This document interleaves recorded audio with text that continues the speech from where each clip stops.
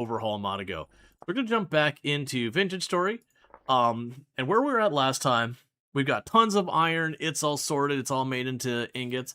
I'm using mostly iron tools now. I have a leather hat. We're properly in winter. It's cold. We did find and get a teleporter working, which did teleport us to, unfortunately, another area that's basically the same type of, like, ground and biome that we have back home. And then, it ran north, and we found, like, an actual cold region. So, like, we're, like, in an actual covered with snow everything area.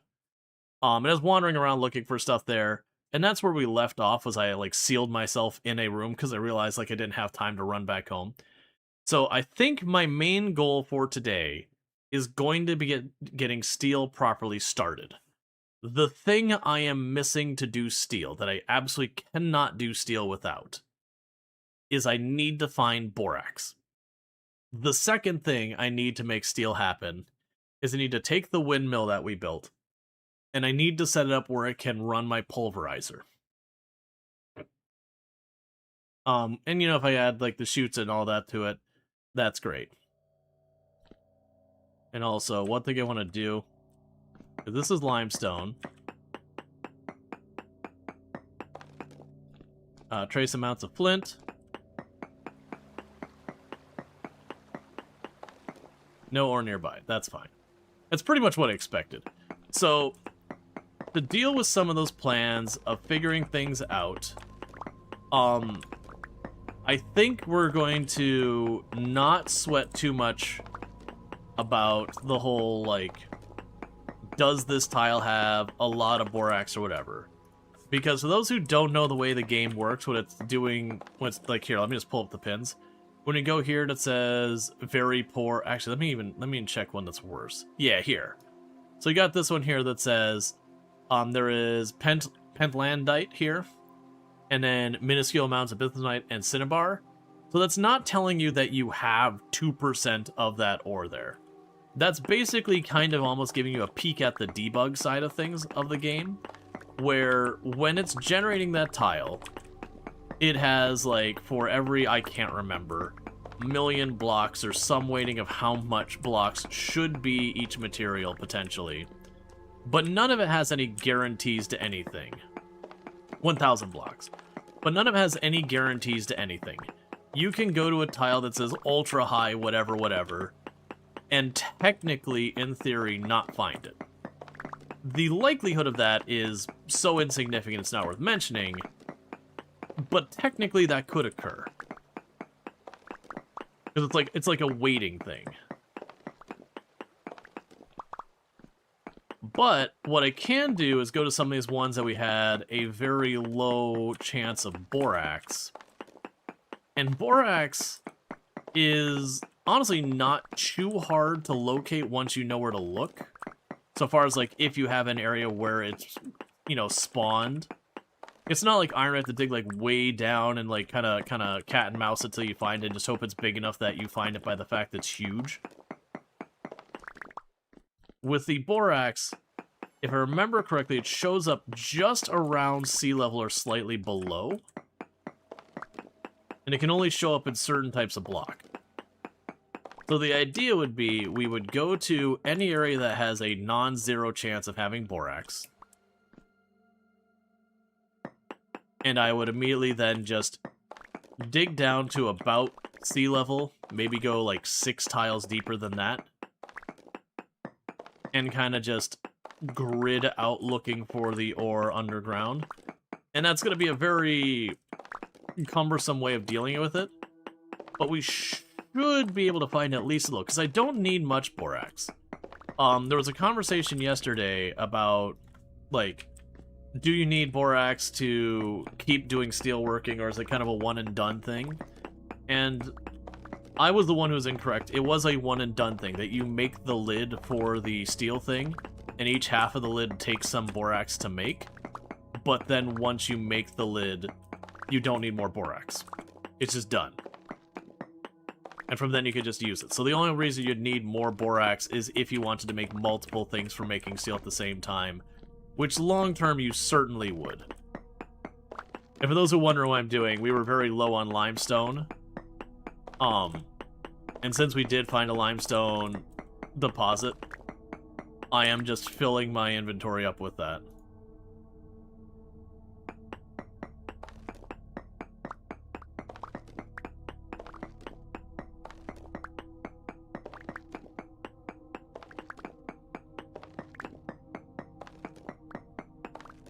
Let's see, some of those won't ever be decent high, etc. range, because it needs such a complex spawn condition, which might mean that the strata that holds it would only be 10 blocks tall out of the z-axis, so the percentage, yeah, well, and that's, if I remember correctly, when it comes to, like, the high, low, and all that, that's supposed to be relative to what that material is, if I'm remembering correctly.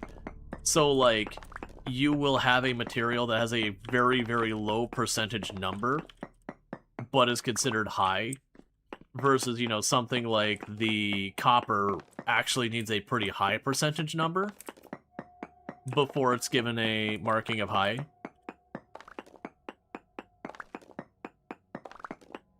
But yeah, to your point, getting a good percentage on some things is so ridiculously hard that, like I said, usually, I mentioned the other day, usually the harder things I've still usually aimed for decent. But with all we've gone and still haven't found decent, I really shouldn't be wasting this pickaxe on flint.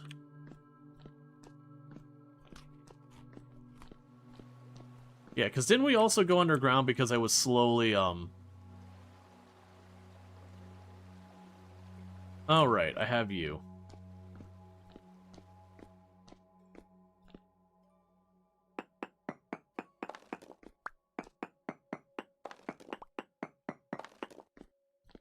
Okay, so what I want to do here... I'm not actually worried about having even this much limestone, but I'm not going to wear that shirt. Well, actually... Hunter's green shirt. We could upgrade it to give me two thing, and it would give me a non-standard one. Yeah, I'll grab it. I'll keep it. It's fine. I don't think you could craft that one. Alright. Let's see. Have you seen the snow getting in your home bug with Vintage Story? You haven't seen it? You just heard today? I'm not aware of it. Alright, so yeah. So you see we got the pin up here. I forgot to put pins for a little... Oh, right, because we were running from wolves. That's right, I got attacked by wolves around here, and I had to just book it to try and get away from them, and they chased forever. Yeah, so we want to get back down to the entrance there.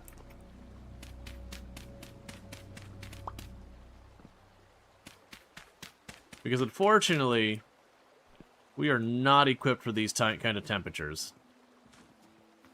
Because this area is minus 17. Oh, you are lucky my inventory is full, rabbit.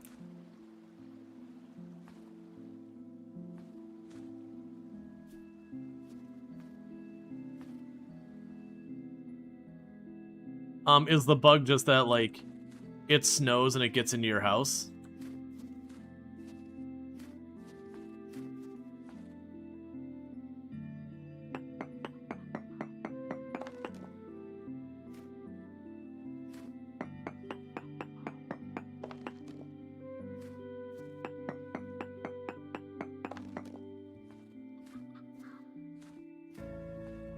Oh, I forgot about that. It's not a bug, it's just a weird quirk. What ends up happening is that the rabbits, when it gets to winter, the snow technically makes it or like a tile and some change tall versus just one tile tall. So a rabbit can fall down into a pit and then it snows and it can't get back out.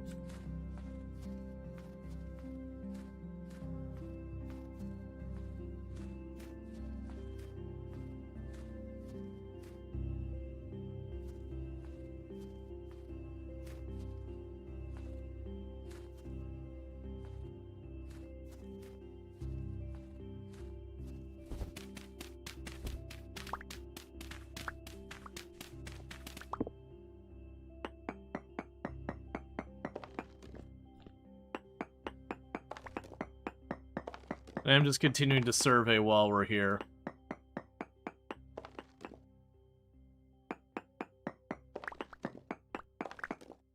At a quick search, seems like Borax reading a very poor.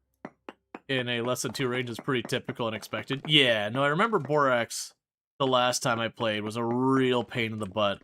I think we eventually did finally find an okay-ish spot, but it was one of those things that, like, it took a lot of hunting.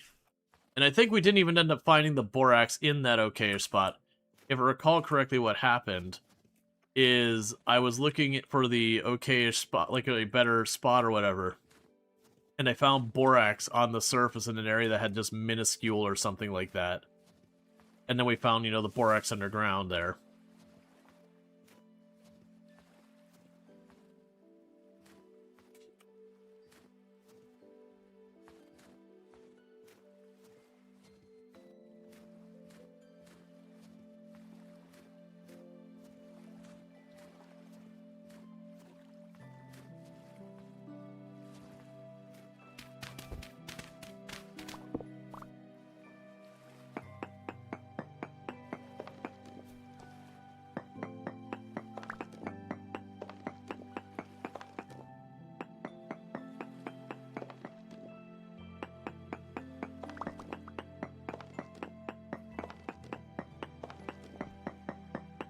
Okay.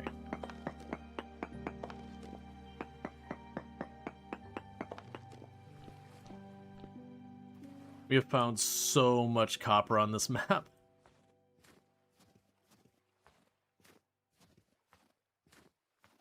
Oh yeah, I also forgot where we got our teleporter, the location it takes us to up here. The location up here literally had, like, just a huge cave of saltpeter.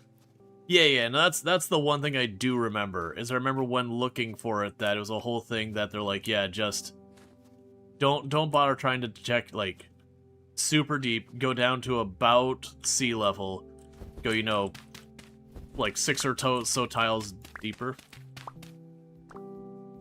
And that's good. Oh yeah, no, the teleporter, like, literally came out at an incredibly low depth. And there was just iron and saltpeter right there. The iron didn't look like it was necessarily a good mine. It looked like just a couple blocks or whatever. But the saltpeter was a pretty generous amount of saltpeter.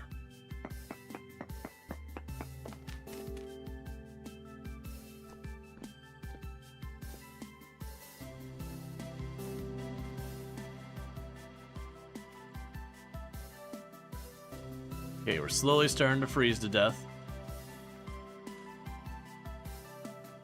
And that's the trader we found before. It's right around there that I got attacked by wolves.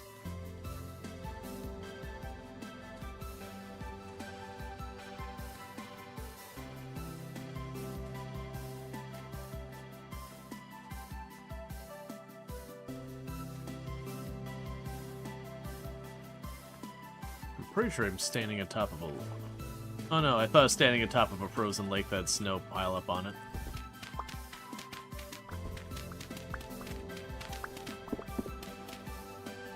Yeah, I remember going through a whole chore the last time I played trying to look for saltpeter. And I had the added problem that when I finally did find it, where I had found the saltpeter, I had the stupid saw blade scorpion thing appear. Like one of those, like, ultra deep ones and all that. And it was just such a horror. Like, I think it took multiple deaths just trying to get saltpeter because the crap's spawning around me.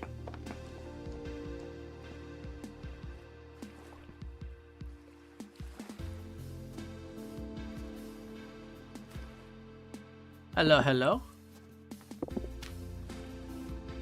Oh, do I not have room for you?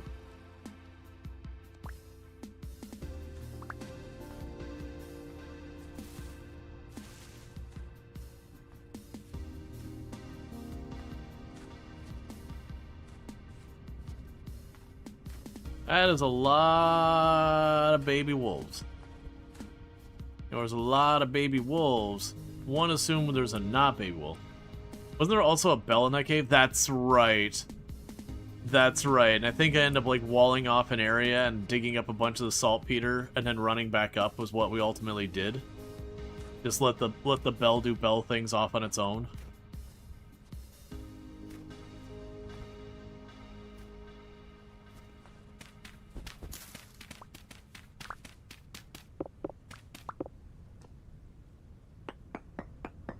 I'm doing good. Character's a wee bit cold.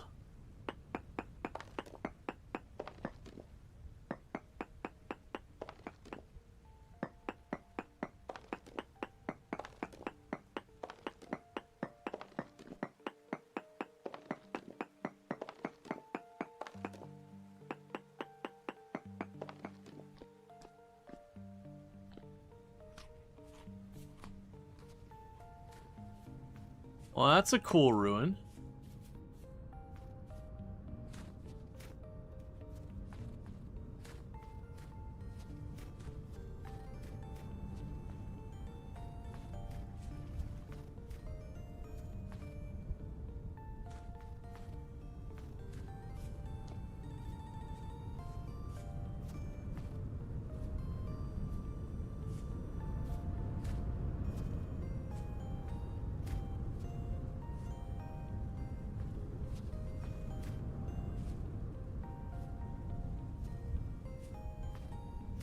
I'm willing to bet there's stuff I want underneath the snow.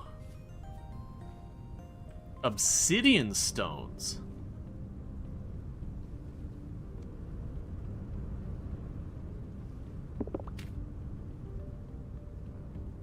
Is there anything special you can do? I mean, they're cool stones.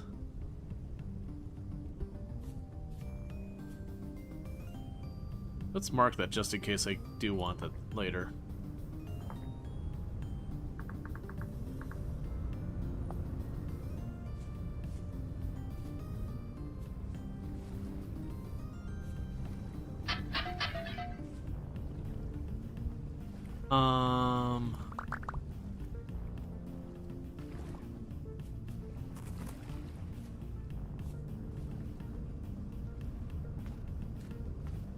Yeah, I bet you if we come back out here during the summer when not everything is completely overrun with the snow, there's probably a lot of good stuff that I'm missing.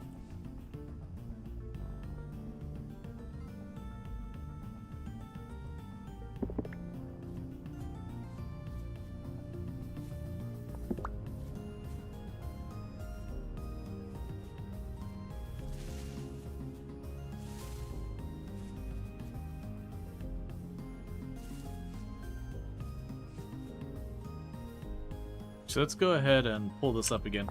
So what's it say about that? Can be thrown, napped, or whatever. Blunt damage.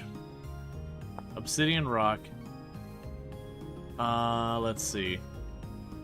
Occurs in host rock basalt. Okay, so obsidian happens in basalt. And also...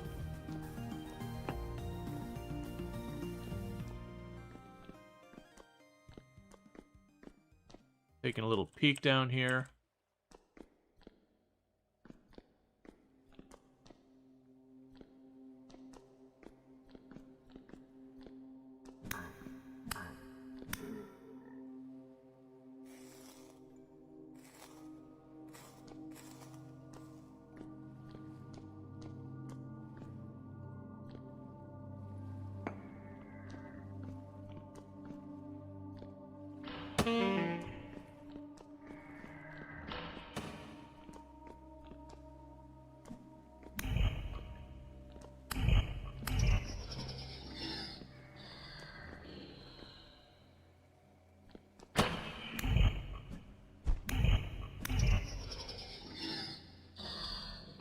Okay.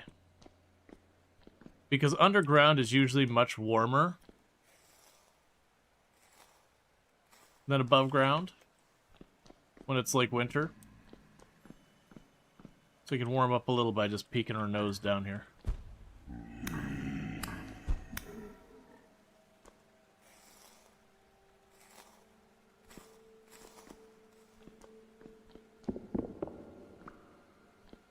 Plus, sometimes when you go down to places like this, you'll get lucky and you'll find a particularly rare or valuable material. Oh, wait, what?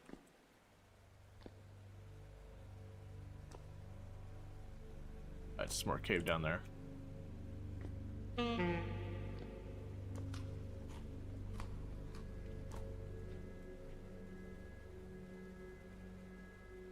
So it should be the body temperature. The cold is going away from the edges of my screen.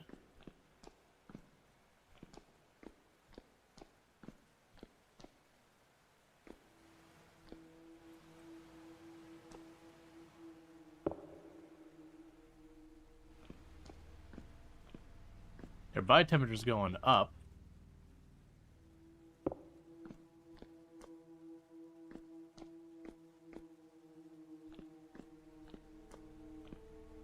Okay, body temperature's recovering. Part of why I went down in here, it's like, alright, let's take a little peek around, explore a minute.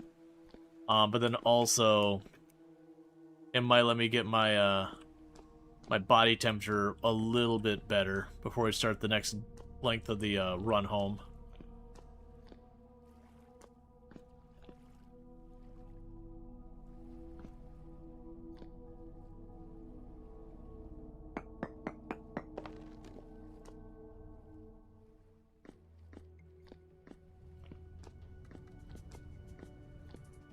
Yes, it didn't fully recover our body temperature, but it's at least enough that we're not like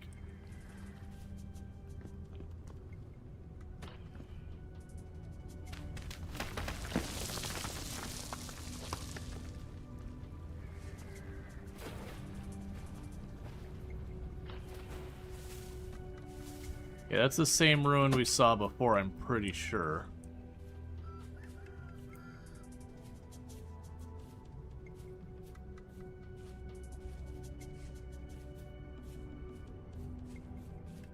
Okay. Yeah, this is where we entered. And part of the reason I also went down there was just immediately hitting copper and seeing it like right at the surface, like, okay, cool.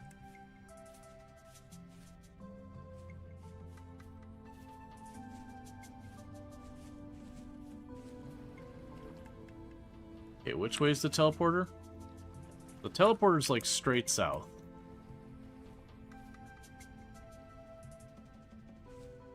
So we can use that to get home. And we're just going to find the area, whichever spot has the highest percent borax. And we're just going to go there.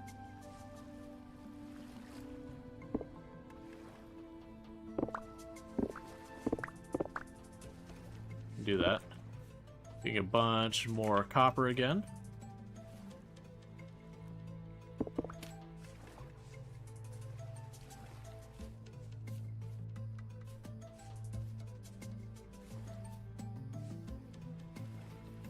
Not really meaningful cavern.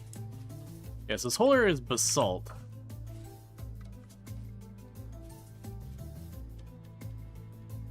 It seems like a good place to go looking for a bunch of materials.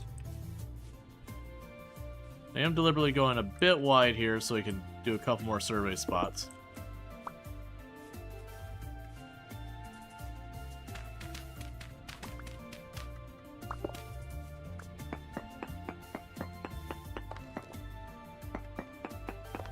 I'll circle back to where I actually need to be for the rest.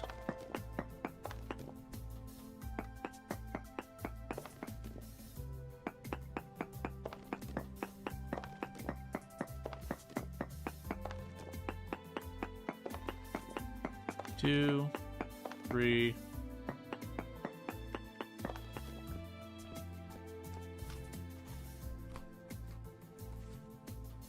Okay, so where's...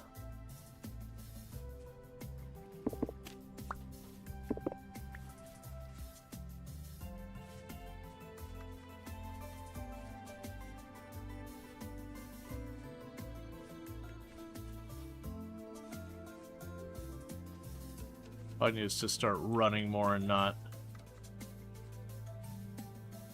focus as much in the rest.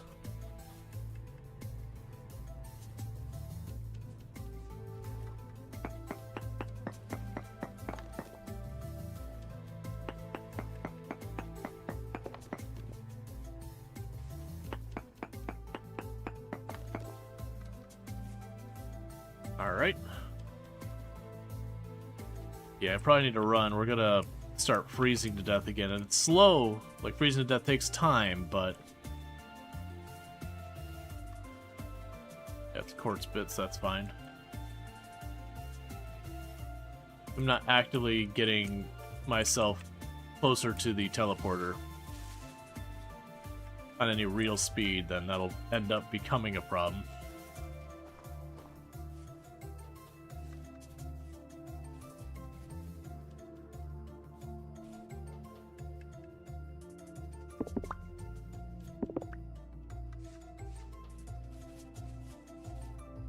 I feel like the obsidian blocks, the reason I'm grabbing them all... I don't have the inventory space for it. I do feel like they'll end up looking really good in a lot of building. Just having something that, like, that close to just pitch black. Hey, Mastani! Thank you so much for the raid and all that stuff. I do hope you had yourself a good stream. A group of squirrels has made a strategic move to come join your stream. That was definitely not a winning strategy. You certainly could have chosen better. But welcome in. I do appreciate the raid and all that stuff, and I hope you had yourself a good stream. Can we get a shout out from Mastani and all that good stuff? What were you playing? How did it go? And if you got a raid and run, like, don't let me hold you, but obviously you know you're welcome. But how was your stream? What did you play? All that good stuff, and you know whatnot. We are currently freezing our tootsies off. It's okay. It would take a little bit of frostbite. We can just lose our toes and fingers, and then they won't be able to freeze off anymore.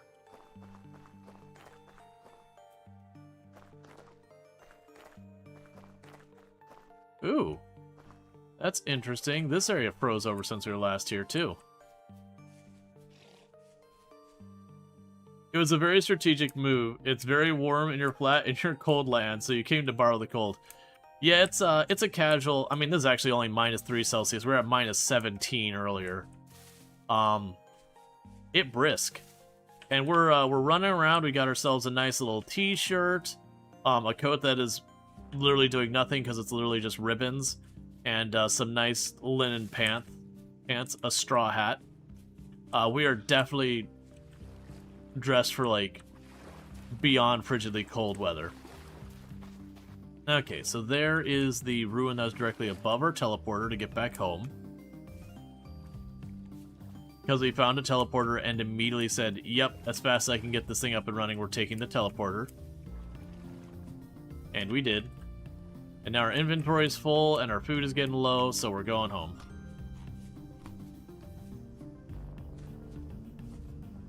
You're playing Abenar, a total overhaul mod for Europa Universalis, or putting the game into a fantasy world. Think Dungeon and Dragons races. Neat. That sounds like it'd be a lot of fun. And we do have saltpeter down here, so I figure while we're down here, let's just grab... I've got one inventory spot. Let's just grab the saltpeter while we're here.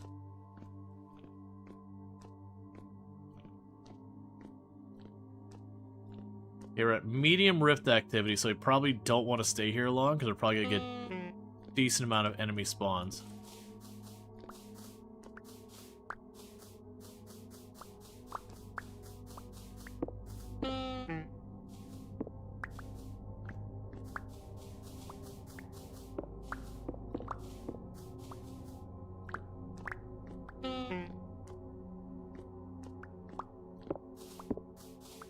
We are freezing to death. That's the reason our character is complaining right now.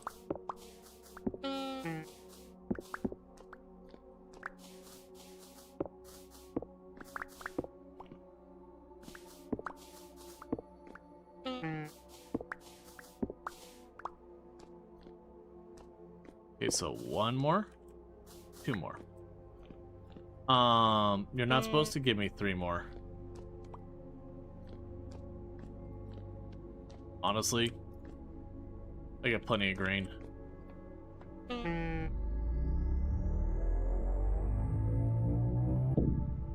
Base game puts you in charge of a nation in 1444. Start of the spread of the Renaissance, and goes all the way to the start of the Industrial Age. Neat. Okay, so we're now back home, which is a nice, warm, cozy 0 degrees Celsius. And I believe home is just down this way.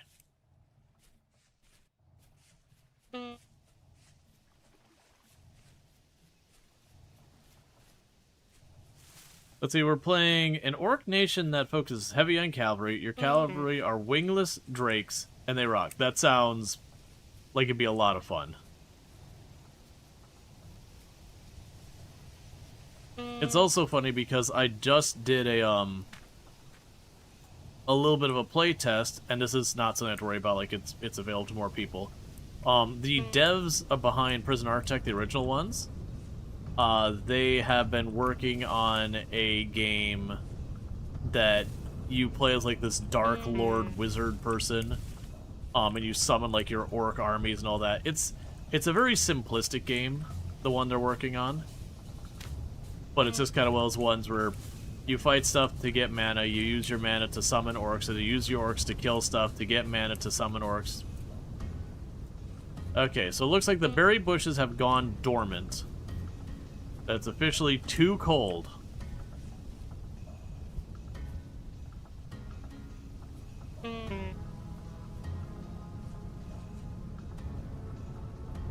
Oh, I never cooked that rye bread. Whoops.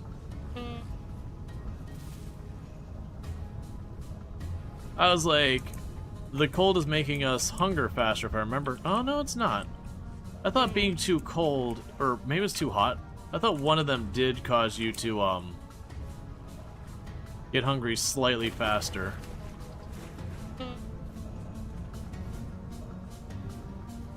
But I appear to be wrong. Either way, we're out of food.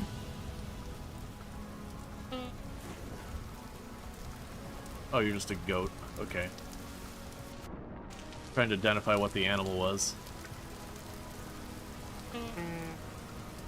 So it should be the other side of this, like, mountain, ledge, hill, whatever it is. That is home. Bad puppy. Bad puppy. Naughty puppy. No treat for you. No pets. Only good dogs get pets.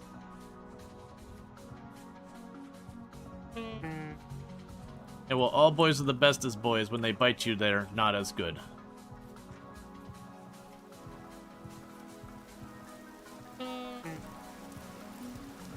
Don't still be chasing me. Okay. Can you tame the wolves? Not without mods.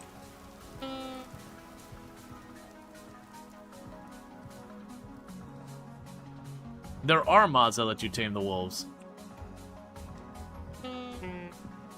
But, you know.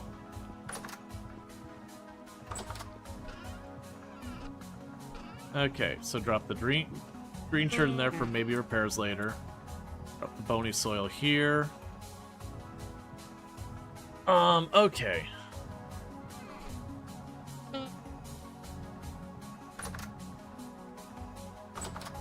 Gotta remind myself what you're for. Oh, right, the sulfuric acid. That's right. So use it for making the real fancy leather. Yeah, I'll leave that in here. And then you were a merchant's bracelet.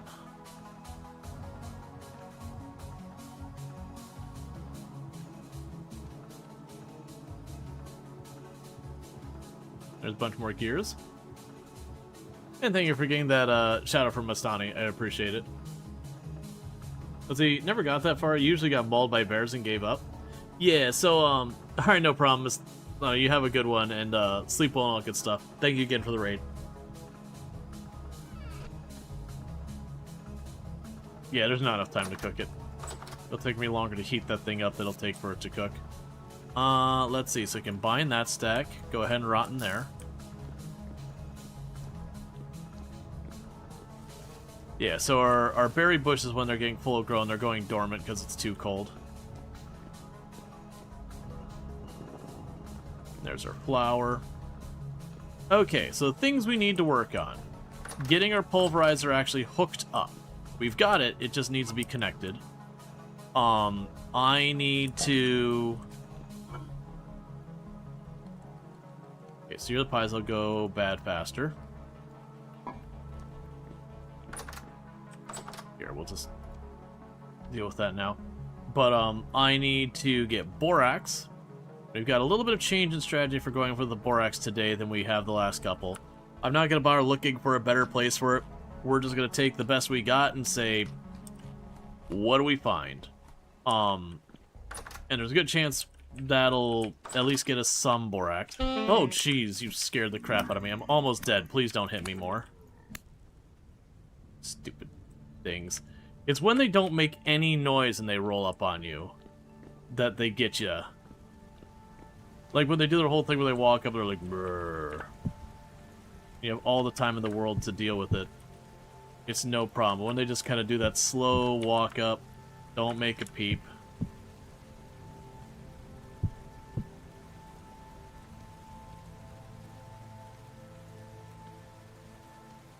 Like those open top boxes.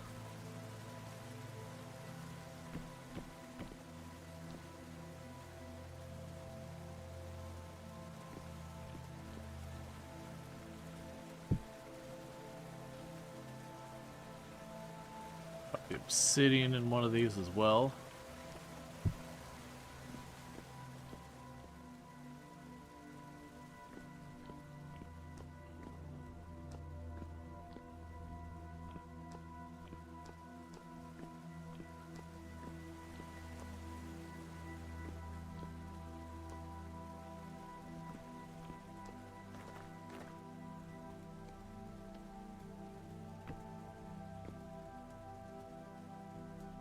Oh. Okay.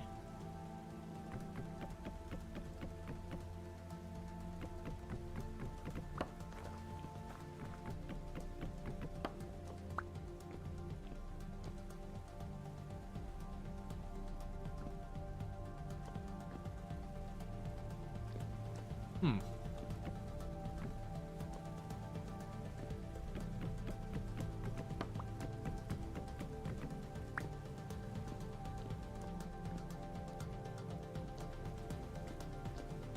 I can definitely see doing stuff with this.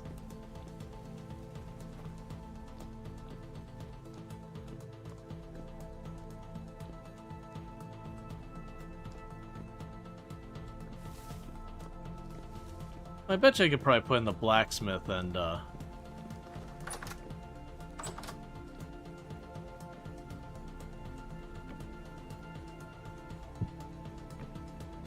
I wanted to lay these down like I did the other spot.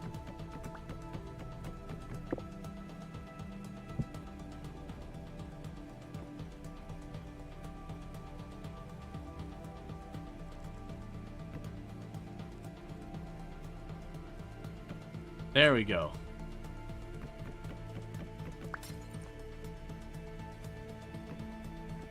There we go.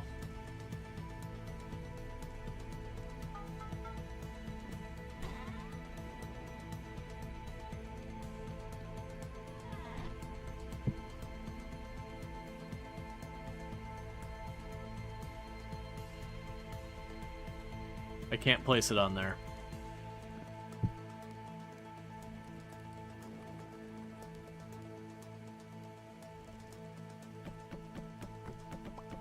My plan there had been to, put it on top of that so that I had, like, a spot to work with. It's fine. I guess right now I'm just gonna chuck in a box while I was running around looking for a home for it, and I don't need to do that. Okay, so we got a bunch of dirt. We can toss that down below while we recover some of our health.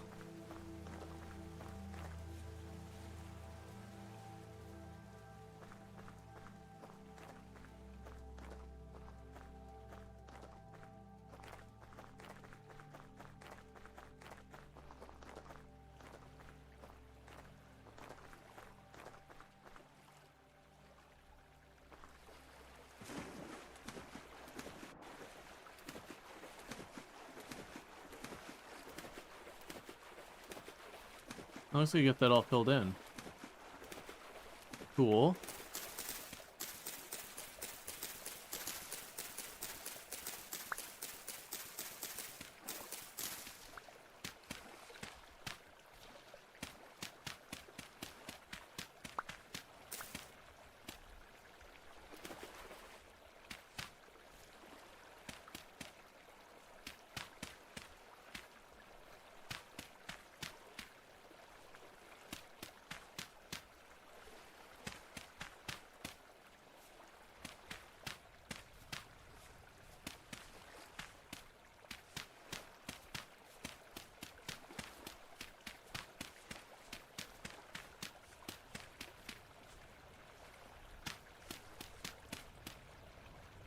Oh, so you should keep in mind...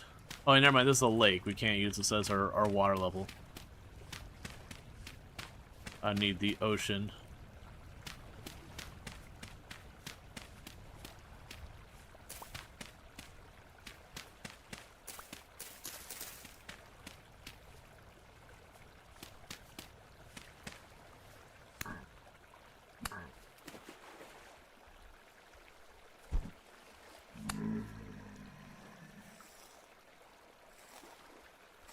Oh, we got all the way over here. So the water's all covered. Yeah, slowly but surely. Just trying to fill this all in.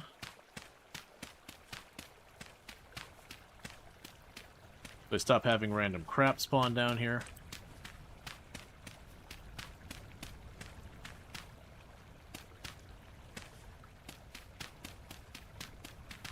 Also lets me get rid of lots of dirt.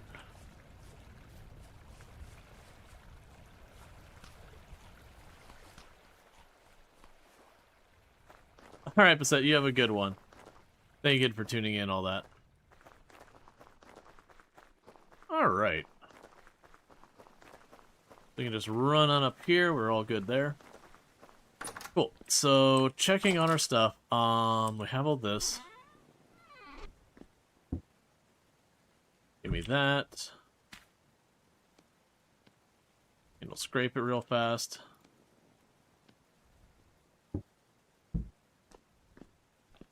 Those are about to finish. And you're fine. We can drop you off. We got a bunch of these metal parts. Those feel like they should go in here. Actually, I must already have them in a different box if we don't see them there. Yeah, I do. I'll just go ahead and chuck the lily pads in here. I doubt we have any use for them right now. They got a bunch of meteoric iron. We found, was it 3 different meteoric iron things just while we were out in that one foray?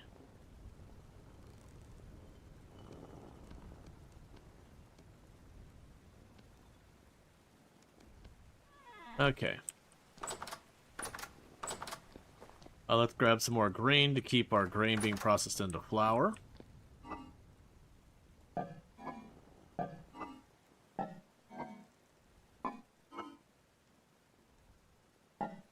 Okay, those ones are all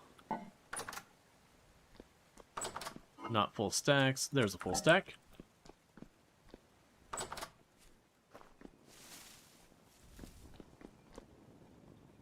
Okay, so if I want to get the pulverizer hooked up, what I could probably do is take where I've got this here and make that into a large gear.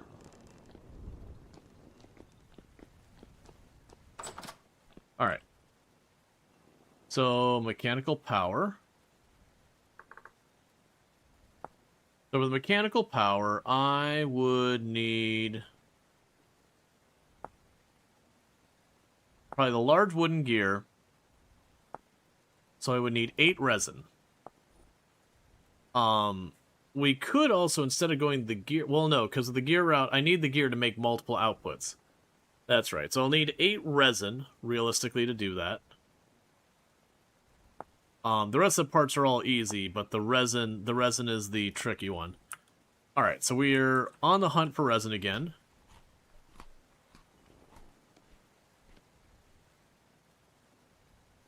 We can go ahead and grab our pie. Okay, so let's see.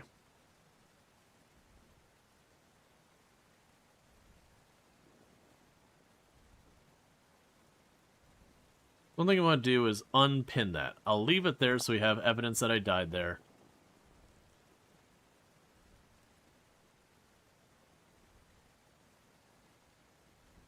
Delete that marker. So I've got resin there and there. I got pine resin marked down there. And we look for borax.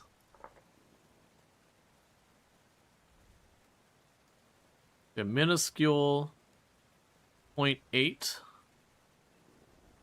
So you got 0.86 there. 0.7.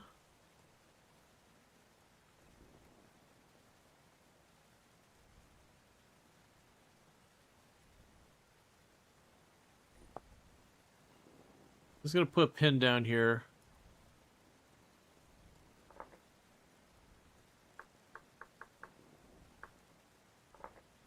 And put a pin down there to, like, make it easier for me to spot where I'm going. But right, so we have resin here, here, there, and there. Let's do a quick circuit on the resin.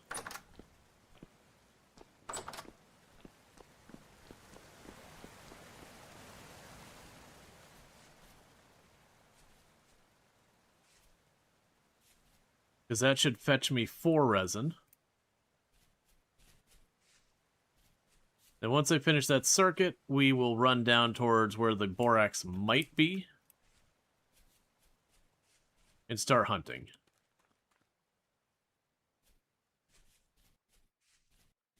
And then as soon as we, like, break a pick or anything like that, we will come back up, work on the next thing up at the house. But once you've got the borax, the next thing would be trying to find olivine. Not strictly required, but if I get olivine, I can make much better refractory bricks. If I can make the better refractory bricks, that'll be just good all around.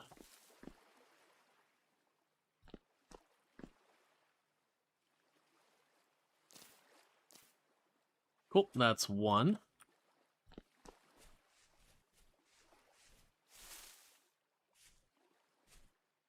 Hello?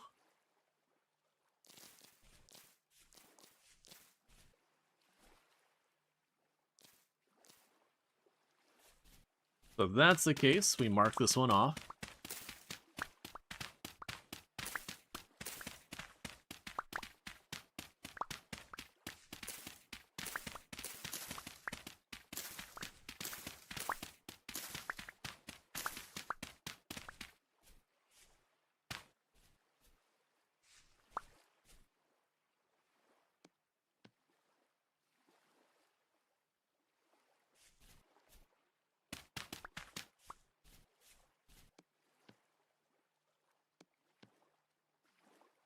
And the reason I'm marking this off is so in the future I don't have to worry about accidentally cutting down this tree.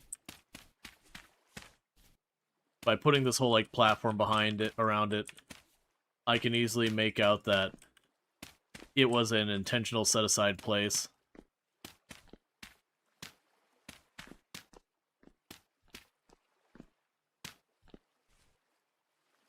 Yeah, I'll make you reaching it easier.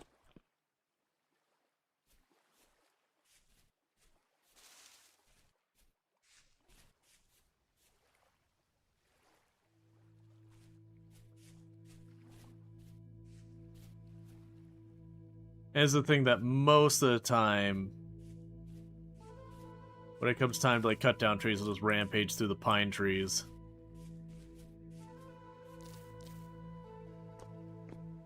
Get all the resin I can. Alright, so that's those 2. My other 2 resin are not particularly convenient, so it's the other side of this mountain to the south of me.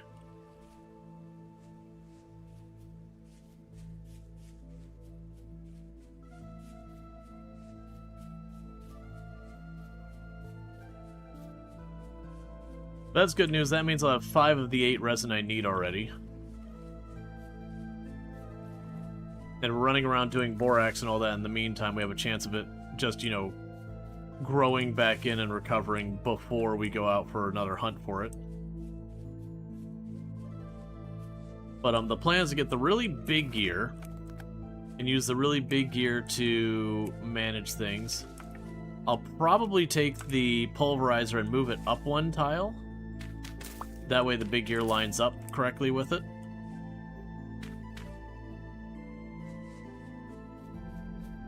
And then we'll still have the kern there and whatnot. And eventually what we'll end up doing is putting a transmission between a bunch of these things so I can turn them on and off needs-wise. Because while I'll use the kern nearly always, because there's almost always more grain or more something or other to be processed, The pulverizer we won't be using always, and then the helve hammer we won't be using always. It does seem like there's a sharpening stone and a few other things that add benefits as well now. I imagine those will be the same thing, that it'll be time for me to sharpen my tools, so, you know, turn the toggle on. Which I like the idea. It means ultimately either I'm going to need to have multiple sets of windmills to power different machines, or we'll end up having a more involved mechanical setup. Hey, Snowball, thank you so much for the 10 stream streak, and thank you, Annabelle, for the 20 stream streak. I do appreciate it. I mentioned it earlier in the stream, there's a mod I saw Queep playing for Project Zomboid that's basically Skyblock for Project Zomboid. I do think I'm going to give that a go this week to, like, warm up a little on Project Zomboid with them announcing Build 42 Stable is coming up here in probably a month or two. I have that one already found, right? Yeah, I do. Wait, do I not have a pin here? Okay, well, let's put down a pin here real fast.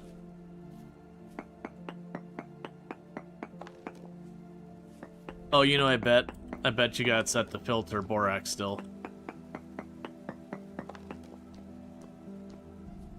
That's exactly what I've got. Yeah, so just add a new pin. It's fine. The sharpening tools increase durability. I don't believe so. I know it gives you a bonus. I don't remember what the bonus is. Like, I think it might increase the, you know, quote-unquote power of the weapon for a limited period of time. But I haven't really dug into exactly what it does, how it works, or anything like that.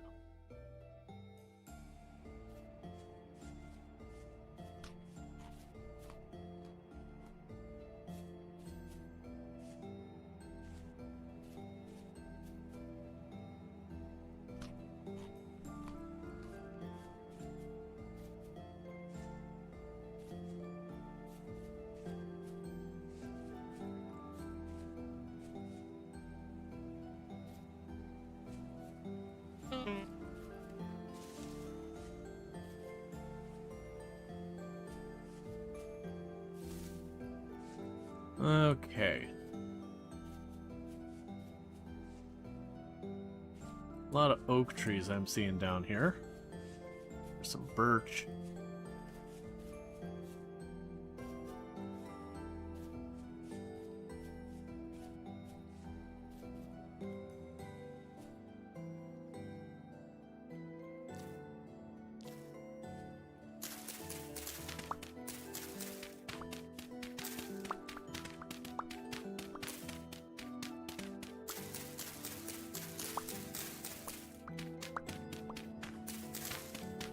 Okay.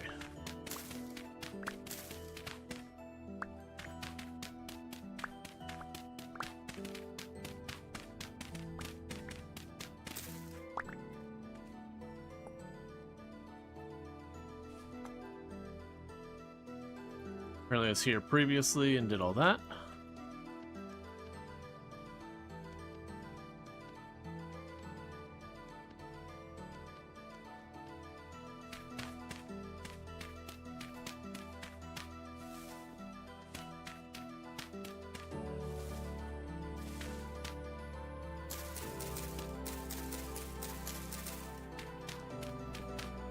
Also, by putting those blocks around it,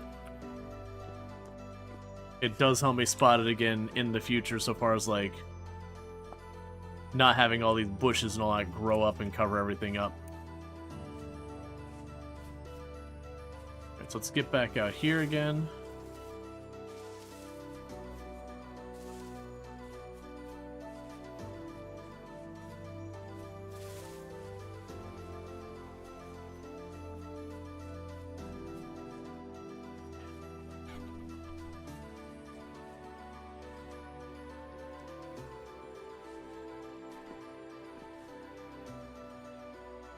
Yeah, last resin's like way out of the way, so I don't think we're going to worry about trying to catch the last resin right now. Over time, we'll find more and more resin nodes, and so as we travel around, you just kind of get in the area of resin node and just quickly snag it while you're on the way. Oh, that's not going to get us anywhere.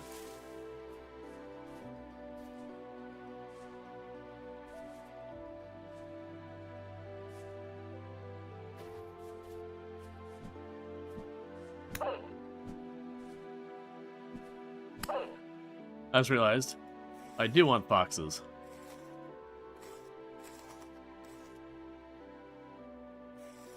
Because you're going to want the leather. I also just Oh, what? I also just realized I didn't put any of the hides that were in progress into process while I was last there. I took some out, but I kind of just left them.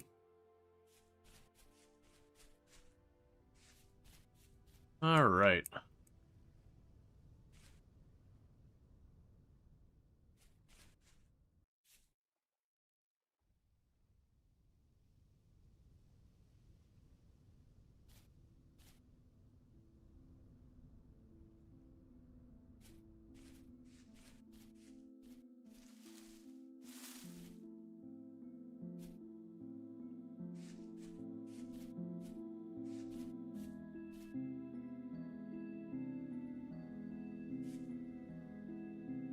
And just taking a peek at the pine trees that we have in the area.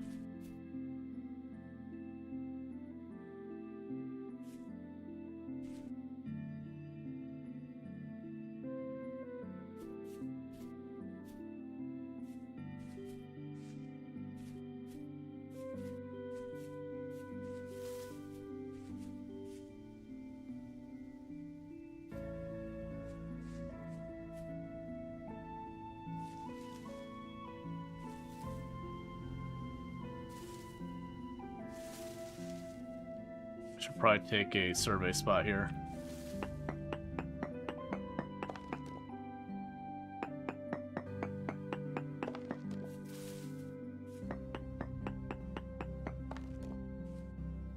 All right.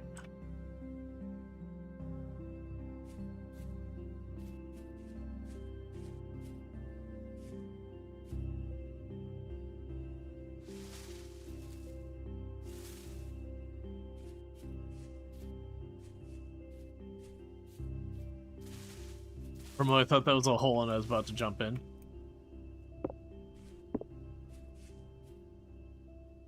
Okay. Yeah, so it looks like... Oh, you're way down there? Okay. Yeah, let's start booking it. I wasn't paying attention to the fact that the Borax potential spot was so far away as we're like slowly meandering in that general direction.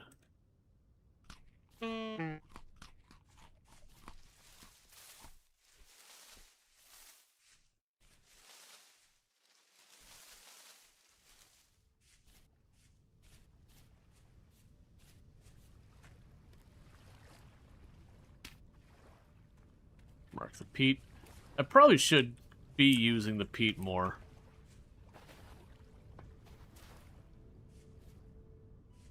Okay. We got a hike over here. The part of the reason I shouldn't be like dilly-dallying is we're no longer going to find berries out in the woods. And I don't think we're going to find much, if anything, in the way of mushrooms either. Like, once in a while I'm going to find stuff like the turnips and all that. But most of the food that we've been snacking on for the spring and the summer and early fall, none of those are available. They've all frozen for the winter. So our food options are going to be way more limited for a while.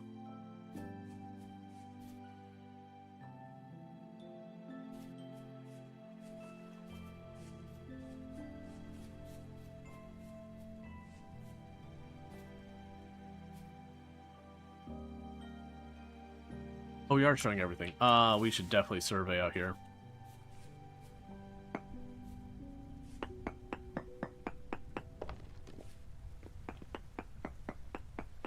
Because I haven't surveyed anything in this entire middle part of the map. That'll help give me an idea of what is in the area.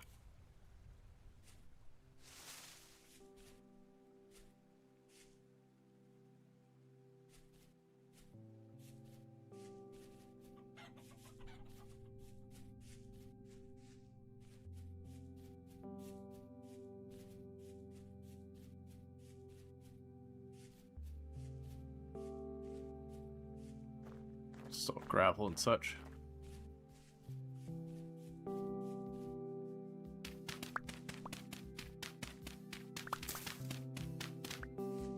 Oh, okay.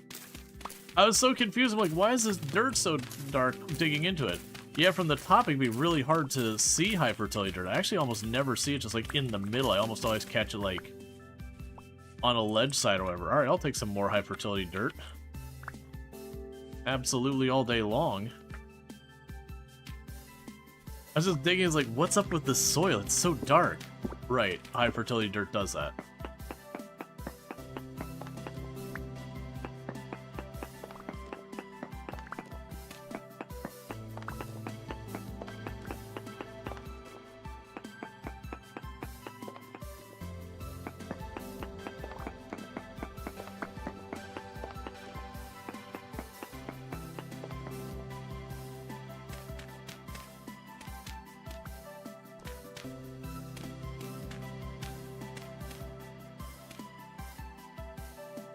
Let's see here.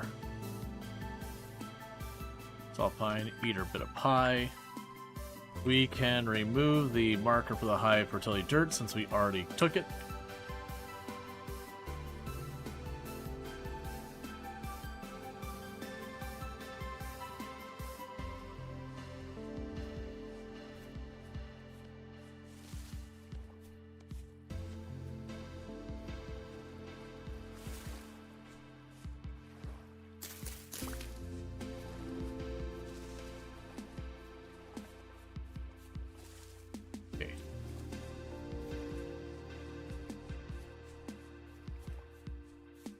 We've been really lucky so far as like locating the high fertility dirt and meteoric iron and all that.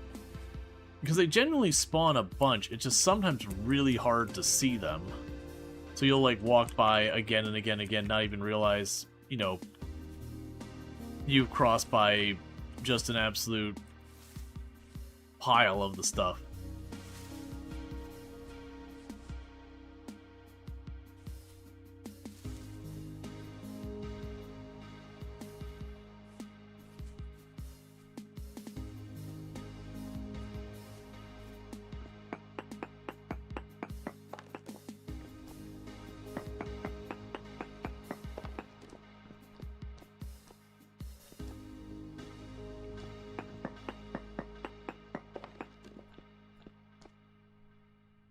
Hello, Ruin.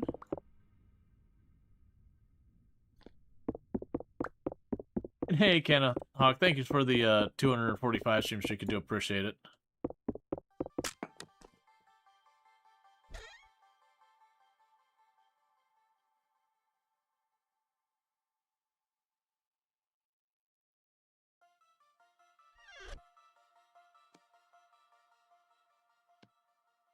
Hey, we got a poncho we can wear.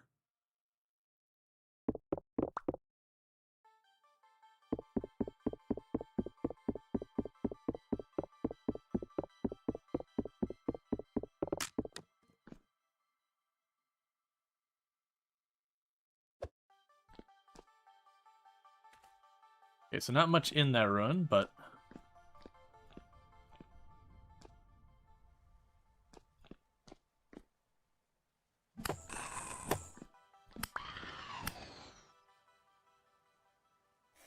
still.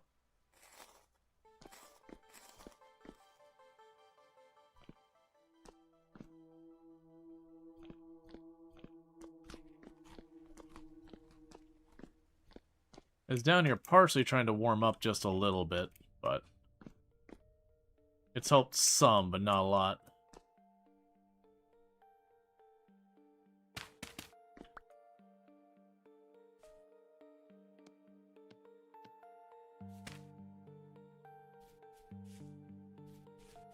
Okay.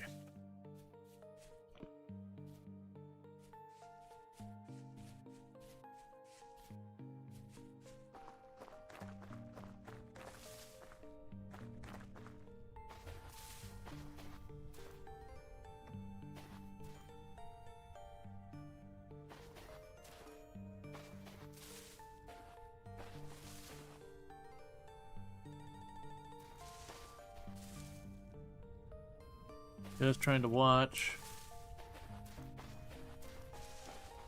For red. Oh.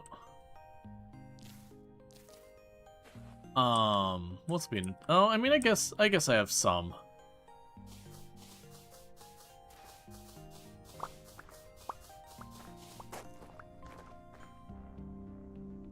There isn't like any like compressed sand. Well, I mean, you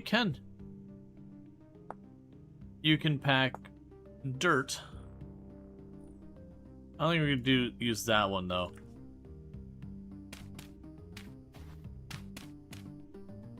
I don't think it'll stand out enough.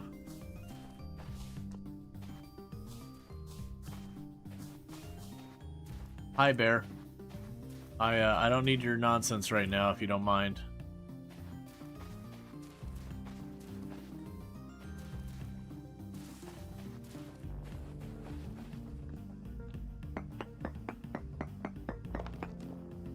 Did anyone else see Echoes of Aincrad? I have not. I'm unfamiliar.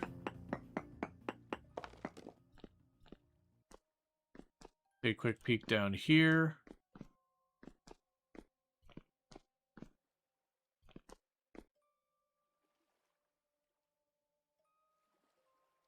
Okay, so there's nothing down here.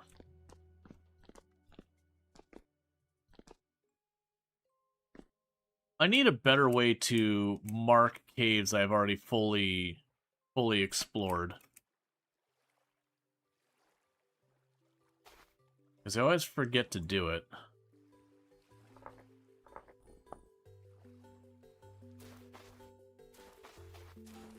Karen, yeah. Oh, another bear. No, you don't need to say hi.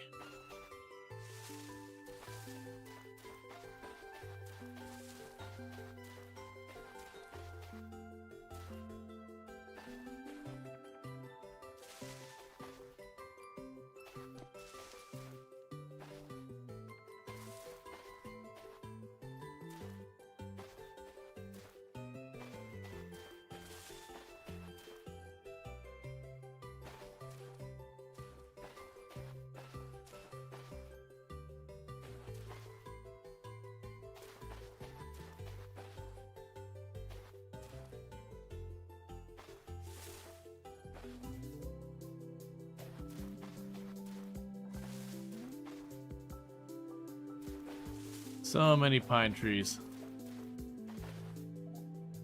So how many I need? I need 8 and I've already got 5.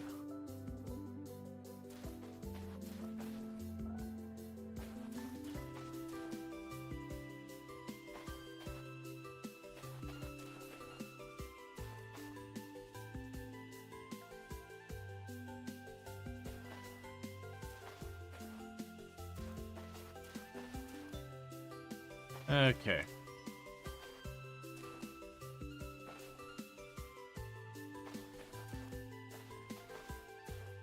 Can you climb a tree to escape bears? You cannot climb trees. Like, I could certainly build something up the tree, and that would make it so they don't reach me. Because neither you nor bears have the ability to climb or anything like that.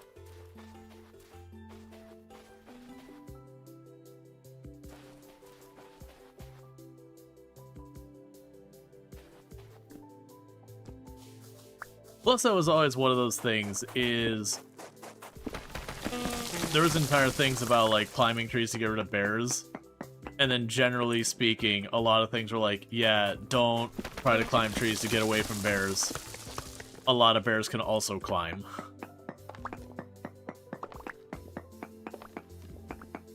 So it's not really gonna do a whole lot for you.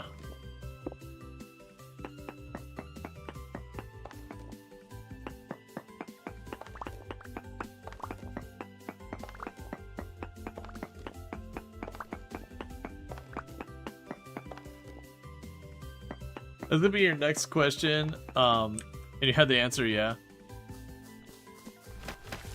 Yeah, and there's a whole bunch of those things that they stick around and they're not true. Like, there's the whole thing where it's like, oh yeah, if you're being chased by an alligator or a crocodile, just zigzag run, and and they don't turn real well, so you'll just get away. It doesn't work. Because while you're going like this, the crocodile just runs forward. Until it's on top of you, and then just turns and grabs. To be fair, most of the time they don't chase anyways. Both crocodiles and alligators are ambush predators, so you just gotta go and grab, and if they don't get you, they go away. Hey, Jess, thank you so much for the raid. I was hanging out there lurking while you're doing some Satisfactory. I saw you. Oh, that's what we're here for. Give me that resin. Give me that sweet resin. But yeah, no, it's fun watching. You were, when I tuned in, you were using the boombox to knock away a creature because you're trying to build a train station on like a little hill, and it was all up in your business. You finished your first Illumina factory? Nice. Genuinely, I believe the Illumina is, like, to me at least, the most complicated thing in the game.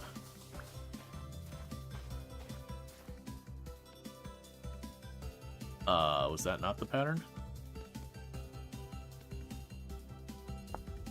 Alright.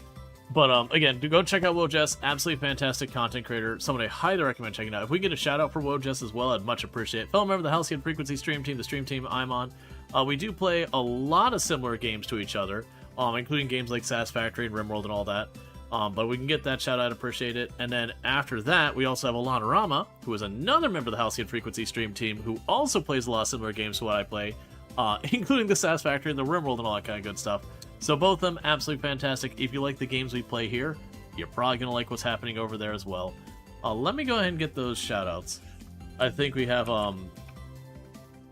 our mods are kind of juggling things at the moment. Yes, check out Wojess. And again, thank you so much for that raid. Let's see, it makes 1,080 ingots a minute. Actually, only 900 a minute because the belts are too slow. But 1,080 in your heart. Well, it's making them. The belts just can't handle it. Alright, before I forget, you can make plaster? Oh yeah, I forgot about that. Plaster and quicklime. But right now, I just need to make the... Oh, I have to have regular soil to go with it. That's disappointing. Okay, so this is a... So this tree has sap. We're trying to kind of mark which trees have sap, so that when I go to grab them later, it's easy to find. We'll just put like a really weird pattern here. Something that's very clearly artificial.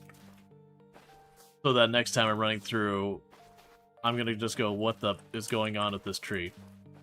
Alright. Yeah, no, for the record, for those who haven't seen... One second, I'm gonna snooze this so we don't get hit with the ad right away. For those who haven't seen this game, this is Vintage Story. Vintage Story, people use a bunch of different names for it. They'll call it Sweaty Minecraft or Minecraft for Adults, which the only reason I don't like the Minecraft for Adults is it implies that Minecraft itself is not for adults. Which I know is not the intent.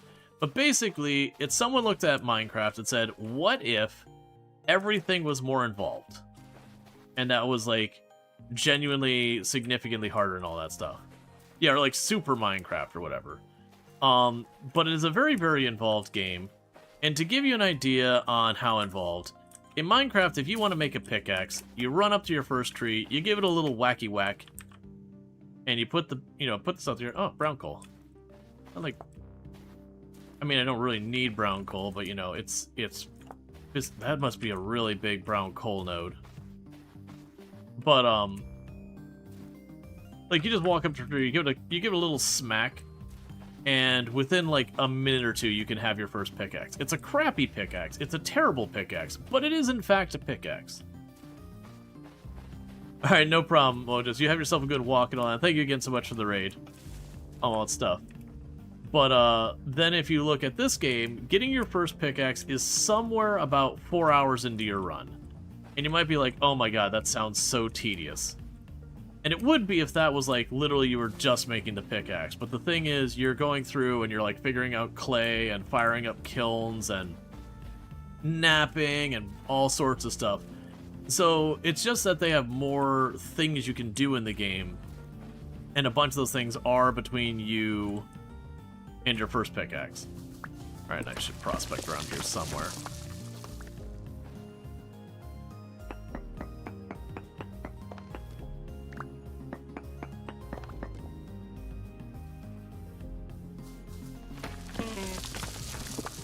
Okay. So, like, to give you another example, right now we're looking for borax for steel making. And you'll see me stop and do this every so often, where I'll dig, like, a little tunnel, and I'll kind of switch between these tools where, like, I'm just tunneling and then, like, I'm prospecting again and again. And what I'm doing is, this is not like Minecraft where you can just choose anywhere, dig down, and you will eventually find what you're looking for. Which is mostly true in Minecraft. Granted, sometimes it's a little bit of a pain, but like, if you go from spawn and you immediately dig down, there's a good chance, with a little fussing around, you'll find a diamond. You'll find iron, you'll find all that stuff. And I understand they have actually added a little bit more depth to that kind of stuff in Minecraft since I've last meaningfully played, but mostly still true. In this game, however, I can go here and it says there's very poor amounts of bismuthite, lignite, halite, and gold. There's minuscule amounts. So if I wanted iron, I'm not finding it there. It is there is no iron here. I could literally grid this whole thing out and scoop up the entire earth the whole way down, and no units of iron. Meanwhile, if I go someplace like up here, it has ultra high amounts of magnetite, which is a type of iron. So there, I could very easily find iron. So you'll see all these little pins I put everywhere, and you can hide them if you don't want to see them. But all these little pins I put everywhere, that's me looking for materials. And right now we're heading down to this pin over here, because I'm looking for one of the rarest materials, borax. And you use borax in steel making, and you can also use it optionally for leather working. But I need it to make, there's like, almost like a coffin thing. You put your iron ingots in with a bunch of charcoal, and then you fire it up to make steel. It's a very slow process, but I'm not going to get anything done until we get the borax going. But yeah, so we got some really cool stuff in here.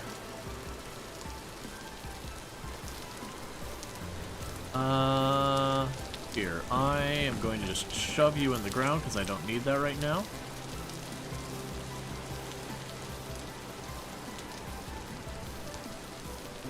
Cool, so we got some berries.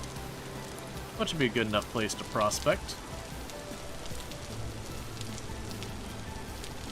Not sure if I'm just seeing darkness down there or what.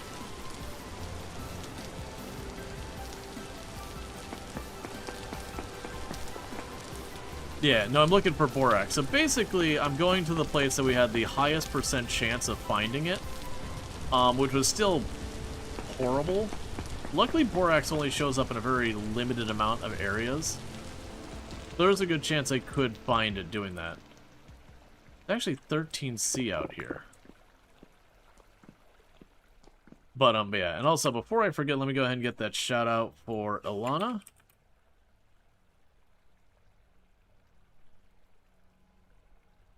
Oh yeah, the Cat Melco. I was watching you play that the other day. I really was enjoying that. It definitely gave me Ooh. Alright, so brown coal. It gave me like, how would I compare it? It wasn't like Parcel Simulator, because that has a lot more automation. But it's one of those ones that it's not Papers, Please or anything, but it's definitely one of those ones where you walk up and it goes, okay, well this one's going to that package as this name. It it needs to be kept cold, like whatever. You've got your different things to juggle. So it actually has like a bunch of cool stuff going on that you have to juggle. But yeah, no, after seeing you play it, I'd actually had the email basically like, hey, if you're interested, we'll offer you a key, and I hadn't responded. And then I saw you playing, it's like, can I have a key? Yeah, it's definitely, it looked good. Ooh, what do we got over here?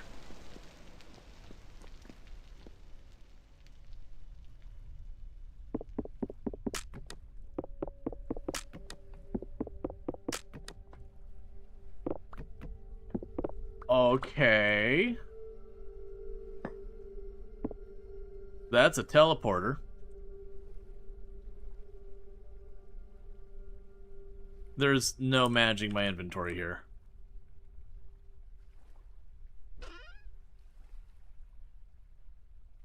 Have some seed. Oh, I can't put seeds in there. That's right. I can put that in that inventory. What I'm looking for is, if we're lucky, I take apart the stuff.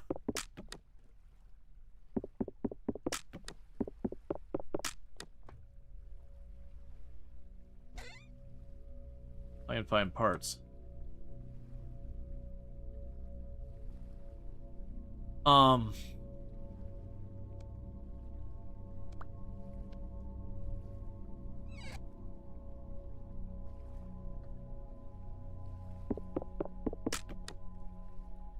I want the boxes as well.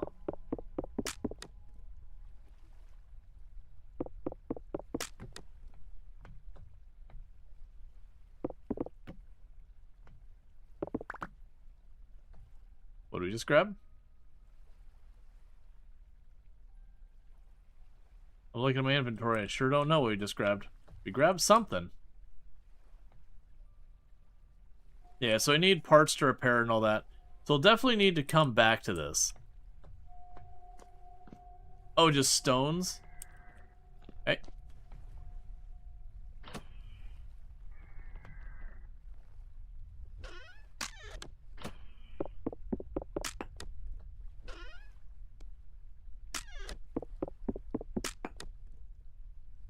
Yeah, so those boxes, I like to take those, but right now...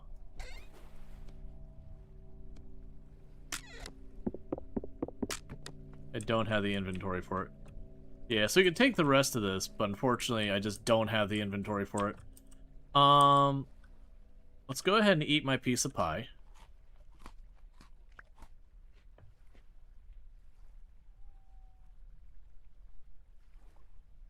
I don't know who's winning, but my inventory is losing.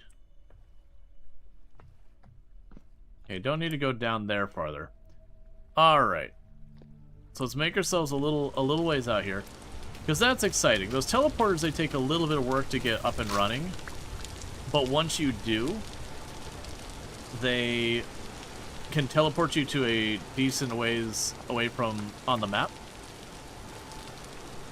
And that can be very, very useful for trying to find new materials you don't have available yet. Because they can straight up teleport you to a new biome and all that. And the biomes in this game are very large.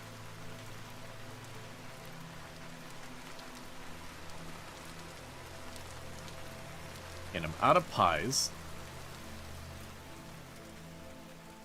Truly a tragedy.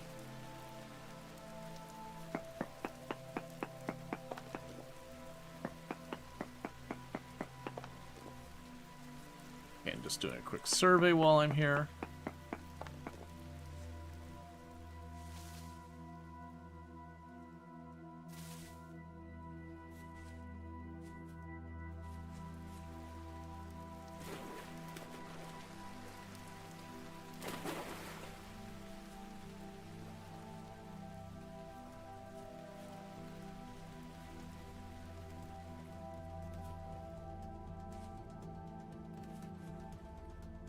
Okay, trying to get to higher ground so I can actually see.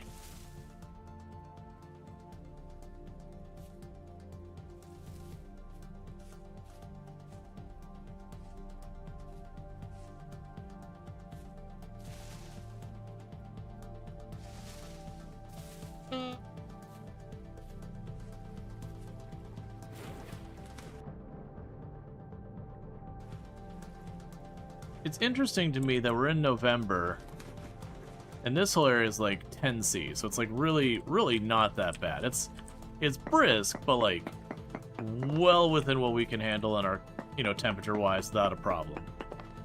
We're just a little ways north. We were running into problems with concerns of freezing to death kind of thing. Yeah, that's what I was afraid of when I jumped down.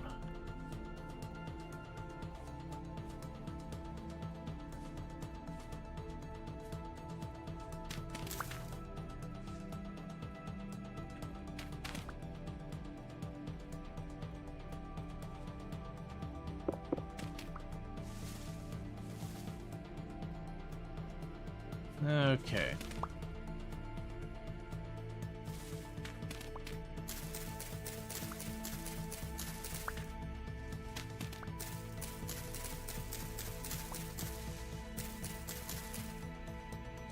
That's okay. We're fine. I wanted to jump to the side, think it was the same height, and then suddenly there was no anything there.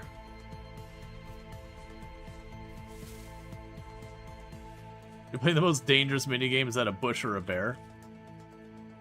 I've not had problems mistaking bushes and bears, but I've definitely had times where the bears do certainly creep up on you. They like to be really quiet until, like, right in your face, and then bad things happen.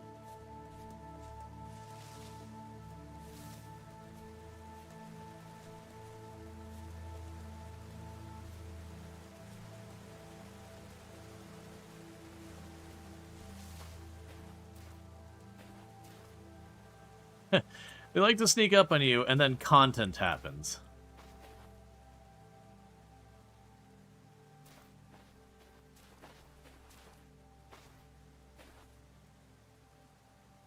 They're just checking the pine trees for resin. Because I'm up to 6, and if we get 8, I can make my big gear. And the big gear will help me get my pulverizer hooked up to the windmill.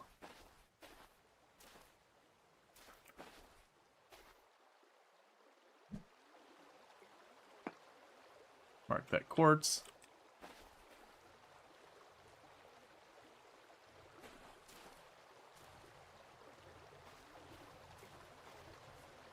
Shouldn't be too much farther to where we saw the borax. Yeah, so where we saw the borax is right there. That's the highest we saw was 0.86. Yeah, it drops back down there. The map isn't infinite. By default, it's 1 million tiles in all directions, which is a really, really, really, really big map.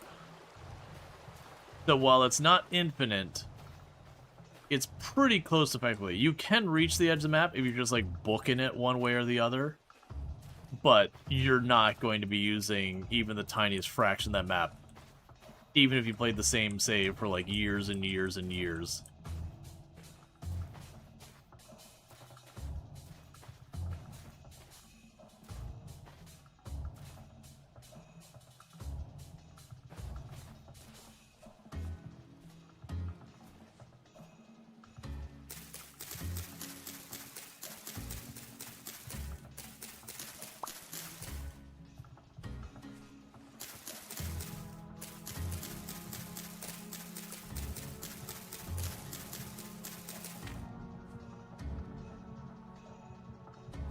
This whole area has an okay chance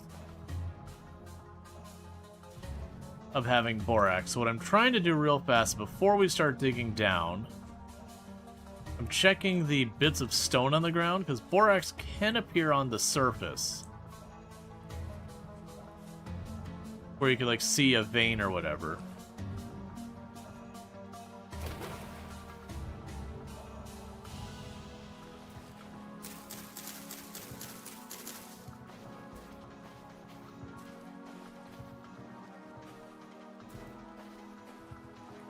Just wandering this rough area. Now, another trick I might be able to use. Right now, the berries will go first. So let's eat the berries. If we're lucky, the borax will be coming up to the water's edge.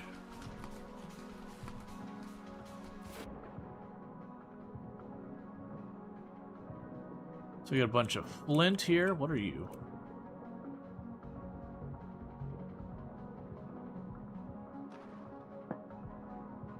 Okay, we've got iron there, flint here, quartz there. Wait, is that quartz? Yeah, quartz there. But if we're lucky, what I can do is let the vein come right up to the wall. More lead there. If the vein comes right up to the wall, we can see it by diving into these little spots here. And then we found the borax.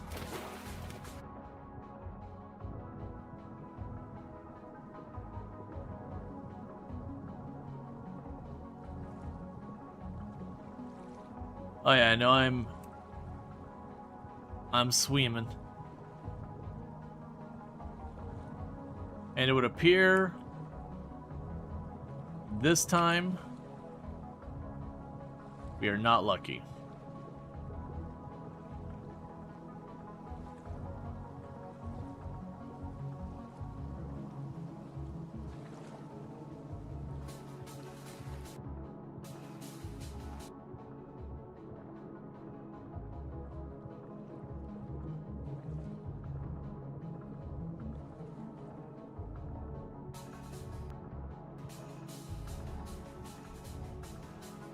Alright, so if I remember correctly, borax cannot spawn particularly deep in the ground. It's a very shallow material. But it usually is like a little ways underwater. Or not, like under sea level, not necessarily underwater itself.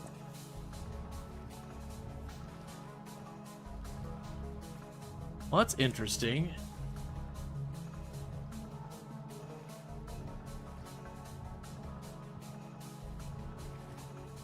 Even just from here to there, no borax showing up at all.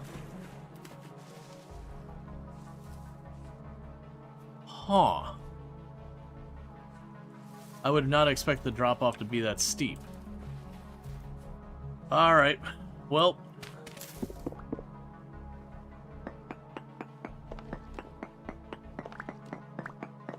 It's the rock type. Borax always spawns in sedimentary rocks you'll find in chalk, chert, conglomerate, limestone, claystone, sandstone, and shale. If your surface or surrounding rocks are indigenous metamorphic, do not bother searching. Yeah, and we got sandstone.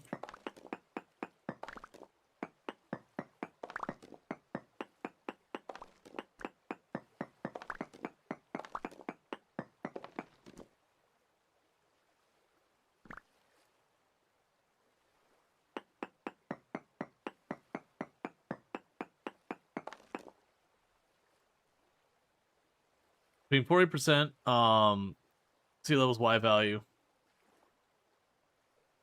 Yeah, so it should be a little bit below here. So cannot show up in the andesite.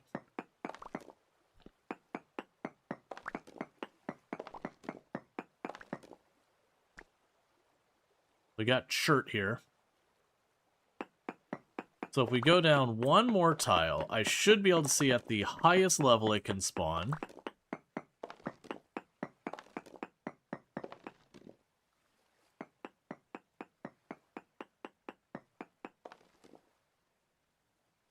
Decent amount of lead that way.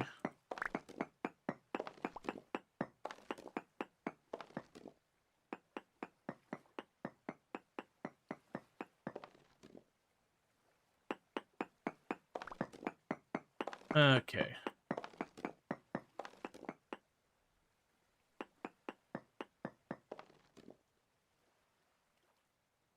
And that's Anderson over there. Alright. So we can be 40 to that. It could certainly appear higher.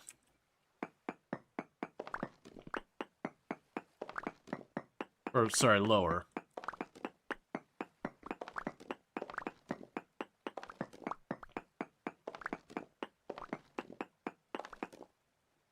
High lead.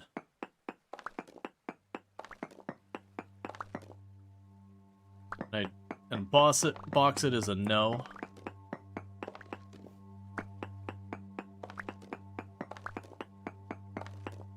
Yeah, so it's... I'll do a hit here, but if it's box it underneath this, then this is a deal breaker. Okay, so we can't have it lower there.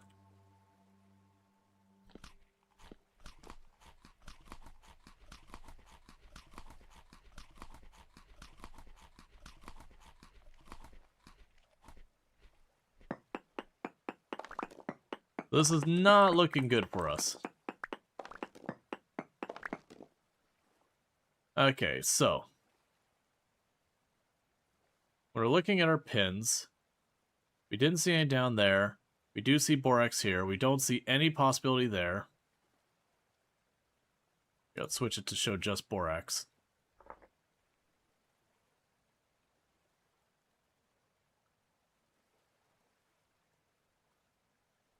Yeah, so we got lots of pins in this area that give me a chance.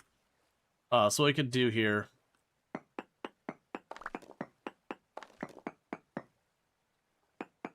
More lead ore.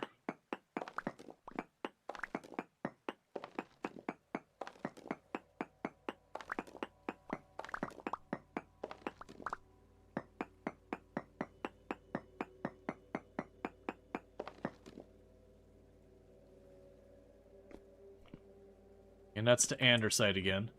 Alright, so that's looking like this spot is not going to do me any good. It's got way too much andesite and other such getting in the way. We can cut up here to where we got some chance up here. Because it looks like the problem here is we just got a mix of, like, bauxite, which it can't show up in, andesite, which it can't show up in. We're kind of looking for the pockets of,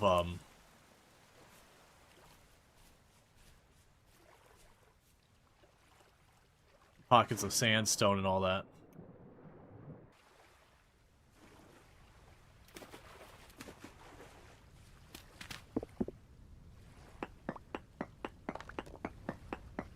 The same plan.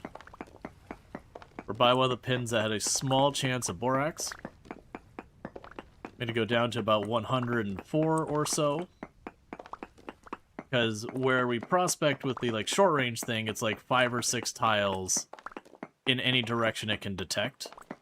So by going, you know, that handful of tiles below the surface, it does mean I can detect all the way up to the area it could be in. We've got flint in small amounts.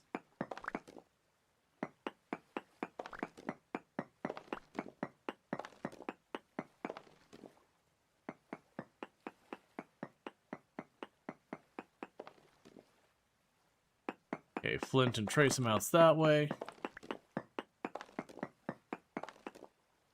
The good news is this one is all sandstone, which should have the possibility.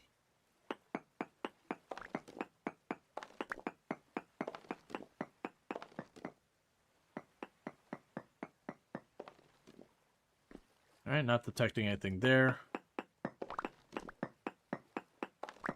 And see how deep we can go before it switches.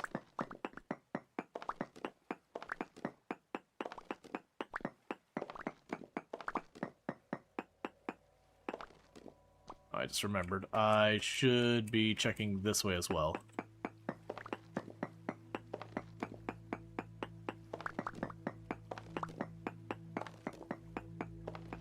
Because I don't need to find a lot of it. I just need to find it at all. Nothing. Okay. So we're doing 103.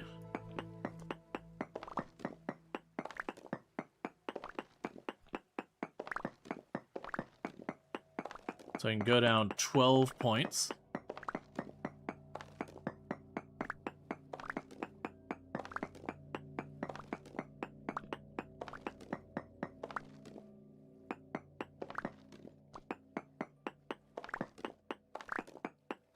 Because it's something like up 10 or whatever.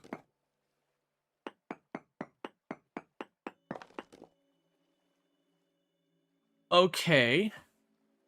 These are not what I was looking for, but they... Okay, we got bismuth coal. That can have fire clay underneath it. So not what I'm looking for, but I did just hit, like, on a really big coal node.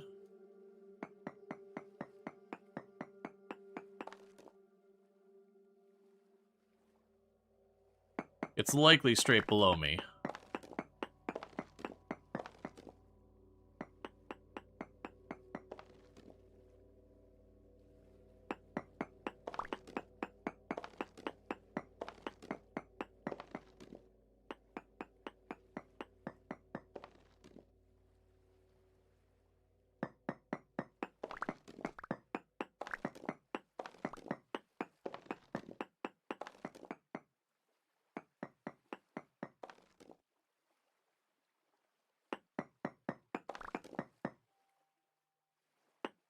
So there's the black coal and the lead. I don't got room for those.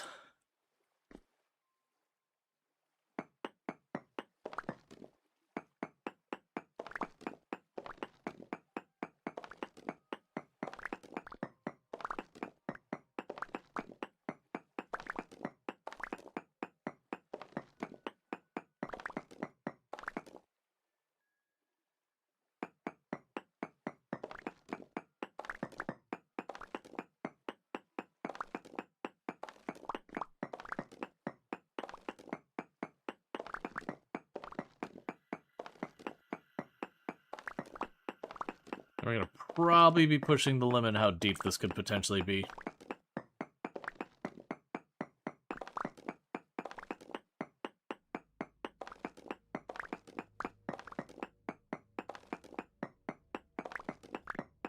Yeah, I'll stop here. I think we're already gonna be peaking lower than the borax can even show up.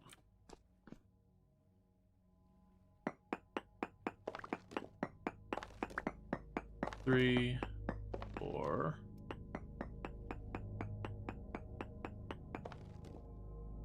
And nothing. Our pickaxe is right about to be done. We already have a spare made back home.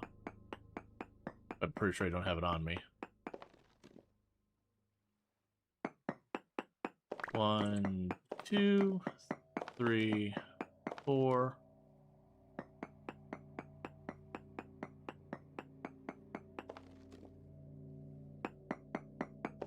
Could you build a chest to drop stuff in? I could, if I had the materials. The thing is, a chest in this game isn't like... It's not like Minecraft. You just take some wood and boom, you got a chest.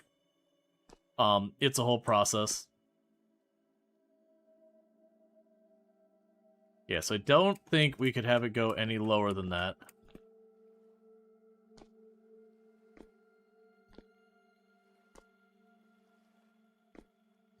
Yeah, so finding the lead... Mostly you use the lead for, like, windows and all that. You lead line your windows and whatnot.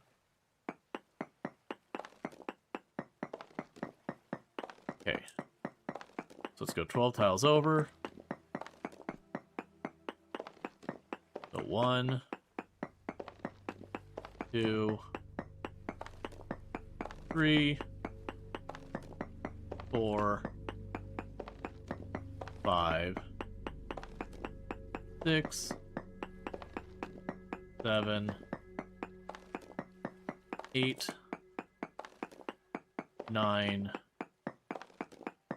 10, 11. Survey here.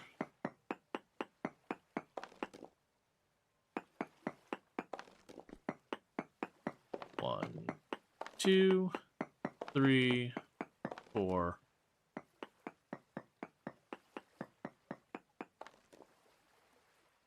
Trace amounts of flint. 1, 2, 3, 4.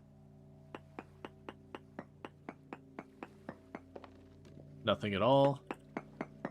1, 2, 3, 4.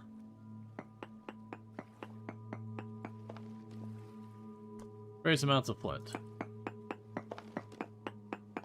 Do you know what spawns those bulb spiders? I don't know what you're talking about. Oh, you mean the, sorry, 1, 2. The, I'm blanking on their name. I want to say they spawn near certain, like, nests and quest locations. The locust, thank you. How's this not broken? 5, 6, 7, 8, 9, 10, 11, 12, and survey again.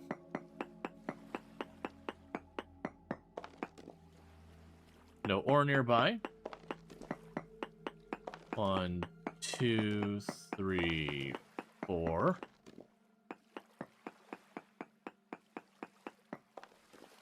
Trace amounts of flint. And it finally broke. Alright. So I'm gonna do here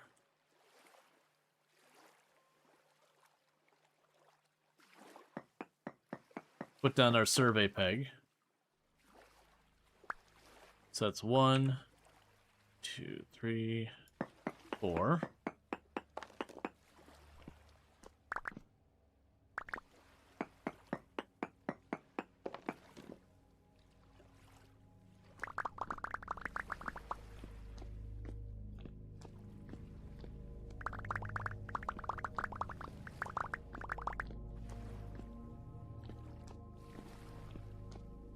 We're gonna have dug up this much sandstone.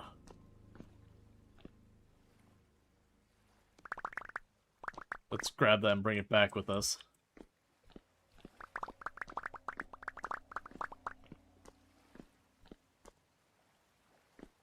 Yeah, so we kind of want to grid out from there. That should be a reasonable height, because it was 110 Y, I believe, that people were saying was water level. And so it could show up from the 110 down to like the 40% difference, which I don't know exactly how the math works, but I guess that'd be like above 70-ish.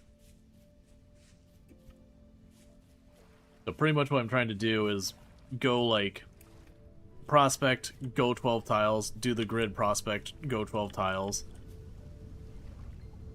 Because that should check the surface all the way to the top part. Not going to be the most efficient way of doing it, but what I got. Oh, hey. Sunflowers. We have not seen sunflowers yet.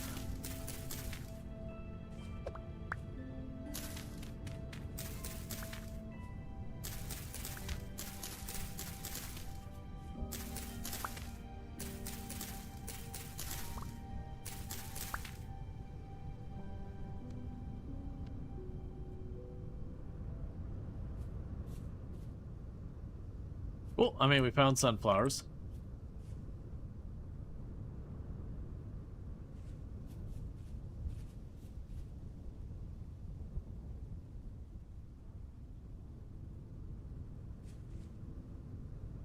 Let's also go to our map here. Oh, I do have everything showing. Yeah, I have not surveyed any of this area. Without the pick, it'll be a little bit more annoying to survey, but if I see exposed rock, let's go ahead and plunk down survey spots.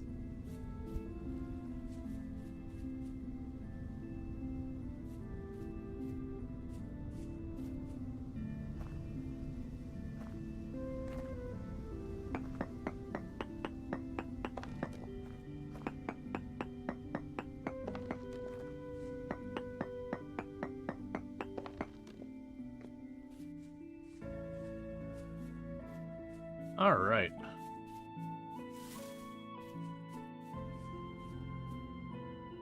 I still need 2 more resin for my big gear for the pulverizers, like getting it hooked up. We got in one trip, we got 6 resin, so that's pretty good. We won't be able to get more resin from those same spots for a while, unfortunately.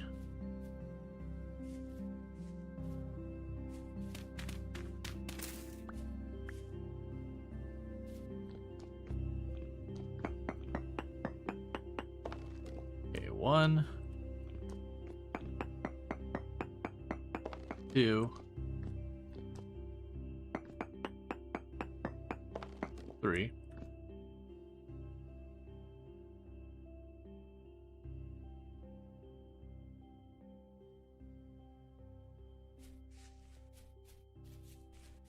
And then for those who also missed it, we did find another translocator.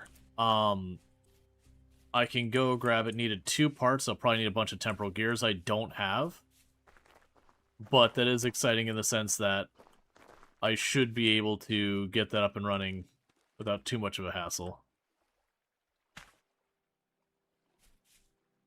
And then maybe we'll get lucky, I'll take us someplace interesting.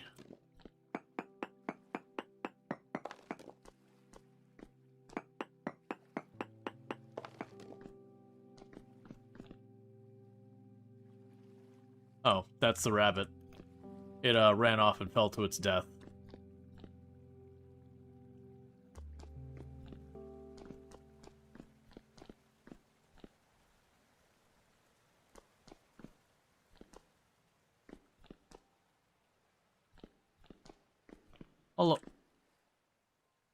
Look, I appreciate this, man.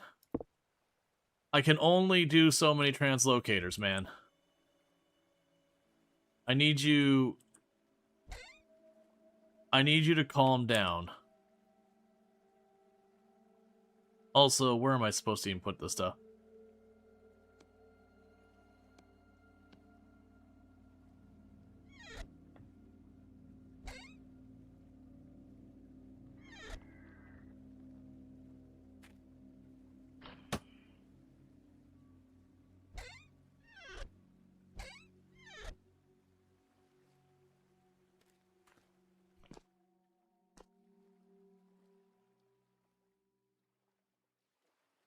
Okay, and we go right here.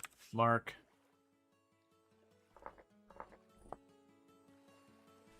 So that's our third translocator we've already found.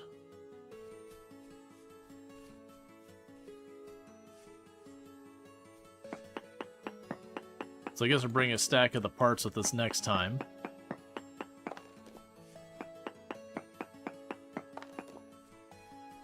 I'm probably going to need to in some way label some of those things.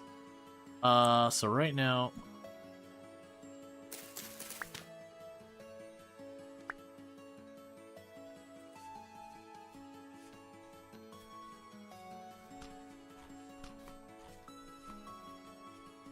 But the thing you play this, the inventory restrictions would drive you crazy.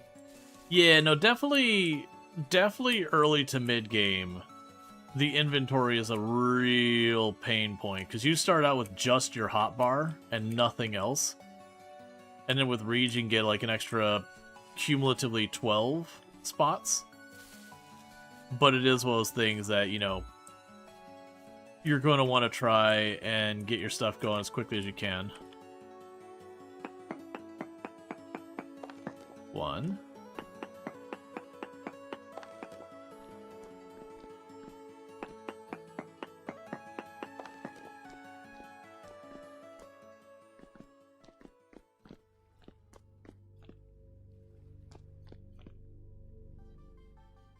Okay. There's nothing in this cave of mention. We can go here. Cave. Cleared. So I know not bother to come back down here ever again.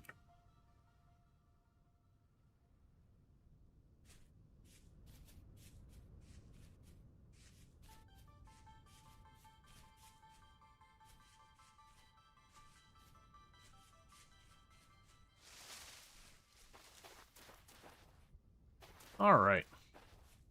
Let's see, the beginning is indeed rough, but there's some built-in mechanics to make it much tolerable. Probably an awesome decorating opportunity, ground storage. Yeah. No, absolutely. There's definitely ways to handle it. It's usually when you're just out and about doing, like, your forays looking for stuff that's a whole pain. It's one of the reasons why I think, generally speaking, it's good to, deliberately generate a world with a higher percentage water than it does by default. One, because it's just more interesting. But also, two, by doing it that way, you can use the boats, and the boats all have built-in storage.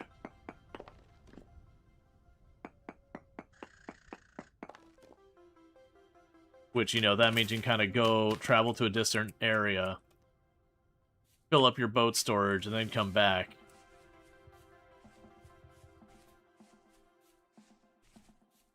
And it makes it a lot easier to kind of do that. Alright, so we're actively starving, and I don't have any food.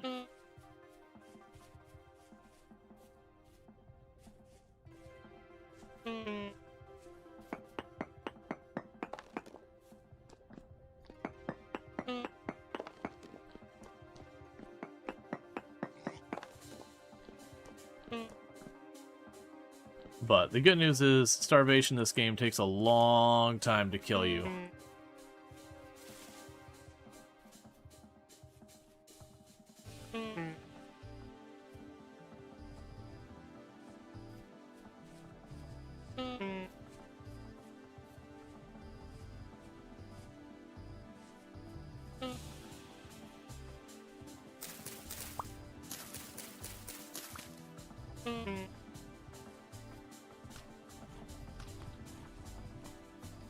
Just eating some raw flaxseed. Not particularly nutritious, but you know, it's better than starving.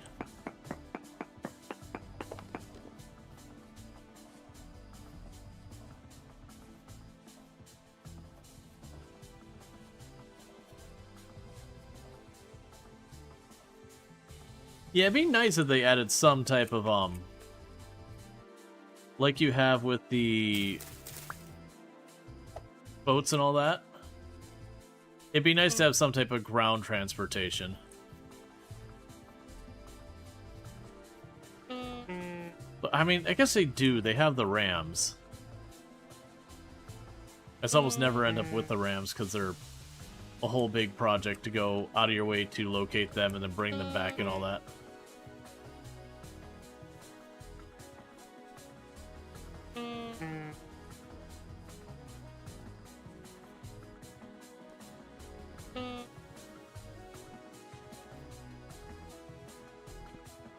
Pretty significant ruin.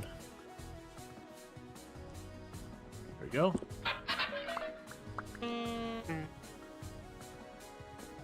Well, you gave me good coal.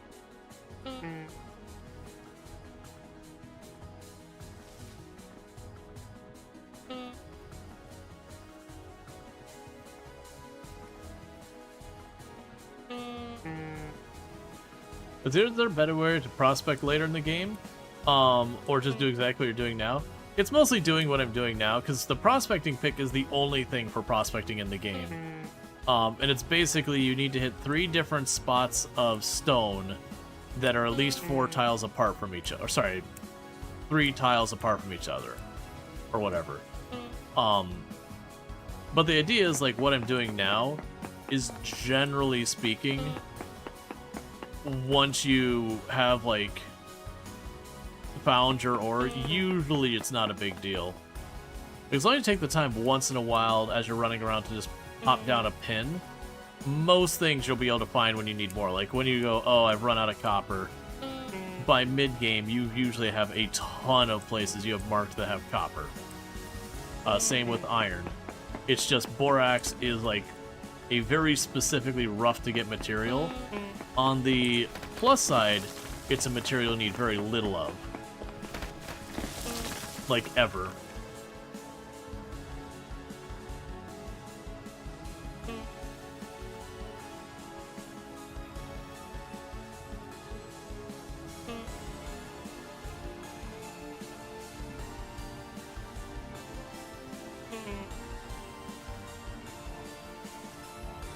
Yeah, no, it's funny. One of the runs we had, borax, I just had it where I was at, like, in decent amounts. So, like, one run I really struggled to find iron. Another run I really struggled to find borax.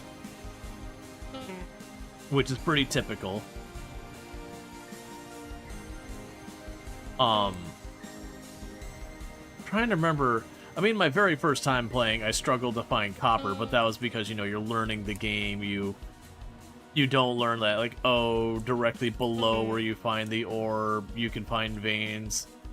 So I was surveying, and I ended up finding my way out to, like, this big cliffside, and there was copper, like, way at the top of the cliff.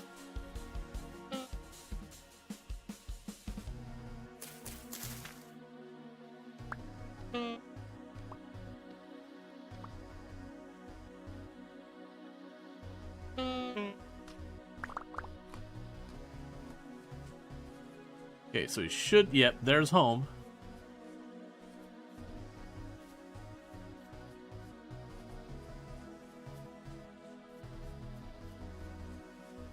You can tell by our monstrosity of a charcoal pit.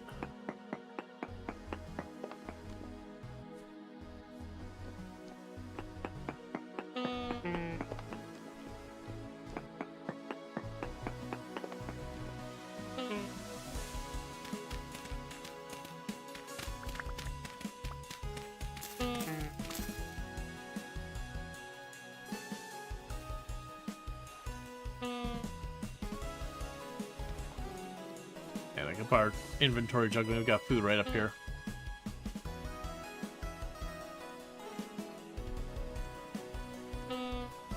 The yellow charcoal, I assume you mean pits.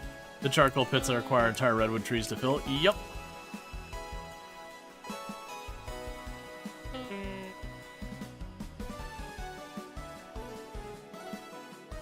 Oh, hey. I missed one.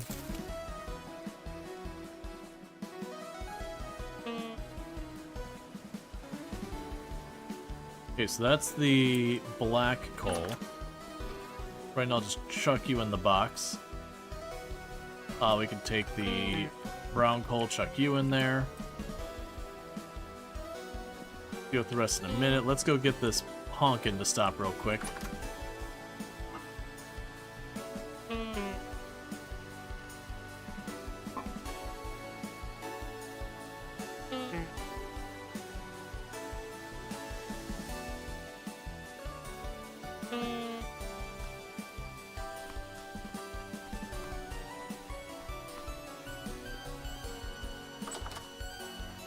Okay.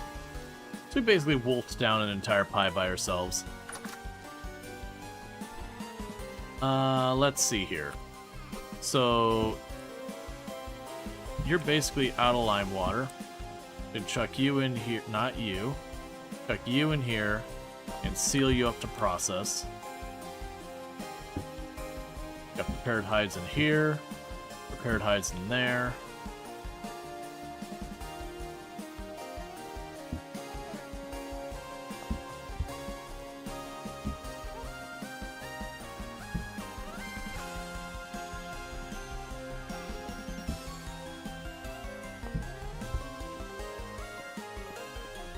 Take two of them.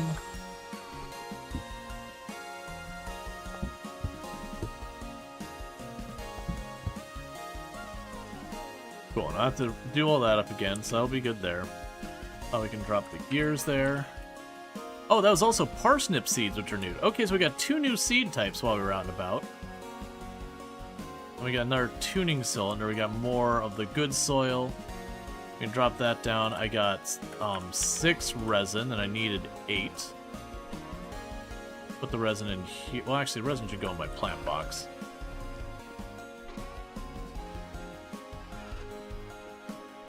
You can run over here and grab the hammer real fast. Smash you and you.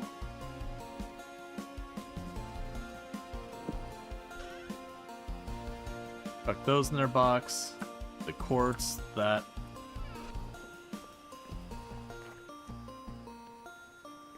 Okay, so this is all sandstone.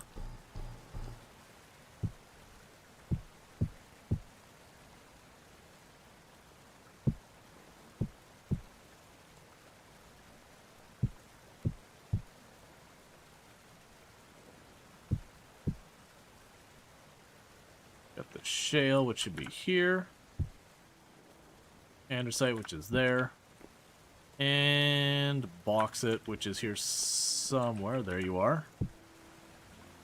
Alright, that just leaves us with dirt to drop off, which I'll put underneath.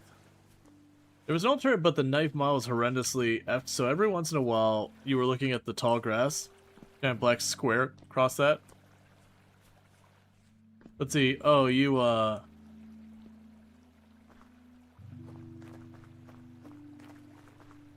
Mystic Tame Tools.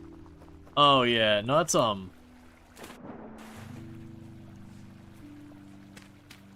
there's a lot of cool stuff you can do in this. I'm pretty sure the titanium tools, unless it was like an older version, pretty sure those aren't a thing now. Ah, mod. That's kind of what I figured. It either had to be a mod or it had to be something else. Alright, so we did a run out there to grab that. The resin will not have reappeared yet, unfortunately. We did break our pickaxe. So let's make sure we got another pickaxe to spare, because here's the current pickaxe, which is already buffed up. Okay, so I do not have another pickaxe already made. So what we can go ahead and do here is... let's So we'll get a pickaxe. I'll make a prospecting pick, make a second pickaxe. The rest of the steel tools are all holding up really well right now. So that'll be good. So grab the hammer, grab my tongs.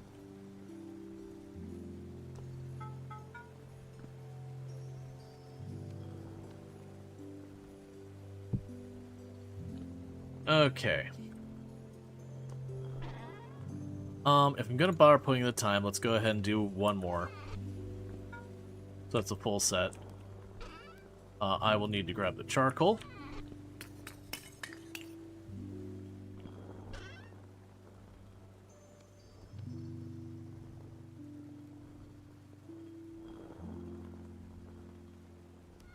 Okay.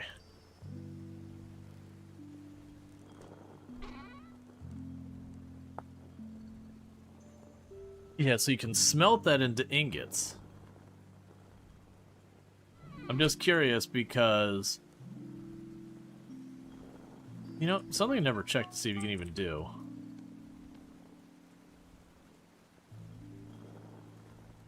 Yeah, I didn't think so.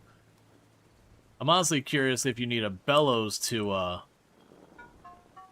because you get to 1,300 degrees, which means I probably need to have a bellows on my fire pit. Alright, so making sure everything's good.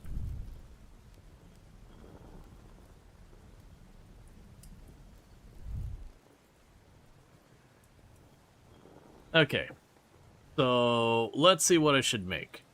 I should probably make here... What type of axe is that? That's a copper axe, and I already have an iron axe. So I should probably make here, between all the stuff I've got, is 2 pickaxe heads, a prospecting pick.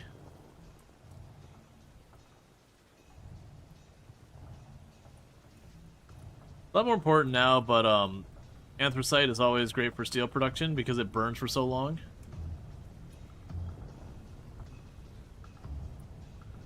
Yeah, no, the fact that we have to use the bellows and get this stuff up to heat does seem to impact a lot. Like, the brown coal I can use for the softer stuff, which is what I'm going to use. But for a lot of the other stuff, there's just no reason to want to do the other things. Okay, so we will want the pickaxe.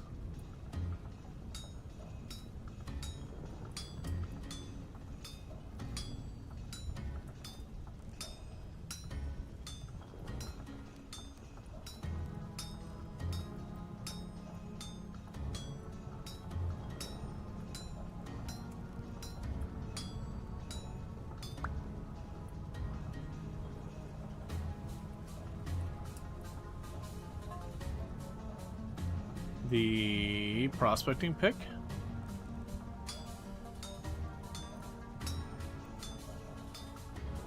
And the reason I'm doing all these in advance is just because we are going to want to quench and temper, which just takes time. So when I get these all made, we're going to put them all down on the ground and let them cool. That way the next time I come back, they're ready for their next step.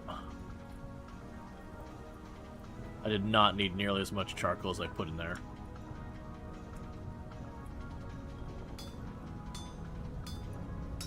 And then the last one, we'll see what I can even use it for, like what I want to. But I don't want to churn out a bunch of these, and the reason for that is steel also takes iron ingots. So I do want to make sure I don't burn through all my iron now.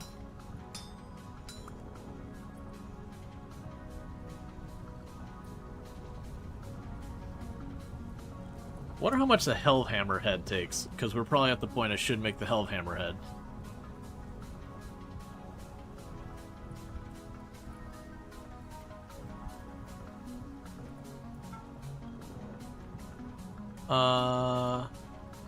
Two ingots.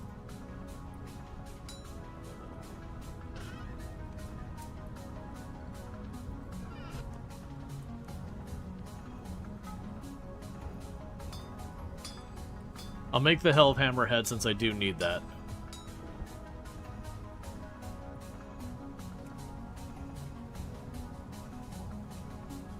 Let's see, Vanilla Beehive Kill is also a godsend. That mod was a must-have for you for the ages. I have not managed to make the beehive kill in all my runs. I still hope we get something from the Golden Combs vanilla. Beekeeping at scale vanilla use absolutely a ludicrous amount of reeds. Making a hell hammer out of iron. Yeah, I mean, I could just make it out of bronze, but I've got it right here. I'm just doing it. I've already started it, so we're committed anyways.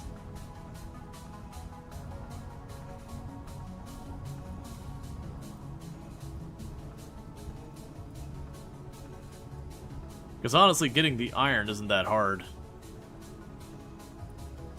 All the other stuff that goes with it.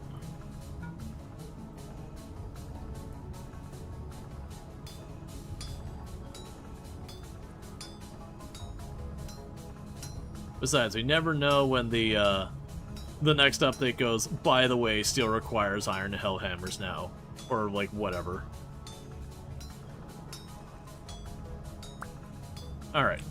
So there we go. And that's going to be a bunch of wasted charcoal. It is what it is. So put you on the ground. Put you on the ground. Put you on the ground.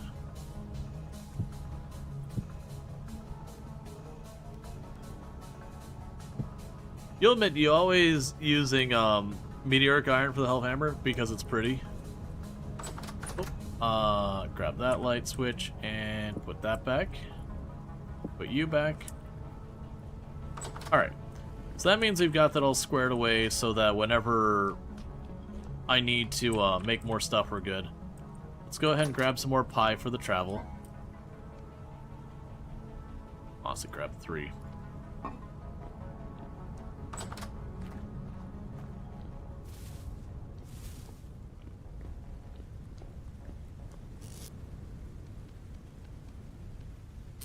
So it's time for another barrel. Do we not have more planks?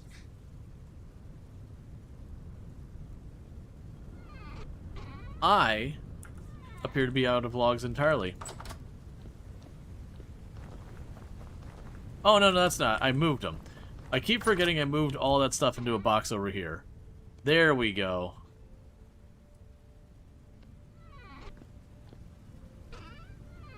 What I want to do is go boom, boom, do this.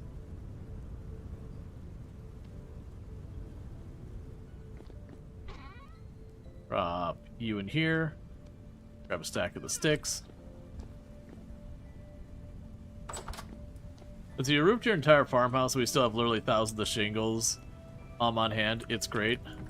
Yeah, it's kind of one of those things. This definitely feels like one of those games, if you want, you can kind of just sit and be like, what am I working on? Oh, I'm just making whatever. And you can just kind of chill and work on it. And not have to sweat about, like, whatever. The very first year you're playing and all that, it's a whole big struggle of just surviving and all that. But then once you get past that initial struggle, it's not nearly as big a deal. Alright. So round 2 for the Borax. Oh, let's grab our parts.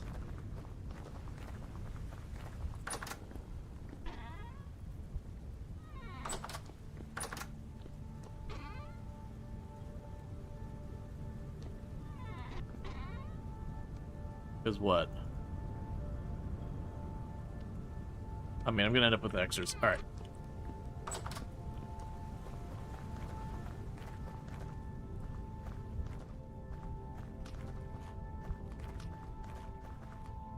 So the first teleporter that we're going to be repairing.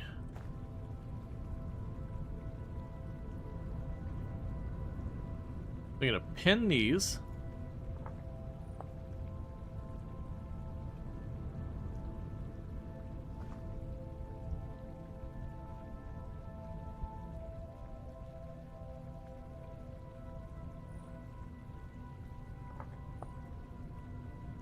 And get those fixed on the way down.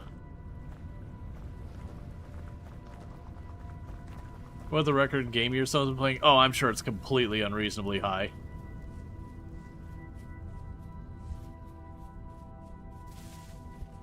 That's just how these things go. That's like Project Zomboid and hearing about people who have like 20 years saves and all that kind of stuff.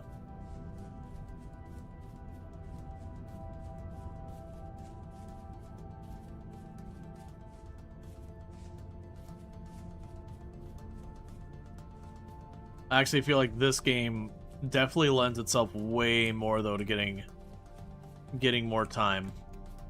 Considering, you know, a month in this game is only 9 days by default, and a day isn't like super long, versus Project Zomboid, the months I want to say are 30 days?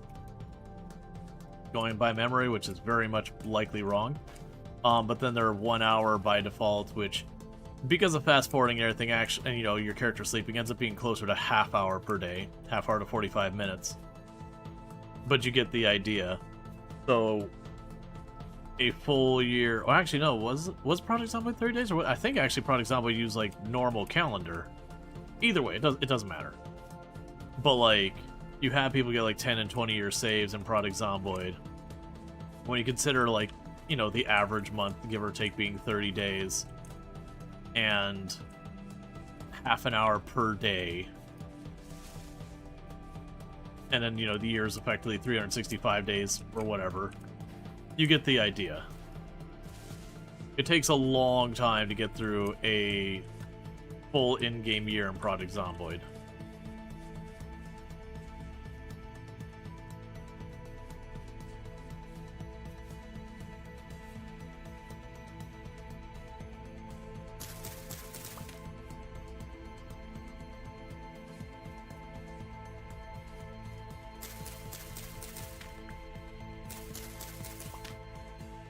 So your server's on hiatus at the moment, but when you get back, you're hoping to add diving suits and maybe airships.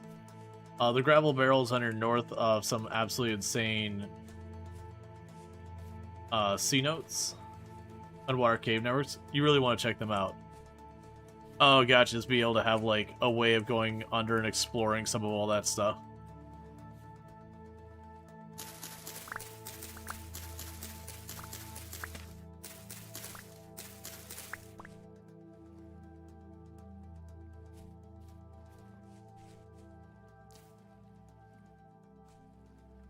Something is moving right on the periphery there, and I don't like it.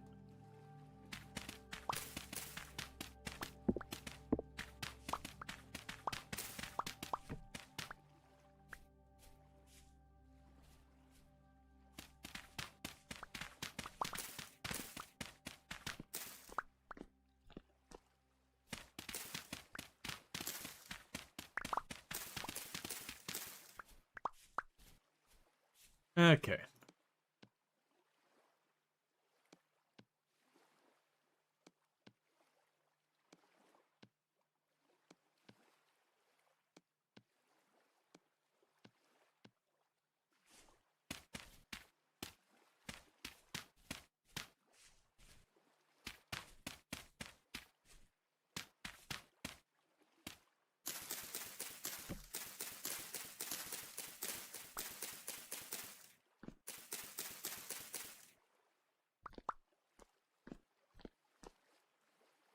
Well, I'm standing right here.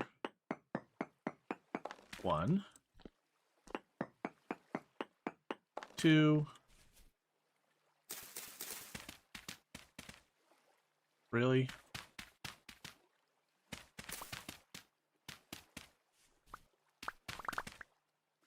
And 3.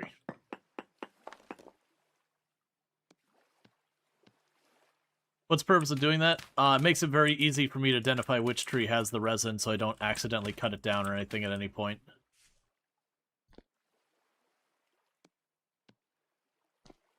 Because this tree has a resin spot, so I want to make sure I don't destroy it.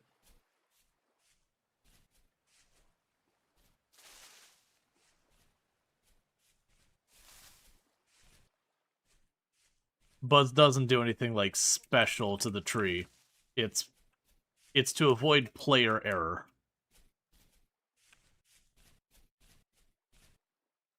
Plus, if you replant the trees in the area, it can be a little bit tricky where you see the pin, you're like, okay, which of these dozen trees is the one that has it?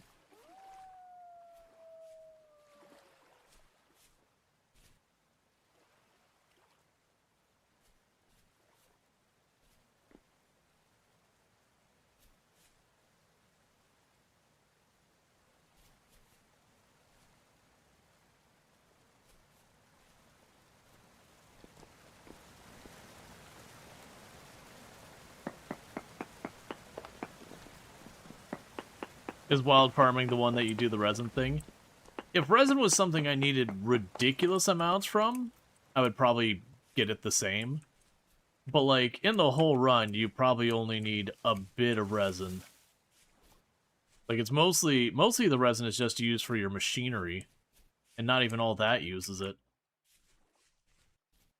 It's only stuff like the angles and a couple of the individual machines and all that take it. Like once you get a pulverizer, a Helvhammer, and a kern all hooked up.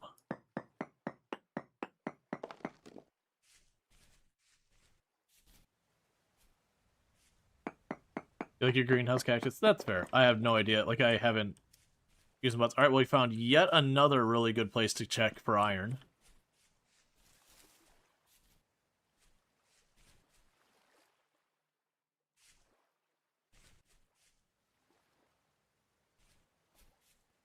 I don't feel like dealing with that one. Close enough to the last pin, I'm just going to go on. And my laziness is rewarded.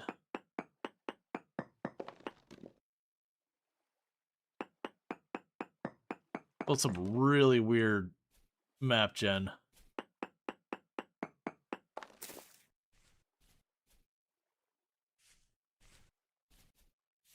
Sorry again, the guide doesn't say how to use jugs. Do you not right-click while standing in water? I know I've used the jugs, it's been a hot minute. I'm blank, it's been so long. I know I used the jugs to, take wine out of barrels, but they're, like, not needed to do that. Or were they needed to do that? I can't remember, it's been so long.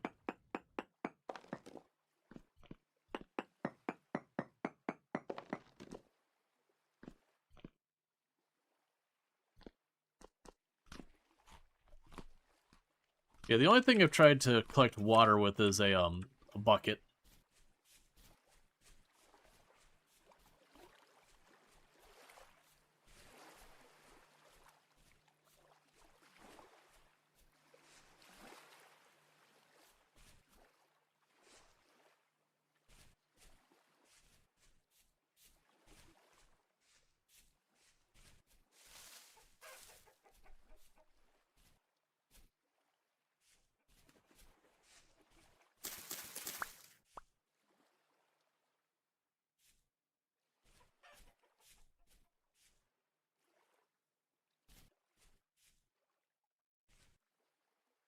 And we're due for a new survey pin. Because you never know when you're looking for something, it'll be like, decent amounts of borax, and then we just drop where we were going to search here instead. It's very unlikely because it's the wrong stone type, but you know. You never know when there's a patch of sandstone down there that you just don't see under the dirt.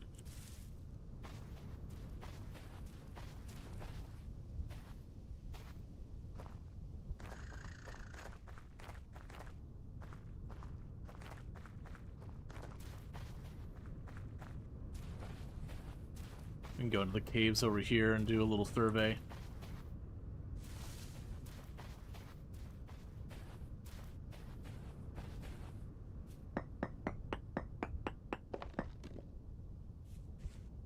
Yeah, my point wasn't specifically like for the looking where you're going. Just worth checking because you never know what you're gonna find. Like ultra high native copper. I don't immediately need it, but eventually we will. Because when you start making a bunch of automation stuff, one of the things that comes up... What's that pin? I think that's a resin... Yeah, that's the resin we grabbed last time.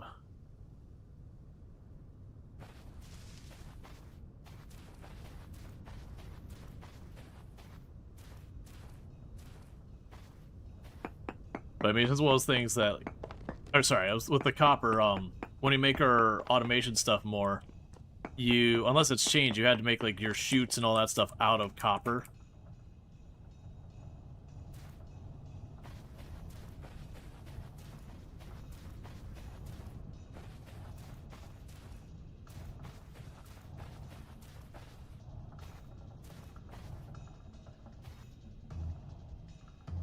Oh, it's just the way the grain of sand thing was loading. I was like, trying to look, I was like, what?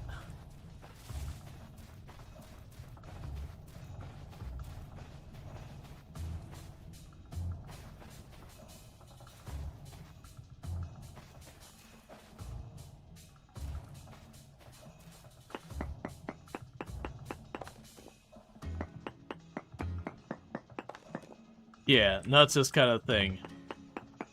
There's always things you can do with copper. Even bronze and all that, like, even if you don't really need the bronze, bronze is one of those things that you can make lights with. So it's kind of one of those things that you get, like, yeah, steel and iron, and these are great for making your later tools and weapons and armor. So, you know, obviously that's got a pretty straightforward need. But then if you're like, well, I just need to make a bunch of lanterns, well, then the bronze can come in a lot of handy because it's a relatively easy to make material that you're probably going to have no shortage of by your mid-game. So far as place you can grab it. And you got the copper for stuff like the automation, like building the chutes and all that.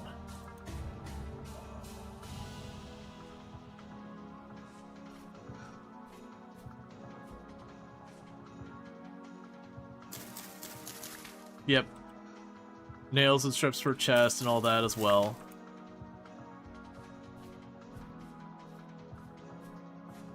There's a few materials you stop caring about eventually, but even then, not to such a degree they'd be like, oh no, I don't want to even know it's there. Because you never know when you might want to make something and need a little extra.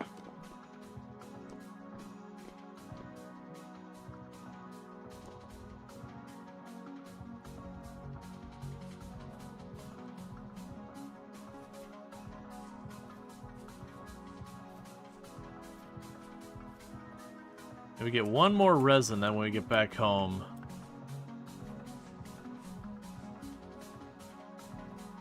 I'll be able to make the giant gear.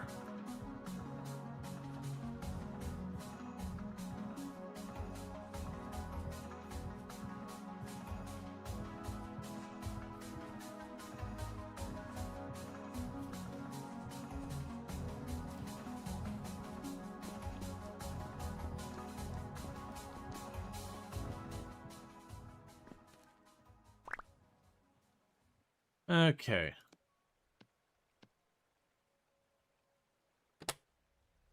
Cool. So I'll need 3 of those. That's no shocker. That's what the other one cost me.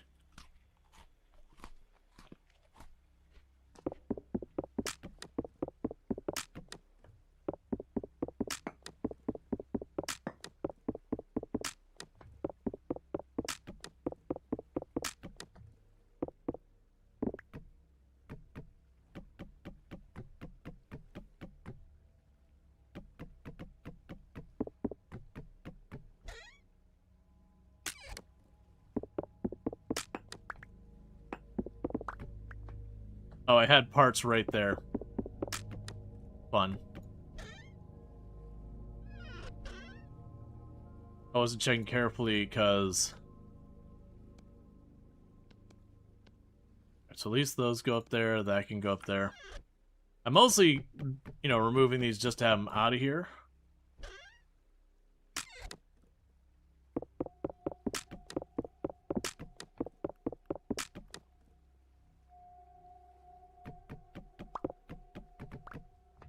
Cool. So what we can do is take the stuff I don't really want. There you go. Chuck you down there. Keep these blocks. The rest is all fine. We'll chuck on the ground as we need. Okay, so we got 3 gears needed there.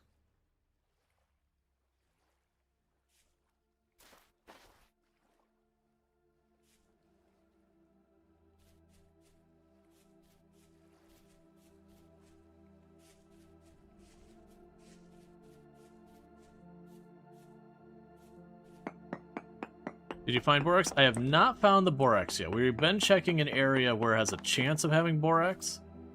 And just hoping for the best. But we have found 2 more translocators while looking for it.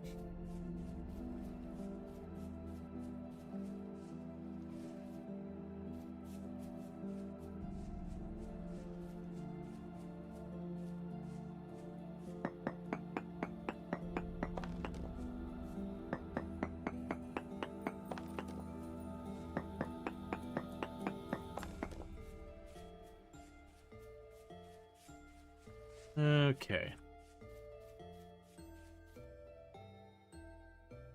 But yeah, so even in checking on the areas that have like the highest chance of spawning it, that like percentage-wise, even if they're pretty awful. Yeah, no, we did a run around in the one place to check for surface pits first. Didn't find any. But I also didn't check necessarily as broad as maybe I should have.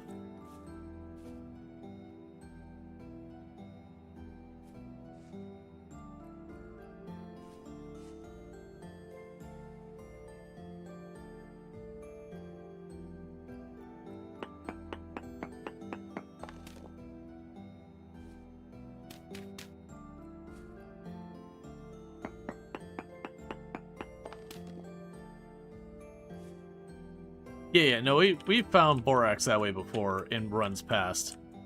Where I was just running around, I thought it was quartz and just ran past. I was like, wait a second, that's Borax.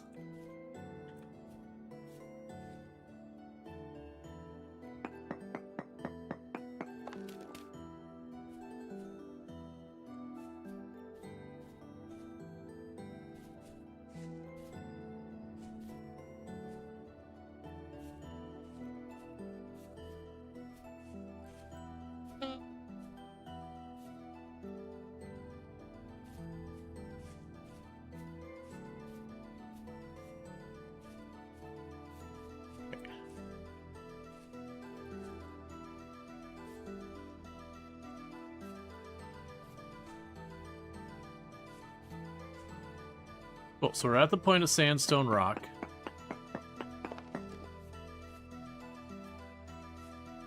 For the sandstone rock, we have at least a chance of Borax spawning in the area. But showing a 0% here. Nope, go this way. I'm trying to run to that other translocator we saw. So we put the parts in it.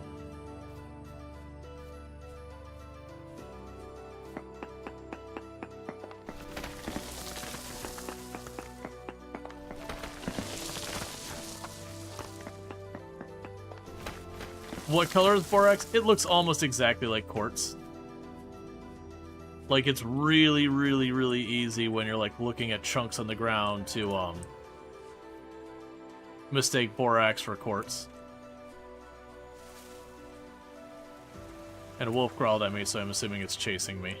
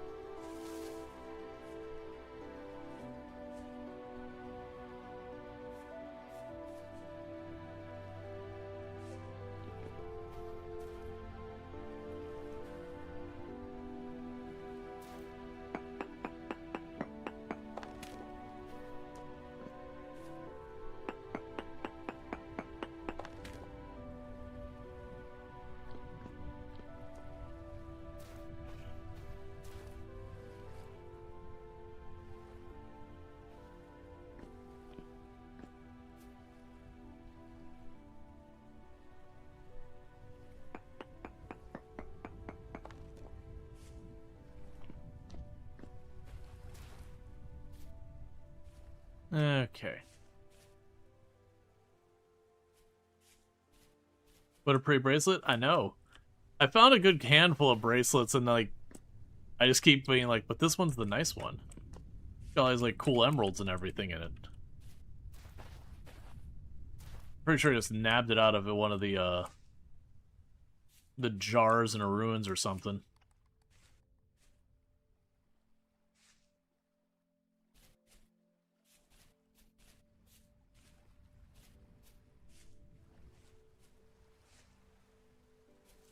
Probably want to try going the other way.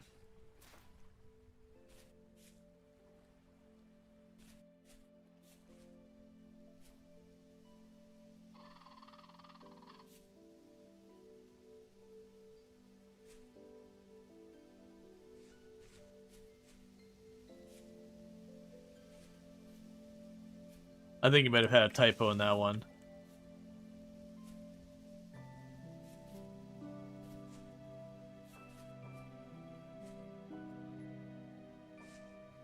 Because I'm not sure what was meant, but either way.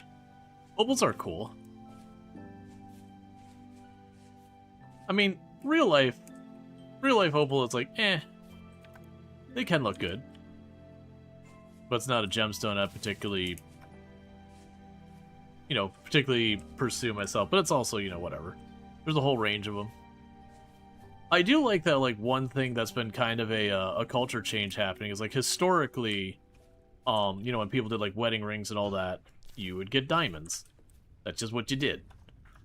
It does make me happy that more and more people, it's like, you know what? Diamonds are a scam. And doing stuff like getting birthstones and all sorts of stuff like that.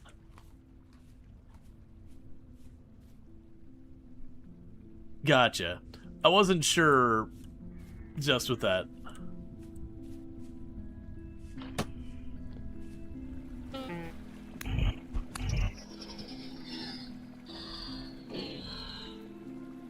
Okay, so there's the entrance, and this way should be where we're going.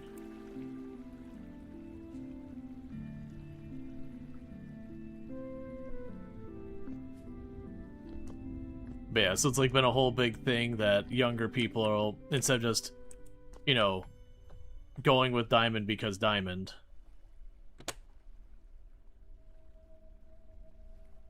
They're actually kind of going, being like, no, I'm going to get, like aquamarine or whatever. Again, like birthstones, that kind of thing.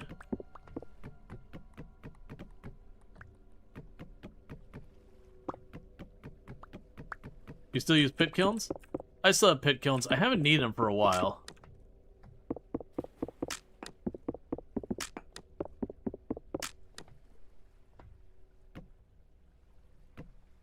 But, like, when I need them, yeah, I've been using pit kilns.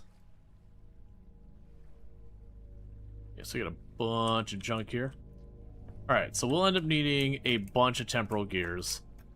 And while it pains me, I do think the next time we have a temporal storm, I am going to try and make myself like a, an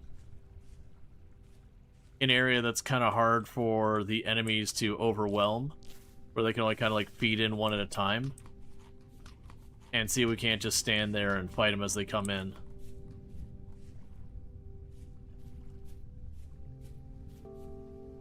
Nearly every downside to opals that commonly circulates in jewelry trade is complete BS. Fabricated by the British because they were salty. They accidentally sent all their prisoners to a literal gem mine. Oh, I wasn't even aware that there was like negative something with the with opals. Like I'm actually kind of curious what the negative stuff is about them, unless it's something like super duper awful that we maybe don't want to think. Opals are very fragile? That would surprise me. I'm not saying that's wrong. I mean, you're probably right. I just wouldn't have thought of them as being a particularly fragile stone. Oh, that's not very useful.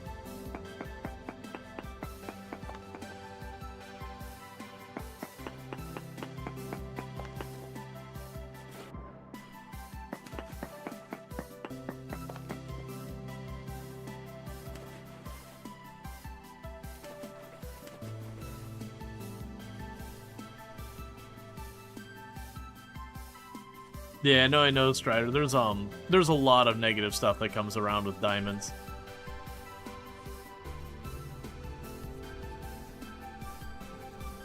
Like, a lot of how diamonds are acquired is pretty... not even, like, borderline unethical, it's just downright terrible. And a lot of the reasons why their prices are so high has to do with effectively a monopoly and yada yada. Even the appropriate price of what you should pay for, like, wedding and engagement rings was set by the company who sells them. Good old De Beers. They actually used to be considerably cheaper. And it had this whole marketing campaign that was around like, oh, you wouldn't want to get her a cheap ring now, would you? You gotta spend at least 3 months' salary on it.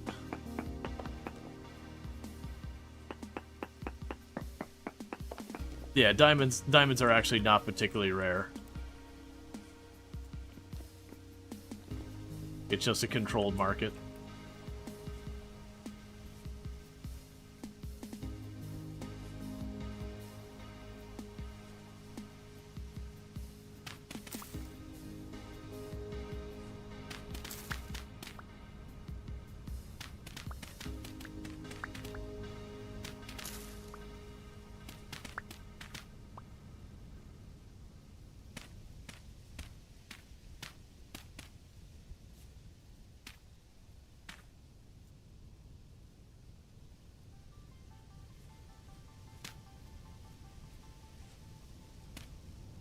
Does Diamond have like 5 quality criteria and Opal have like 17 different criteria?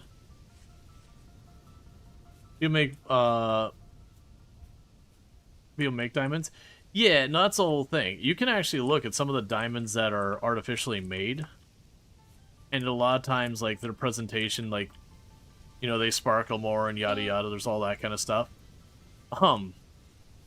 And usually the argument that a lot of the companies who are involved in the whole diamond trade will be like, oh, but it's not a natural diamond. It's like, dude, the chemistry is 1-to-1, man. It's a freaking diamond. Just because you had someone dig it out of the earth versus someone made it. Like, that is purely just a words thing.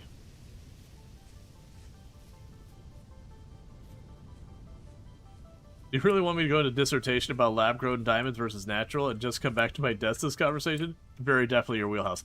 Oh yeah, I mean, like, if you want to go into it, because, like, my understanding between is, like, quite often, if you are ignoring the lab-grown label versus, like, all that quite often the lab-grown ones tend to be just as nice, if not nicer, on the average.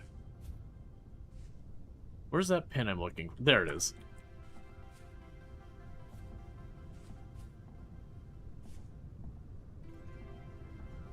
Quartz there. Got lead there.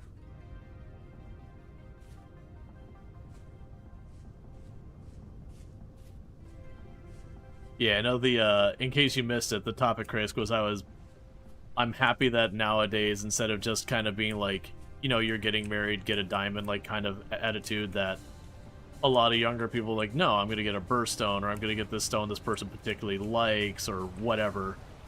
Like, it's far more personalized than, no. Culture says you must buy this specific rock. Did you get your windows crafted? Yeah, we got that crafted. I think it was the very beginning of last stream.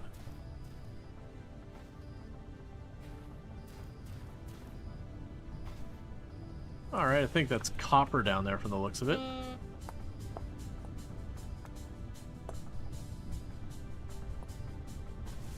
Bonk.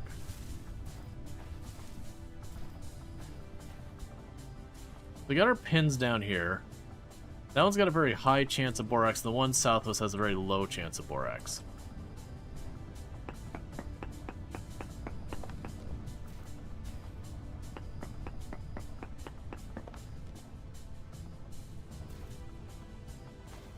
Well, copper's actually pretty easy to find once you get things going. It's specifically like your early game, and, you know, you don't have your pick and your prospecting pick, and you're just desperately trying to find copper. And it's a whole thing. But the personalization is fine with understanding. The problem is people coming in asking for gemstone wedding rings, for example, is that they don't take the necessary care of them, and they end up destroying their stones within 3 to 5 years. Oh, I could see that.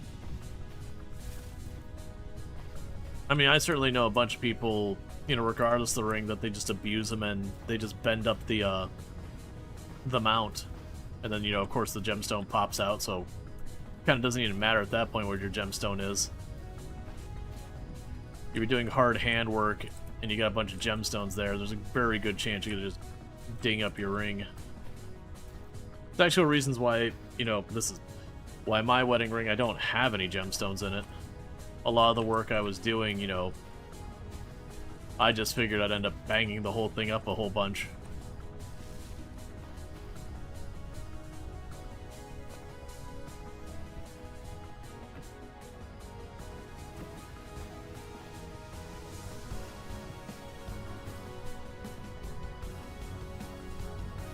Yeah, no, and I liked having, like, a nice pattern on it versus, you know, a bunch of shiny.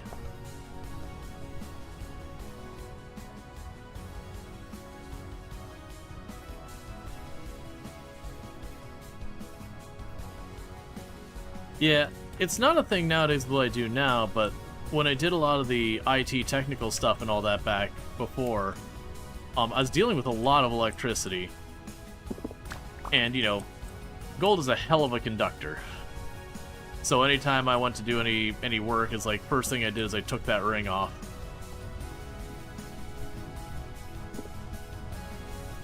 That was the same when I wore a class ring, that was the same with all that.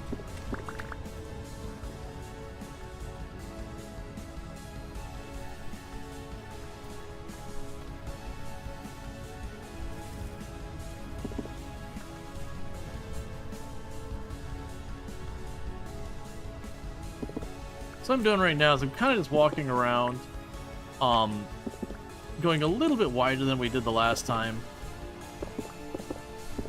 picking up all the loose stones, and what we're looking for is, if we're lucky, we'll find one of those ones that's got borax in it, and that just tells me there's ore directly below. We checked over by where we had the really good pin, but came up empty. Now I'm going a little bit farther afield.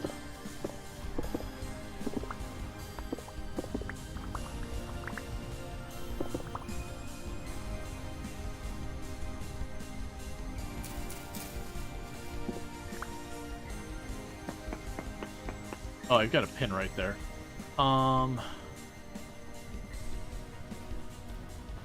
Let's go down a little farther over here and put down a pin and see what we see.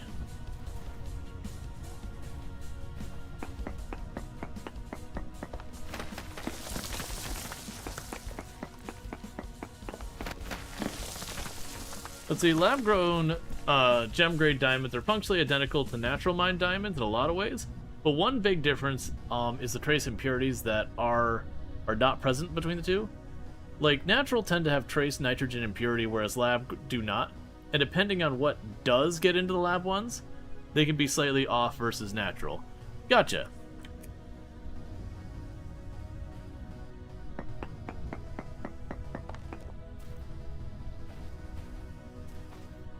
I need to get underground so we don't...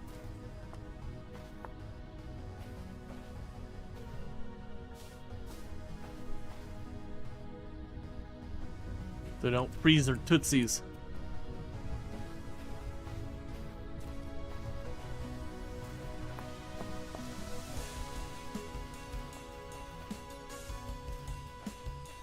Yeah, this whole area should be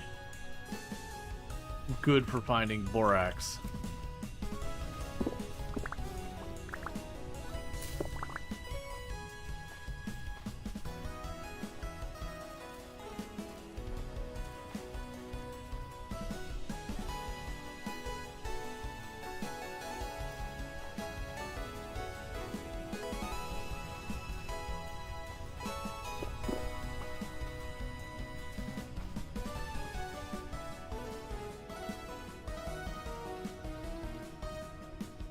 Okay.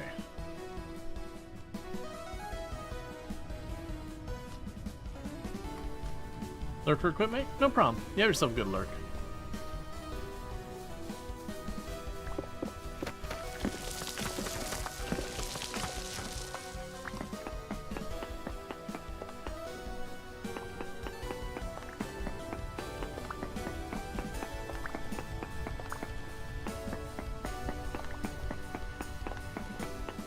Three, four.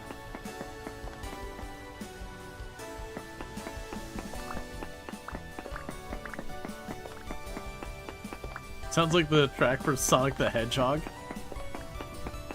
I can kind of see it. Yeah, so minuscule amounts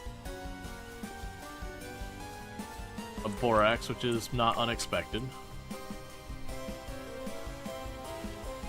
Okay, so we look here. We had a relatively okay pin for borax over there, so let's go to that pin now. We'll check around for more junk on the ground. Oh, we've been seeing bauxite everywhere. Like, we actually have like a bauxite desert and everything. It's actually been like finding a place with sandstone or chalk or something like that that's been the pain for us. That's the reason I've had to run so far, just to try and seek out the borax. There's not been many places that can even potentially show up.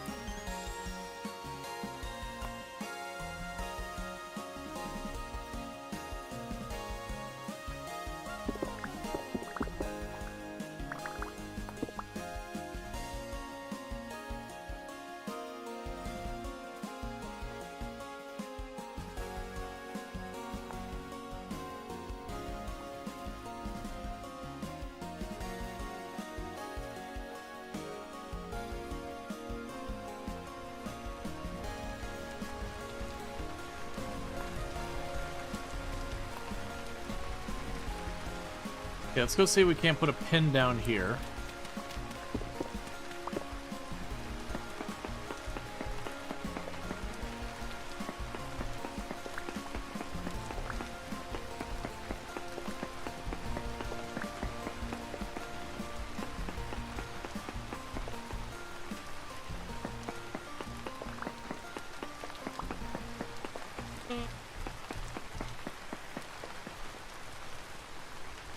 Okay, we actually have okay borax shot. Let's go ahead and this will be where we work for right now. Because I need to get underground so I'm not freezing to death.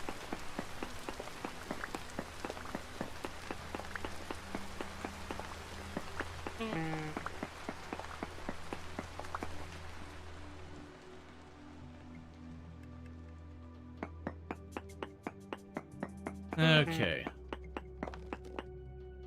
So no ore nearby. So 1, 2, 3, 4, 5. Okay, so I'm gonna do this the way that's a little bit more reasonable. 1, 2, 3, 4, 5. Which means 11 tiles away, which means it should just barely be out of range from where I did my last survey point.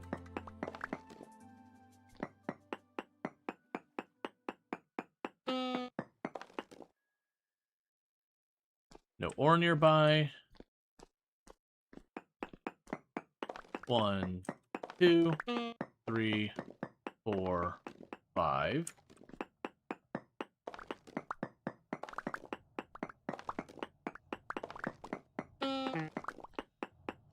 One, 2, 3, 4, 5.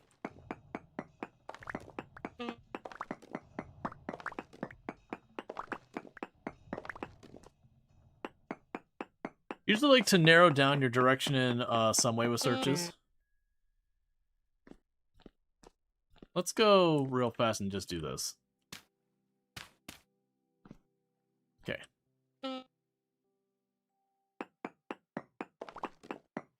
2, 3, 4, 5.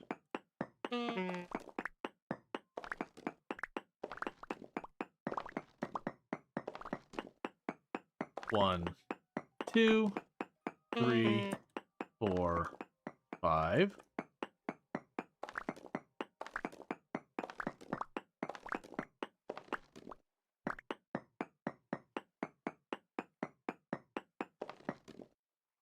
Okay. Let's see, basically travel one direction to see if the density search keeps increasing. Yeah, we were doing that. Even notice that was 6.3. That's actually 5.6. And then we had down here, actually it was over here that it went back up. That's 5.5.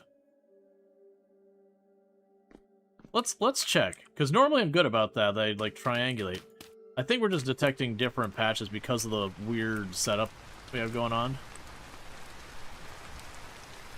Let's run up here, because that is a fair shot.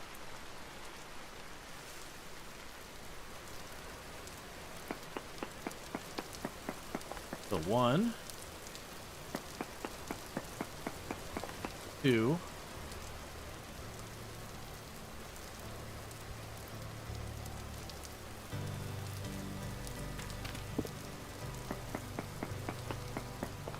3.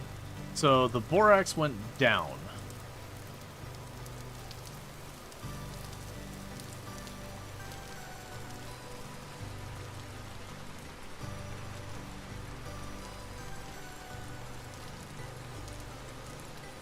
farther than that to be useful.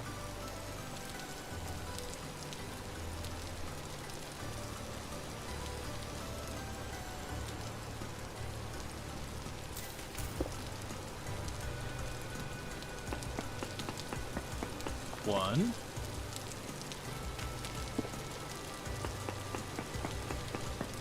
Two.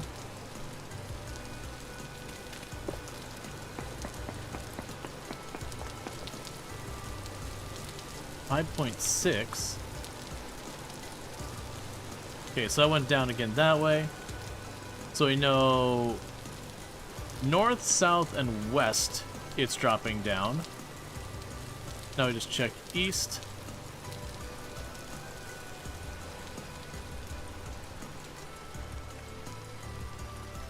This is also letting me do another peek at the surface nodes, see if we just get lucky and just see some borax on the surface, because that'd be the dream. Because then there's no hunting, we just dig down.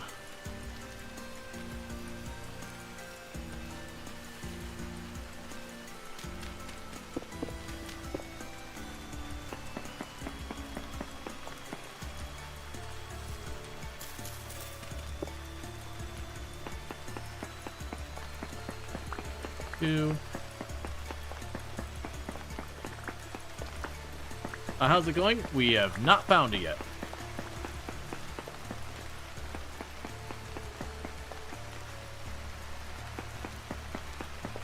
But we are checking the place that we had the highest percentage chance, and we're just going for it. Yeah, and that's also down. Okay, so where I was actually digging just happens to be by circumstance where the percentage chance was the highest.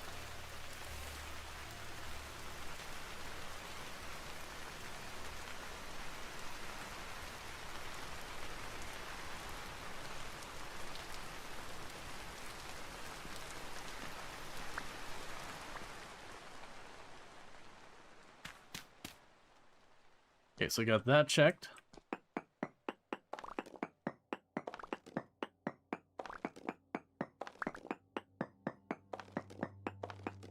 So 3, 4, 5, 6, 7, 8, 9, 10, 11, and 12. Small amounts of flint. There's only certain ores that can appear at all, which is why we're in the sandstone here. It is one of the ones that works.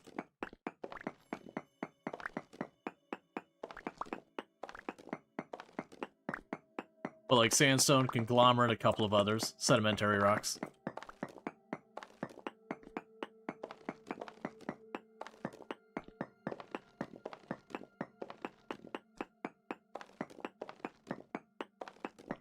Yeah, so we're doing that 103. Let's go down to about 90, unless we hit a different type of rock.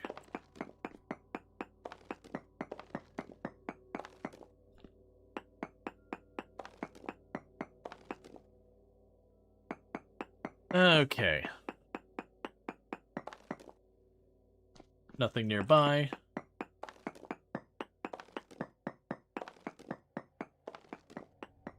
Sure, it is one that works.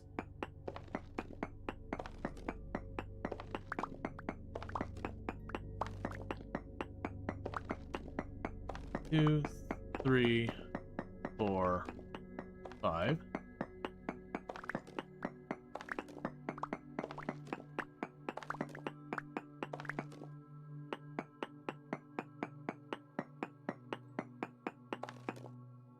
Okay, nothing here.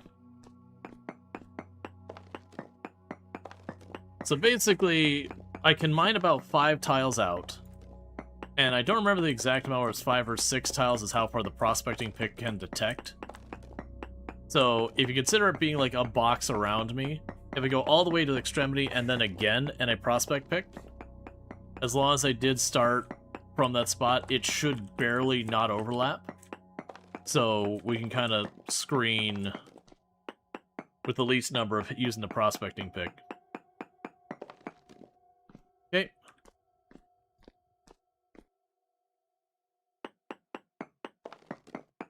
And then there's not really a reason for me to go deeper than this.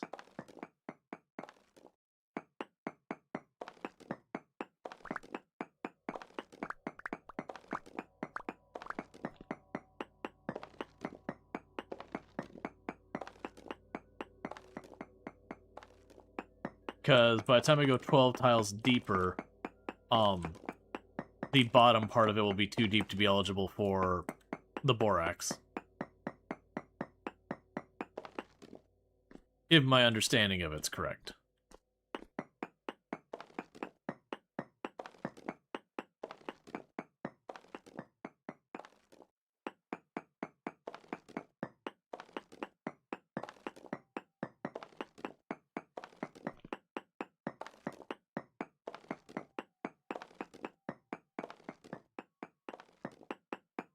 But yeah, Borax, this like kind of one of the biggest pains to look for.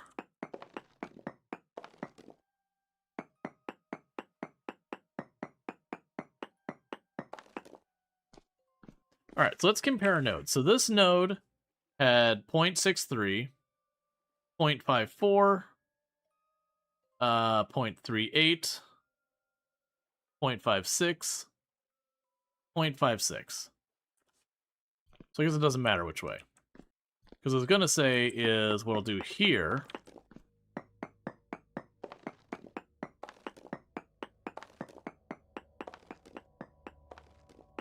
is from this end, we're going to branch out again.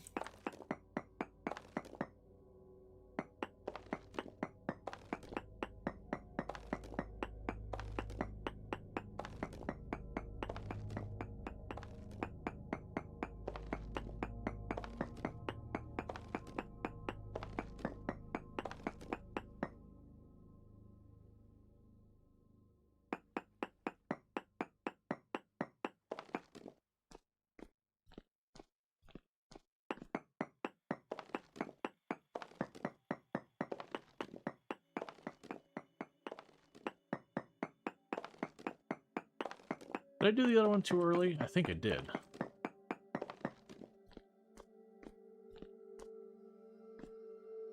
No, look, it's probably fine.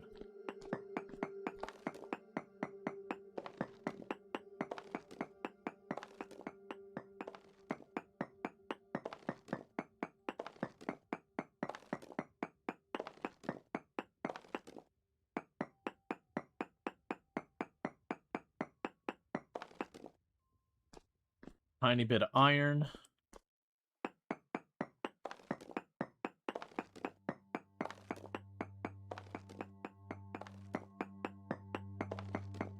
And what do we got in front of me? Is that chert again? That it is. Chert works.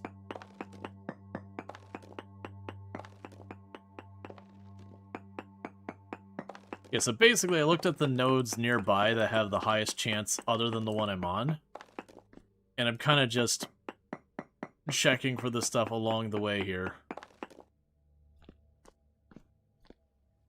Alright. So that's bauxite to that side. Bauxite does not work. Borax cannot show up in the bauxite.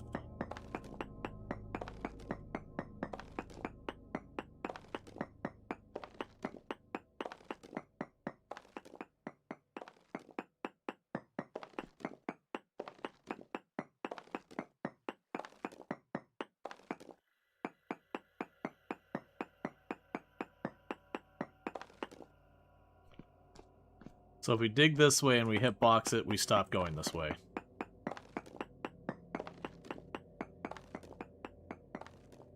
But yeah, I notice I'm not bothering to go to the south here because we're going to be carving into the bauxite.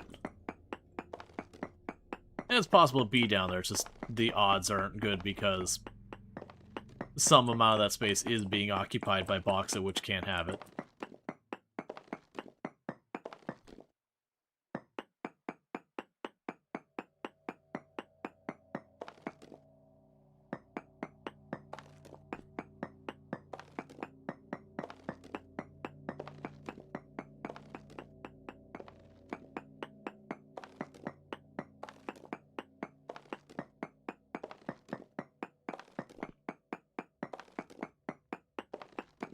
Okay. It's a mod that adds host rock stuff so you can have stuff like Jasper. Yeah, and that's, the last time I played this, I got lucky, and where we were based, I think we had Peridotite was all around us. So, like, getting stuff like olivine was really easy. Alright, and after we do this one, I'm gonna backtrack and see if, like, backtrack and go to the south towards the other pin that was good. And if we go, like, that kind of distance and still don't find it, then we'll go up to the area above us and do this whole thing. Because where I'm doing this pattern, I won't detect stuff above or below me. That, you know, more than 6 tiles or whatever it is, 5, 6 tiles.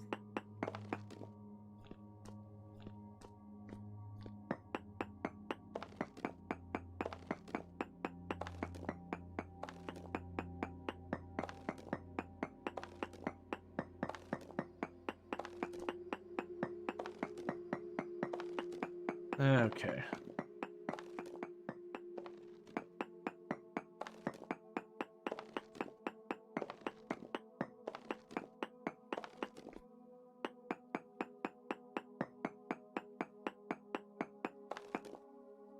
We have Borax.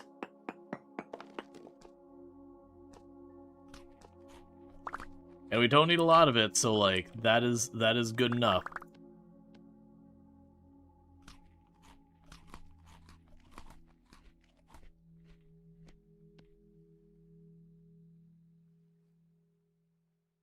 Okay, I'm just gonna quickly eat all this stuff.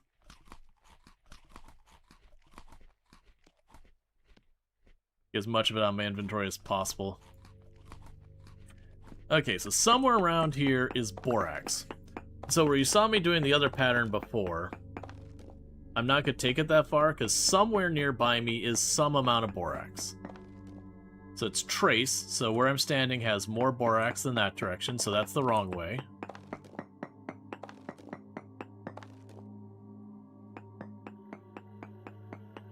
And we have small amounts, so that way it had the same amount as where I found here.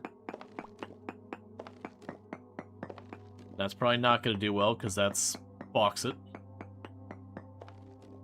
Large?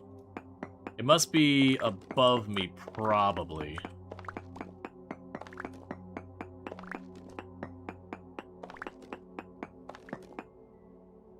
Or it's right there. It is above in front. Alright. Let's grab all the Borax we see. Like I said, we really don't need much of this. It's just such a pain to locate.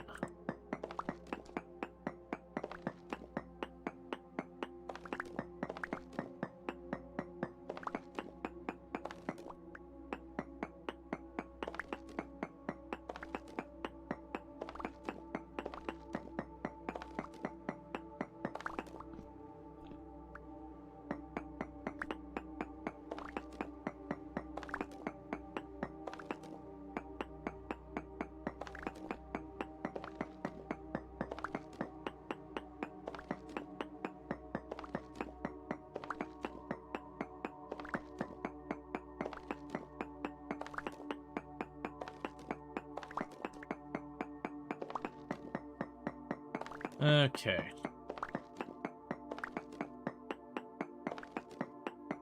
But yeah, so you can see where like Borax is like just a pain to find. But it's just the whole thing where like once you've located it,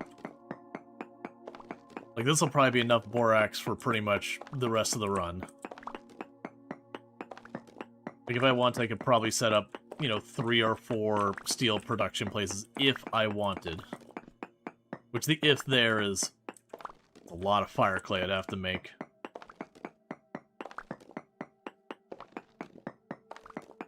So with that, I now have everything I need to be able to begin steel production other than setting up the pulverizer to be connected. So that just bumped resin up from just something I'm actively working on to top priority. Because if I get the resin, I can get the gearing and all that to take the power from the windmill over to it.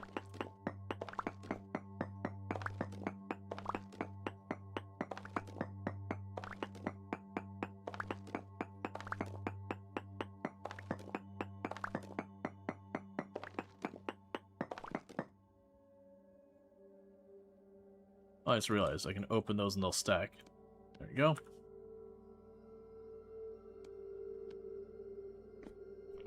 I'll deal with that in a minute. I'm basically looking to be like, alright, let's get some stuff out of our inventory. I still have 2 pies left, so we're good on food, so we can just keep on mining.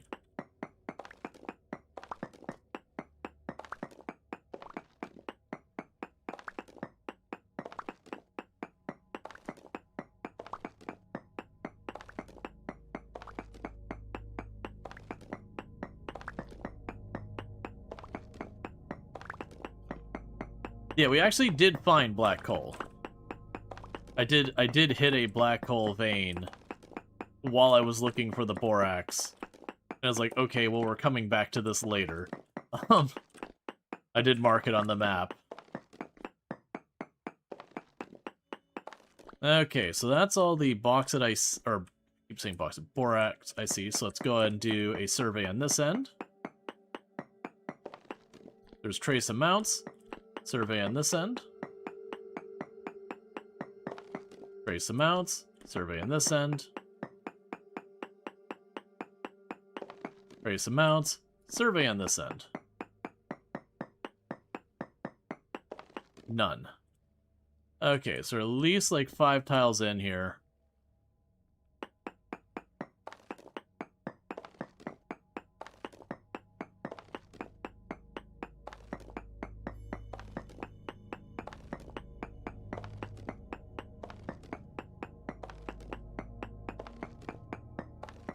So I'm just peeling up the ceiling a little bit.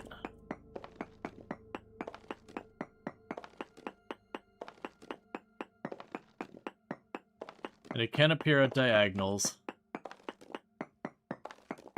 There we go.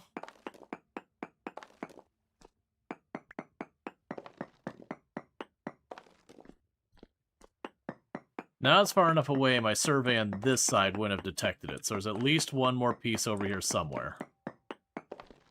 And most likely it'd be in this direction.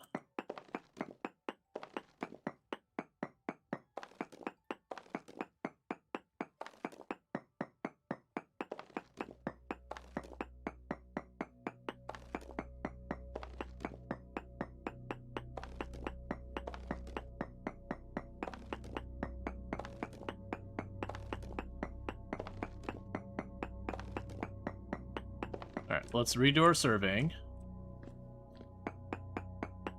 So check over on this end. No ore. Check over on this end. Trace amounts. Check over on this end. No ore. Alright. So those extremities, it's going to be over here somewhere.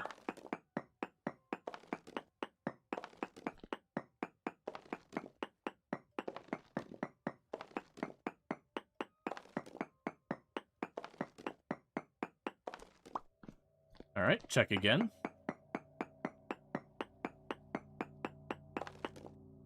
And that would imply that we have fully tapped this place. I don't need random dirt with me, so I'm just gonna chuck that in the ceiling.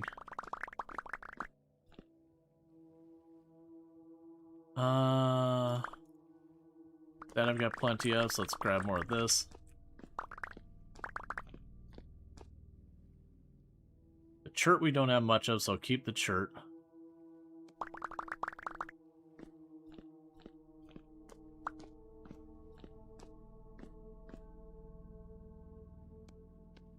So what I can do here is grab my knife. Put the pie in our bar.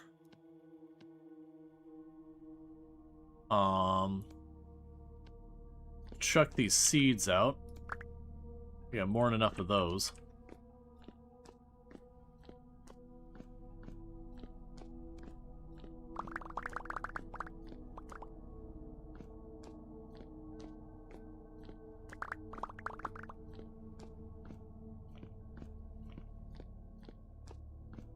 Okay.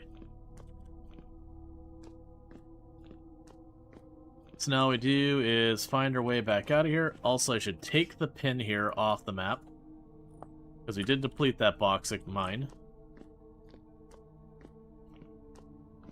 Now I just need to find our way back out.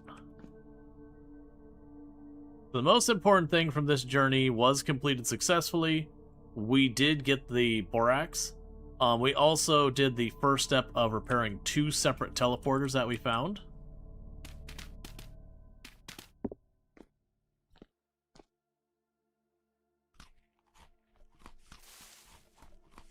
Can you get bigger bags? There is another size bigger bag than I already have. Yeah, so we got about a stack and a half of Borax, which is pretty solid. Like I said, that's probably more than enough Borax for, like, the rest of the run. But yeah, there is the sturdy bags. They are a pain to make. They're very, very, very endgame stuff.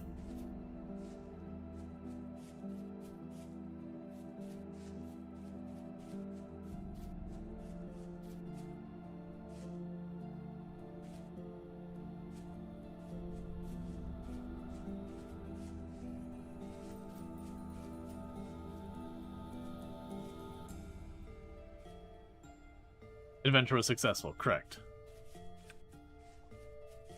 Yeah, I think technically you can get them before steel, but they're harder to make than steel.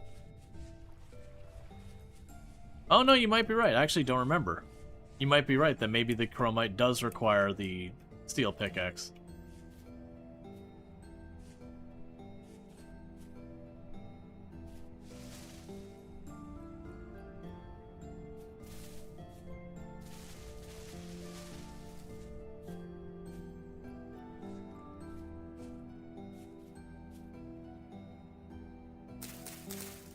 Okay,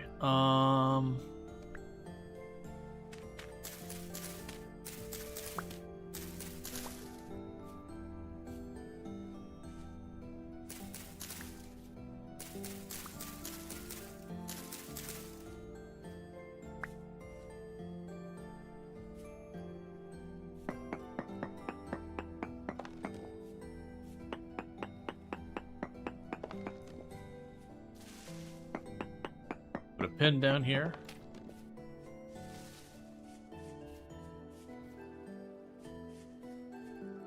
And we're officially in December.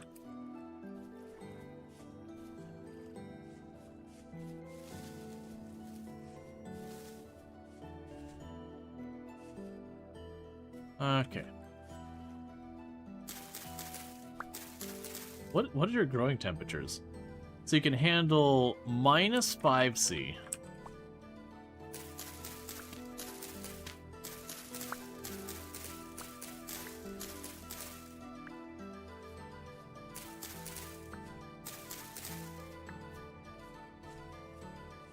Yeah, and that's, like, this run's the first time I've seen the sunflowers.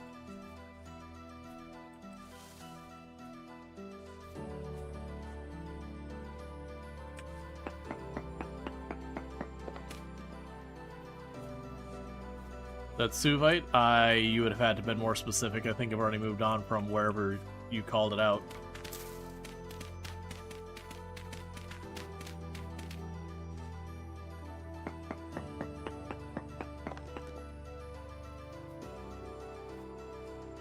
Near the sunflowers? I'll check in a moment. I genuinely don't remember where that was.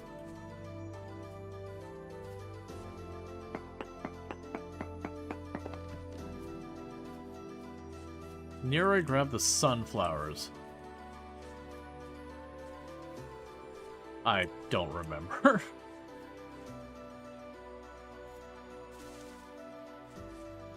We have gravel.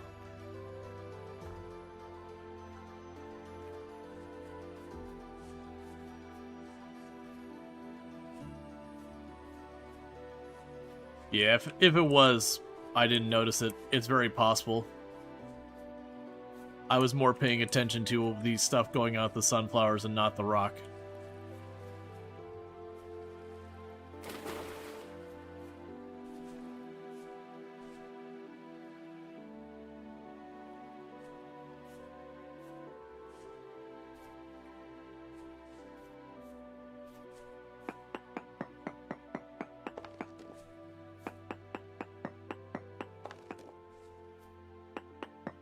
Okay.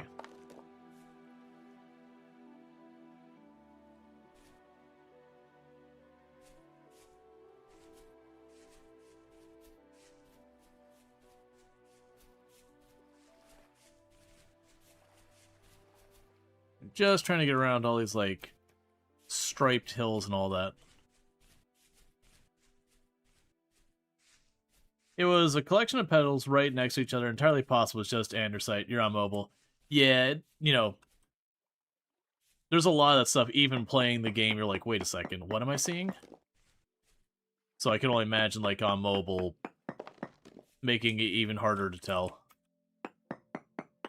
But you never know. People do definitely spot stuff that I do not.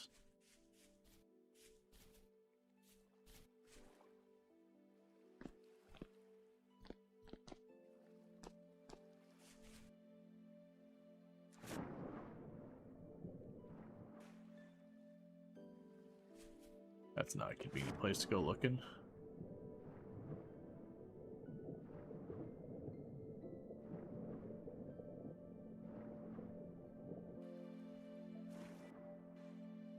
Interesting little, like, tear in the land.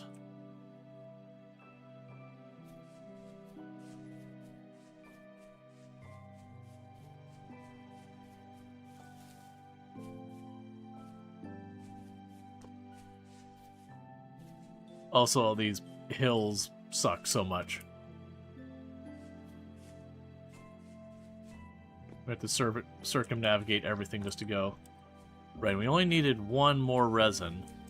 If we get the one more resin, I can make the big wheel.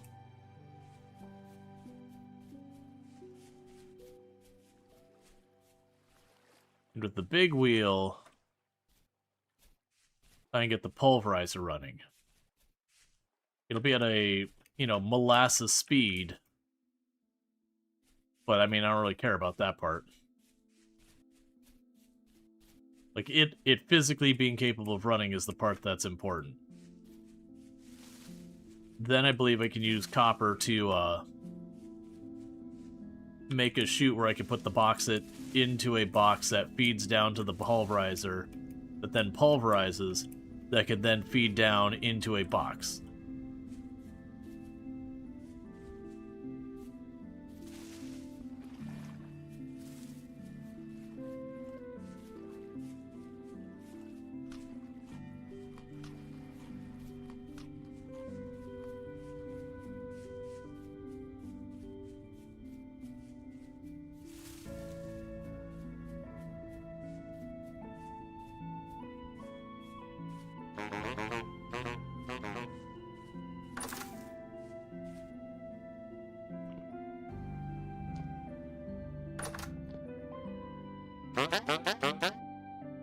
Okay, so they are buying cloth and all that and selling other shirts and all that. They actually are selling some clothes that give me way better insulation than I've already got.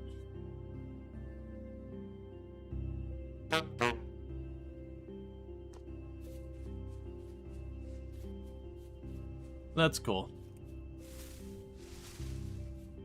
Now we can do this.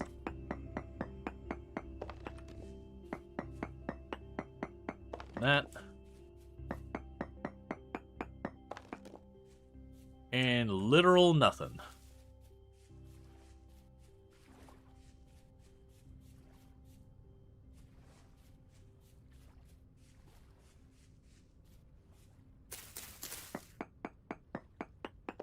One.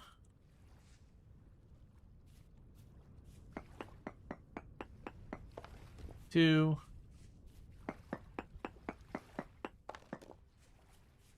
Still literal nothing.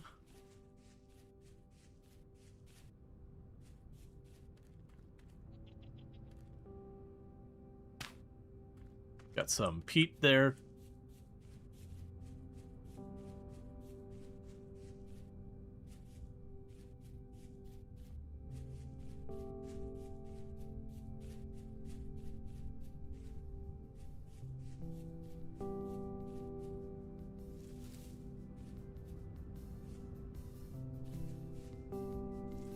Oh, look at that pine tree.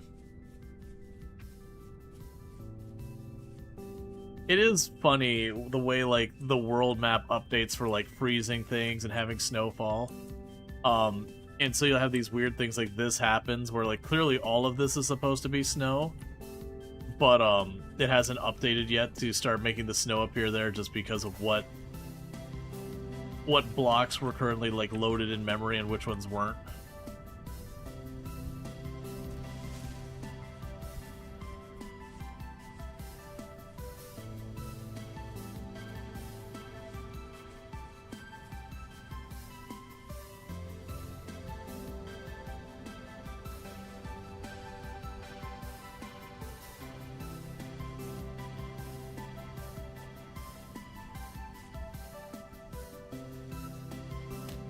Red clay.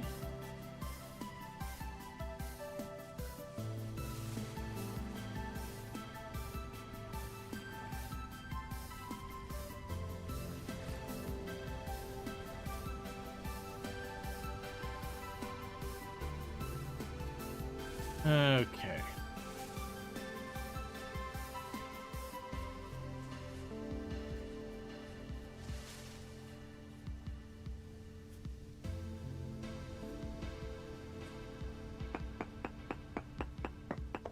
The one there.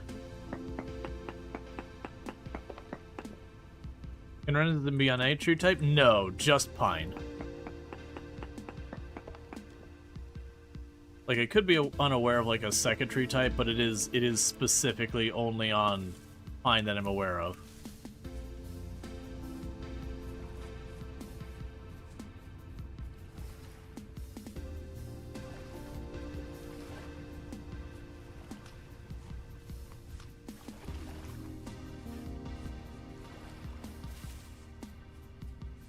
Okay, we shouldn't be too much farther till we're home.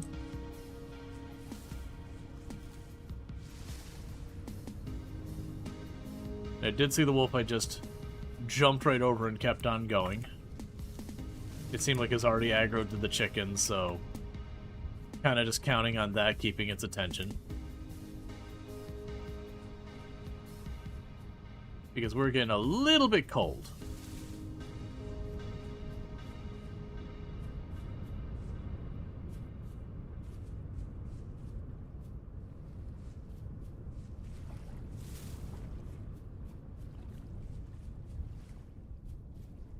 Okay, I believe that mountain up ahead is where our home is.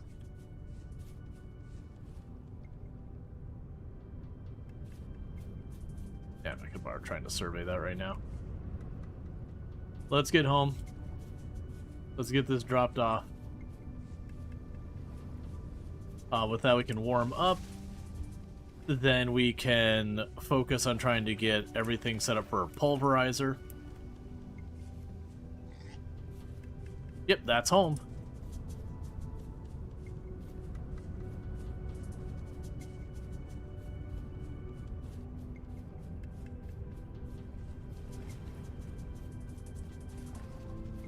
And I don't remember what the respawn time on resin is.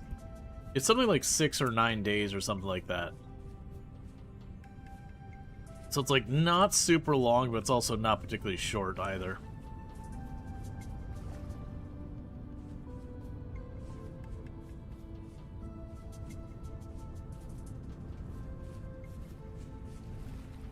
Alright, here we go.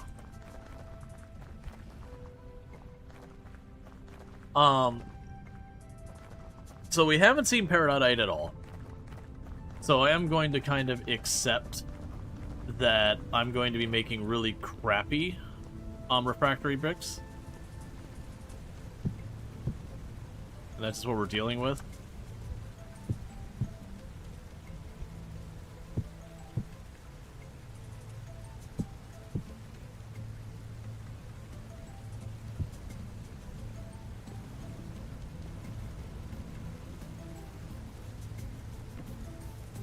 All right.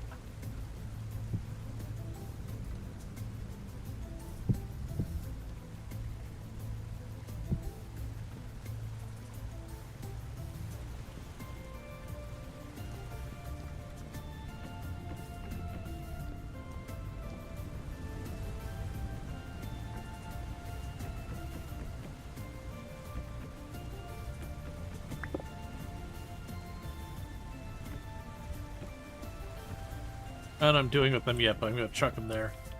Okay, so we got the sunflowers. I can't grow those yet. We can put the metal strips back here. We put, I think the resin's back here because we need 8 for what I want. We've got the bauxite. I got the chert. All that nonsense. You are all still processing, except the foxhide, which needs to wait for the their stuff anyways. You're still all actively rotting like I want you to. Okay, so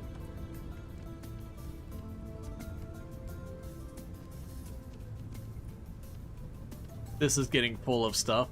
Oh, I got the andesite walls. We can take those out of here.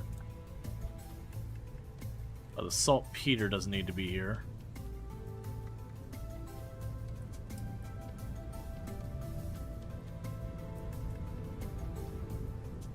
Put the bauxite there for a minute, or borax. I keep saying bauxite. Borax there for a minute. The saltpeter, I don't remember which box I put that in.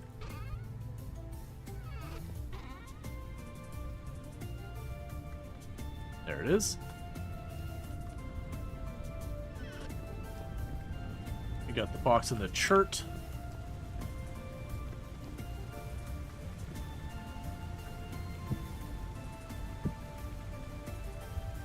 Okay, at some point I'll have to make a trip specifically looking for... Do we not have any boxes of chert? Really? Oh, well, we do now.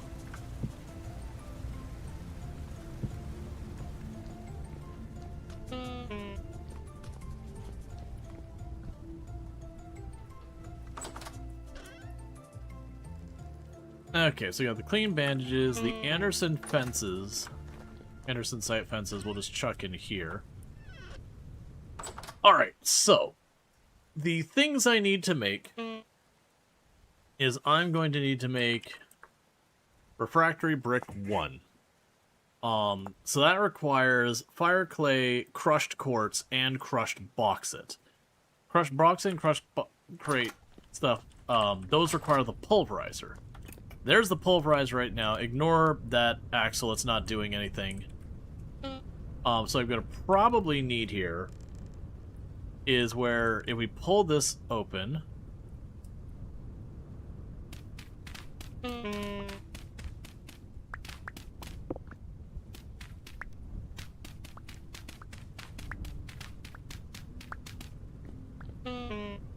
No, stop whining. If we pull this open, you'll see you've got a 90-degree angle up here. No problem. I can put a really big gear here, which should be able to run that. But then I'm going to need a 90-degree angle over here, and then we'll probably put the pulverizer on top of that.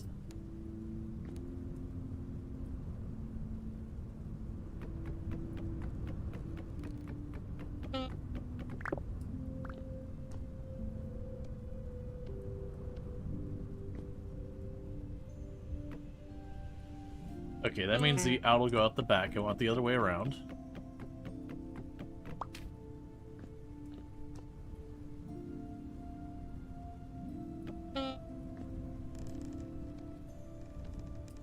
Put you in there.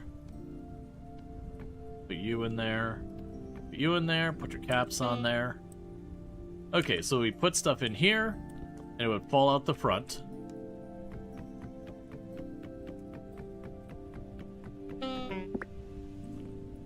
Okay.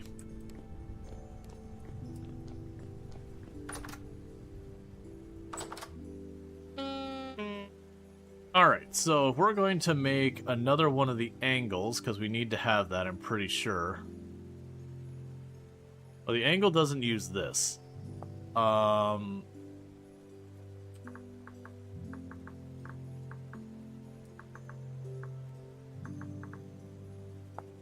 Angled gears.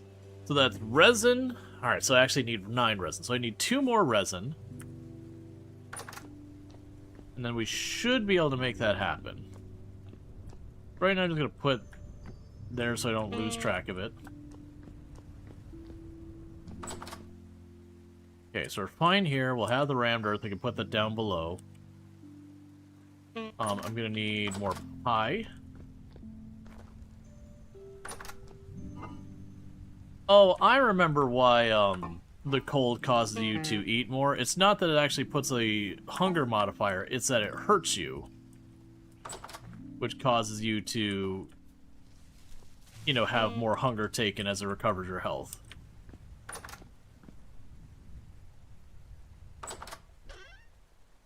Okay. We can just chuck you there. Alright. So we need to get the pulverizer, so this means resin is now the priority. Which I mentioned before, but like, you know.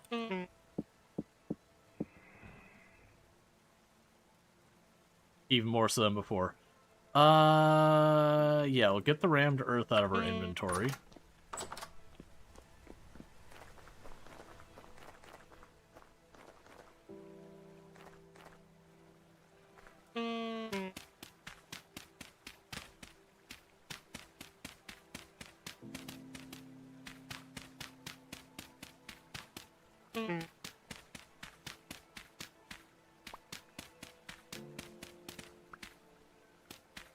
Okay.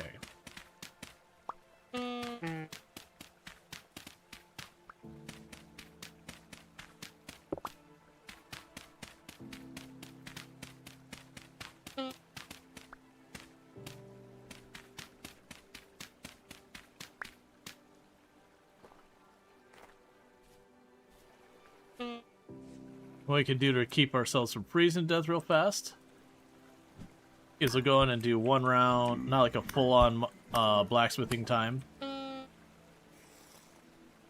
We'll do enough to get our equipment tempered, that's what's in there.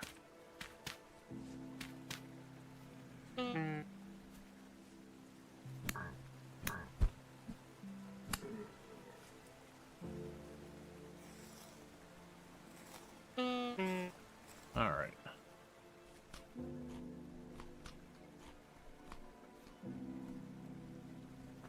Cool. Let's get that going so you don't have to listen to this.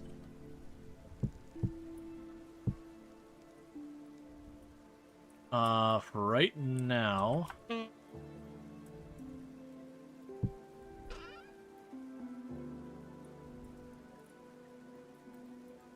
Why is everything full everywhere?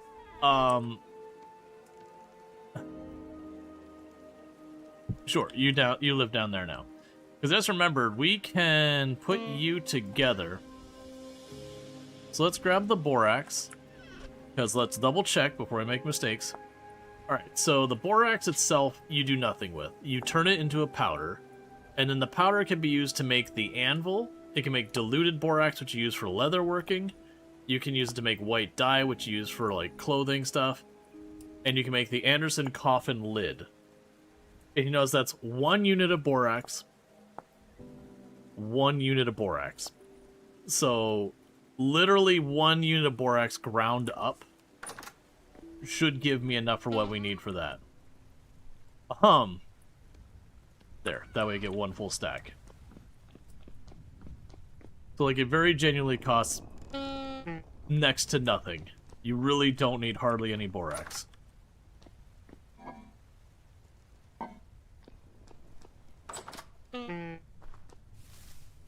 Okay.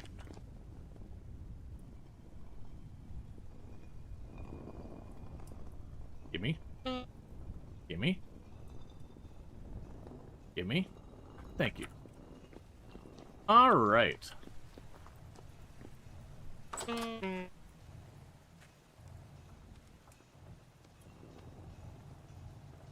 So I'll need the tongs.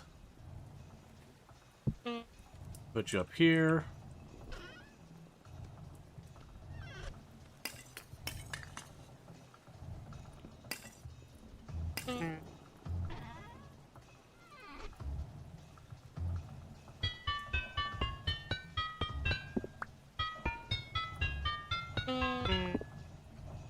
Alright, so what we need to do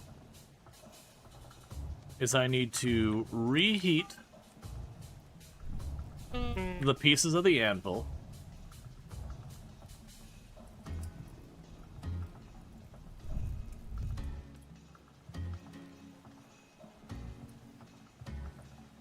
That way I could fuse the two of them together.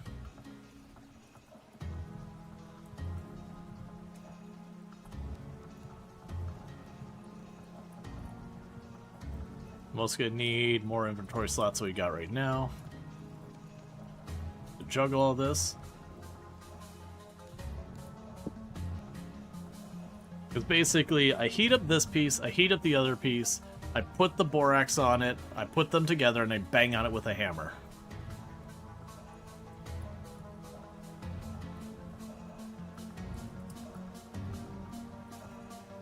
And once I have that, then I've got my iron anvil.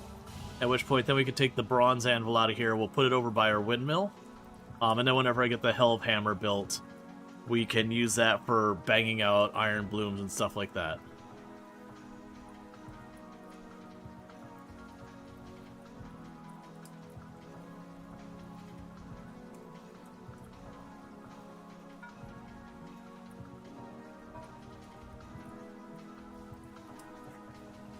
What would you need to make the coffin lids for decorating? No, that's part of steel production. So the coffin, what happens is, to go from iron to steel, you would take the iron ingots, you make, it's a like andesite like kind of coffin. It's only certain stones are eligible, but you make kind of like this sealed coffin.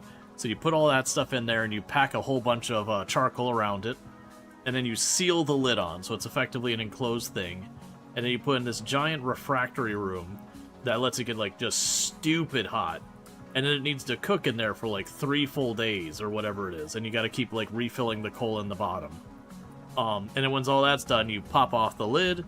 You've got your steel ingots. You clean them up real quick.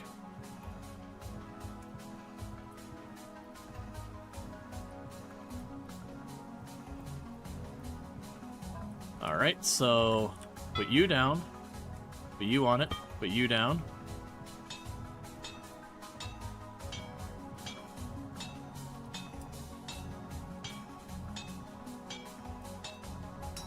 And we now have a tier 3 iron anvil. Before I forget, I did not do this in all the order I should have.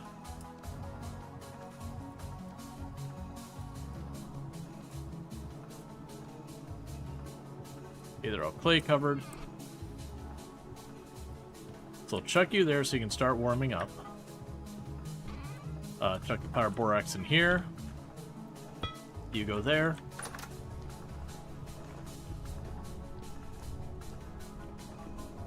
Like I said, we're not ready for this yet, but I'll have to set up a Hell of Hammer on it eventually.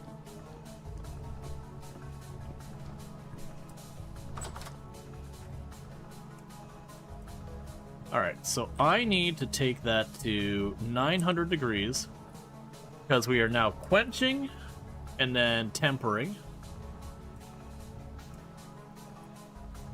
Because they already got the fuel here. I'm not going to go and do a bunch of extra ingot stuff or make a bunch of stuff. We're literally just going to do a round of quenching and tempering, and then leave them on the floor to cool off again. Go about looking for resin.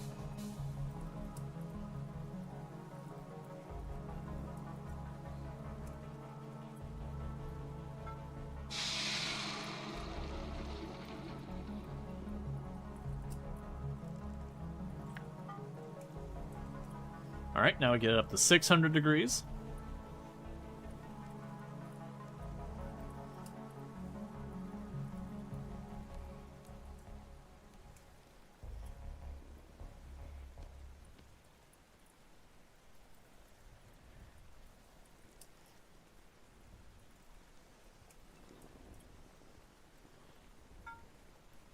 And now you go in the corner.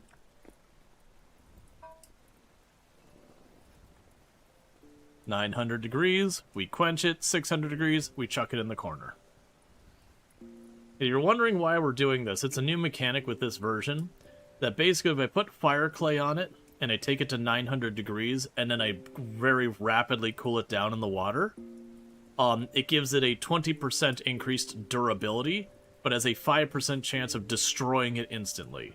Which means statistically, if you do it a whole bunch of times, you will definitely come out ahead. But, you know, every once in a while you'll lose one.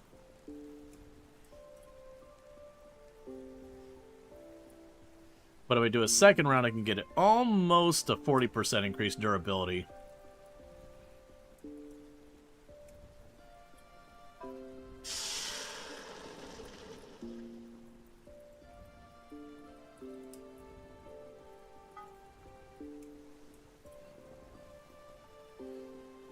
Okay. But I'm just trying to not waste our charcoal. We're going to bring all of our axes this time when we go out to look for resin. And we're going to start knocking down a bunch of trees, because I am going to need more logs for, like, axles and all that kind of stuff as well.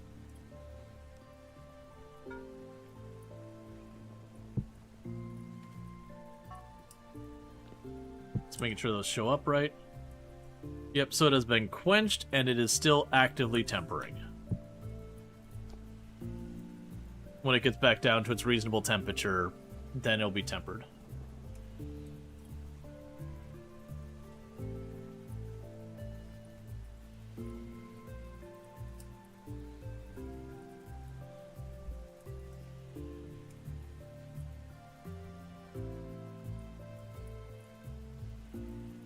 Because we know I need 9 resin, and I've got 7.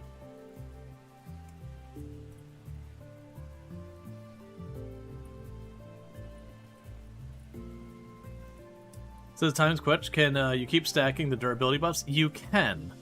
There's a catch, though. If you look at this when I grab it, it had a 5% chance to instantly shatter when I first did this. But if you look at it now, it's a 10% chance to instantly shatter. And that's while I'm quenching. Like, I dunk it in, and it has a chance of shattering. So the reason I'm doing this where I go quench and then temper, which is where I bring it up to a lower temperature and let it cool off slower, is tempering reduces the risk of it shattering, but not by nearly as much as the quenching brings it up. So it's kind of a juggle to, like, kind of find the sweet spot. Because what'll happen with these is when they're done tempering, it'll take it from a 10% chance to shatter to an 8% chance to shatter, and then we'll do another round. But not right now. I gotta wait for them to cool off, so... Yep, it's a shame. I mean, we still used up half of it, so we only wasted a little bit. Alright, so we've got our iron anvil made. I need to put my tongs back and grab my lantern. We got 2 dirt blocks to just chuck down here somewhere to fill in the,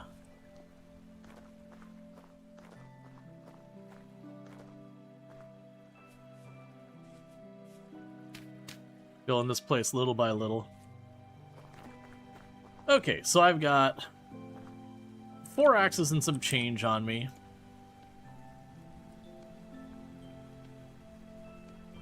And we need our resin, so let's go try and make that happen.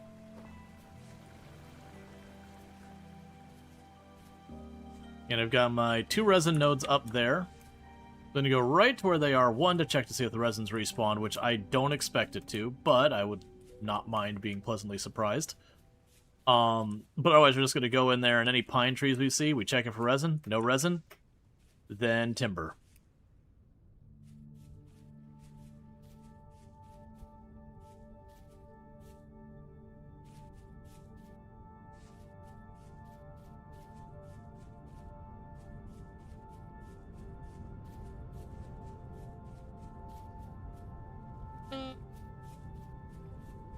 Okay, so the 2 resin nodes we know... Sorry, 3 resin nodes we know of are right up here.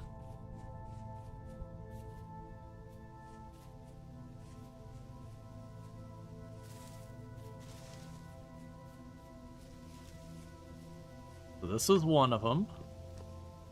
Yes, that one is not recovered yet.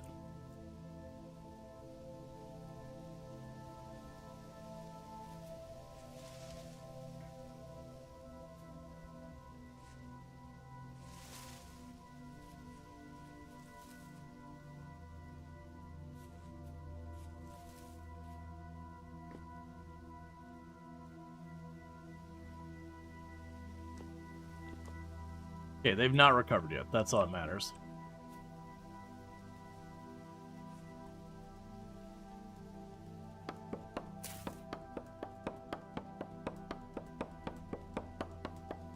Okay.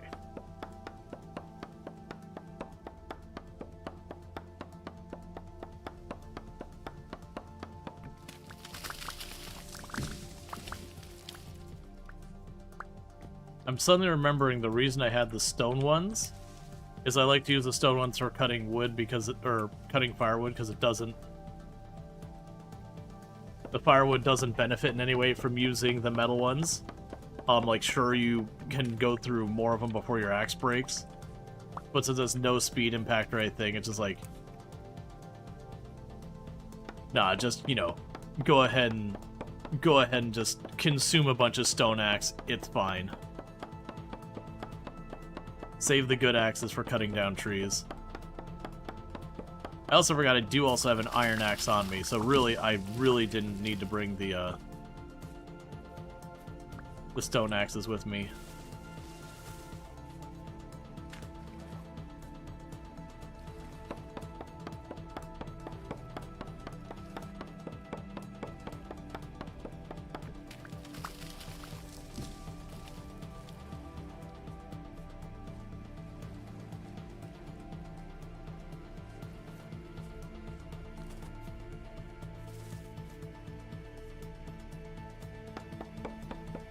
Okay.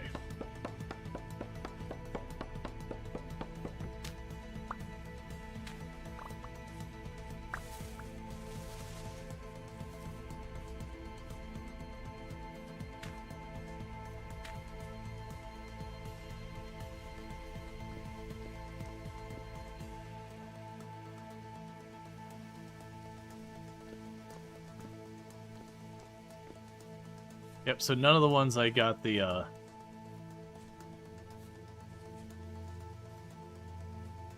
pine resin ever covered yet.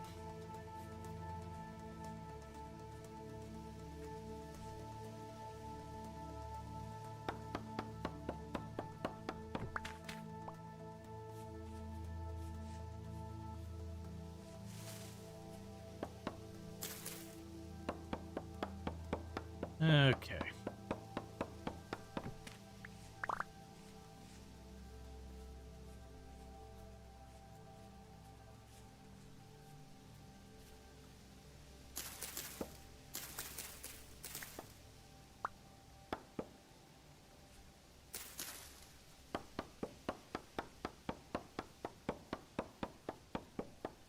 Alright.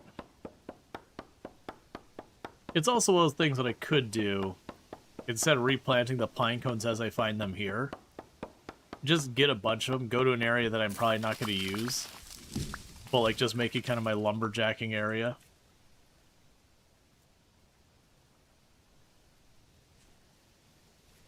Alright.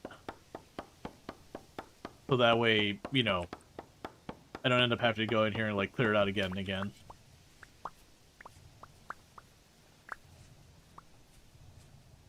That said, I don't feel like carrying them, so it is what it is.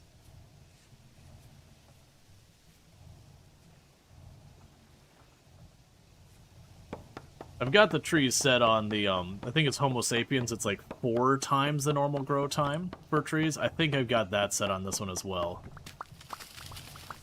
Because I did generally find that, you know, if you're planting the trees, it's not that big a deal. And it did... I heard it.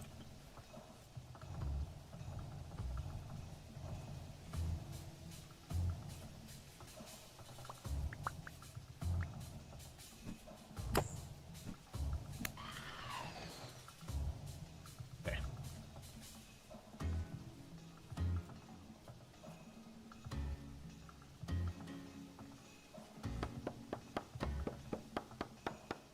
Alright, so we just need resin. Well, and the wood, which I'm actively getting now.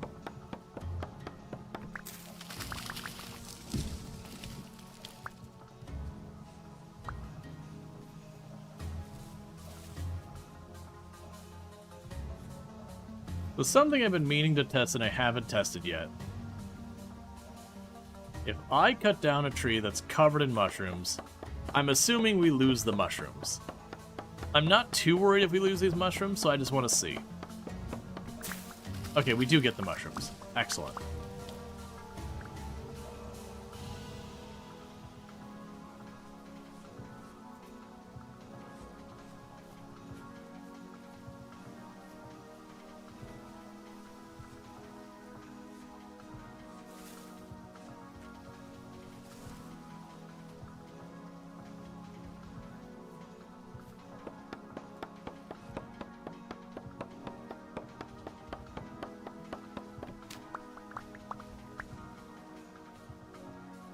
Yeah, it's the ones we're preserving.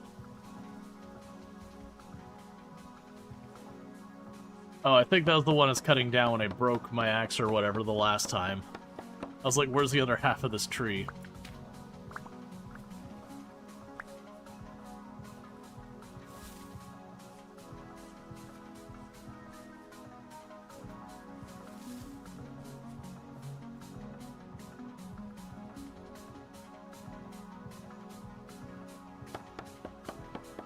Okay.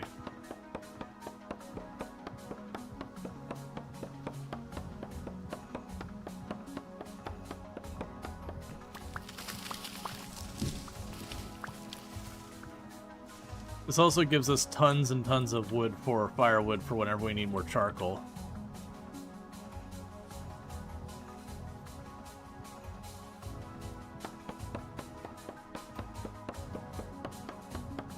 Alright.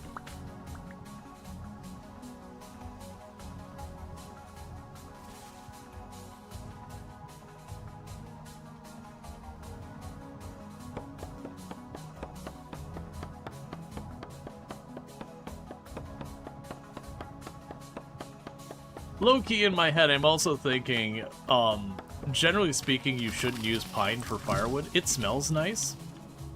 Or it can smell nice. The big problem you run into with pine is when it burns has a tendency to be really sappy. So it can kind of coat your chimney and all that kind of stuff and just be a general disaster.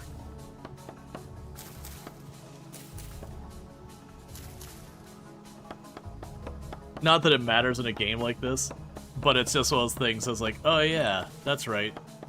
You usually don't want to burn pine. Oh hey, it was slightly embedded in the ground.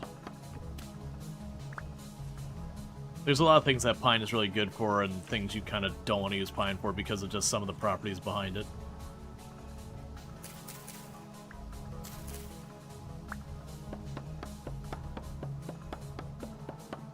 Our inventory is almost full.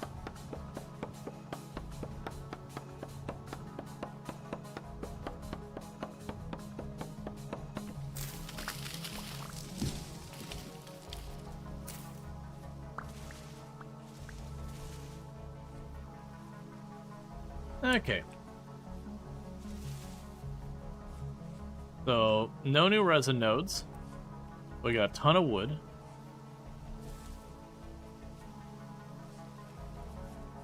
Let's run it back real fast.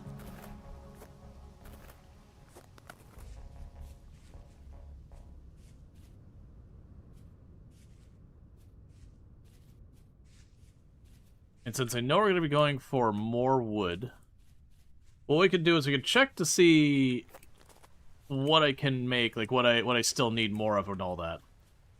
Because I need more resin to make the giant wheel. I need a unit of resin to make the gearing to work with the giant wheel, so I can connect over to the pulverizer. Most of this could just be made into firewood and chucked into our firewood pit. Or charcoal pit or whatever.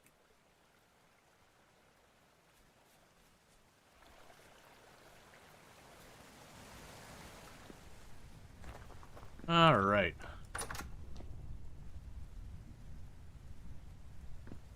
Yeah, actually, with what we've got...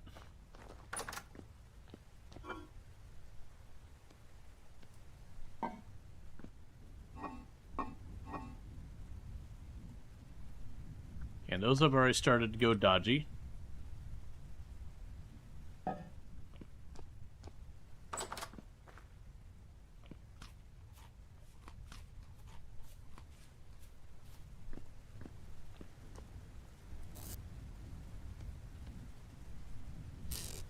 Okay. So I figure what I do with... I figure what we do with this is, since I know I'm going to go back and cut down at least a couple more trees looking for this, and if not, I mean, I can just go back and cut more trees. Let's go ahead and pop in here real fast.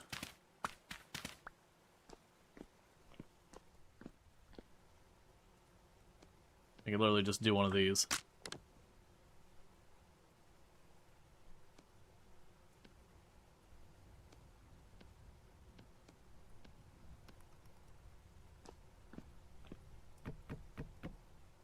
Okay.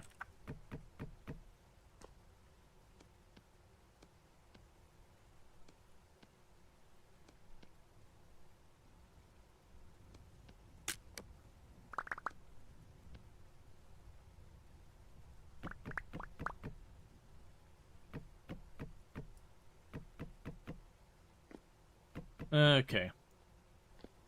Let's see, is it easier to harvest wood in this game versus Minecraft? You know, in Vintage Story, the entire tree is harvested. In Minecraft, it's just the block of the ground. The rest just hovers over the ground. Yeah, no, I mean, I would say it's easier to harvest it. I would say, though, one consequence you do run this game is, as you can see from the giant pit I'm making of firewood, you do end up needing a lot more wood than you would in Minecraft, in my experience.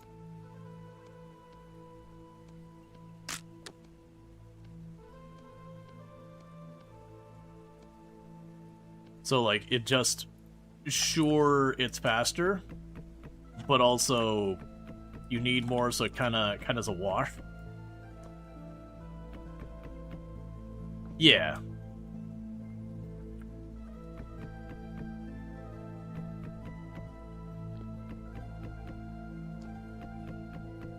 Now, granted, this giant pit I'm filling up with the firewood is very unreasonable. I have made it way, way larger than you could ever reasonably want to do. It is the absolute maximum size that it works. And I don't anticipate fully filling it. Basically, I keep adding firewood to it until we hit the point that I'm out of charcoal. And then when that happens, whatever's in there, I level it out and then light it up.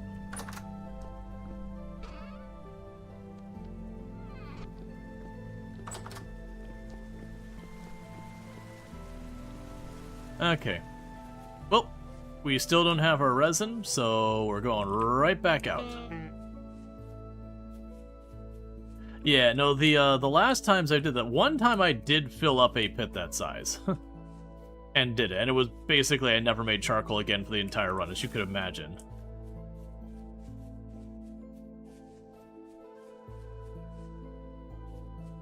So the biggest you did was 7 by 6 by 3. Yeah, and the maximum, I believe, is 11 by 11 by 11.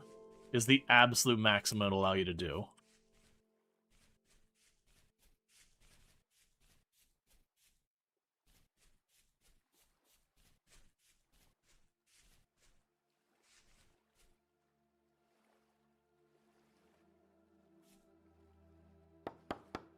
You guessing that the frost effects of the edge of Scream are hypothermia warning? Yes. The good news is starvation and hypothermia, while they're absolute mechanics in the game, they don't go fast. So it's not like you get, you know, caught in the cold and like 10 seconds later you're collapsing on the ground, freezing to death. Like some games it like gets cartoonishly fast. It is a very slow like tick down that happens.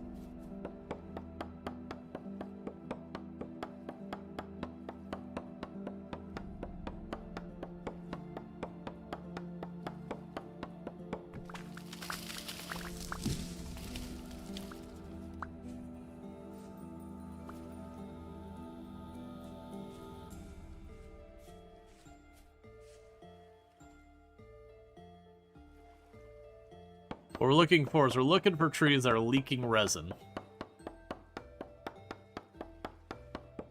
Because I need 2 more to do what we're going. Yeah, no, there's definitely games where it's like, you're cold. And within like 20 seconds your character falls over dead and you're like, really? If I was cold enough that like I was going to die in the next couple seconds due to the cold, like you're not saving yourself anyways. That means you've been, like, on the brink of death for a while. Kind of like in real life, a lot of the things, like, by the time, you know, you're within, you know, dying soon, you're basically, there's no saving you, you're too far. By, like, the time, you know, the body's actively shutting down.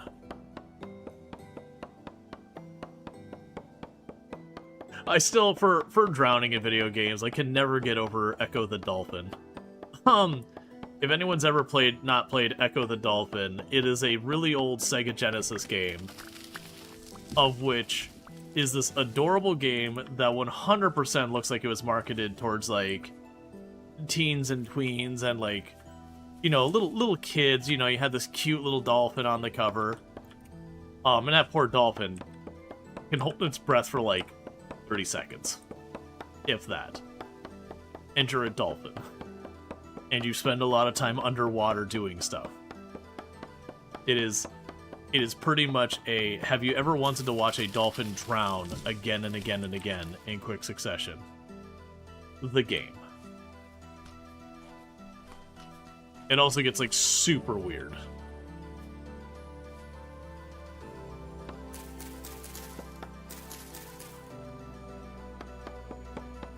That's literally order of magnitude longer than Helldivers get. Right, I mean, that's fair. My comment was more like, though Helldivers are like, okay, maybe they're wearing this armor that, like, I don't know, in-lore reasons or something, increases their oxygen consumption. Obviously, that's BS, but, you know, you could hand-wave it. Versus, like, what's this? It's a dolphin. What else? Look, man, it's a freaking dolphin. What do you want? And it can hold its breath for, like, 30 seconds. Yeah, no, Echo Dolphin, they have, like, aliens capture your friends or some nonsense. I remember, like, it's genuinely like, a fever dream and just rage-inducing.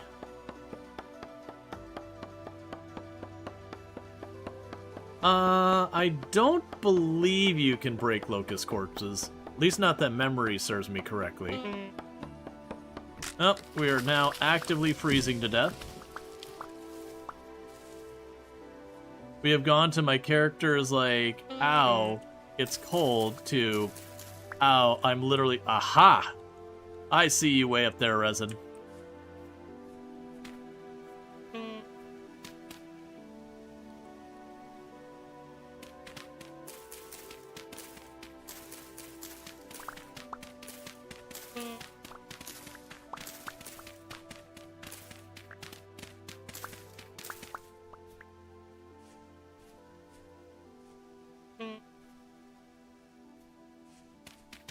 I need more than that.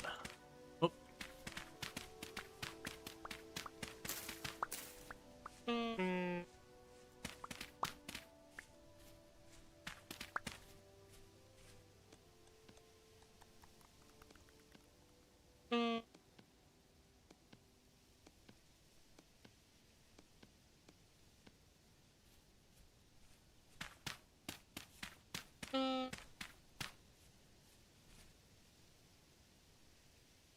I have not. Like,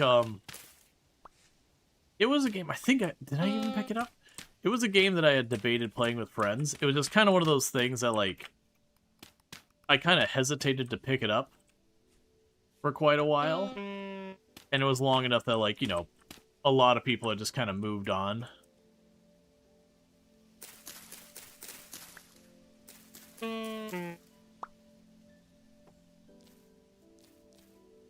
There you go. So a little tricky to get that one.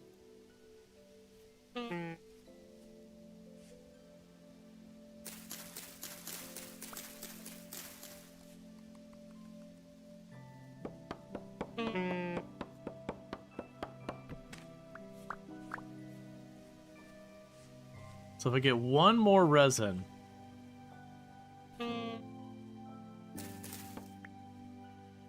I believe that'll be enough for us to hook up the pulverizer.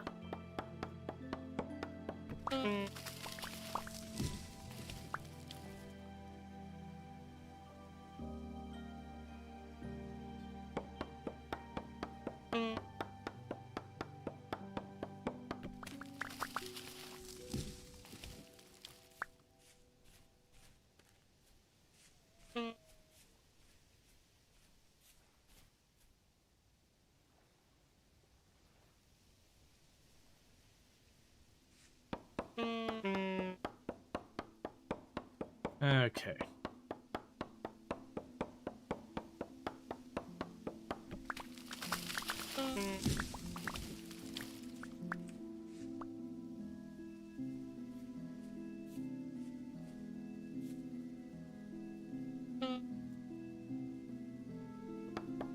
And when I'm looking at that, I'm looking at that top in the middle screen where it says pine log. If you just look at the brick, even if you don't see the resin, it'll say leaking pine log. If you see leaking pine log, you know you got what you're looking for. But you stop falling for friends in their games a week until they bugged you. You know, because they had like months of content. Yeah, no, that was the kind of thing. Like, it's one thing if it's like a little $5 game or whatever. It's like, okay, you know what? Even if we only play it a couple of times, that's fine. But some of the games out there, they're like 30, 40 bucks or whatever. It's like, all right, if this game has still got anyone's attention, you know, a couple months from now, we can talk. But yeah, no, I definitely had a number of times I hopped into various games to like join friends and all that. You know, spent 30, 40 bucks. And then they turned around, you know, a week later, they're like, oh, well, we've been playing a couple months. Like, I'm not a couple months, like a couple weeks. Like, you know, we're already kind of done with it.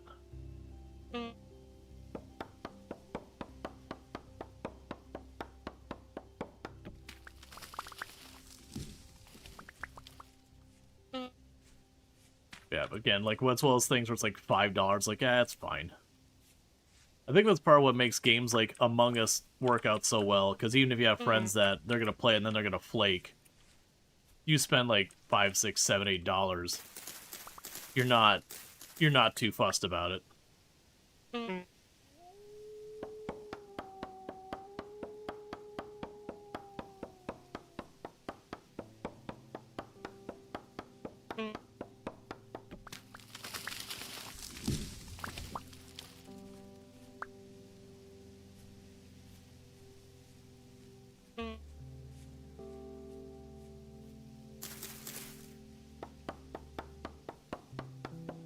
Okay.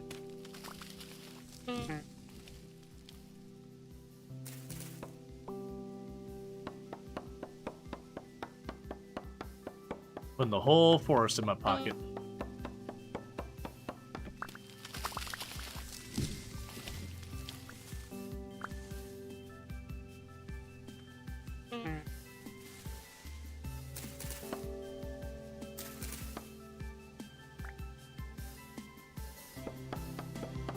Did you ever end up finding the trader for those bags? Yes, I did. I did take my bags and sell them to the trader.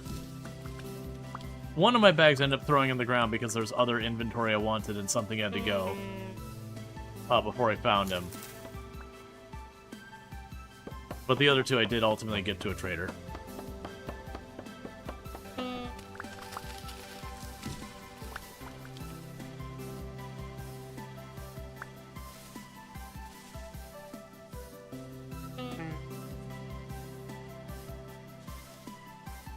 And our inventory is almost properly full.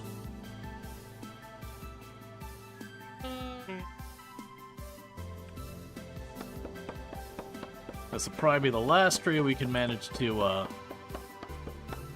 cut down before our inventory is full again.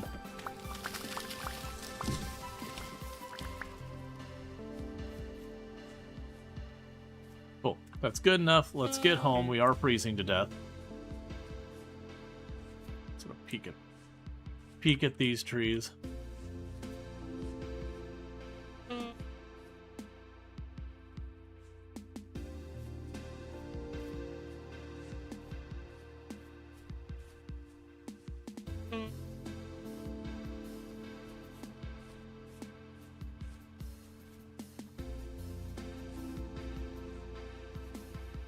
Hello, hello.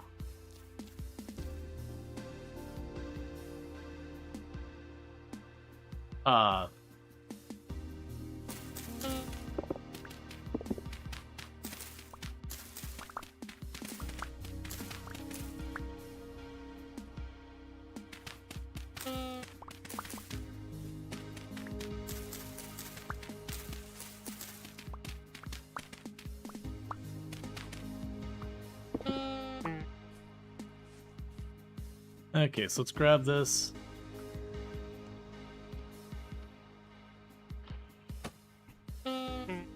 Where?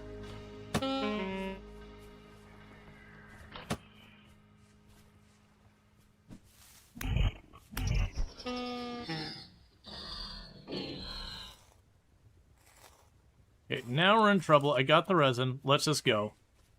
Because he hit me and got a really solid hit in, which lowered my life a lot. Which does put me in trouble because the whole point with the slowly freezing death, it's like, it's not a big deal. You know, I'm slowly freezing death, I got time. But he just took a lot of time off that timer, if you would.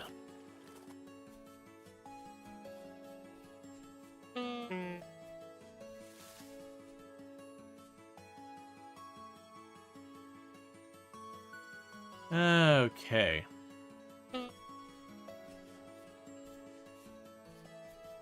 But we got our 2 resin, so I should be able to go make the angle gearing, make everything. We'll have to do a little bit of juggling around with our stuff.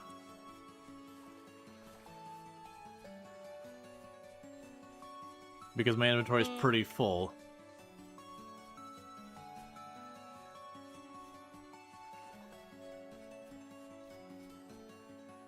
I think the torch does when you're holding it.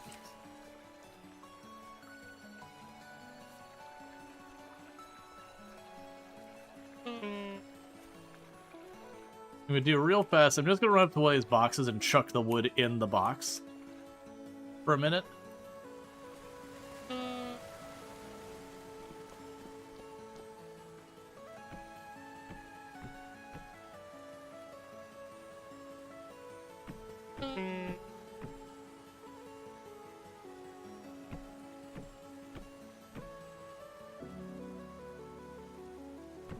Keep one stack on me.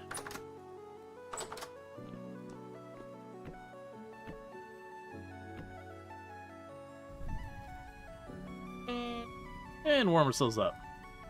Let's see, party games like Mecha or Peak and Among Us come up again later.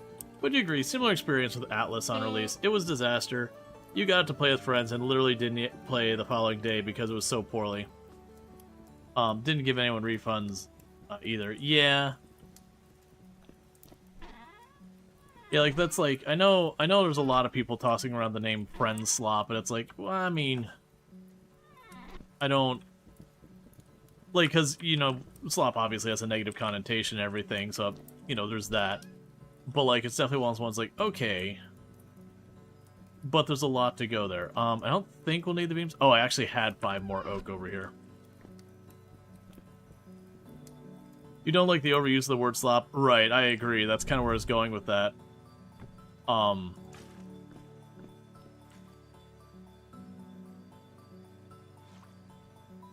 Okay, so got that all sorted. When you're in a worse name for genre competition, your opponent is Friend Slop. Yeah, I mean, I don't think the people who go with that have the name. All right, so we have stuff here. Grab the sticks that aren't supposed to be in there.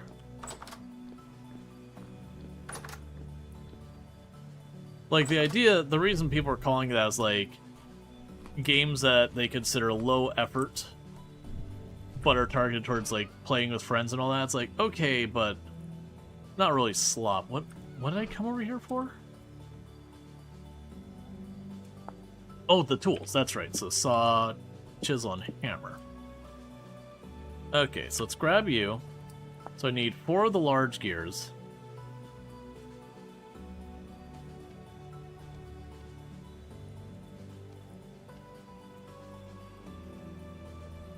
I've already forgotten the order of everything here. Oh, you probably need fat as well, didn't you? Oh no, sticks. Okay, let's get that done. My brain cannot retain this information. Resin. I'll probably have these in the wrong order, but that's fine. Grab the planks. 1, 2, 3, 4. And then with that, we want to make the big gear, which is 4 of those, an axle, and a bunch of planks. So now we go here and yoink this axle.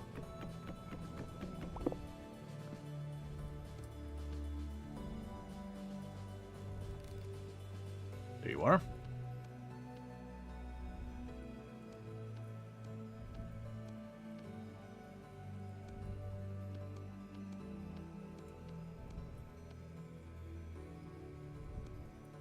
Now I got a really big gear here.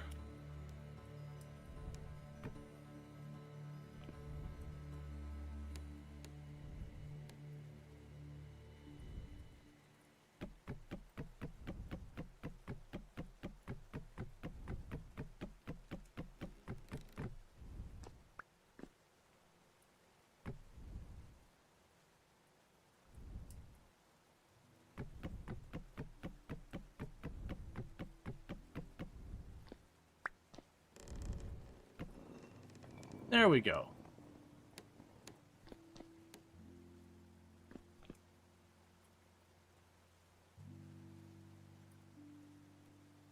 You shouldn't be struggling. That gear has nothing connected to it. It's literally the same thing you had before. Like this gear isn't doing anything. This shaft goes straight through. The gear's going to do something, but we haven't gotten to that part yet.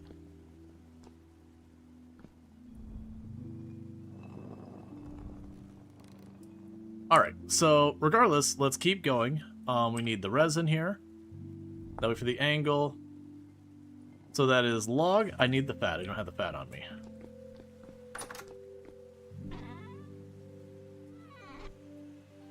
So it's what? Log, fat, resin, sticks.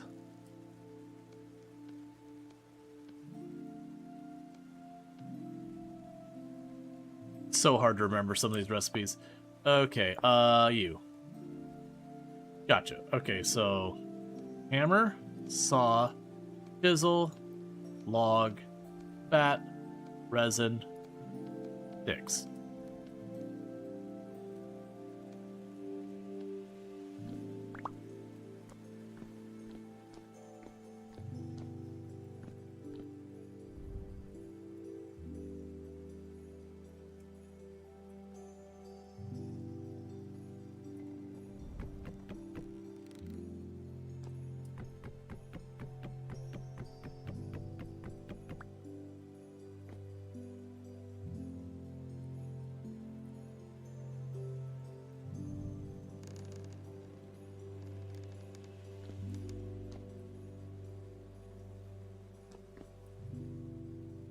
Oh, I think we have to do...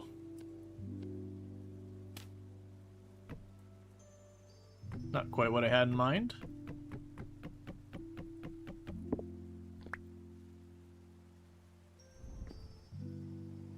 Can only be attached to axles. Okay. We're putting the axle here.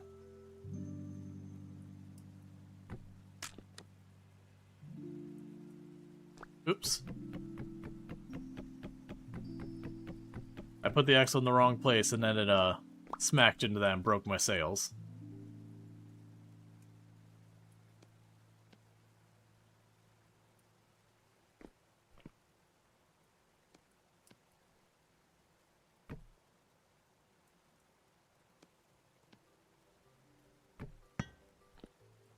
There. Okay. So needless to say, we've got a problem here. So what will it take for me to make another axle? The logs, fat, wood, chisel. Alright. Logs, fat, wood, chisel.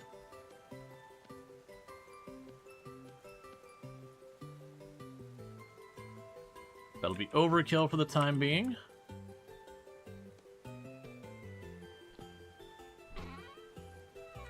And somewhere in here I've got more sails.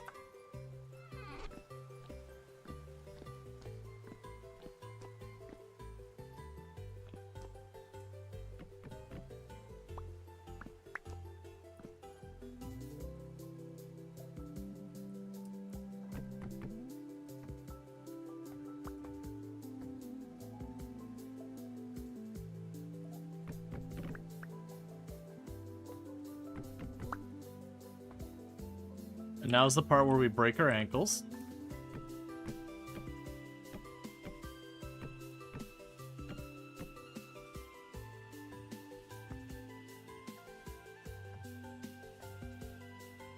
Right, so I can do this.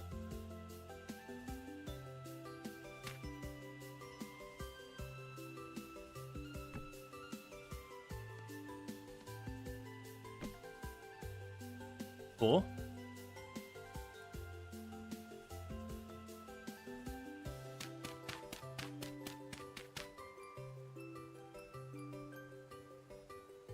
Okay.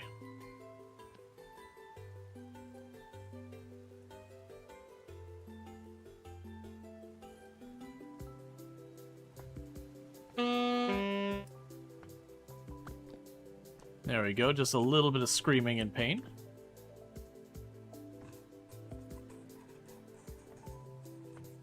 Just gotta remind yourself that you're alive from time to time.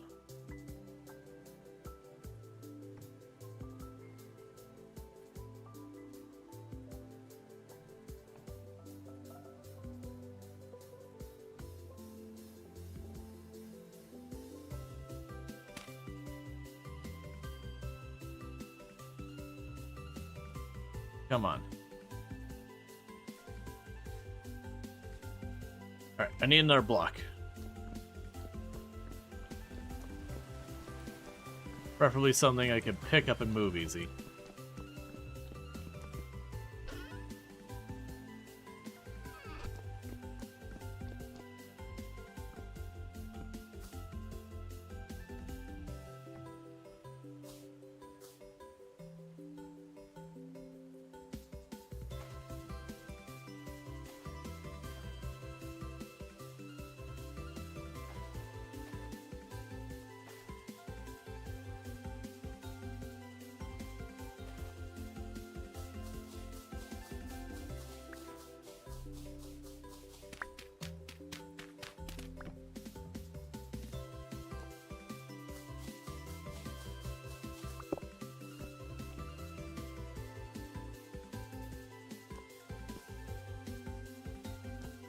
You should definitely be turning. I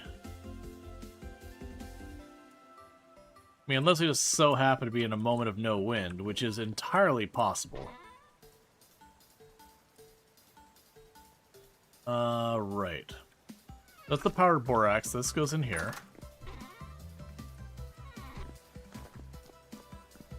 Dump the sand in here. Right now, dump the wood in there.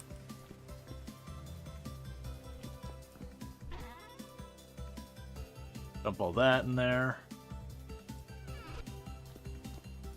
Can you set up a flag or something to determine the wind? Not that I'm aware of.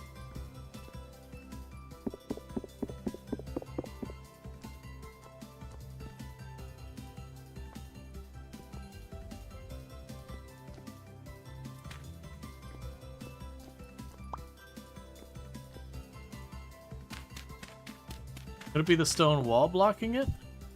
I don't think so, but we can try removing it.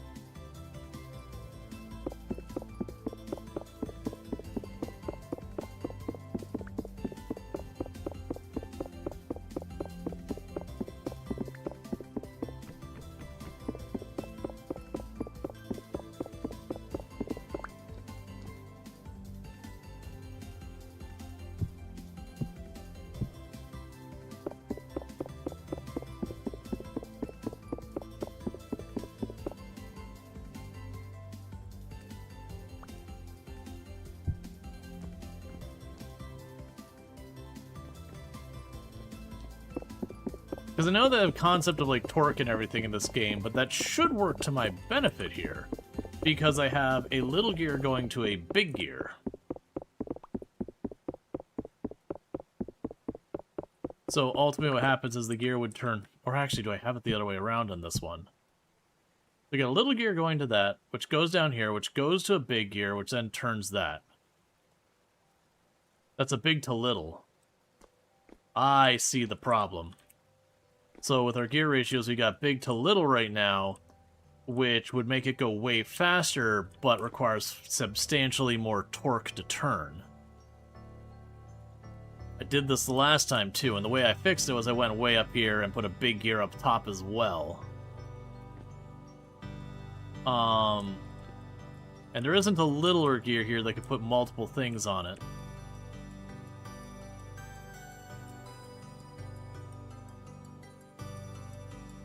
I wonder.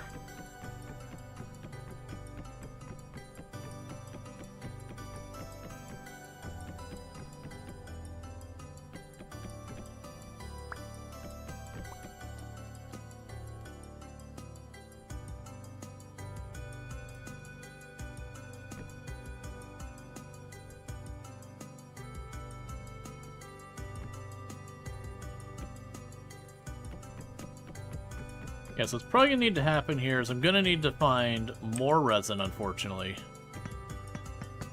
Yeah, it surges to life for just a second, and then shuts down.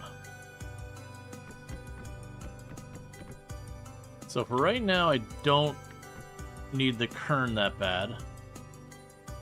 Well, you know what? It's fine. And the reason it's fine is I have more things I need to do. What we could do is while you're getting sorted, I need to make a pair of chests and some hoppers.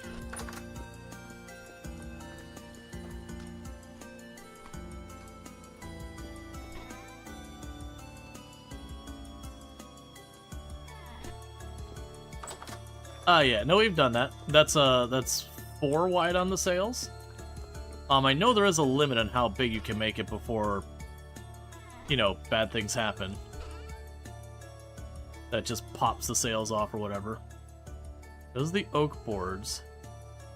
Did they not have a bunch of pine boards? Those aren't on me. Didn't drop them in there. That's fine, we can go right here.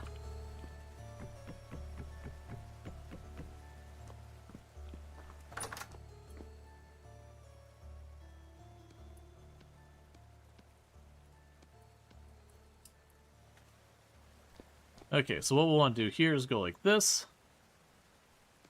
Grab the brackets. Cool.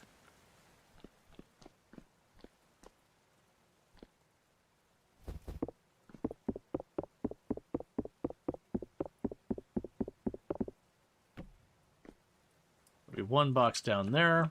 I'll have to get myself a better way to access it, but I'll deal with that in a minute.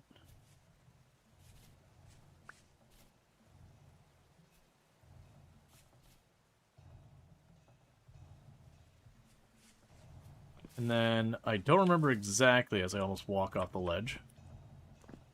Don't remember the exact setup this needs.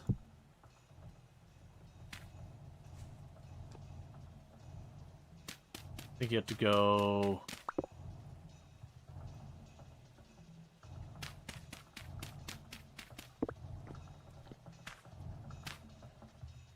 up here.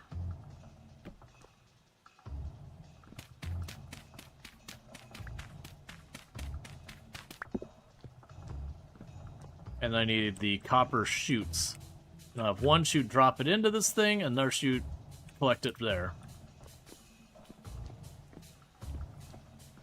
Yeah, no, it's you can add more surface area to get more torque. That is a thing. And we've done that. But like I said, there is a limit that if you try and put too many on there, it just kind of snaps and your sails fall off.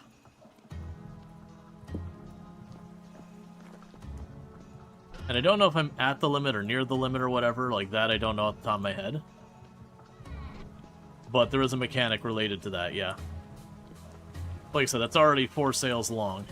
You can also add more sails onto your setup as well.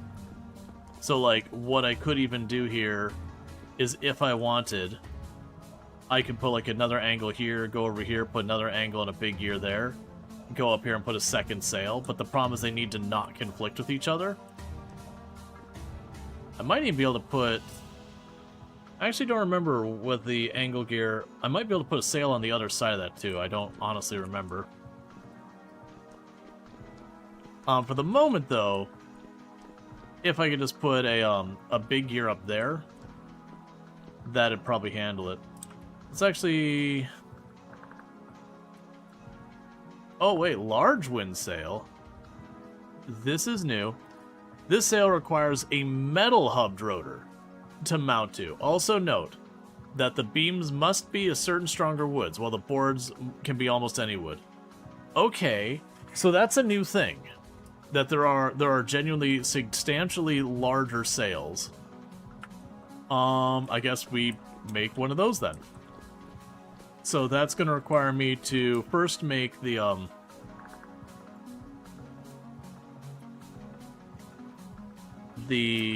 better axle to it.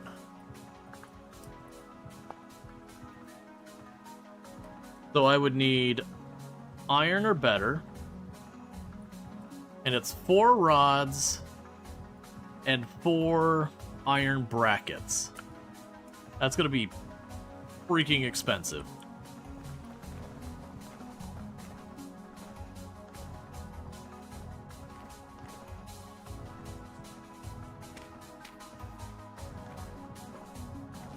Okay. So 4 rods, 4 brackets out of iron.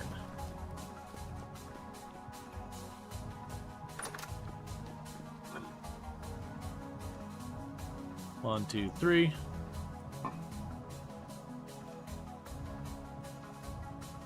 No. I'm running no mods that add any type of changed anything like that. The only mods I have are like some convenience stuff. Like the auto map marker and the Napster mods. But everything else is vanilla for 1.22.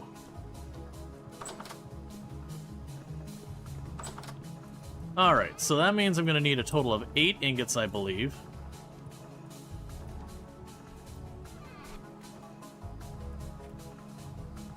Grab you, take you, plunk you up there.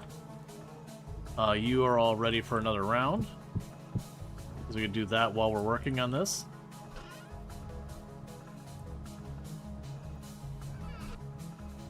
It doesn't need, at least I don't believe so.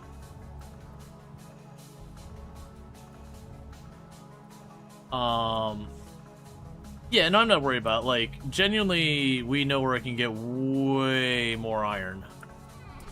So I'm not too fussed by that. Alright, so let's go ahead and we need to quench that. Quench that. Quench that. Put you away. I'll need the hammer. Got the other stuff in my hand. Grab the charcoal. And before we get into this, I need to quickly use the restroom. So I'm going to quickly use the restroom and be back in just a minute. But thank you so much for tuning in, and I'll be back in a minute.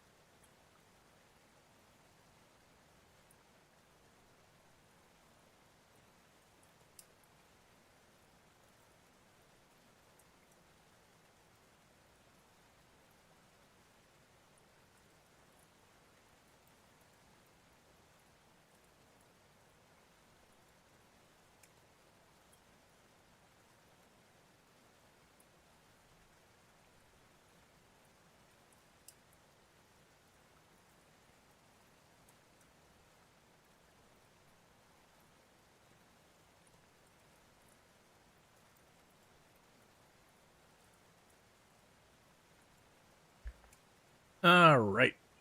And I am back. Also, I mentioned it earlier. There was a mod I saw, How to Be Quiet, playing, where it basically takes Project Zomboid and then makes it Skyblock from Minecraft. So there's a very real chance I'll be checking that out here this coming week some point. Alright, so let's first start with the stuff here of quenching these. So these will have an 8% chance of just exploding in my hand. But if we get it, and we get it to take, it'll increase the durability by about 18%. So with the math, you know, even if I destroy 1 out of 10 or whatever, you know, 1 out of 10 of them, I still should come out ahead in that the durability goes farther than that one lost one. So we're trying to get to 900 degrees Celsius. And then the moment it does that, we just dunk it in the water.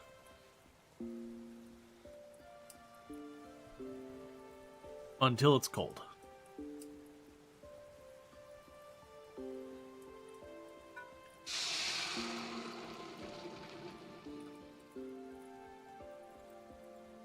Okay, we're not tempering these ones, because we're not going to be doing another round of quenching. Because at least for me, the risk felt good for 2 rounds of quenching. I think with the steel, once we get to that point, I might take the time to like do the math and be like, how many times should I quench and temper before the math stops mathing?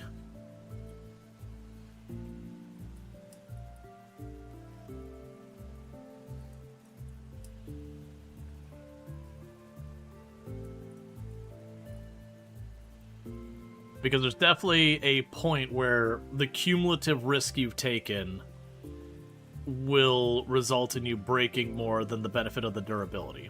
But the durability has diminishing returns, as does the tempering.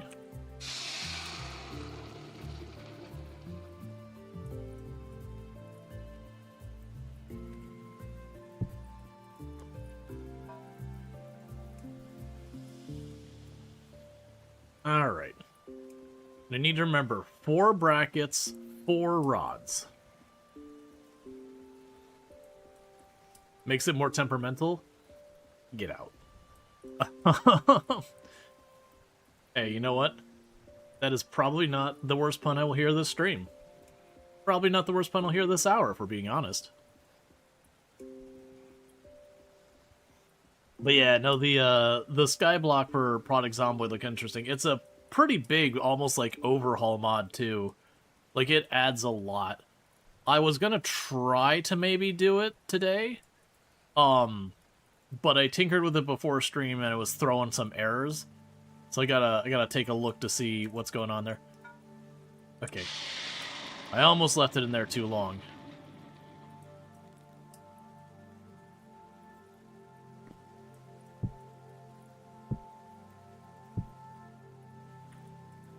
Alright. Let's eat some pie before I get into it.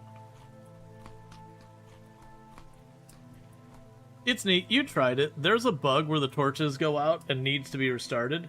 If the torches go out, spawn zombies, which is sucky. Yeah, no, I read that on the mod thing, and it said you could right-click on the torches, and they have, like, a fix that'll, like, relight them all. And it specifically said, like, hey, when you get a generator, be careful having the generator near the torches, because it will, just because of the coding on the generator where it turns on and off lights and all that stuff, that it'll screw with the torches as well. That I guess just by design, when you turn off the generator, it turns all the lights off in its range for whatever reason.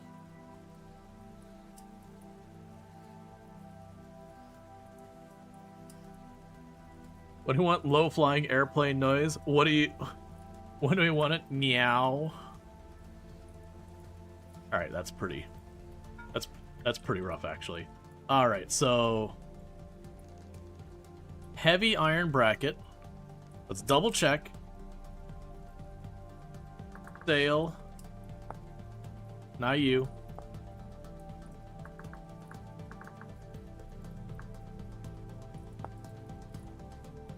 I literally chose the same thing twice. Okay. It's just making sure I was making the right thing. Requires 2 ingots. This is going to require 12 ingots. This crap's expensive.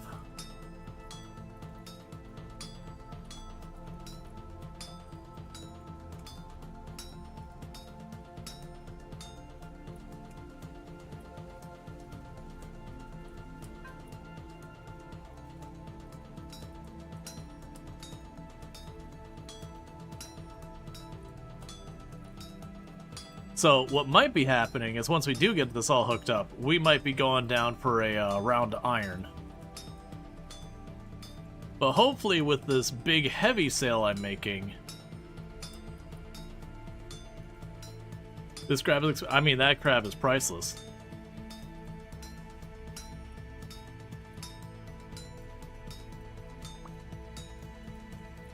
Let's see, and the barbecue killed his character by accident trying to pick up a body because he was by a fence and the game gave a fence jump priority. Oh yeah, no, you gotta be real careful with like fences and all that in Project Zomboid. Or if you're near an open window, you can get yourself in a lot of trouble where what you want to do will get you like in all sorts of trouble.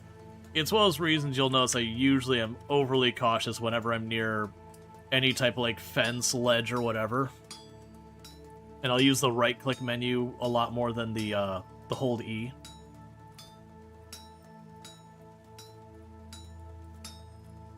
More than likely the pine I have is not good enough. Oak should be fine and maple should be fine. I got that all over the place nearby.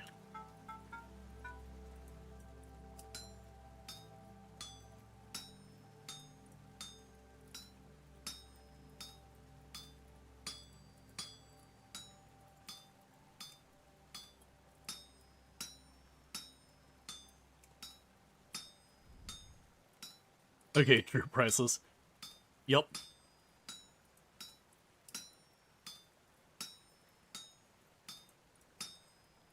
I was not anticipating these brackets being 2 ingots each. I probably would have hesitated had I known, but it's fine. The good news is while I am using a lot of our steel, I do still have over a stack of steel after this. Or sorry, I keep saying steel. Iron. Like, we'll get to the point of having steel. Yeah. You did the thing, you started a new Vintage Story server? Congratulations on your new complete and utter loss of time.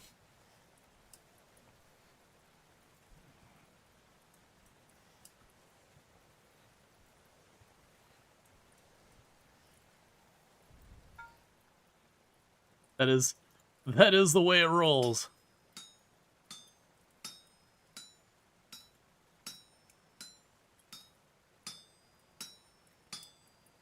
We need 4 of these brackets and then 4 rods.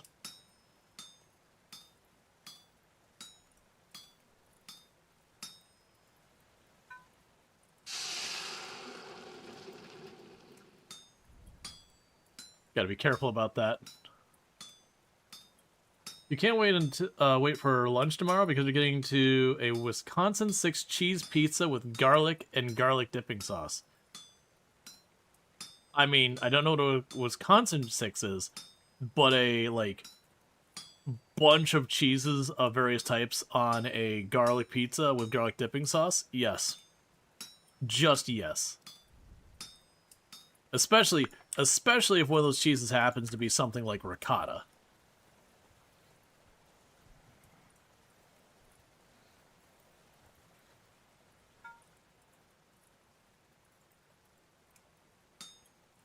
And also check out Allison Adventures, another fantastic content creator. Playing RimWorld also does like Project Zomboid, does a ton of Survivor Crafters, including has done Vintage Story. So definitely someone I absolutely recommend checking out. Very good times with her. Ricotta is a boring cheese. I like ricotta. I mean, okay, ricotta by itself? Like, yeah. Now some aged cheddar is good stuff. See, that's the thing. I think for me personally, I mean, aged cheddar is different, but like for me, cheddar is less interesting than ricotta. But like I mean, I'll eat them all. They're all good. I haven't found a cheese that I would like turn my nose up. Like, don't get me wrong, there's like the weird cheese with the maggots in it that, yeah, I'm not eating that. That's absolutely disgusting. But cheddar is boring too. You mean aged cheddar? Yeah, no, I've had aged cheddar as well. Feta on pizza is quite good. Yep. I like feta as well.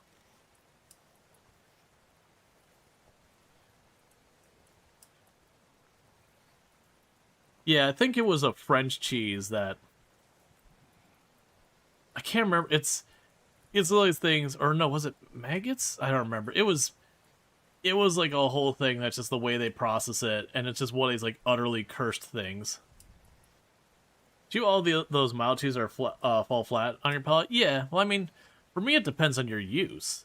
Like, there's times you want the cheese to be front and center, and there's times you want cheese to be just part of the equation.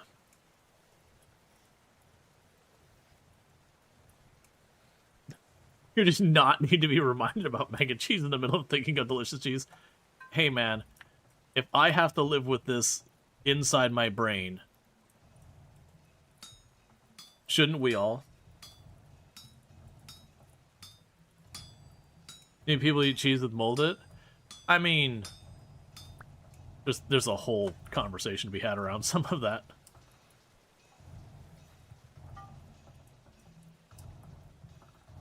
Let's see, there's times you wish you're mild lactose intolerant, that folks around you wish it wasn't part of the equation. That folks around you wishes it wasn't part of the equation? Yeah. Well, and that's one of the unfortunate things is, like, over time, most people will gradually become more lactose intolerant.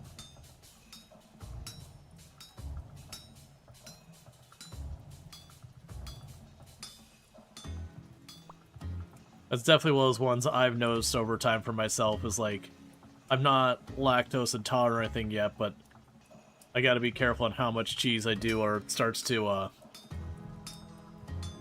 you know, get unsettled. And also check out the Ints, another fantastic content creator. I don't know, did I miss the Ints being here? Did I miss?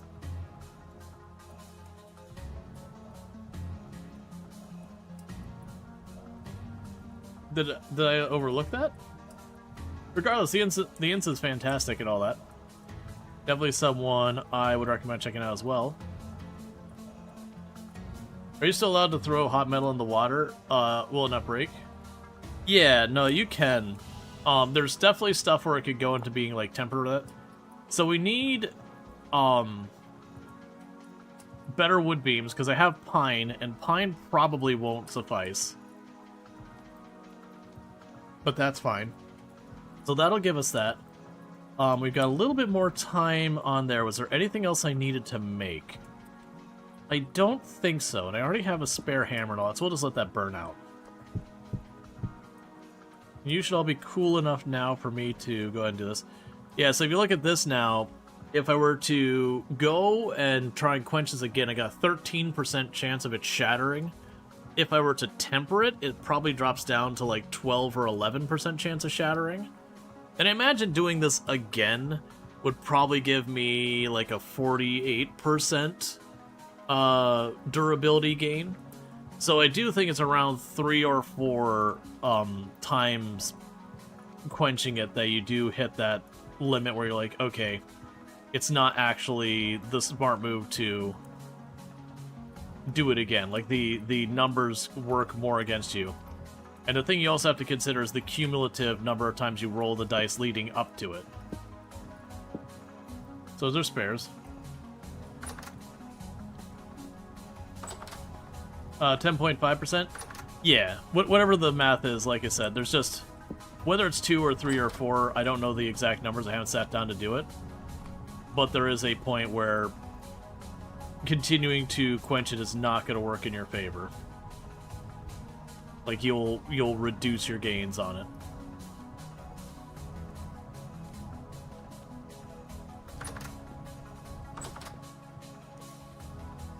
I haven't done the math to figure out where that line in the sand is, though. Right, so I gotta wait for you to cool off. Now, I would assume, for our purposes... Oh, that's redwood. Redwood might be considered strong enough. Let me grab this. Yep, too hot. Ow, stop it. Ow, stop it.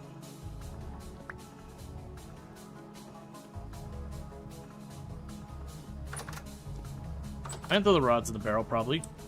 I'm actually curious about... I was curious if I threw them in the snow if there'd be any reaction.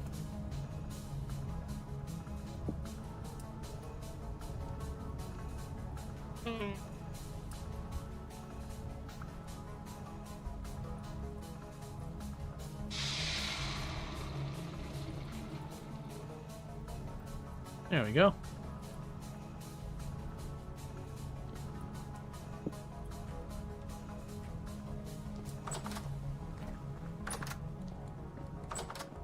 Okay.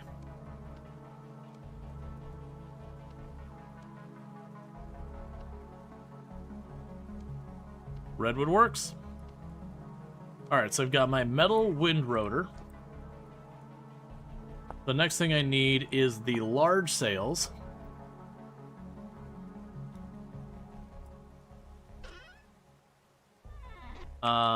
We should have plenty of thread there.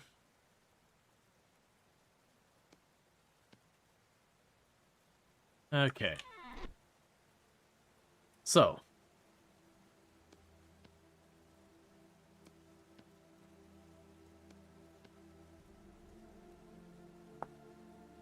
For the large sails. Okay, so it's boom, boom.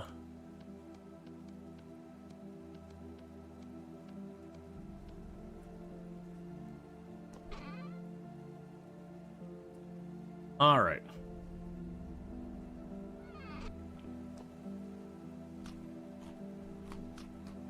If you ever get spawning mobs or so, you have a torch there. Do you still get like 3 or 4 mobs spawning there, and you have to fight them every time you get home? We've had it a couple of times, but mostly it's happening not from like the normal spawn stuff. It's happening because of when we have temporal storms and that. It does spawn in once in a while though. All right, what the heck was the thing for a ladder? Pine ladder. Okay, so it's just planks and sticks.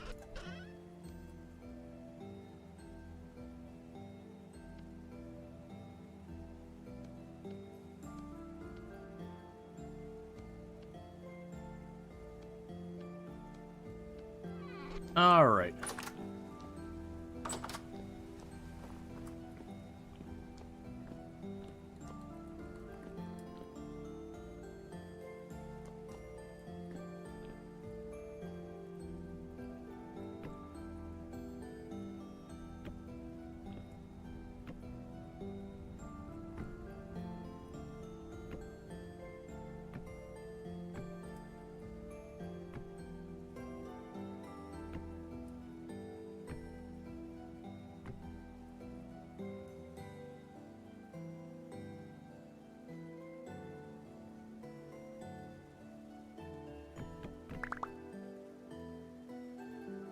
Cool.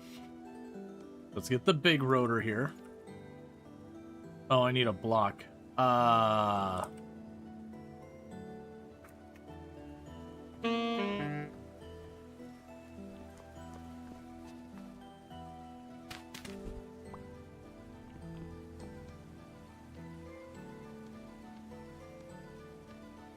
imagine the large sails have to work way better than the small ones to justify the steel expenditure. Or, I keep saying steel, iron.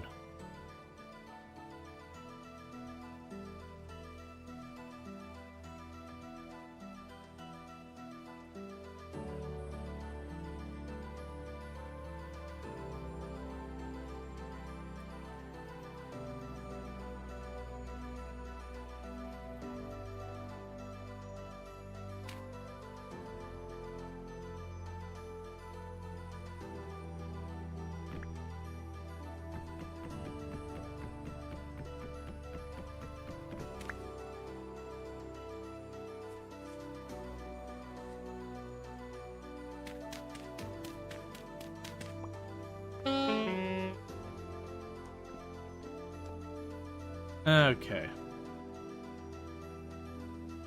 You can do stuff to stop it, it's just the torches barely make enough light. And I think you just need to find a better light source.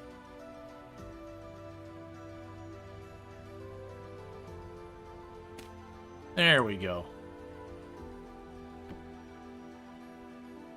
Okay, I think that's right now. Alright.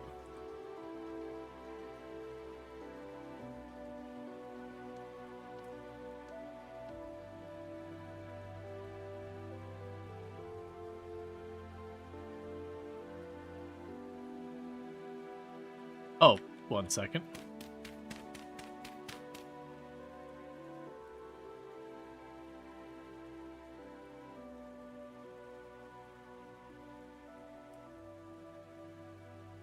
Oh, I see. I guess the next question I have...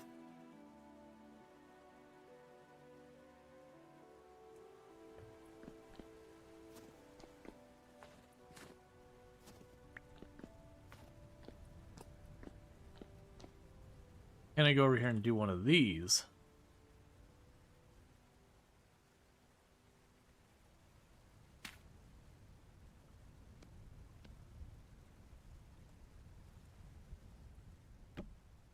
No. Had to test.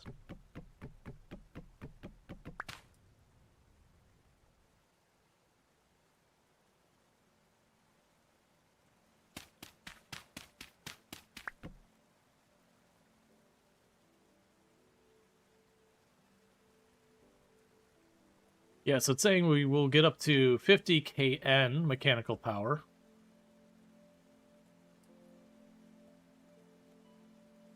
So we need more sails. And amusingly enough, I could actually put another sail at the side there. It'd probably work terribly. So for right now, I'm just going to chuck this stuff of sails in here.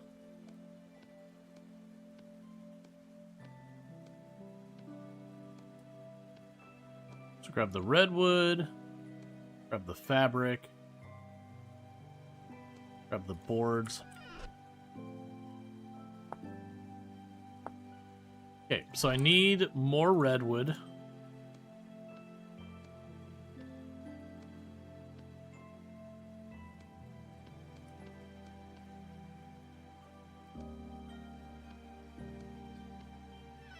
All right.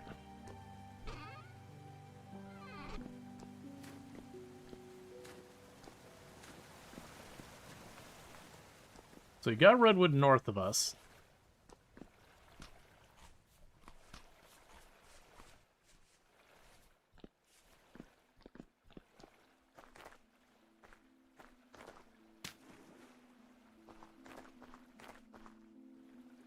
Okay. Where did we have the redwoods? It's really hard to see with all the snow.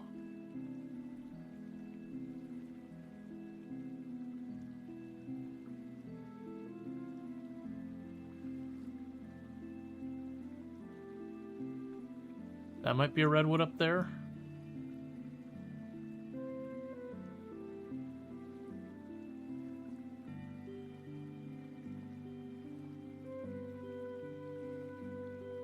Yeah, I think that's oak.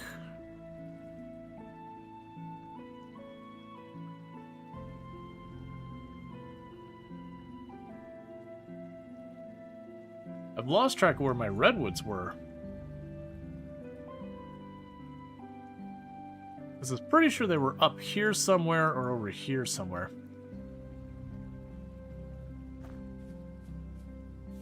Alright, I'm gonna just go northeast to this forest. One of these days I'm gonna collect the wax again. Someday. But we're gonna run on up here.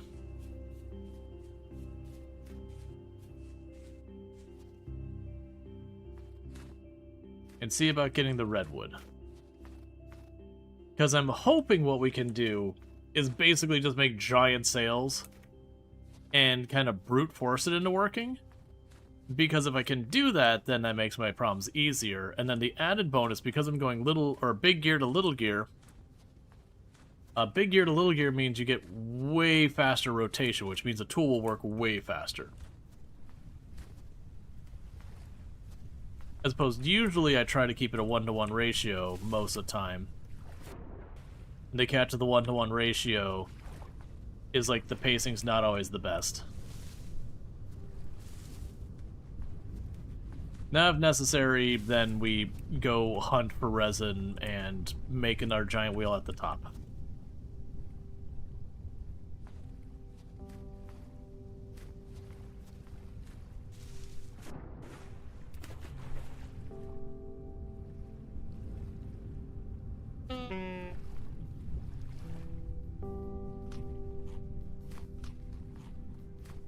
Okay. Yes, the forest I was looking at's over here to the right.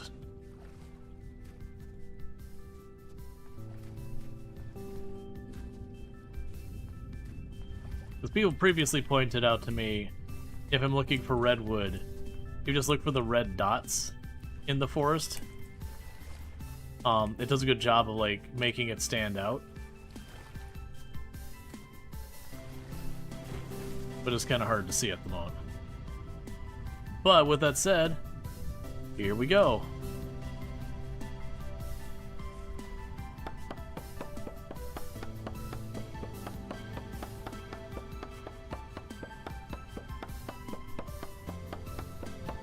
Okay.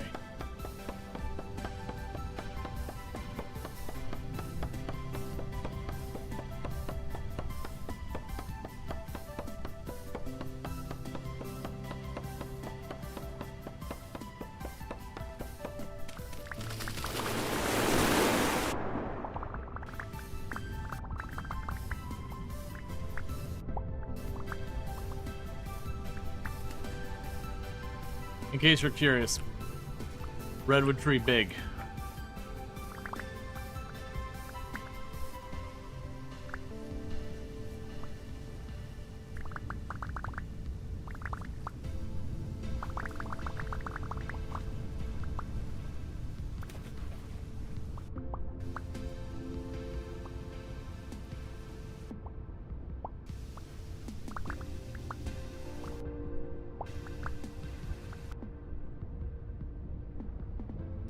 Okay.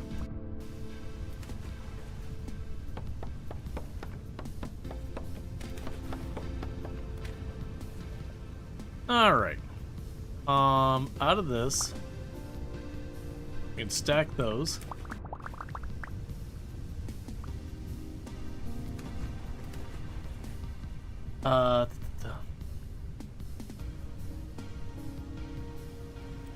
Alright, well, our inventory is full. Let me go ahead and mark this. Because we'll come back for the rest of that tree.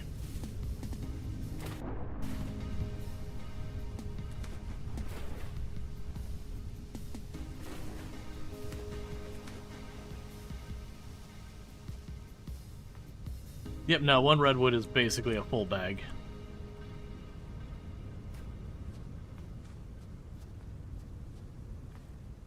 Need to not cut through this. I've learned my lesson many times.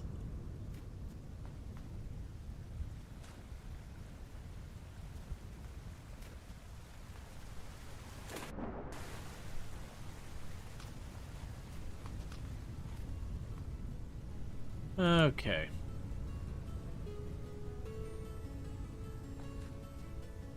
Gonna run on over here.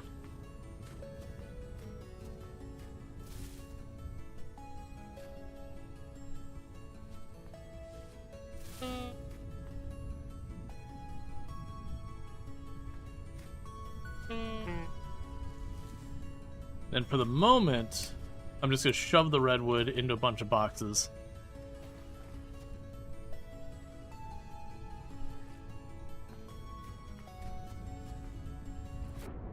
And I'll come back for the rest.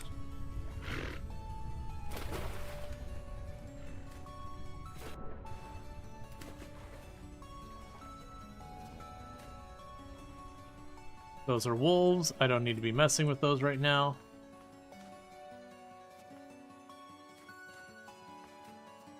Okay.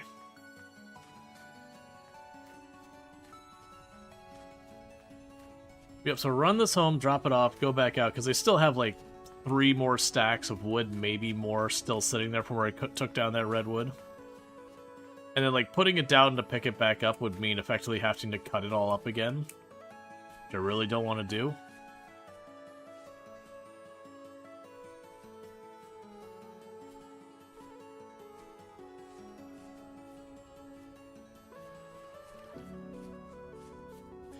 I do wish they had some kind of cart or something we could bring with us. It would be a trick that you'd need to level out the terrain a bit. But it could make going for, like, different things like cutting wood and all that interesting. Kind of like Valheim has the cart. That are, like, really kind of scuffed and they don't all terrain well. We've killed wolves probably half a dozen times or something like that. Not much.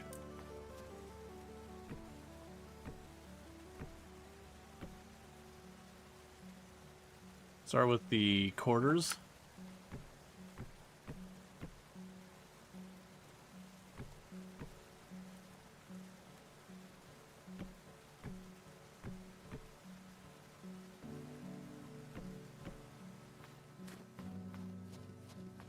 Alright, I know we're freezing cold. We're gonna go right back out before I lose track of it or I think despawns.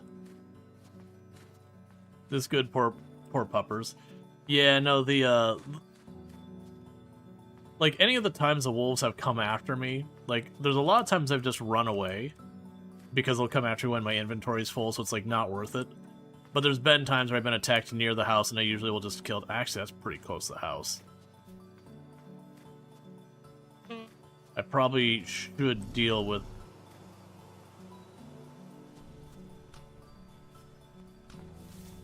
some of those wolves that close to the house. A lot of the animals do have a tendency, the dangerous ones, do have a tendency to work their way towards your house over time. Not because of any, like, special game mechanic or anything, but you are in the area, so any animals there will be, like, doing their stuff. And as the animals, like, seek things out, quite often the players will have them. There's a lot of that kind of stuff that happens in many of these games that wherever the player is ends up being a place that animals are drawn to for various reasons, like whether it's the herbivores drawn to your farm or the predators drawn to, like, whatever noise or whatever you're making, depending on the game mechanics in that given game. It's like Product Zomboid. Product Zomboid, there are people who genuinely believe that the zombies have some, like, thing that makes them home to the player, roughly. It's like, well, no. But when they hear you, they will move towards the noise, and if they see you, they'll follow you. So by the fact that you're running around your home making a bunch of noise constantly, it means any zombies nearby you will end up drawing to you over time. And then meta events and all that occur based on your position, so they end up drawing stuff to you, and yada yada. That just by the nature of you being there creates circumstances that ends up moving the stuff broadly in your direction.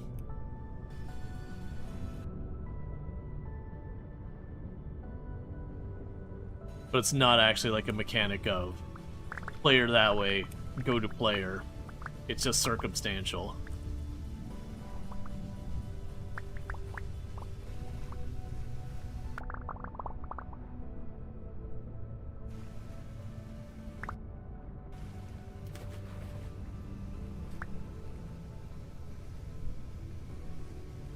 Alright.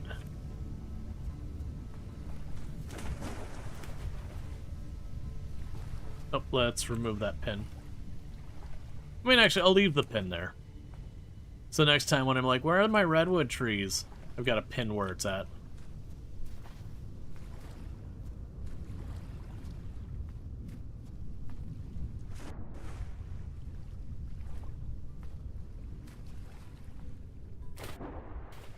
Alright, so we've got our borax, we've got our iron anvil. I do box it.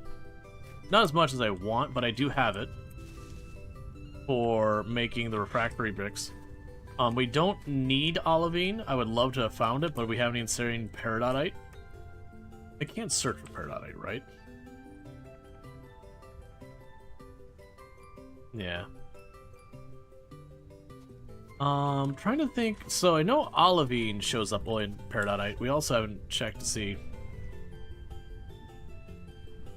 Yes, I don't see olivine on the list here anywhere. Did you get redwood saplings? I did not. My understanding is the redwood saplings are pretty rare, and that if you want them, you really do need to kind of climb the entire tree to the top to tear up all the leaves. And even then, the odds are pretty meh.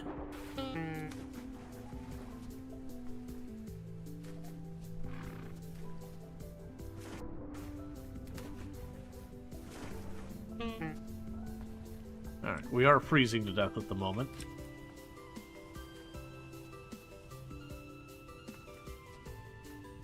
Alright, Pupper. You are too close to my home.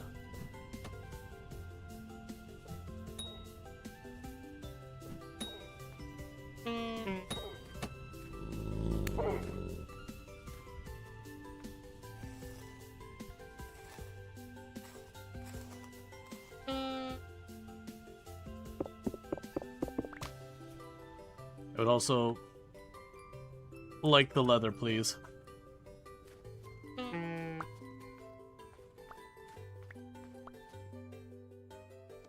Yeah, I know. It is definitely sad, but if I continue to have the wolves, like, they're really, like, literally just across the corner from my home. You can see, like, that's the house right there. And they've been getting closer, so it had to be done.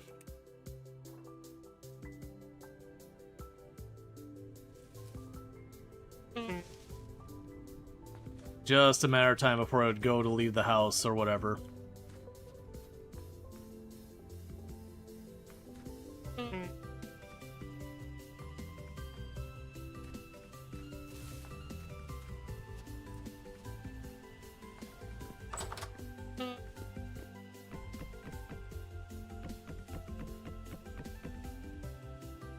Can you tame wolves in this? No. Not without mods, at least.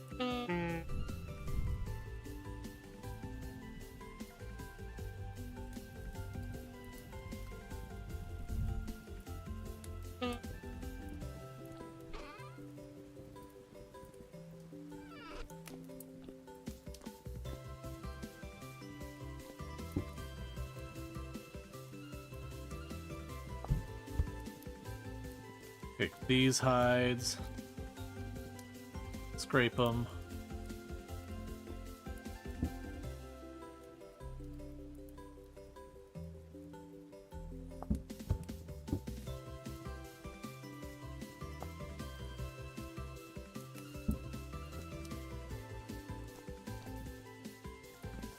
Yep, so you gotta wait on the rest of those.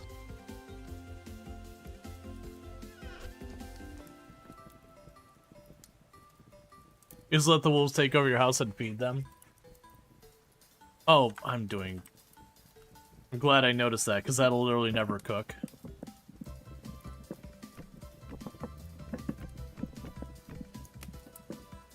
Because you can't use the bush meat in the cooking pot.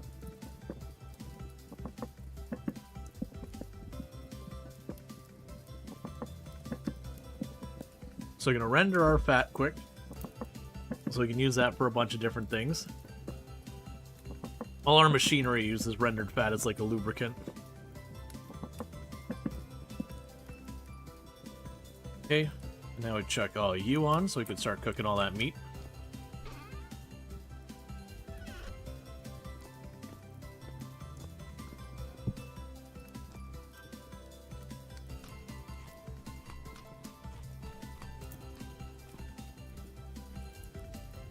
Alright. So with this, we can go grab you.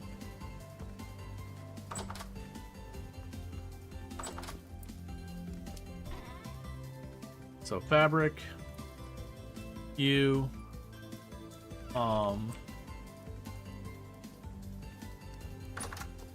those I'm gonna probably make into firewood ultimately.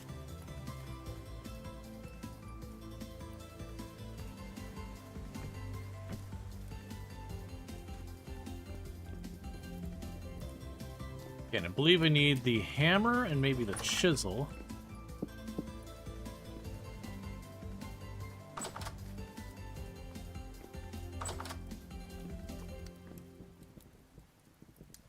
Alright. So, I want to make it debarked. That's the hammer and the axe. So grab you. Hammer. Axe. Done.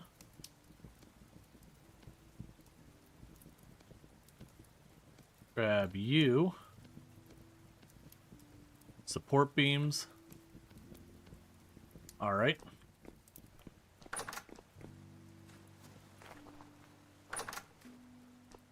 Aren't human animals? Sure.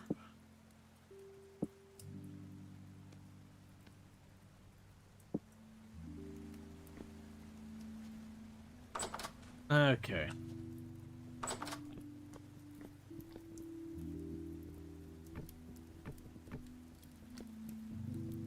Alright, so let's grab the... Okay, it's gonna end up needing more planks.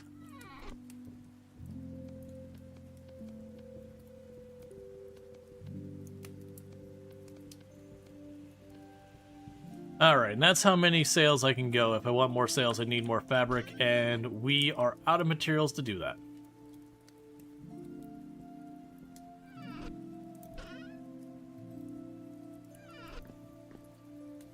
Alright, so you're still cooking away.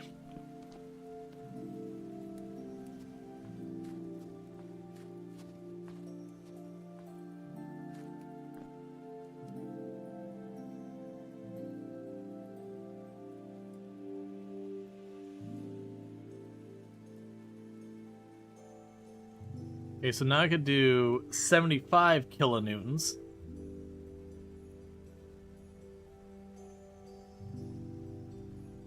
Which is not enough.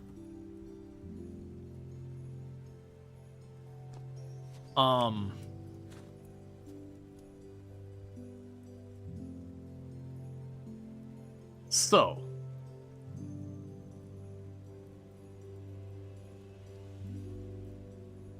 if I make another axle, I can connect this up directly to that. I can do the kern or the pulverizer, which is fine.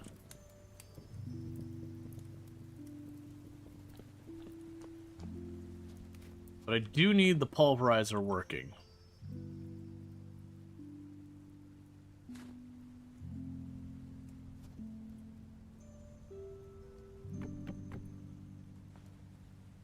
Well, yeah, I mean, for there I was adding the sails. The problem is to add a bigger gear on the top, I need 8 resin, which is a lot of resin. So I want to do that, but I need a lot of resin. Like a lot of resin.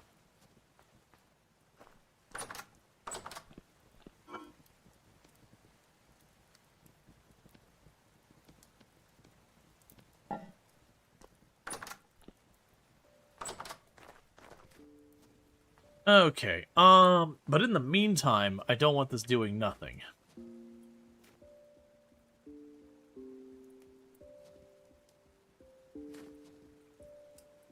Yeah, and I'm not gonna be able to get more fabric, not reasonably. Unless I miss a stack of string or something, which I'm gonna check. I did not. Yeah, so that's all the fabric-related stuff I've got. It's a shame I can't, like, take these back apart.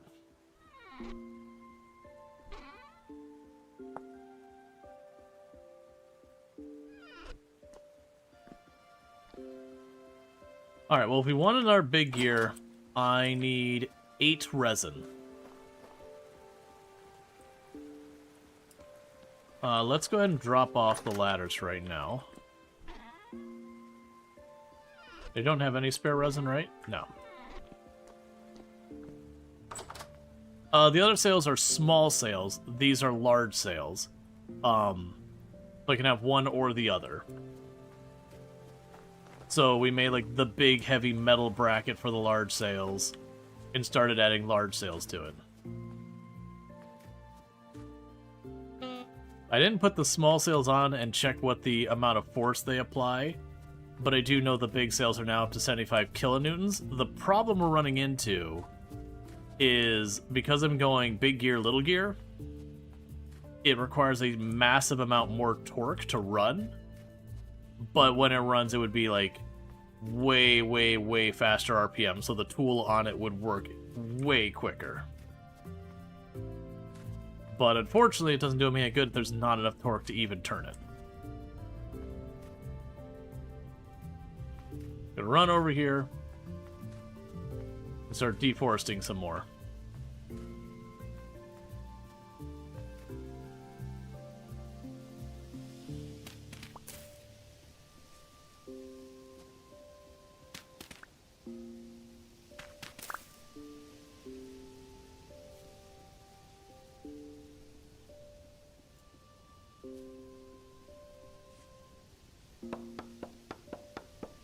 Lots of spinning, no oomph. Yeah, no, gear ratios, you could do some wild things with them. But broadly speaking, with gear ratios, if you go little gear to big gear, you surrender a lot of your rotation per minute, so the speed of which you're doing your thing. And in exchange for that, you get an incredible amount of torque. So something with way less force can do a lot more work. It just does it slowly. Yep, car in first gear is an perfect example. Whereas the opposite direction, you get a lot more work done so far as like RPM, that kind of thing. But with the consequence of you need way more power to drive the gear.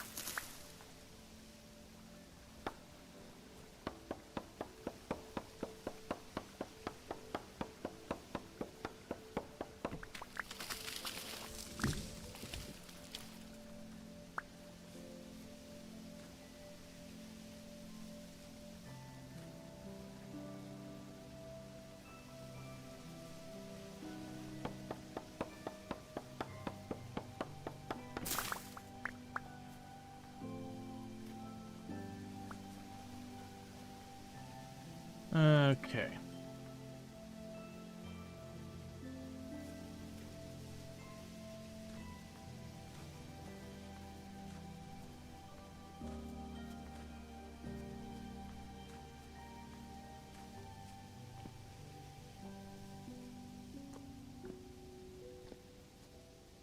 Yep, so the resin is not respawned yet.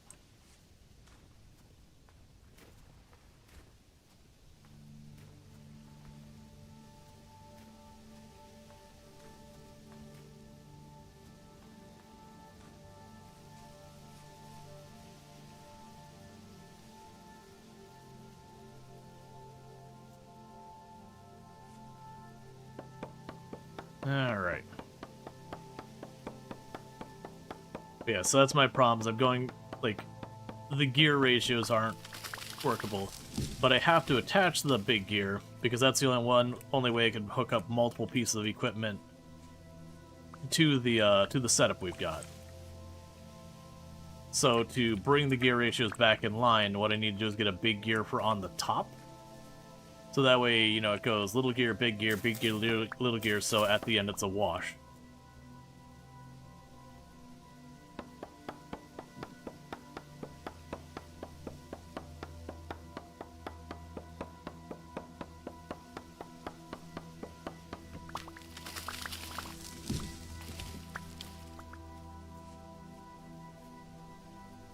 And slowly but surely a pine forest disappears.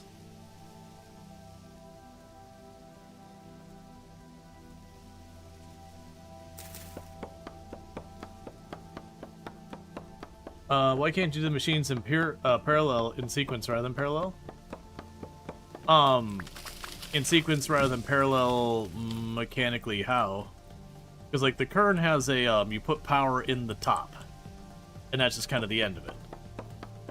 The pulverizer, maybe you'd be able to, like, run power through it. I actually don't know. I've admittedly never tried. But the kern, once you put the power in the top, that's the end of it.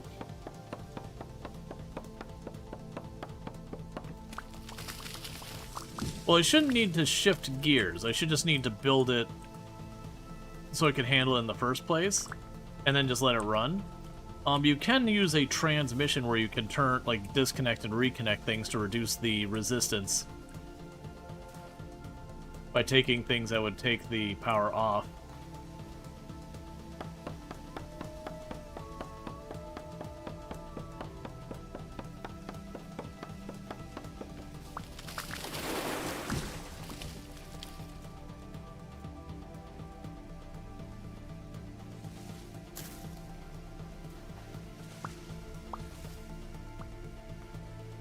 Alright.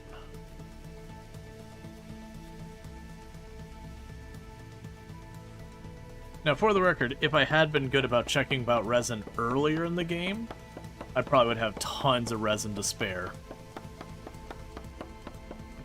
But I completely slept on it until I needed it, so I didn't get any level of abundance ahead of time.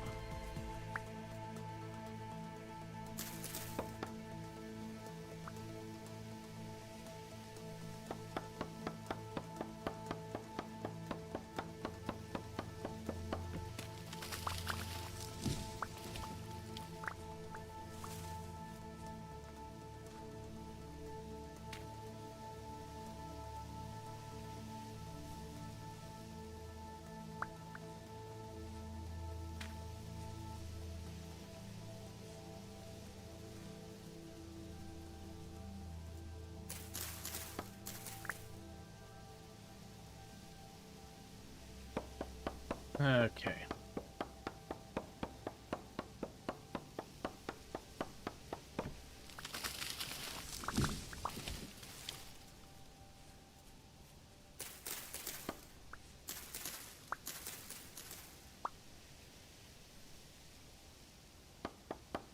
I'm actually trying to think if there would be a way to do series versus parallel in a meaningful capacity with the way the game works. I don't think you would do that. They just made a statement that only way you can get more than one machine to function is by having a large wheel, which isn't 100% true. You can connect the power through the pulverizer through another machine, like a grinder or something like that. The amount of power needed is still a factor, but it's doable. Right, you would lose the gear ratio, though, and the gear ratio is probably more relevant than having multiple machines going. Because the gear ratio, I don't know about in this game, but it can change the factor of, like, how much force you need behind it by magnitudes. All depending on the,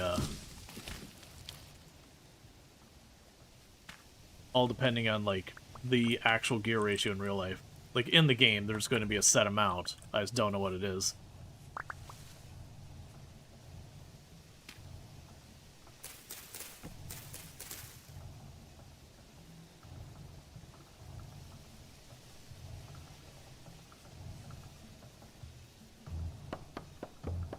That's where experimentation comes in. Yeah, I'm trying to think about if I were to run it through the pulverizer. So it goes pulverizer first, kern second. How I would want to lay that out to make that work. Clearly I previously cut down a tree here, considering there's just a random log just laying on the ground.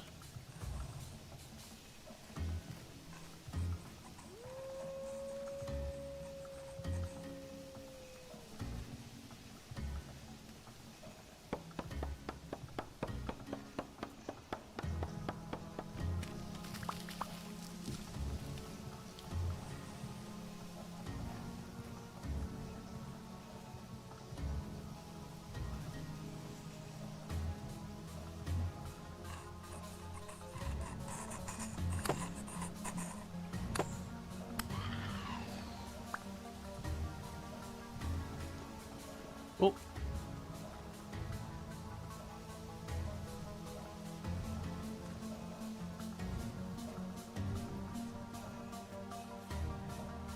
Okay. Well, you only care about pine.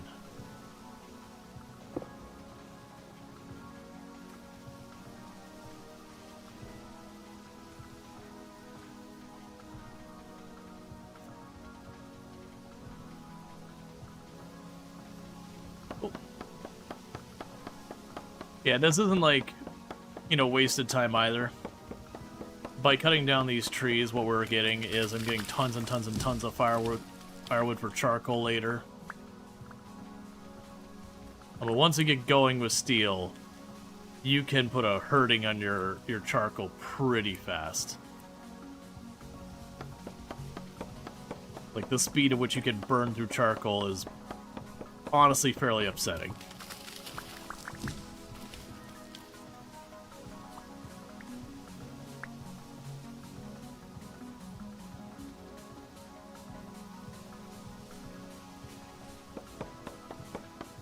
And fire brick?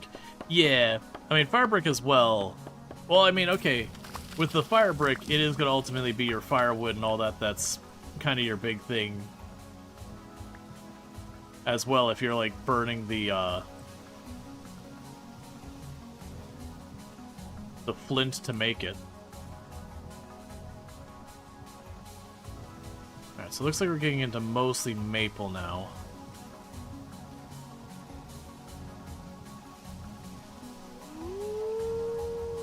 That is really close.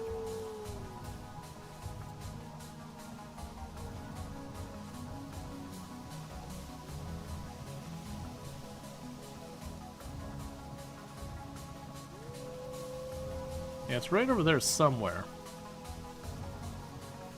Yeah, you can make fire clay using flint. You have to grind it up. I can't remember if it's grind or pulverize it or whatever. But you do that, and then you combine it with some other, or I think just regular clay to make the fire clay. But, like, you do have to burn, like, grind up and burn the flint. If I remember correctly. And it is very, very costly on the flint front.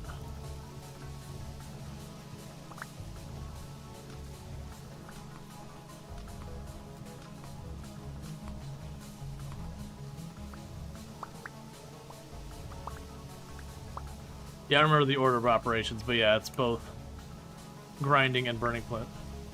Ooh, we have a pear tree here. Come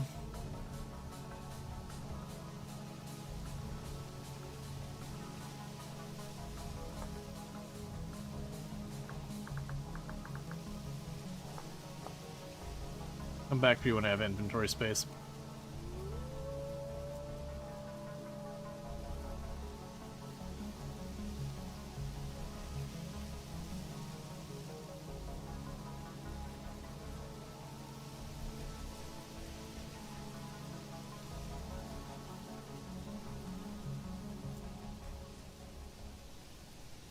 Just random flying rock.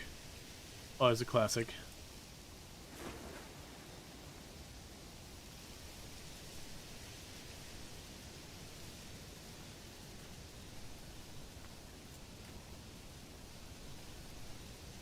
Just wait till there are branches. Can you cut the branches? Yeah, you can do that.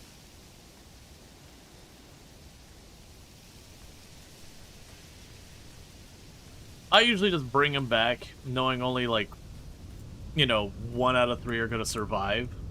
A little bit better than 1 out of 3, but only, like, 1 out of 3 are going to survive. And then whatever survives, like, periodically I'll, like, lob off pieces and put them down. Just because generally I don't want to run the half across the map to go check for a tree to take a couple of branches off and then keep checking it.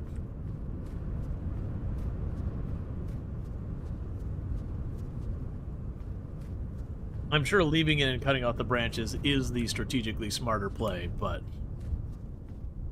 luckily this is one of those games you just don't have to care.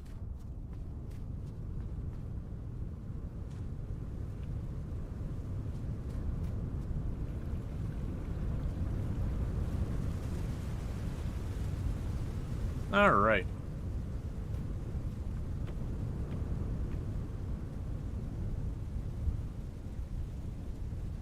Oh, you're full. Well. Yeah, you still need clay. You just need regular clay, which is pretty easy to come by. Versus, you know, fire clay is pretty hard to come by.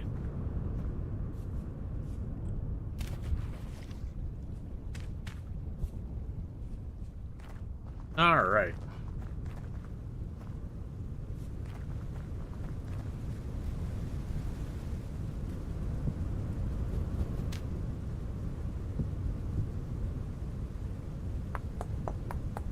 So, I don't want to waste my really good axe cutting wood, like, into firewood.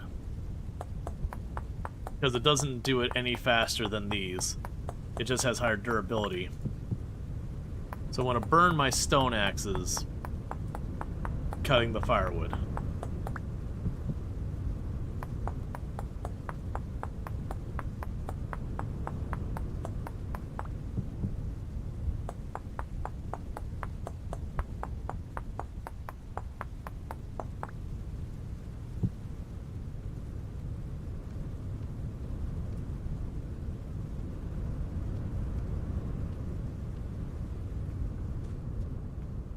Okay, for the moment, take my good axe, put up on the wall.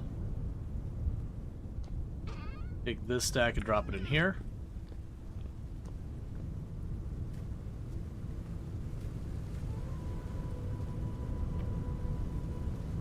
So you took this Jungle Survivor course a few years ago, needing 10 times as much wood as you think you need is pretty normal. In real life, some trees have sap with them that burn. I will tear gas you. Yeah, no, I kind of mentioned earlier when we were like cutting down all the pine and like making into like, you know, make into firewoods, like actually generally speaking, you don't want to burn pine. Like it's not gonna kill you or anything, but it's usually very sappy and everything, and it can be pretty unpleasant.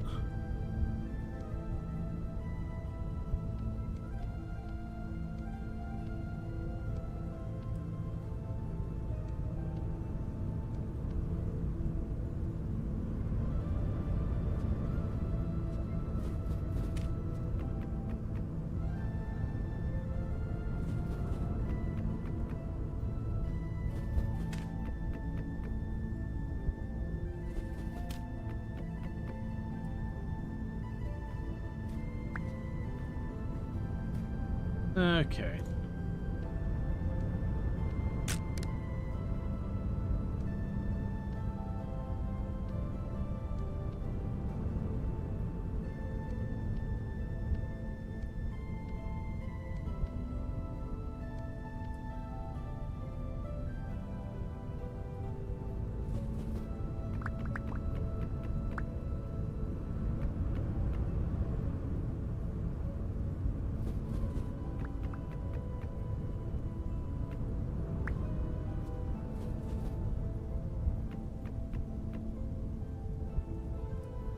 Alright.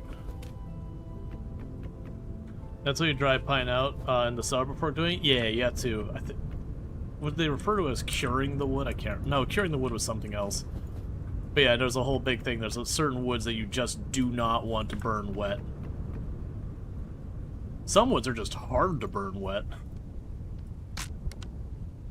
But they need to be left out for a while to really dry.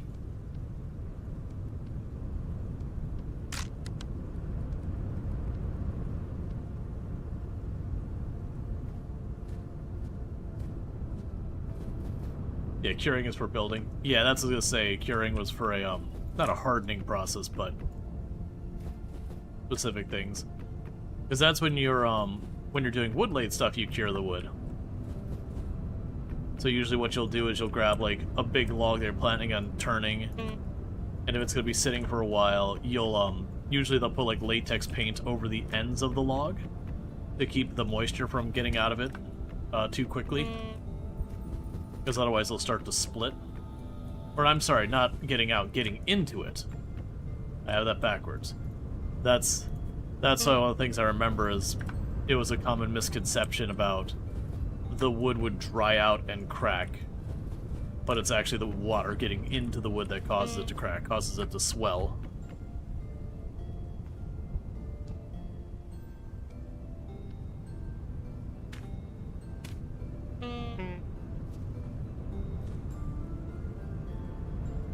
So you weren't chopping down fresh trees as much as carving dried wood? Yeah. Well, that's what you'd want to do in an actual survival thing anyways, because again, wet wood is hard to burn wood. So finding, like, a fallen tree and, you know, taking chunks out of it would be better.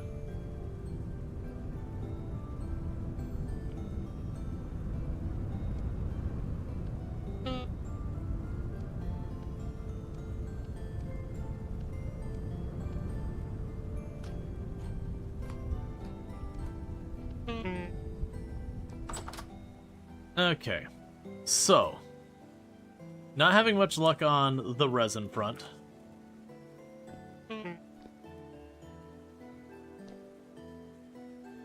If we were to try and change this to not have the gear ratio, because that's the problem here. So first, you gotta go.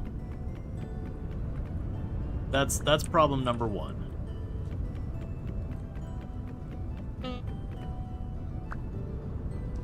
Let's grab you. And pull you up. Grab you. And you.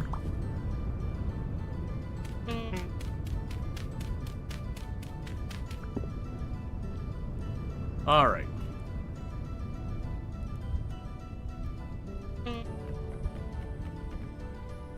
Figured that was gonna happen, but is what is.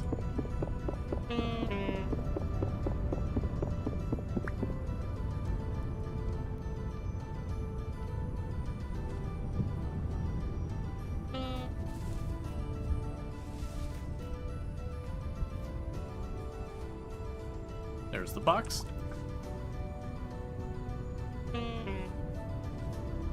Yeah, like, I knew it was gonna fall, but, like, I was hoping. Alright, so, with this, I want the box here for the output. We will need to set you here. Means the pulverizer should go there.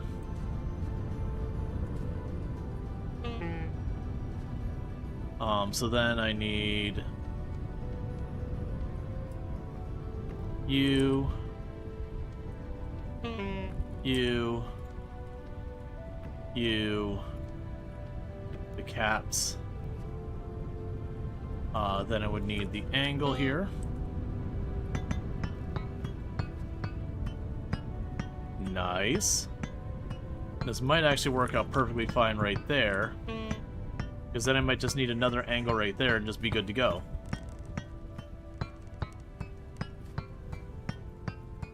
So for the moment, I can just chuck you in the bottom here. Chuck you here. Grab a couple of dirt real fast.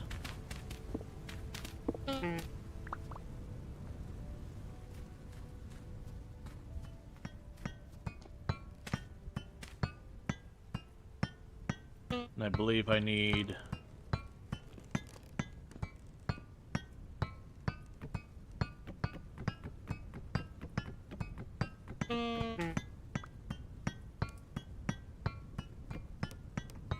There we go. So now I should only need one resin to fix that. Because with one resin, I can put the other right angle. So it's a good call. And then if we have problems running that, like it doesn't have enough torque, I can just run up top and put the big gear up top. And then it would definitely work, it would just work slower. So now what I need to do is run over here. Okay. So, we have... So I need a shoot elbow. And I believe I put a shoot elbow under the chest. I'll drop down and go into the pulverizer. And then it would need a hopper. Oh, that's right. I don't have that lined up quite the way I should. I actually need you to be one more up. Because I need a hopper here. Yeah, so all of this needs to go up one tile. Do you have surface drifters? Yep.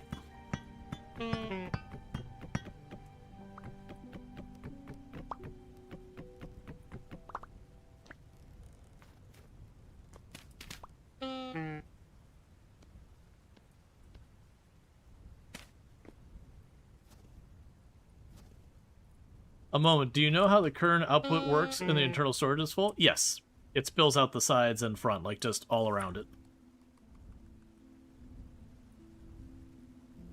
It's like right now, it'll be a thing. But this works by bringing that up. I'll be able to bring the kern up as well, lock off all the other sides, and put another hopper down there.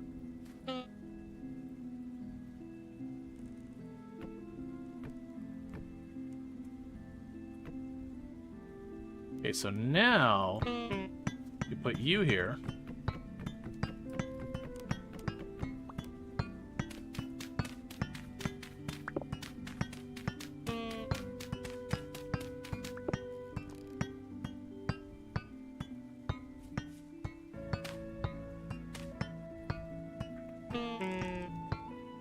Okay.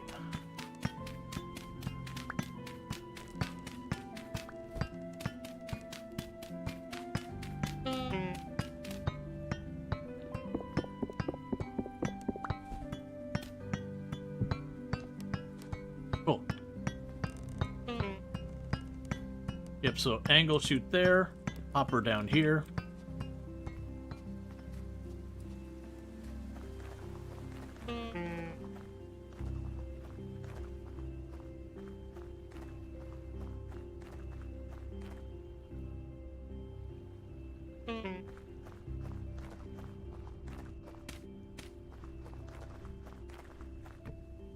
Oh, that's not what I wanted to do.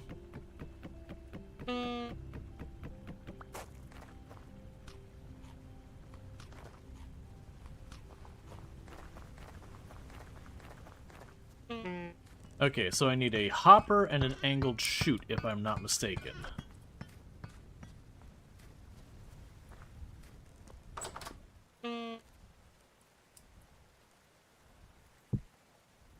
So let's go look at that.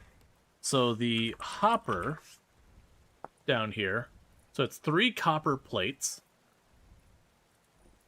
And I believe they can only ever be copper plates. I do have a lot of copper.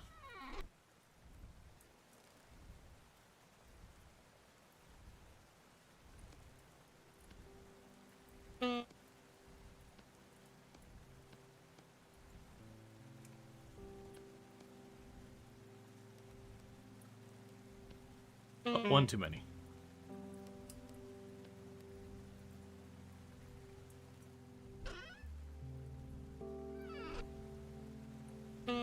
That's gonna be enough for 2.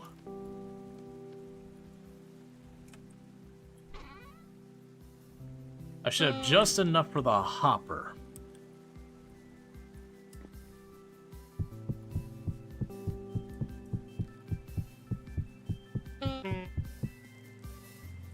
Wait, what's your melting point? Oh, your smelting point is 1,000 something. Okay, so brown coal ain't gonna cut it.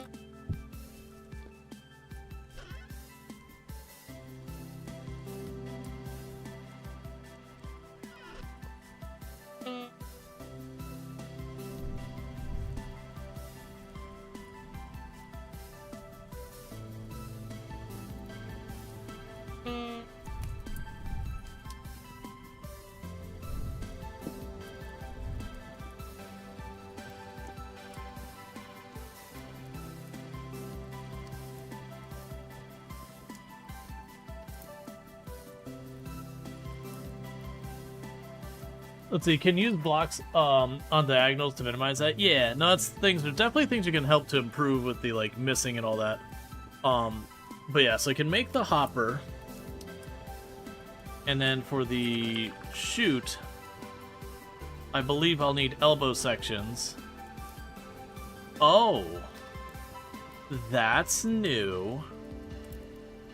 The chute sections now require solder. Okay, I don't remember needing to do that last time.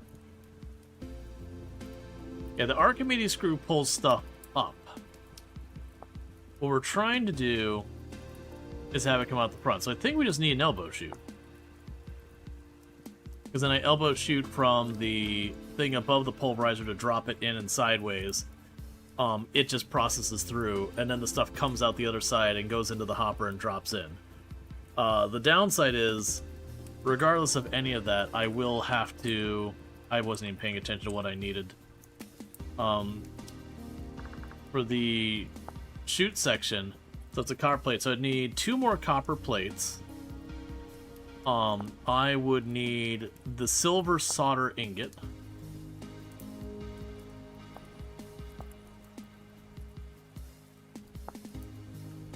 Oh.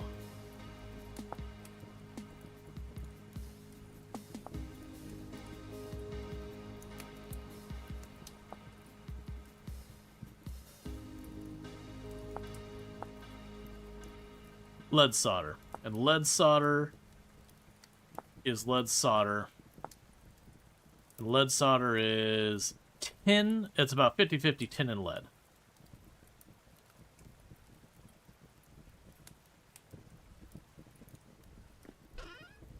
Which are straight up out of lead. Oh no, I got some here.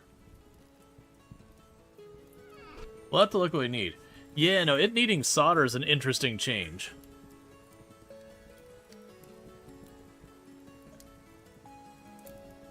Which since then we have found at least like 4 or 5 places where we actually have found the lead itself. Not that lead's in the area, but we've actually gone up and tapped and been like, that's the lead. Tin-wise...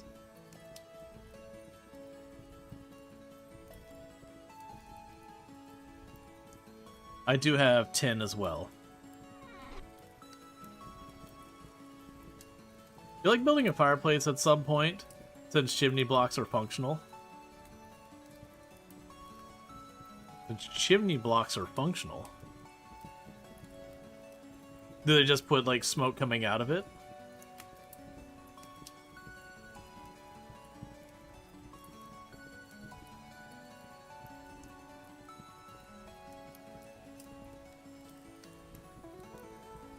So what we're going to need to do here is I'm going to get this one to dump out to do my 4 ingots. And then we're just going to look for the nearest place that we found copper, because I got to get more copper. And so we can do a run, get ourselves some copper. I think I might have enough lead and tin to get the other one done. I might not have enough lead. If that comes up, then we go get lead. Which is pretty straightforward.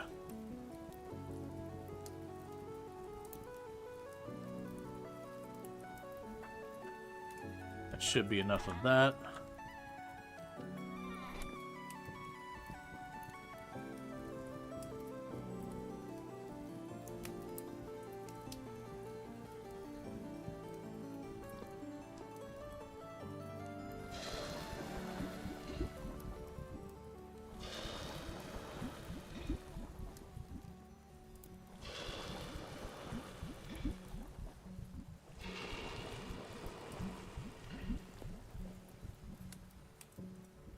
Okay.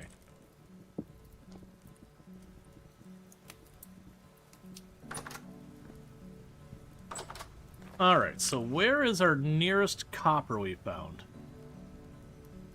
We had copper bits right up here. And I had... remove that pin there. So your copper bits up right. Got peat, brown coal. Okay, so we got native copper up there. Native copper down here. I mean, honestly, it's like 50-50. I think that'll be the easier one to reach, just because it's all flat versus this is all mountainous and wooded. Alright, let's go. It's, I think it's almost straight south of us. It's ever so slightly west.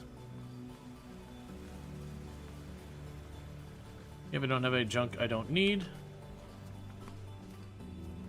Plus, I got a run fast walkway.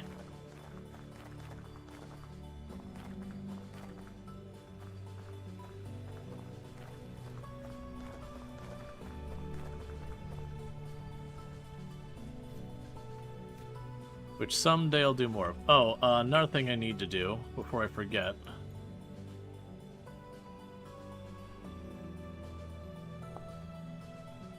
Complete that pin.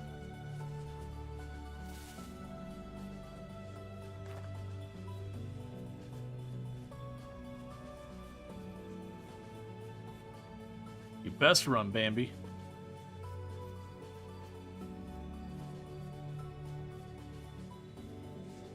Alright.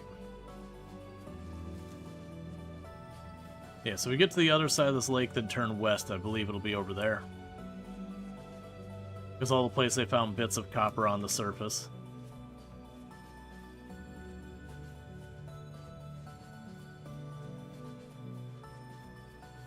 The one that was closer to the north, I think I've already mined, and I forgot to update the pin, which is why I'm going this way.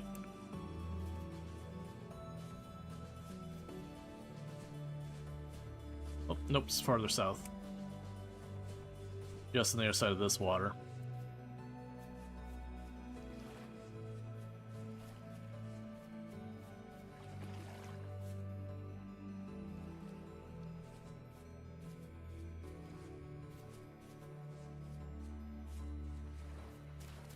Okay, and we found the copper right over here. Yeah, it's right here that we found the copper.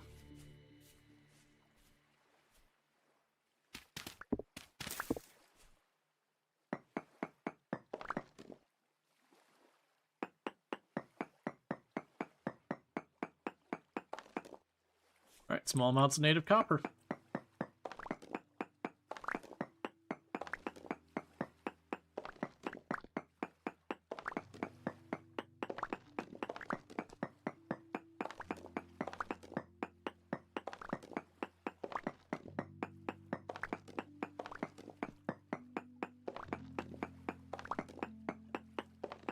Trying to angle to exactly where I found the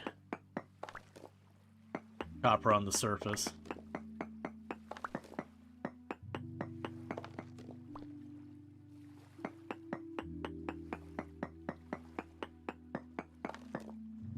Small amounts.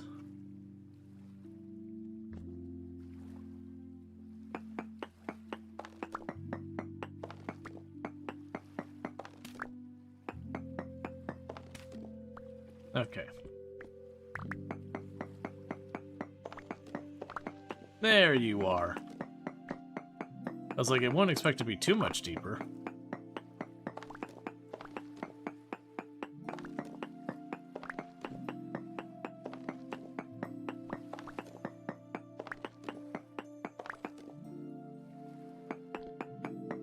And it is a poor quality node, so we're not going to get a lot of copper out of it.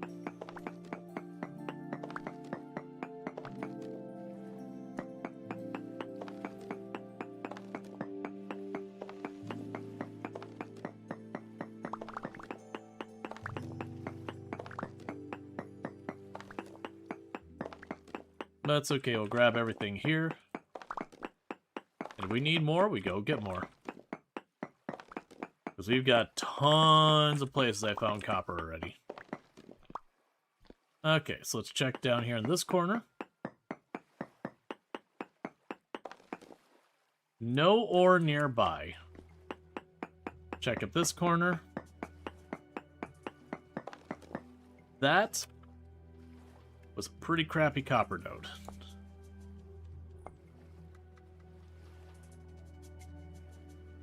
That was a really crappy copper node. That might be the worst copper node I've ever gotten. Alright, so the next nearest copper that we found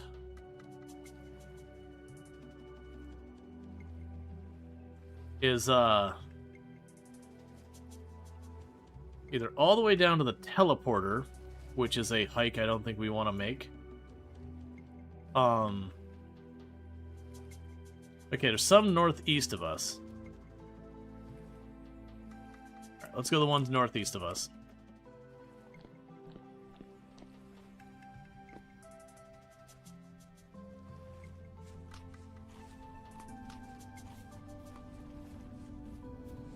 The only nice thing about that one is at least it was very low effort. We found it in like 2 seconds, we yoinked it, and we moved on.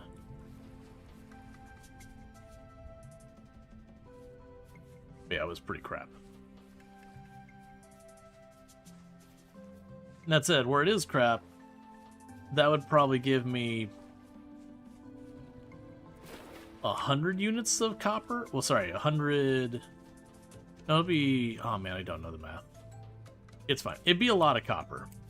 Like, it'd definitely be enough for our purposes, but like, not enough to not feel as bad, man.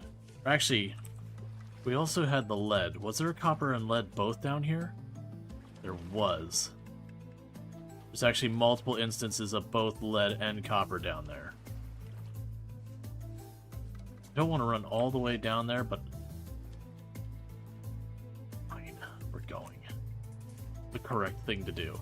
Because then I can go out of my way to make sure I grab a bunch of copper and lead, because the lead is the thing we were not sure if we would have enough for the solder.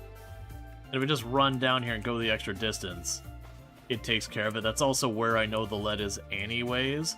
But we had at least 2 copper nodes also down there. So it's just kind of one of those things. If we just go down there, we can get it knocked out and be done with it. Versus going back, realizing I'm slightly short on lead, and then having to go right back out again. And ultimately probably having to go down here anyways. Because that's, I think, where the closest lead was.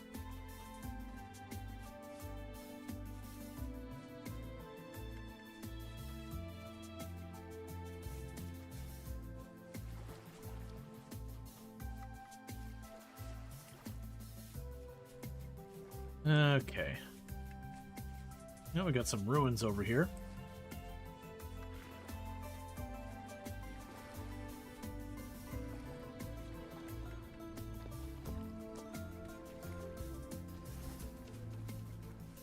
More ruins over here.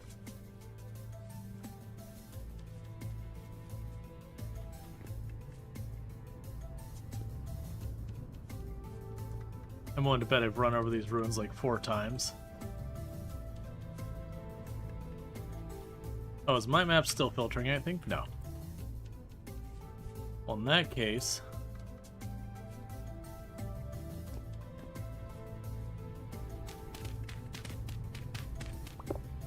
go ahead and do a quick survey here, because that way I'll know I've checked these ruins.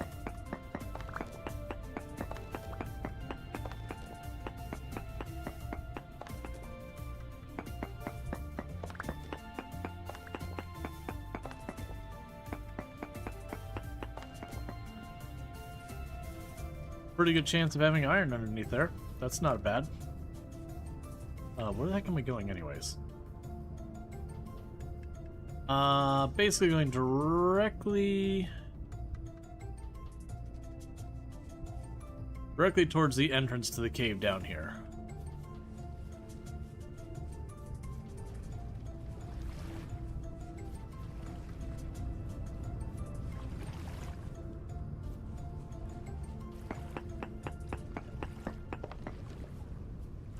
No.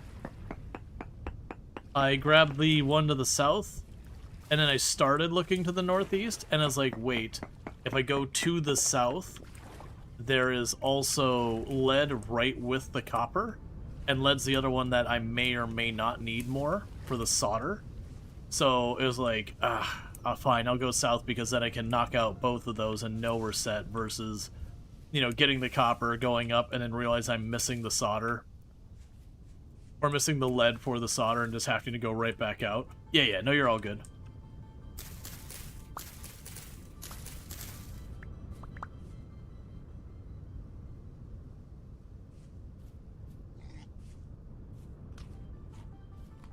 So I figured I'd just run down here, because if I end up short on lead, I think this might be the closest lead to the host. I mean, that I found, obviously. There's probably lead everywhere that I've missed.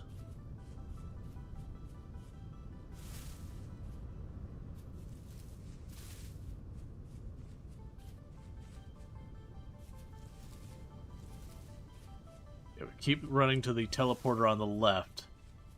I believe it's just a bit past that.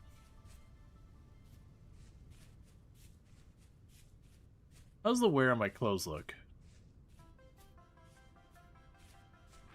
Honestly, more than I'd like it. The clothes I actually made are at 50%. The one I found, which was destroyed when I found it, you know, it hasn't just spontaneously come back together for some reason. At some point, I'll probably want to repair them.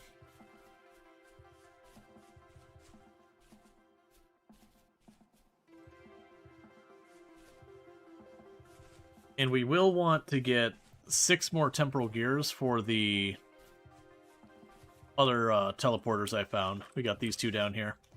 Okay, so I believe from here, it's literally straight south. Let's gotta get around the rocks.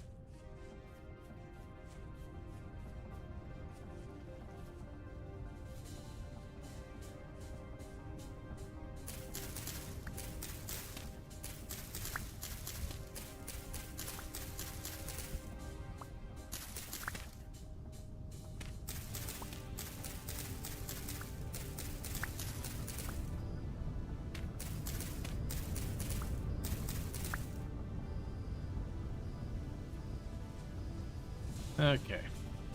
The other stuff I'm willing to huck the seeds. I mean, actually, at this point, the sunflowers actually have okay number of seeds as well.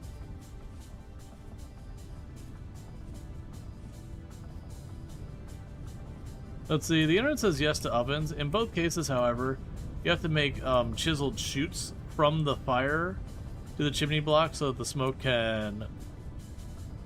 One second. That the smoke can float up the chimney. Hit the chimney block? Gotcha. Interesting.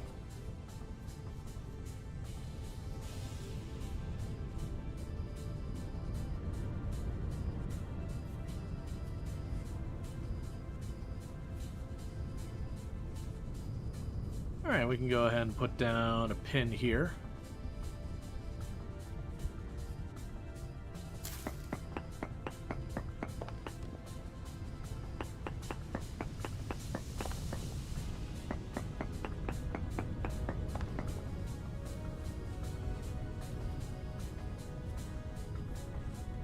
Okay, almost there.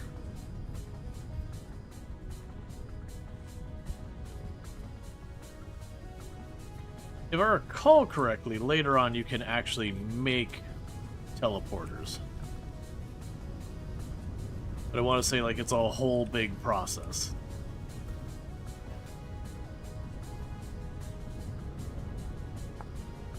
Oh, there's another spot of lead there.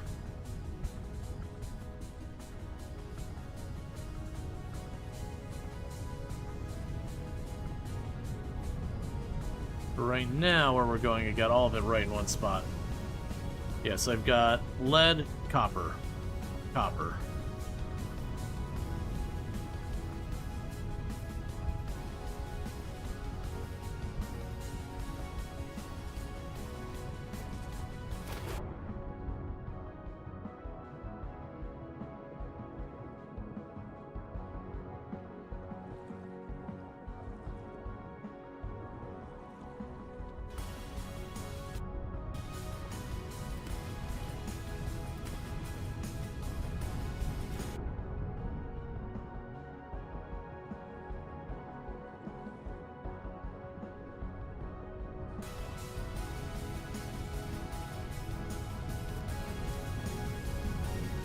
Now the real question is where I hit those lead spots. Where did I get at them?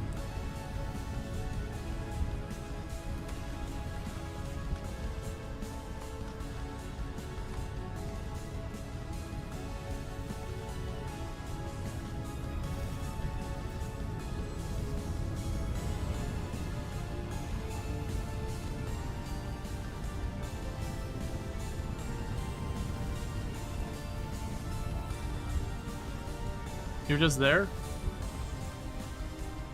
Dug a trench.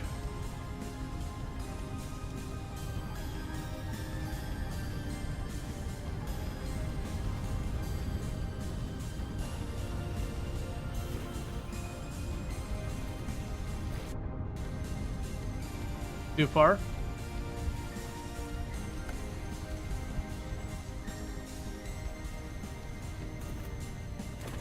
Back in the corner.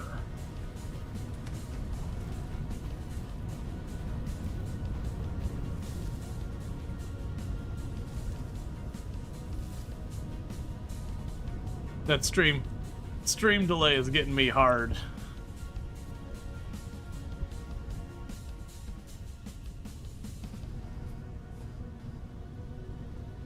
Okay, I am setting up right here. I feel like it'd be over here, right? Like over this area on this thing.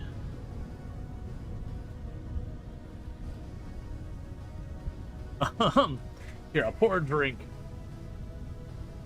Left with the red one.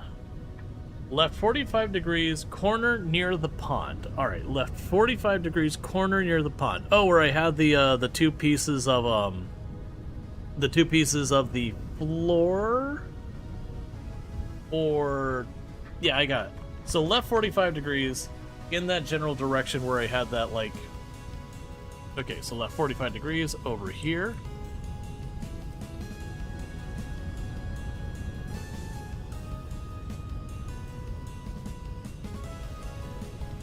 Where you were standing looking for it.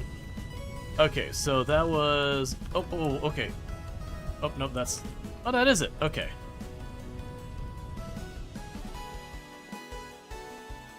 Alright.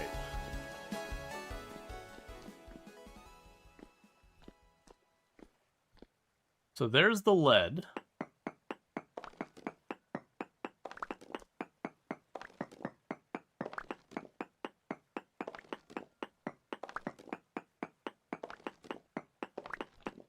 And thank you for the help.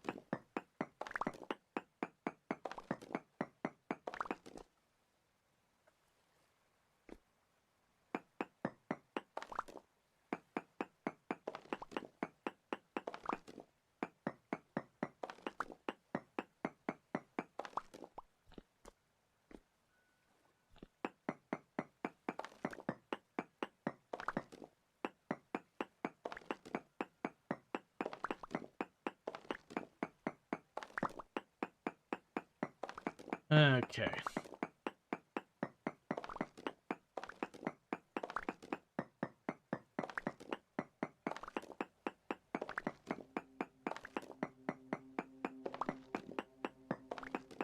Yeah, no, it's deliberate. You didn't want the drifters to see it, right?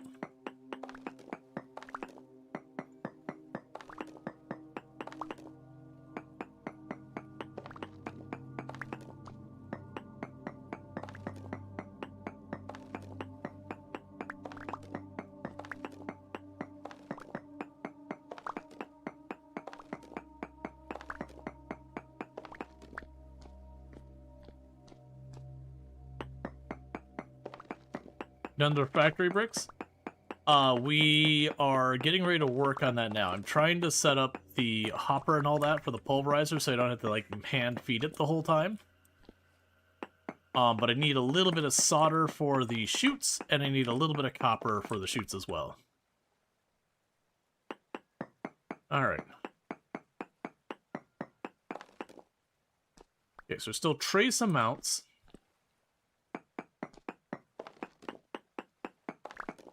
And this also works out because I need more bauxite. So I can grind that up for factory bricks as well.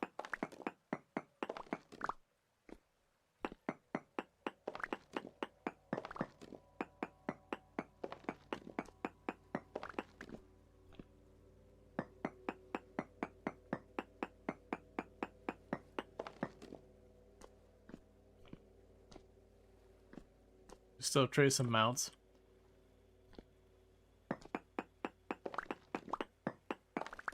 I actually don't know off the top of my head what the restrictions are on Galena so far as what type of stone it can appear in.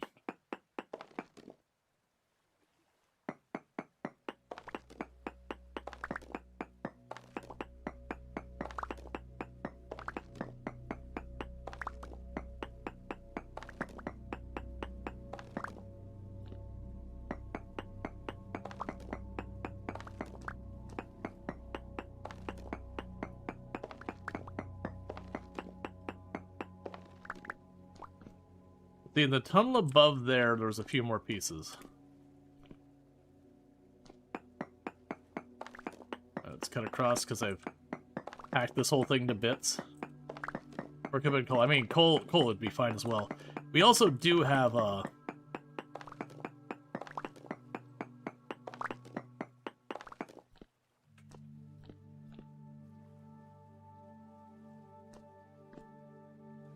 don't imagine it'd be way up here. That's too far.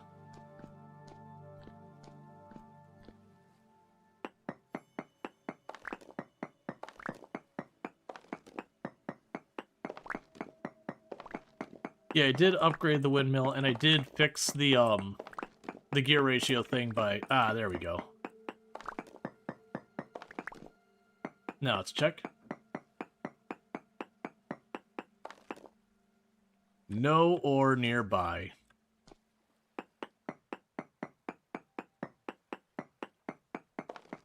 No ore nearby.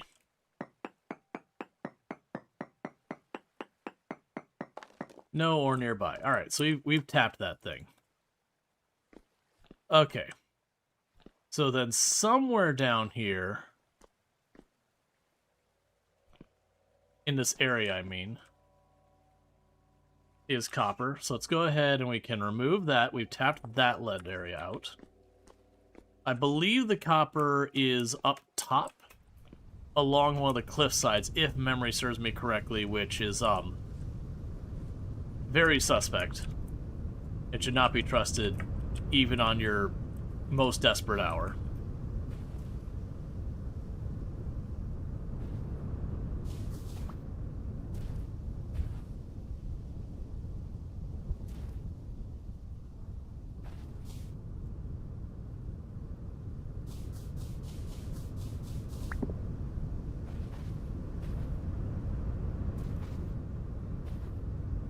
Almost trucked myself off the side of this multiple times back to back.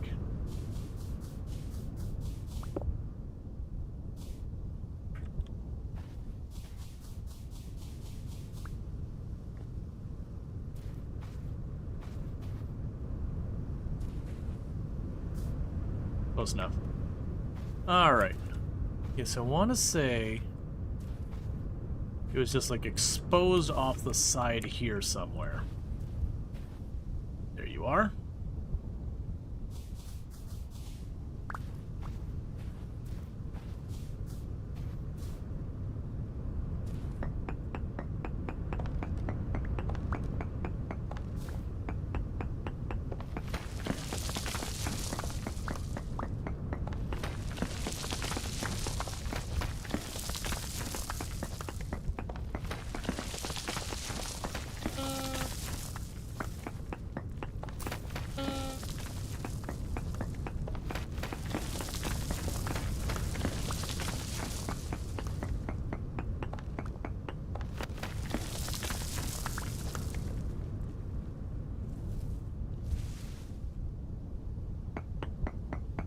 That seems like it's not going to be a good place for the copper.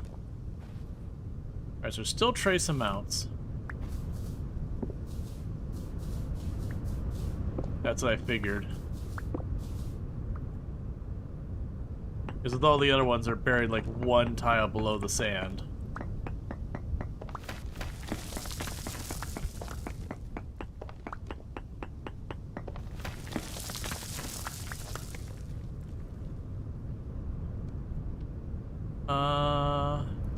Not telling me what quality it is. Okay, let's see if there's more. No ore nearby. And I got another spot of copper within camera view. Let's just not take our chances. We're gonna grab everything we can till our inventory's full. Yeah, they're medium chunks. Oh, medium, right. Because I remember there's like the large crystallized ones, and my brain was conflating those.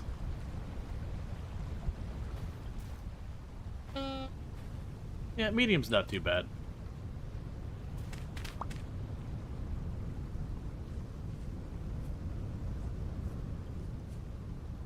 Wait, was that just sandstone?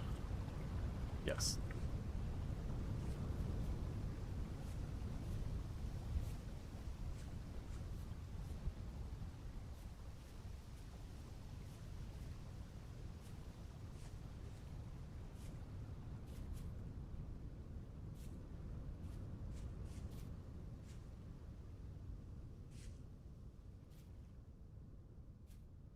Okay, so I found it here.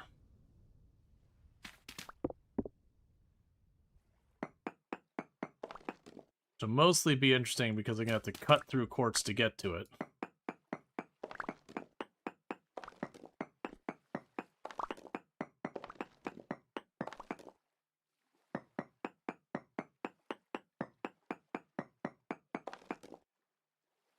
Okay, we're not seeing anything but quartz right now.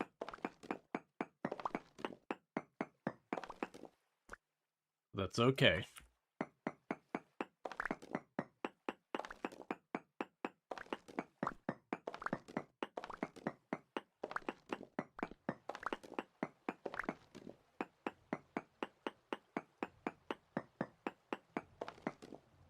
Medium amounts of native copper. Cool.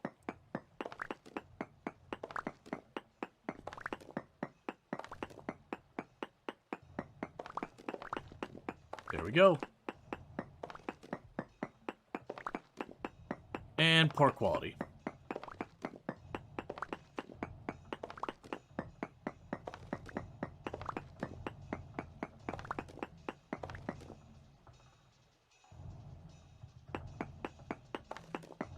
All right.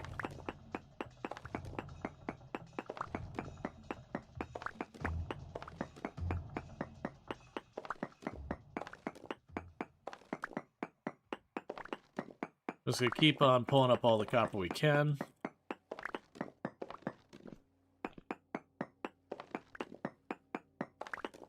At least it stacks with the other poor quality. Unfortunately, no, because that's poor quality in shale, and this is poor quality in sandstone.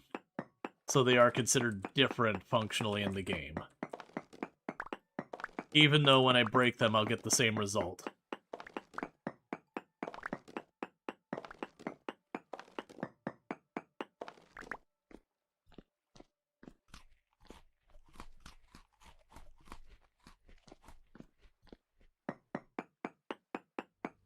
Alright. Small amounts of native copper on that side. Small amounts on both sides. Alright. So just widen the area up. We got native copper all around.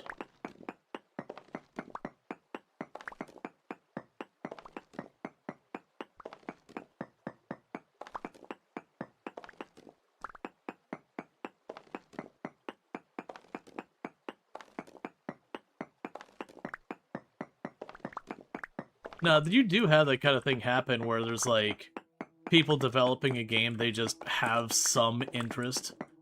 So you'll end up having a game that, like, has a weirdly detailed amount of information around, like, sailing or something, or whatever that interest is. And so you'll be playing, it's like, this is some cozy simulation game.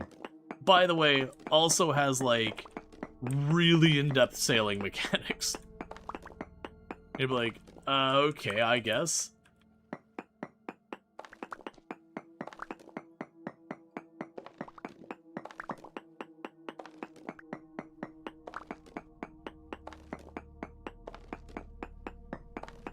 I still think today, the game that, like, working the boats that I enjoyed the most was Valheim. I really enjoyed the sailing in Valheim. I really wish exploration had kind of more to it in Valheim, because I genuinely could just sit there for hours and do that. And have.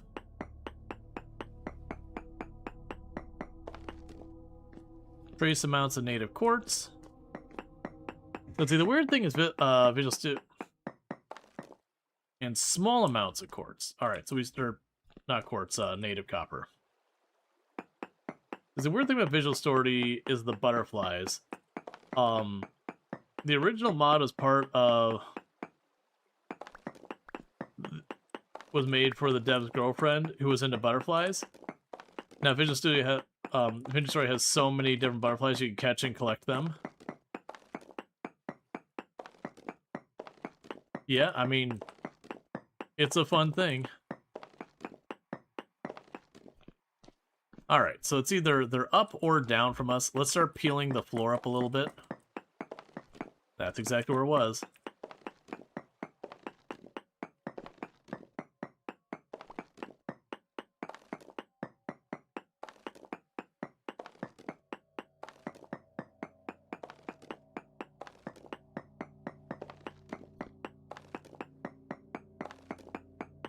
Yeah, and it's whatever's going on with the generation. My assumption is you got like a ledge here or something that dips down, which is what's causing the copper to be shoved farther down to align with the surface. Alright. So let's check to see.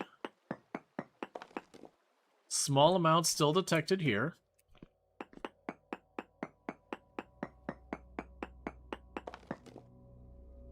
Trace amounts here.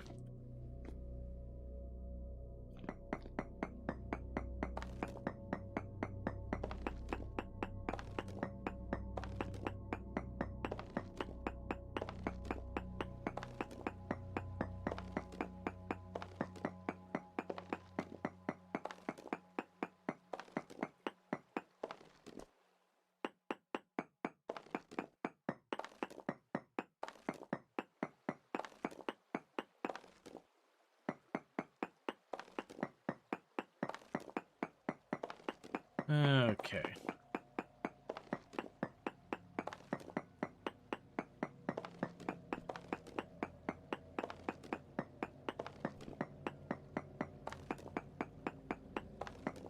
And basically I'm just widening this up.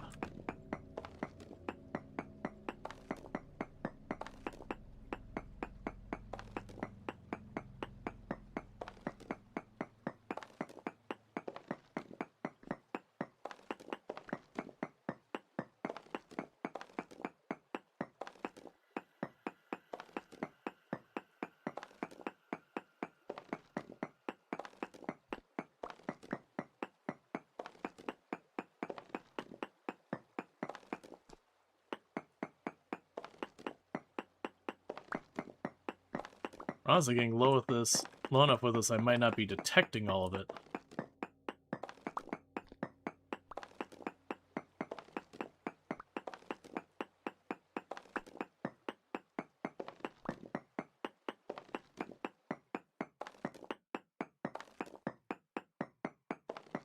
So he doesn't play in the Genesis, but yeah, good times of that game. Oh, Sid Meier's Pirates. Yeah, and there's been a few who have done well. I like kind of the way it worked with Sea of Thieves so far as, like, for playing with other people. My problem is I didn't really care for a lot of the, like, Sea of Thieves was kind of fun to a certain degree, but, like, as it kind of leaned more and more into the PvP side of it, I kind of went, eh.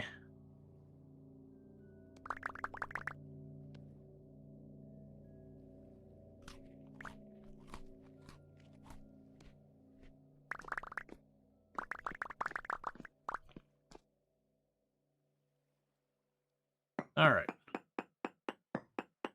You'll take the fast little sloop. We were on a winning, like, darting around them and winning by sheer persistence. Yeah, there was definitely fun you could have with Sea of Thieves. But, like, genuinely, like, you know, you'd be trying to, like, actually doing the events, and you'd have people focus entirely and exclusively on the PvP, which, you know, fair enough. That's the type of game it is.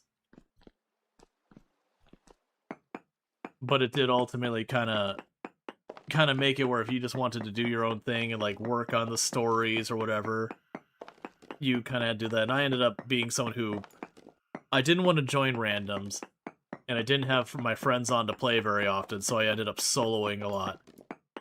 And very genuinely, it's pretty rough playing solo against groups.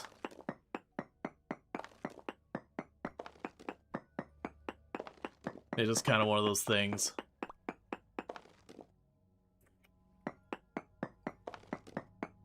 It was still fun, but it just didn't stick with me for super long because of it. Then they add the PvE mode, which I really liked the idea of. My only issue was, like, they introduced and said, oh, but you can't get a lot of stuff while in the PvE mode.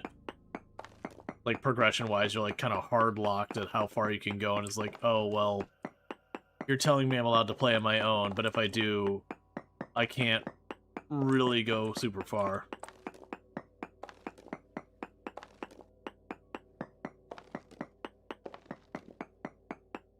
Yeah, no, genuinely, if they had the PvE mode and it wasn't limited when it first came out, I probably would have, like, no-lifed that game for a hot minute.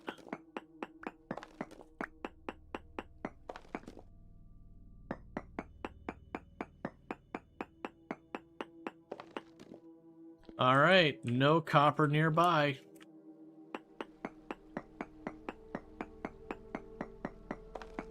No copper nearby, and...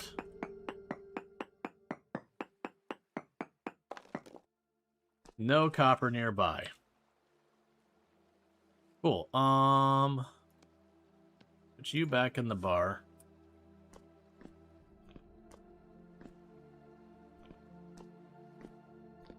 Alright, sure, you take it easy.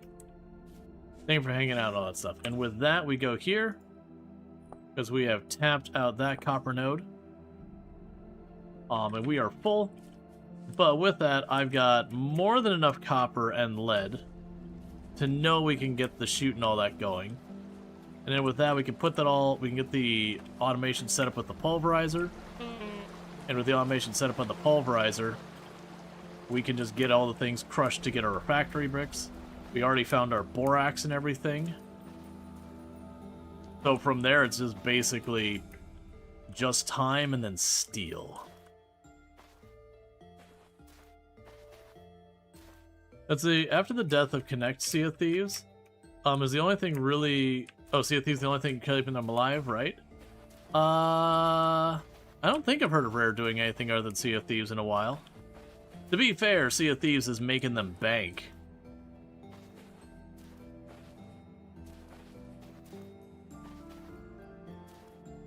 Like, they've done really, really well in Sea of Thieves. Stop. Stop, why?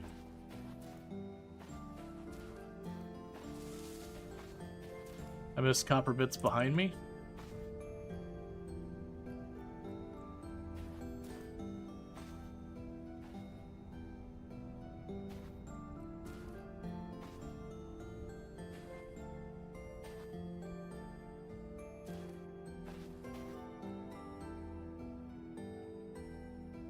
Yeah, that's what I'm trying to remember.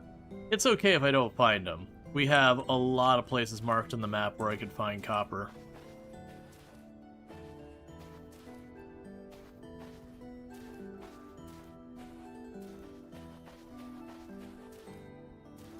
Unfortunately, genuine. Oh, no, there, we found him.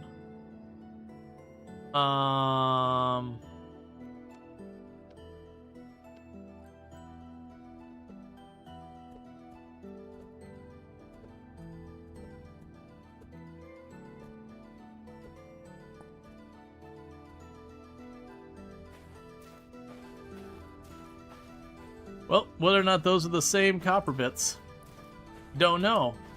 But we found copper bits.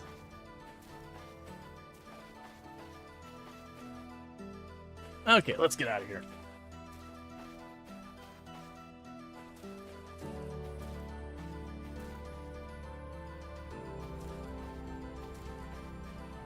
Yeah, no, it's super easy to miss stuff like that, because you'll be like looking out in the distance thinking something moving. Or trying to spot stuff. I was watching the pine trees hoping for a quick resin. Didn't even look at the ground.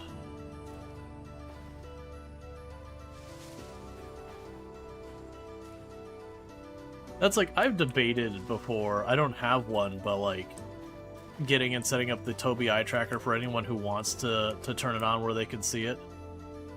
Which for those who don't know what that is, you can optionally turn it on, like when you're watching, and it'll show you like where my eyes are moving around. Like where I'm focused on, and they're pretty good. Yeah, orange on yellow. Yep.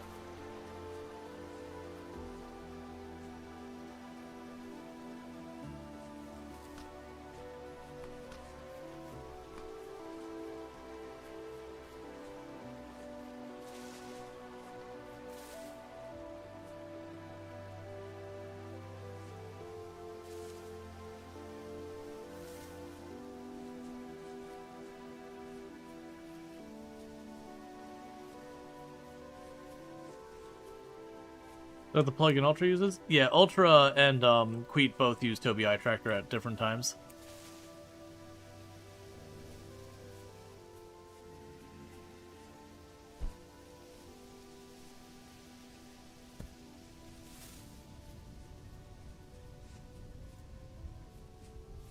But yeah, it's cool stuff.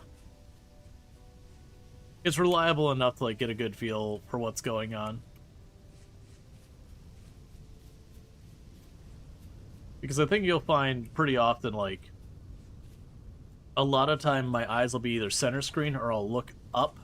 You know, when I'm doing this, I'll try and like look up to see the distance. Otherwise, like, in this game I don't really... Like, I'll look up at the mini-map from time to time, but I don't really look at the other corners because there's no information there. Whereas there's definitely other games where you just kind of find yourself being like, check the health stuff, check the this stuff, check the that stuff, circle back, check the that stuff, that... You're kind of doing your rotation, occasionally like peeking at the middle.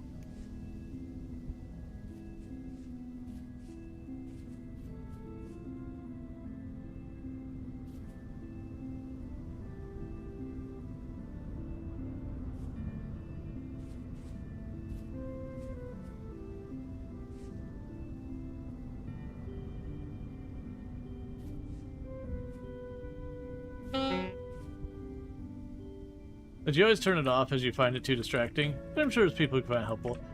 I don't even think like helpful is the correct word. I think it's interesting. But yeah, no, it's definitely one of those ones that like it doesn't bother me most of the time, but there's definitely been times where I'm trying to watch something that's got like already enough visual noise going on with it. And then on top of that you got like the little fuzzy circle moving around.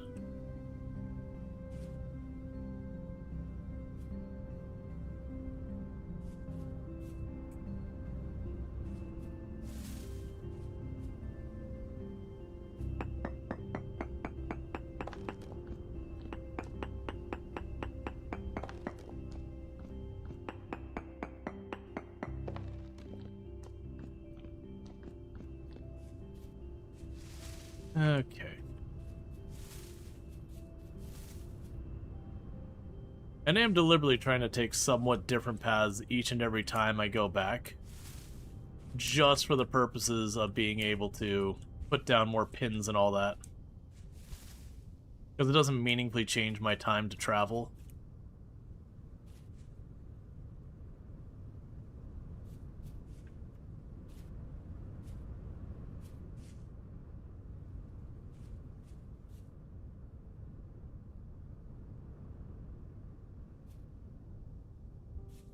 That's where the hole is.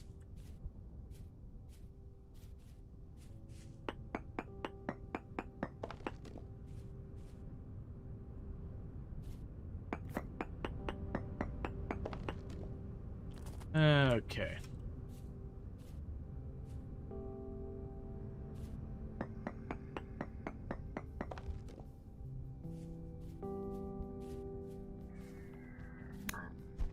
There are so many enemies down there.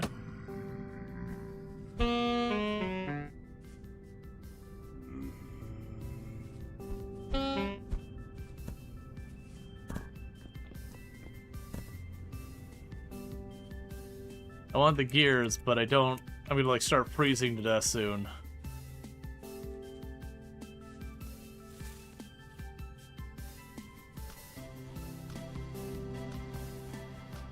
So it's not gonna really help that cause.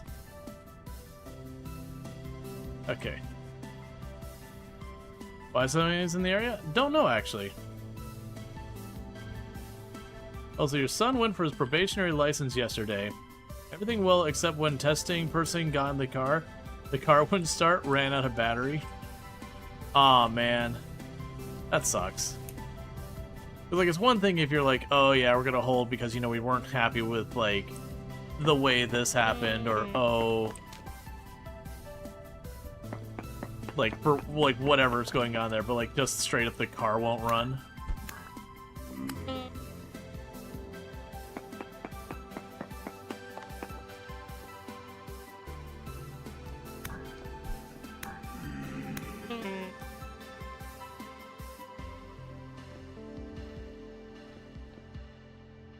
Put a pin down there, that's fine.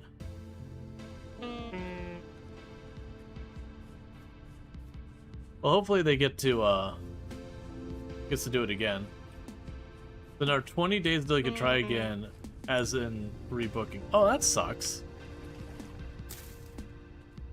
Is it just that they only do it once every 20 days? Because it was on them. Ah, it's... okay, I mean, at least it's free, because obviously if it didn't work and they're like, well, you need to pay again, that'd be a racket, is what that'd be.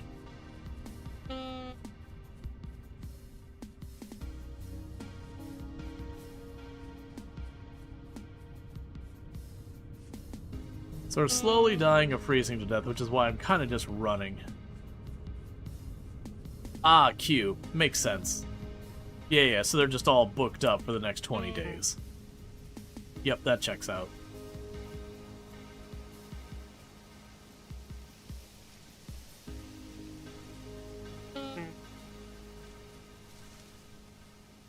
I'm sure he's probably pretty bummed out.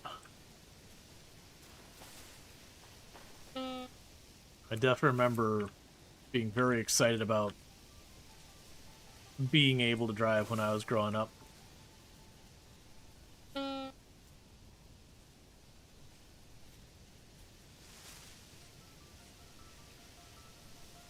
It's funny, young me enjoyed driving way more. Adult me, like, I don't mind it, but it's just something I do as a necessity. Like, if someone was like, hey, you want to go out and just, like, go for a drive? It's like, okay, where? I mean, for a drive. No. Like, it's cool if we're going someplace, like, I don't mind, but, like, if we're just driving to drive, I can just not do that.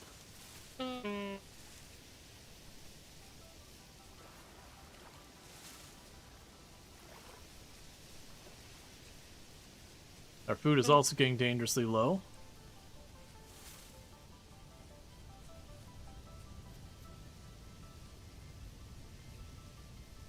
I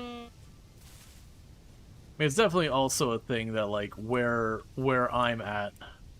And I did see the mushrooms, I don't have inventory. And it's also a thing, like, where I'm at, it's been growing, so traffic's been getting worse and worse. And it's not only... There's parts that traffic gets, like, particularly bad, nothing compared to what people are like, well, what about the road that goes to Seattle, between Portland and Seattle? It's like, oh yeah, that one's awful. As is the one that goes between, like, the airport and Washington, D.C. Those are terrible roads when, traffic's up. And it's not that bad. But we definitely got a couple of roads that get pretty high up on the list of just awful roads to deal with. Specifically when you go towards the very middle of the state and you're going down, like, I-95. Most of it's not bad, but there's a spot or two that gets pretty nasty. You hate having no destination? Your parents used to take me and your siblings for a drive around town. It was the worst. To this day, you cannot tolerate just driving aimlessly. Oh yeah, I won't. The only exception to that is me and Tomb, the way when it comes to, like, deciding on lunch if we're going out. We do a twist on nose, where basically what happens is the person who asks the other one first, the person who was asked is required to decide. But sometimes when it's her decision, because Tomb can be a little indecisive at times with that kind of thing, we'll get ready and get into the car, and it's kind of like, all right, well, I'm going to start going this way, and you think of something. It's basically because if you just sit there, it won't narrow down the choices. But, like, there's certain points, if I turn left, now these are the choices. If I turn right, now those are the choices. And so it kind of forcefully narrows it down as you go.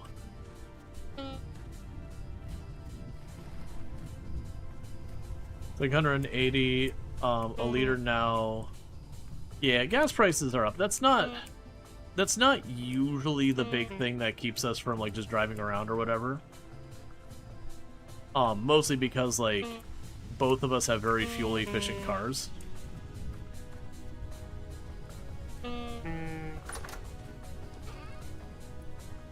Okay, I need my character to eat badly, because they're both freezing to death and starving, and it's making my life actually go down pretty fast.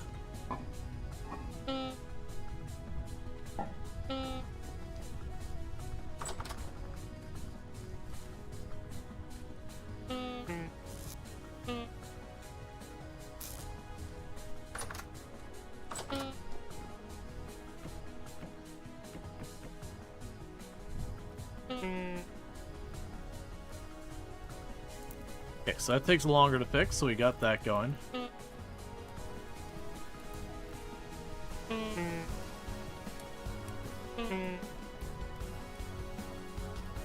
Okay. You don't have gas, LP? No? You're saying gas because people call petrol gas in the States, you think? Yeah. They're just different terms. Yep. You know, we mean the same thing, just different terms for it. Right. So we're all fully fed and all that stuff.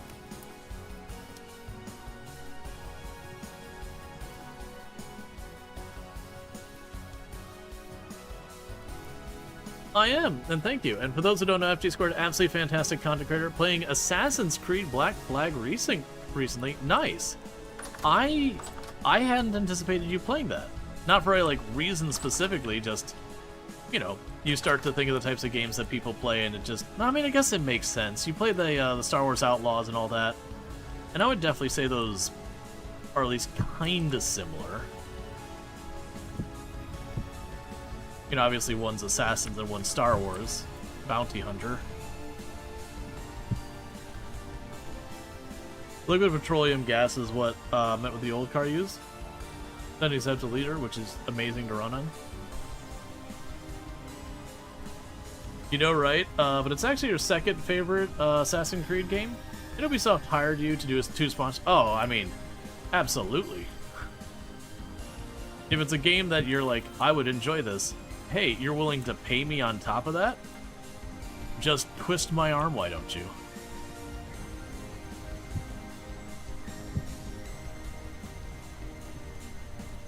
There's definitely been plenty of times with that kind of thing where you're like, oh, I'd love to play that. Oh, also we're offering a sponsorship. Yes. The answer is yes. I don't know what the question is, but the answer is yes. All right.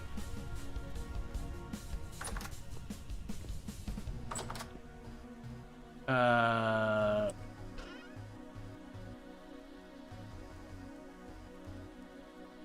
don't know who's winning, but my inventory is definitely losing. Let's grab the bones out of here, maybe? Chuck the sand in there. Didn't improve my situation a whole lot, did it? Sure, the bones and the bone meal can go in there for right now.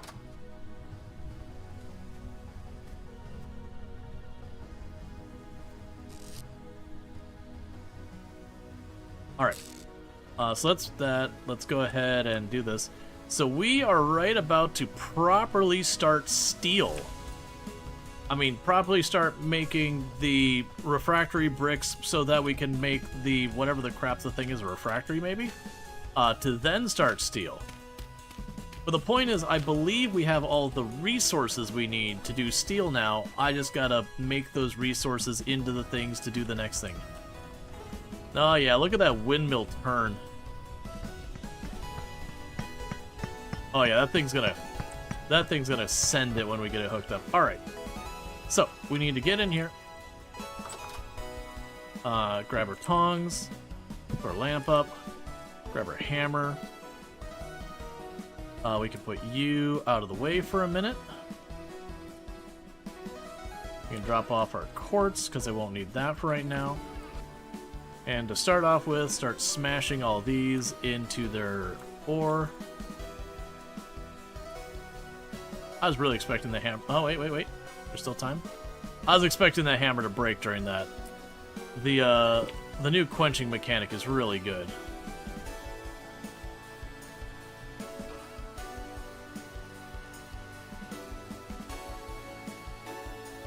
Okay.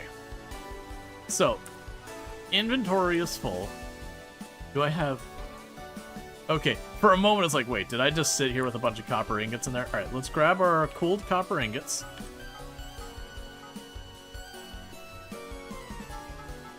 I'll deal with those in a moment. There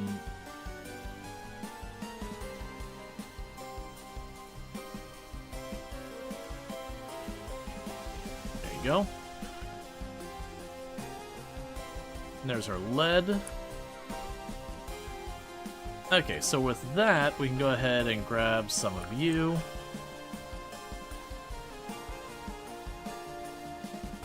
That should be warm enough. Wait, Chad is winner in this case? Okay. But yeah, no, it's been good. Main reason for you having a break? You did indeed. You got home. Oh, right! Your surgery. I hope that all went well. I forgot that was coming up so soon. Alright, so start that one on fire. Now, for just doing this, I should be able to get away with the really bad coal.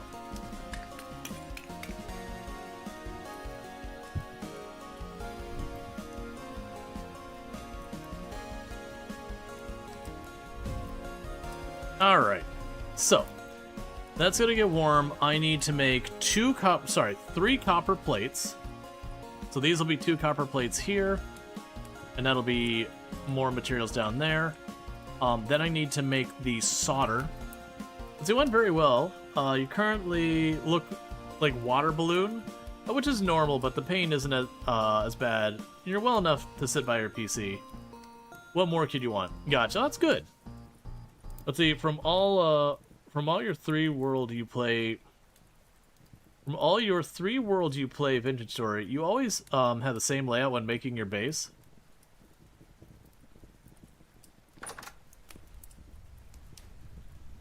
I mean, there's definitely a similarity. I wouldn't disagree with that.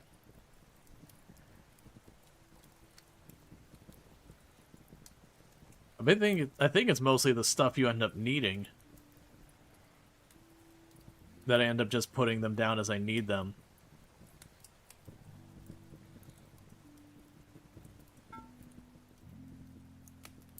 Okay, there's the plate.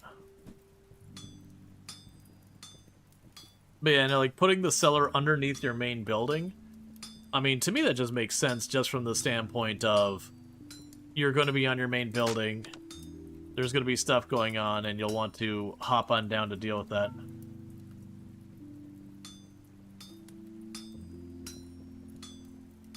Built in to do a home side, stairs at Sky Platform Manufacturing and thing. Yeah, no, I feel like there's certain things that would make sense that you'd end up making your cellar and your house on top of it. I can see like you shoving a cellar in the wall, but early game you can't mine, so you know, you could make it behind your house. But like that's kind of, I mean, I guess it wouldn't be more involved, but that's fine. I wouldn't end up doing that very much.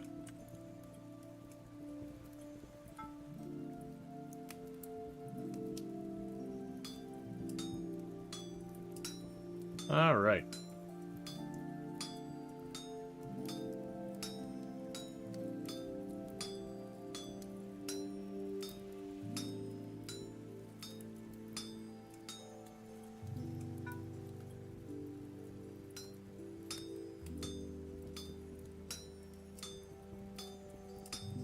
Okay, so we got the 2 of the copper plates I need here. And I'm pretty sure the copper behind me has long since reached temperature.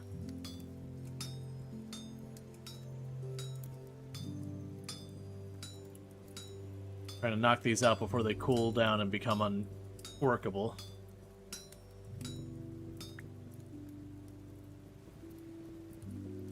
Up almost exactly on time. So we can go here and pour our ingots.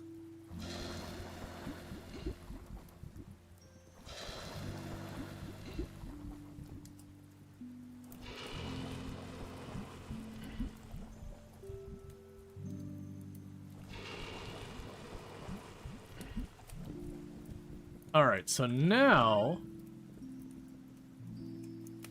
I need the galena. I need the tin, not the silver, not the bismuth. The tin.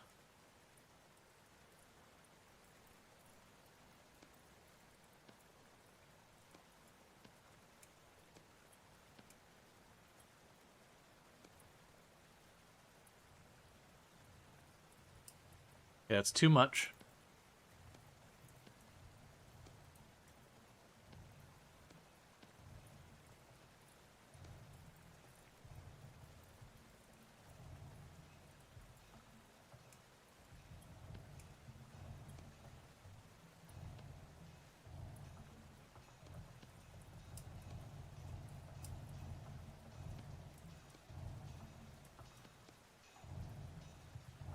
Cool. So now let me make the lead solder.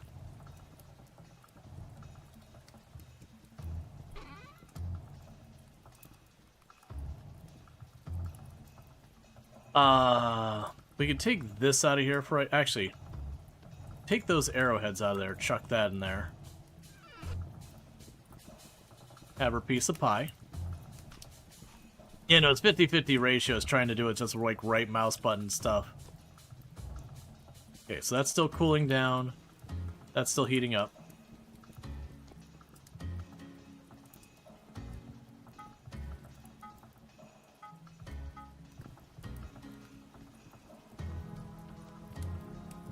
Alright, so let's try and remember how many of these we need. So I need the hopper. That's 3. Easy peasy.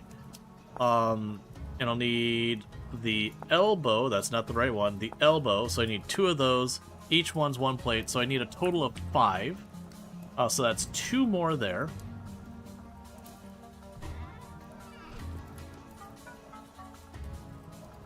So get that amount to heat up. Let's see, almost 4:40 p.m. She was sick and out of the hospital. Gotcha. Well, I hope she feels better and all that good stuff. You know, do the good thing, take care of it. You like how accurate and depth the game appears to be in regards to the metalworking? And yet, you think playing it, you would drive you crazy because of all sorts of... You can't time multiple things in the kitchen to finish the order. Well, the good news is a lot of them, if they sit, it's not that big a deal. Like, you might waste a little fuel, but, like, charcoal is pretty easy. I've got, like, multiple redwood trees shoved into a box right now.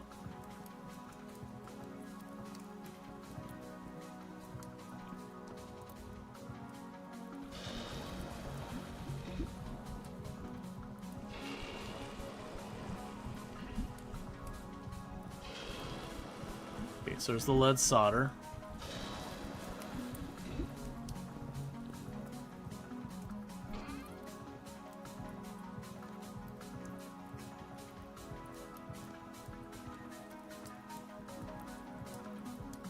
The right amount. Okay. And you're up the temperature yourself.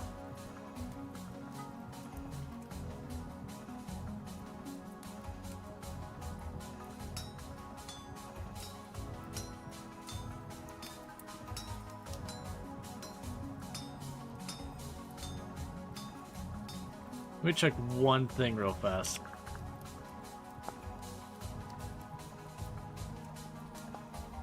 Because I did see it appear briefly on the blacksmithing thing.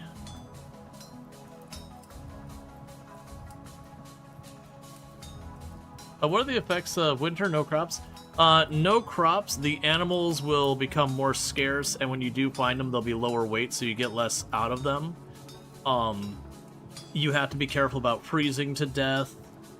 The snow can cover the ground, which can hide a lot of things. The water freezes over. You'll have blizzards, and that mostly just makes it cold. So it is kind of like in a lot of games where, you know, winter comes and getting food is pretty challenging during the winter. So you kind of have to make sure you're prepared ahead of time.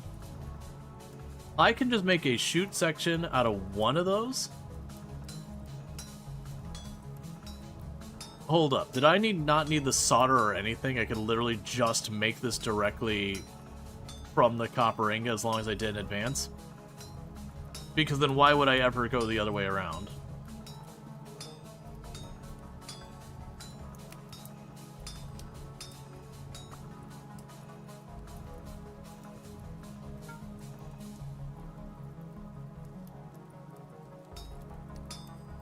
Can you underground an indoor farm? So, underground farming is off by default. You can turn it on. There is a greenhouse you can make where it is indoors but must have a glass ceiling. And that will allow you to grow inside. Now, ultimately, that doesn't prevent the winter from making it so you can't grow crops, but it does make it so your crops are treated as a bit warmer.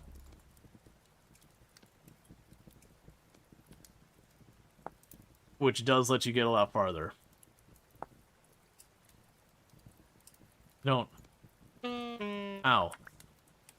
In case you're wondering, you cannot,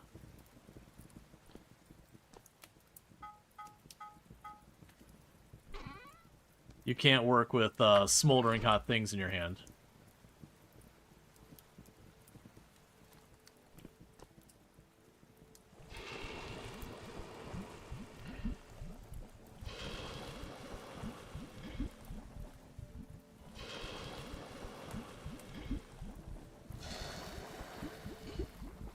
Okay, chuck that there, drop the charcoal here.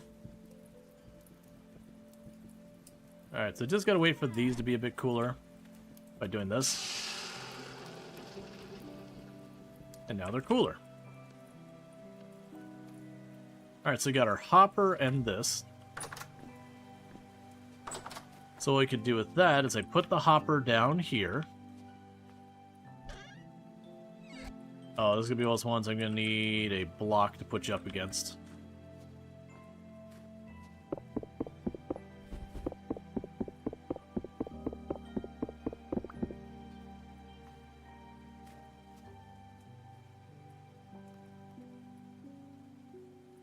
Pretty annoying.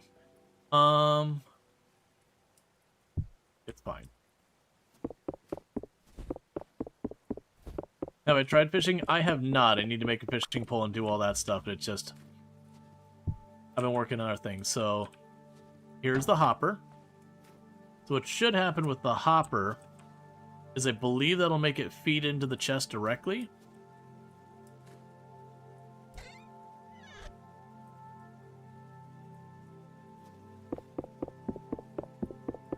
Not that one.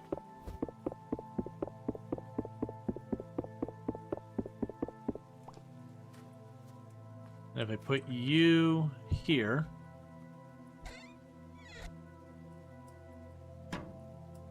I believe that'll make it feed out. Alright. I guess the wind's just not blowing right now. Okay, so let's go over here.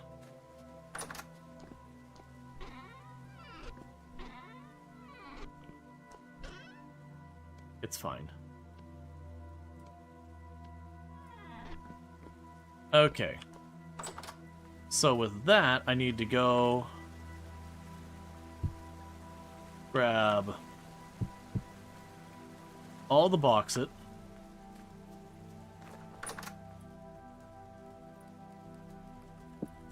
Put my tongs up there, grab that. Put my hammer away.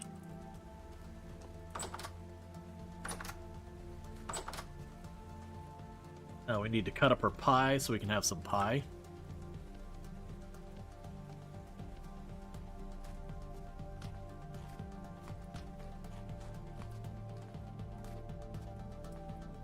Alright.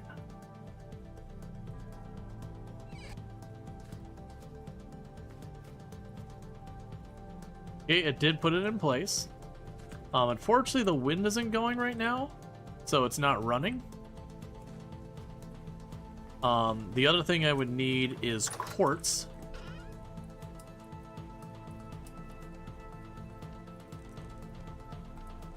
I'm gonna grab those out. There it goes.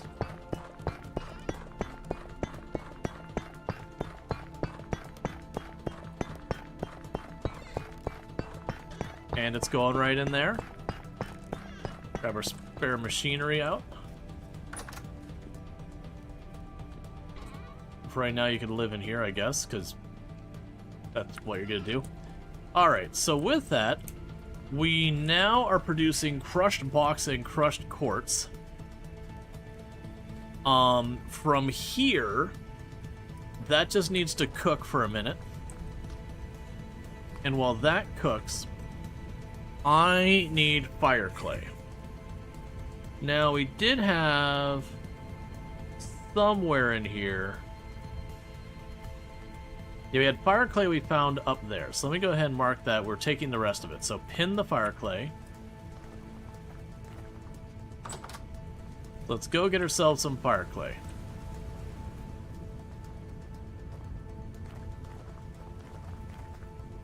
Yeah, we'll deal with the rest later.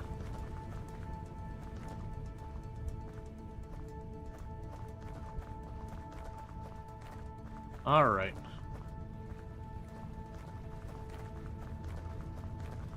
You display your fish in the game? Neat.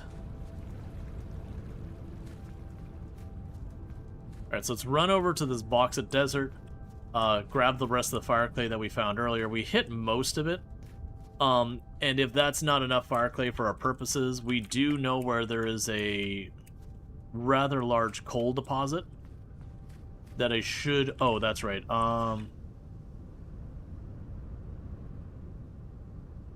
Yeah, I either need to go down and left or over and right. If I go straight forward, I'm going to have to go over the mountain, and that's going to be a pain.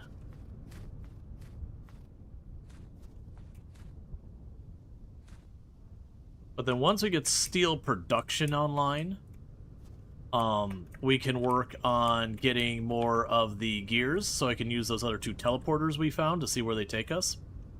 And if we're lucky, one of them will take us to an area where there's peridotite.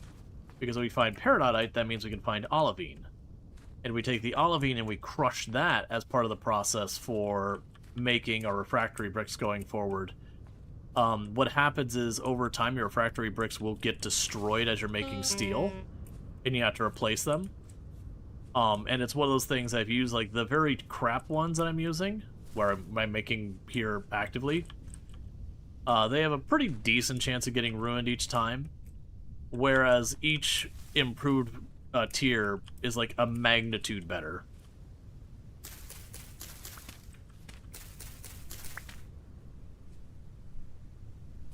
And so ideally we want to go the whole way up to Refractory Brick 3. But the big problem we're running into is I have seen no peridotite this entire run. And the olivine, which is part of the Refractory Brick 2 and 3 requirement, only shows up there. Now, if we find peridotite, I should find, like, no shortage of olivine.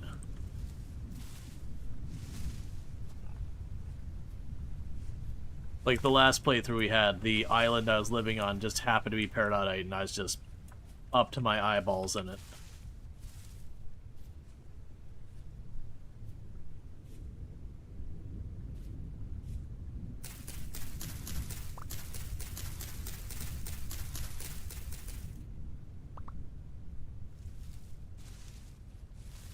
Yeah, so I'm kind of skirting around the edge of this mountain.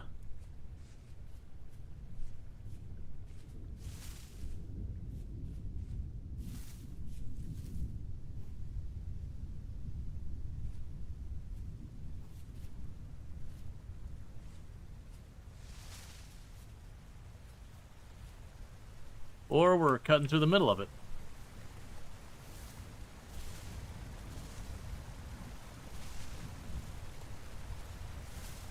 Guess we're getting wet. Ow.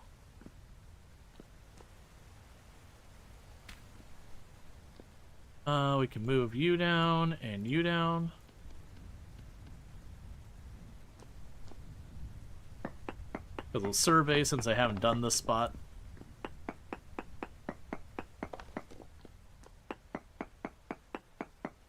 When you need the wind to hammer some iron, it always stops. Good thing they added the water wheel. Yeah, no, it's definitely one of those things. I'm really curious how good the water wheel ends up being. Because, like, it permanently being, you know, able to go without having to worry at all about is the wind blowing and all, it's definitely a perk. But I'd imagine the negative that it has is... I don't know how it works in the game, that might actually not be an issue. But, one would assume if you put a water wheel along a flowing water, you do add resistance on the water that tends to slow the speed the water's moving, therefore reducing the amount of mechanical power it can provide. I don't know if any of that is a thing in the game, because I can't imagine they track per each and every block, like, what the percent water flow is. Oh, hi. Okay, that worked. A little bit of a dicey jump. Let's say, like, high quartz. As we're slowly going over the top of this mountain, because I thought I'd already gone far enough south to avoid it, and we just kind of hit a valley in the middle of it.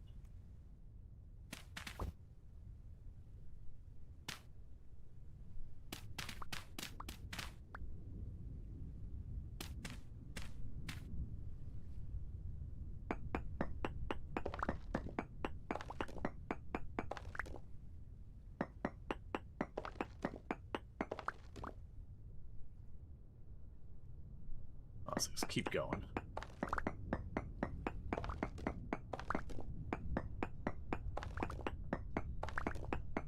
You'll hate the noise of the rapid running water.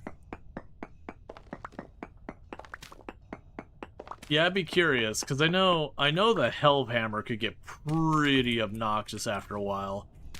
That you'd be sitting there just hearing ting, ting, ting.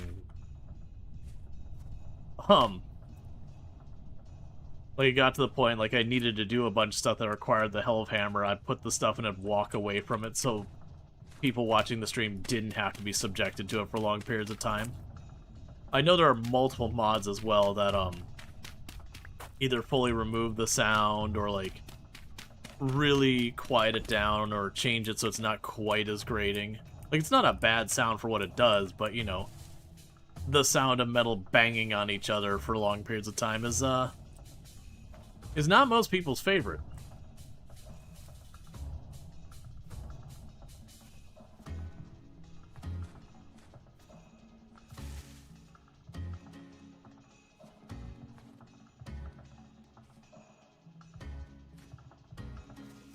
Alright, so we're almost clear from these mounds.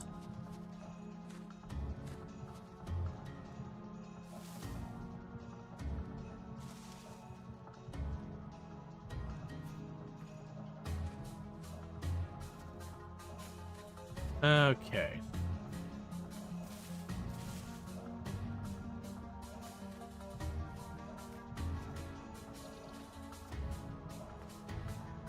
Oh, sucks to be them.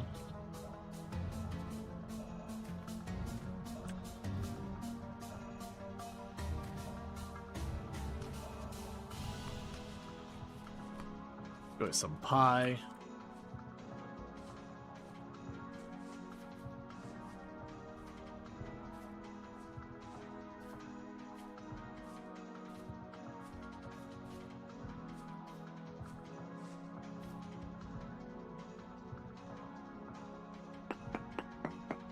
Survey the spot since we're standing here.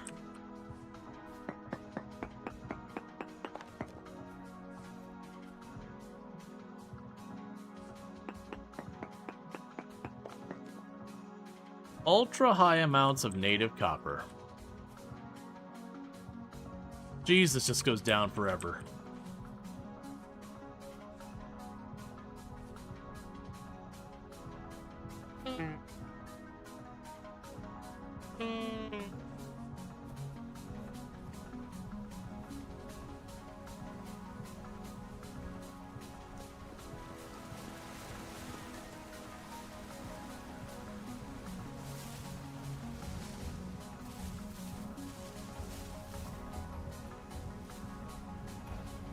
There.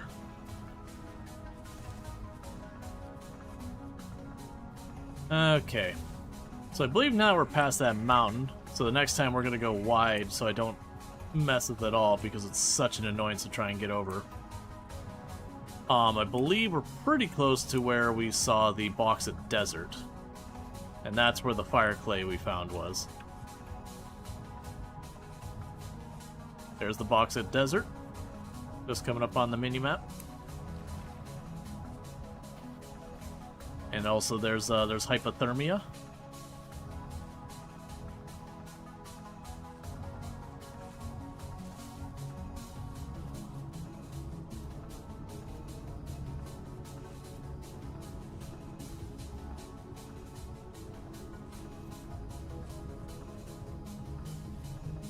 A lot of the desert is high enough elevation that we are gonna be in the snow. So it's kind of one of those things that, unfortunately, if we hit this thing and there's not much left, as much as I'd love to go searching for more, trying to search for play and all that while in the snow is pretty rough.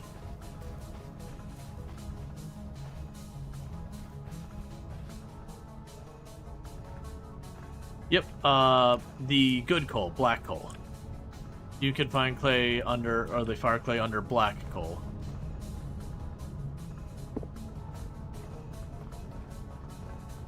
Does not show up under brown coal.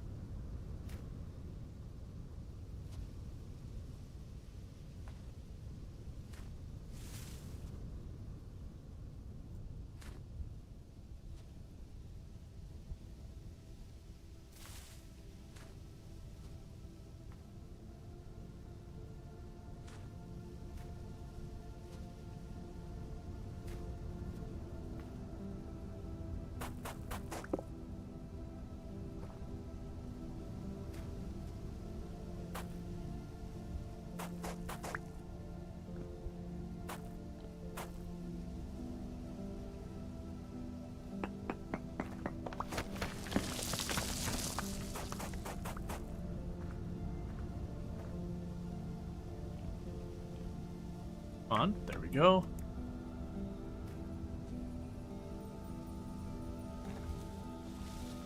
Okay, so I need to get over there farther.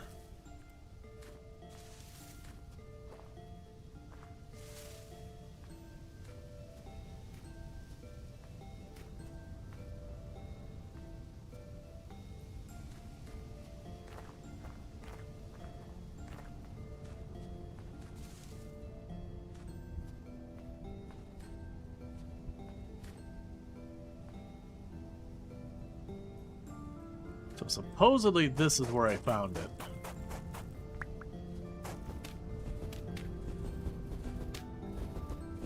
Which explains why all this dirt is exposed.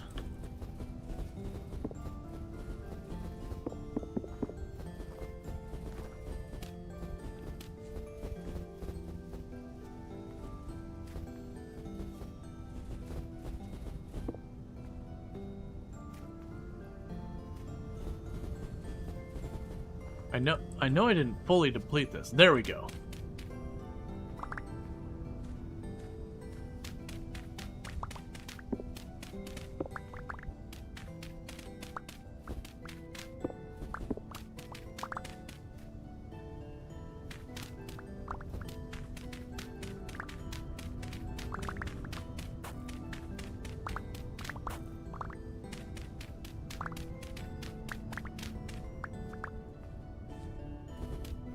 It's not guaranteed to be under the black coal, but I've found most of the time it is. It seems like it's probably the most reliable way to find it, other than, you know, like making it yourself kind of thing.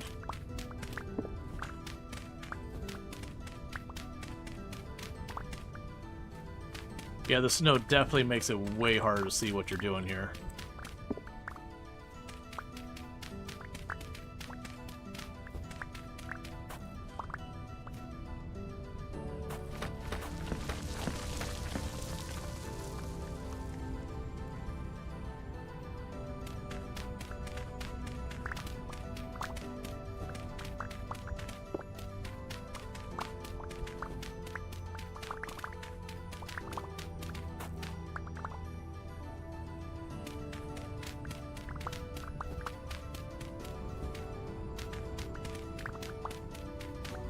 Okay.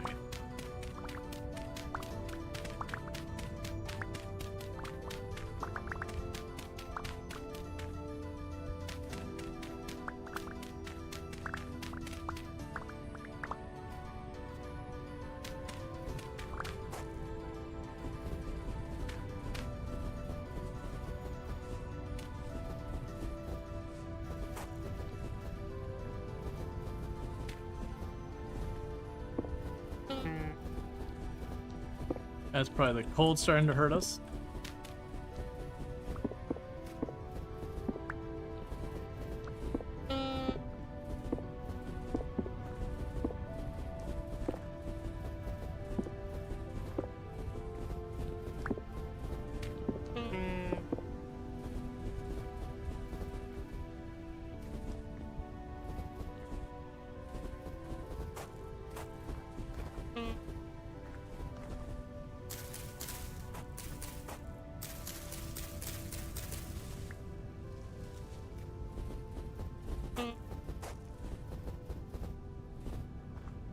Alright, this is feeling pretty tapped.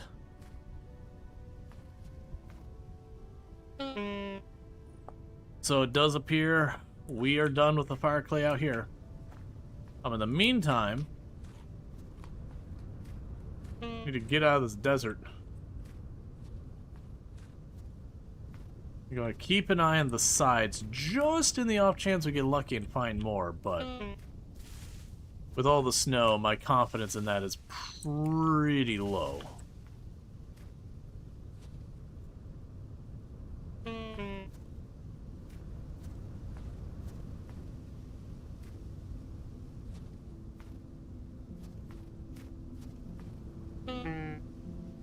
I mean, we did get like 5.5 stacks or so.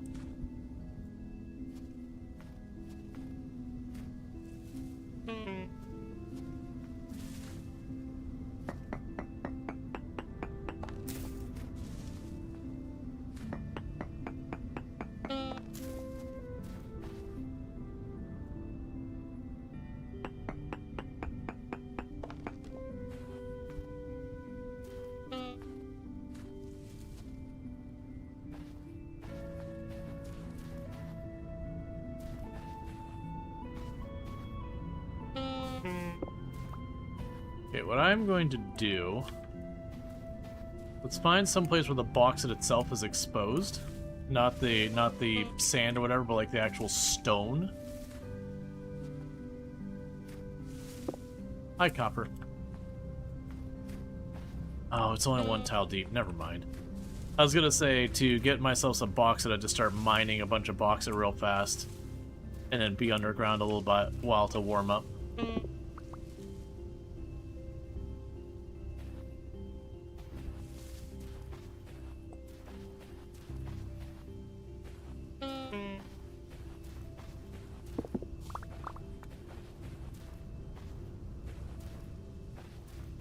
It looks like the box it's only like 1 tile deep. Okay, that's fine. Because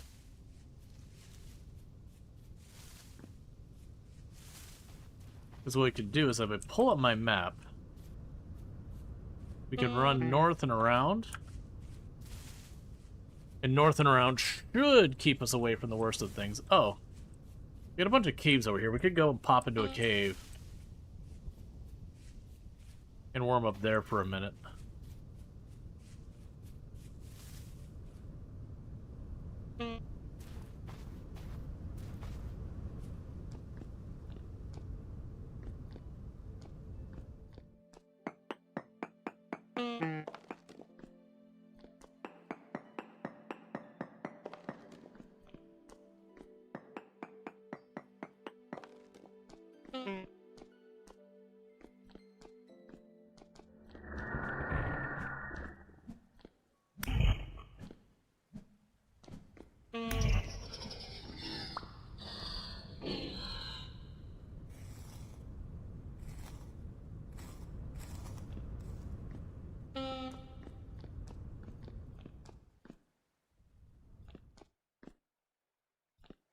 expecting to be able to go deeper in here. Like, I could close myself into a wall and wait for us to warm up. It would work. I really don't want to just sit there and wait for it.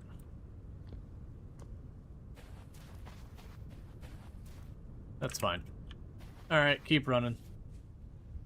Temperature outside, just a casual minus 11 Celsius. Basically tropical paradise as far as I'm concerned.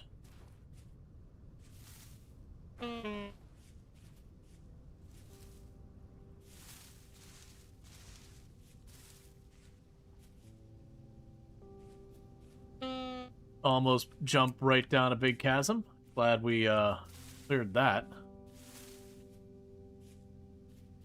You just keep eating? No. So if you notice, I'm not, like, even though my bar is pretty much full on food, I am, gradually just draining health. This game isn't one of the games that you eat food and get, like, 10 health back. You eat food and you'll have a very slow health regen when you're not starving. But when you start starving, it very slowly burns down your health. When you're freezing, it very slowly burns down your health. There are bandages you can make that do generate health faster, but it's nowhere near as fast as you would. Alright, the bandages you could probably heal through it. The issue with the bandages, though, boils down to the fact that they're very resource expensive. You generally aren't running around with a stack of bandages everywhere you go. You kind of just bring them out when you're going someplace dangerous.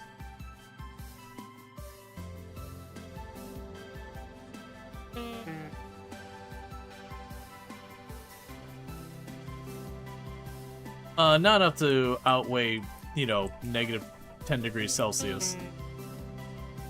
If it warms you up, I don't think, like, that would be a viable thing. Because keep in mind, my character's basically running around right now in a t-shirt and, like, cotton pants.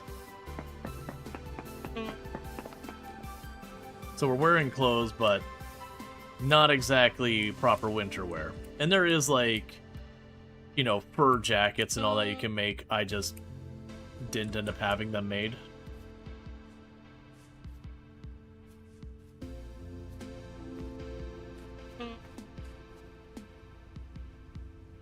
But it's fine, we just freeze our little tootsies off.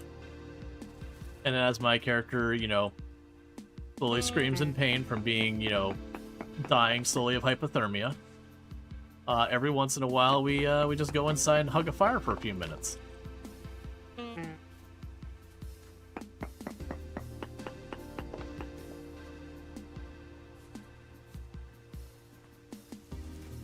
Because hypothermia does kill you very slowly in the game, as you probably noticed.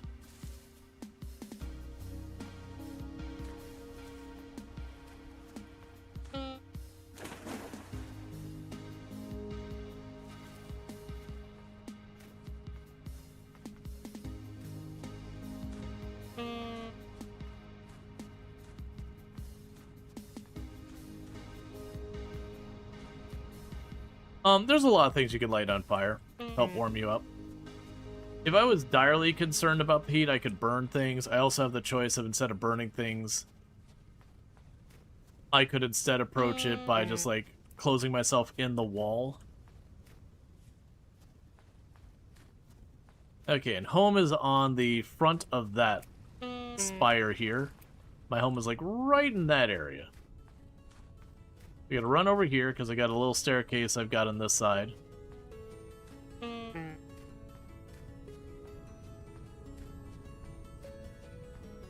mountain's not nearly as pretty with that. Oh no, the waterfall's there.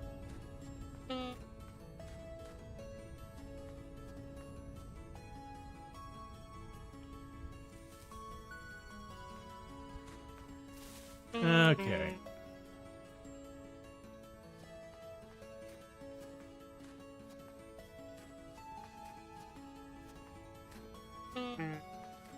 There's the windmill up on the left. And that's home sweet home. And the lake is completely frozen.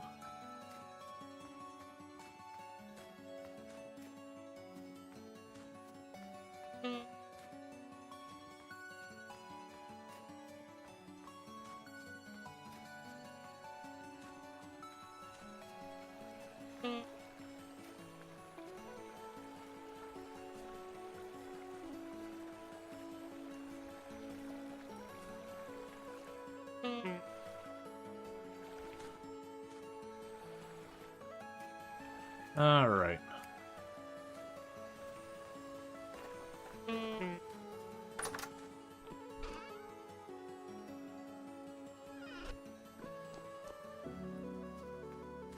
So let's go downstairs.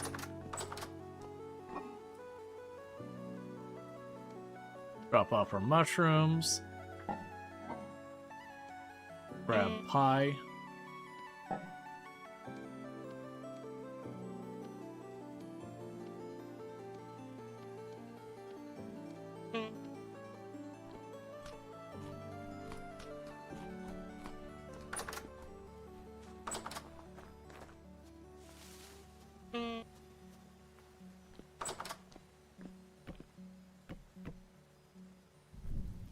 And warm ourselves up real fast.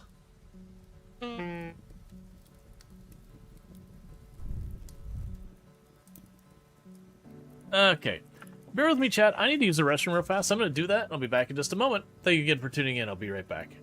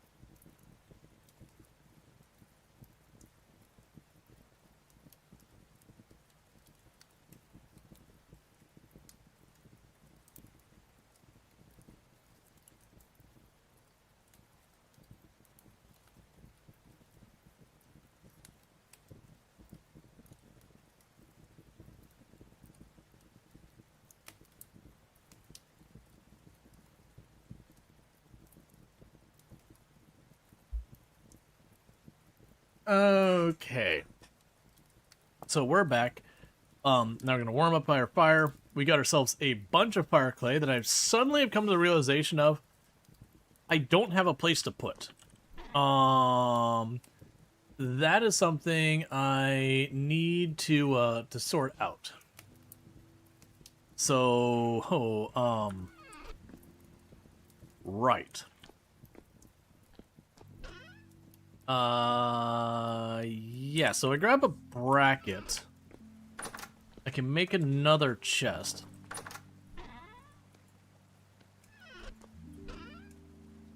Yeah, that's fine. Alright, let's run over here. We got a little bit of wood in here. We can go like that. Grab that bracket. There's a chest. Drop the rest in here.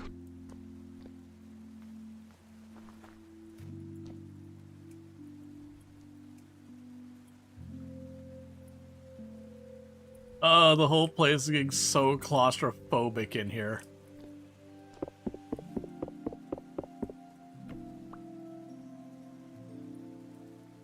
You know what? Get in the box. There's the fire clay. Grab you out of here. Chuck you over there. We can grab the bauxite and all that.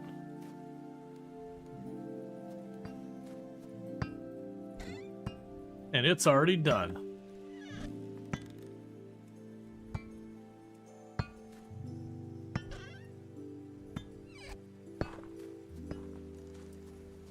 Cool. And we'll grab the andesite. Alright, cool. So we got that. So to make the refractory bricks... Wait. You're only an ingredient for tier 2? No.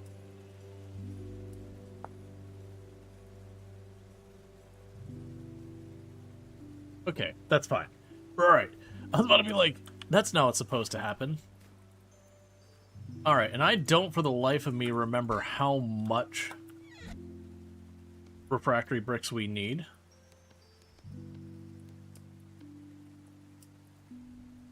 There's 64 there.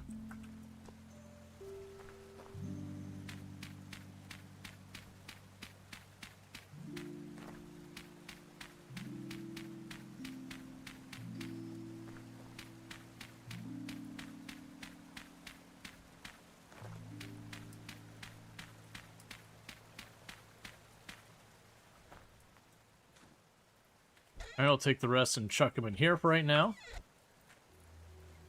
And now I need sticks, grass. Gonna go straight to tier 2. I could if I could find olivine. For the refractory brick tier 2, it requires olivine. And the problem with olivine is you can only get olivine from peridotite.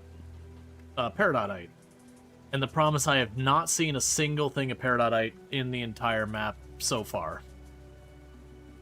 So that's kind of the problem we have. If I can find peridotite, I could skip to tier 2. So my plan for right now is to get these bricks going. And while these are going, I'm going to keep making sure I have enough quartz and all that kind of stuff to, keep everything else going. So that's my... Right, that's right. Oh, I should switch the order I'm doing this. Oh, oh, never mind, there's the 15 extra. There you go. Yeah, so what we'll do is we will work on making sure I get the, get enough quartz and bauxite and all that to keep the bricks going. But we'll get the pit kilns going. And then what I might do is I might deliberately try and get deep underground. Oh, you know what we could do? Because it'll require me to go deep underground anyways. We could go over to, I can either teleport to where we have the other, iron mine / the saltpeter would be one thing I could do. I could also just go to our existing iron mine and get as much out of it as possible. So right now, you go up here, you go up here. I have spares of both of those. Okay, which one's the...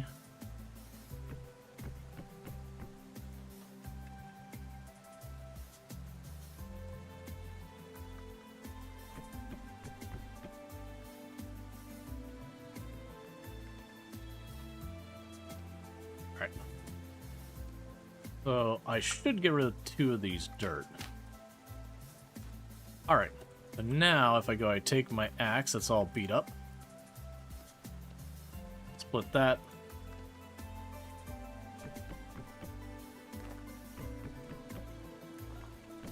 Yeah, so you can get this all going.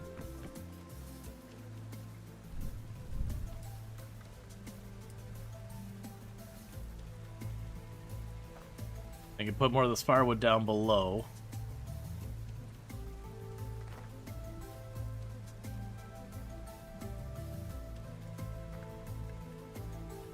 Okay.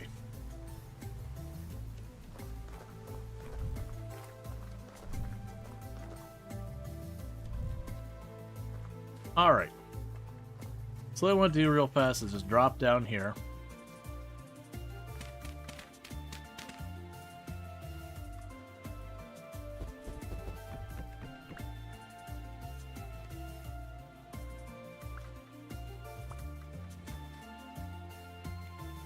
And now I grab one of you. Put you up here.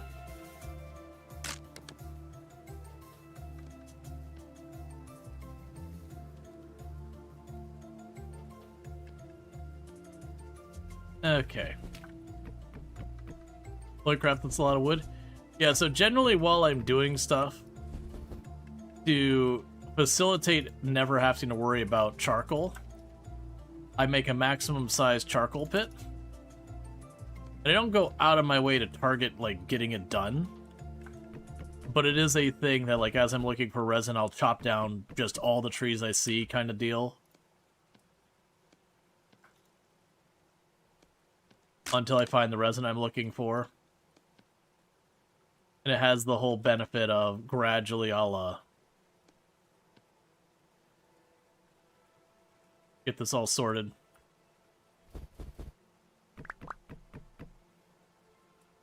But pretty much I just keep working on this until I run out of charcoal. And whatever amount it is, I'll consolidate it into a rectangle.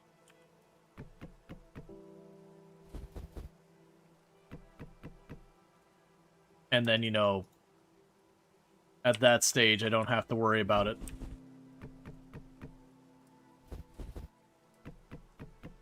Hey, Mastani.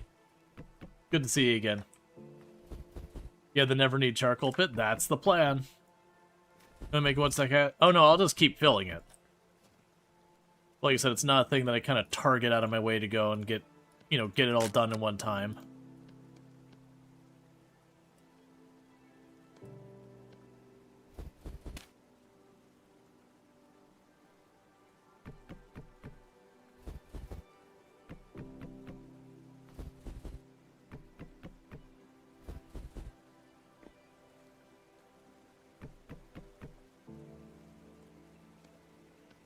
Alright. And I don't have another complete stack, so I fill that back in. Yeah, no, literally every single time I end up needing to, like, do anything with wood, I'll go and grab a bunch of wood. And do that, and the idea is just to have it be the slowly filling up thing. How big is max size? 11 by 11 by 11. If you do the math, it is an absolutely absurdly large number that you're talking about. Which is what that size of that room is 11 by 11 by 11.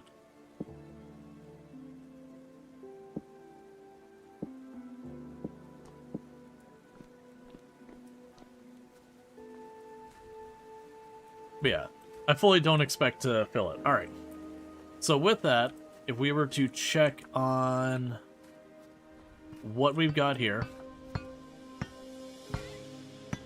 Okay, so we need more quartz. We finally hit that point.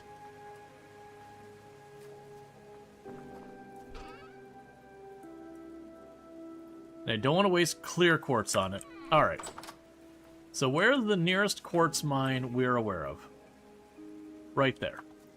Okay, so we go to the quartz, we dig up the quartz. And by that I mean I go and I grab a fresh pickaxe because the current one we've got is getting worn out.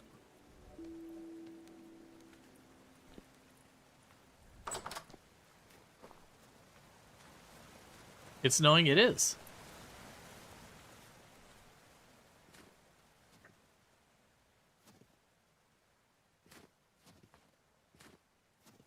Yeah, so get the quartz.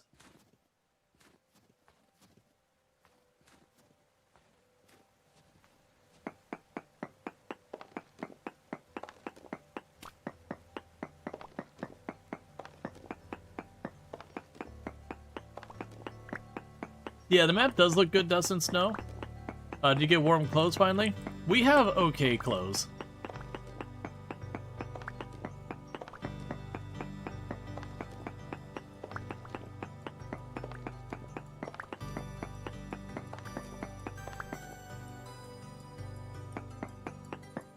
Wait, what? Oh, silver. I completely missed there was even silver in the quartz. I was just going for it on the quartz.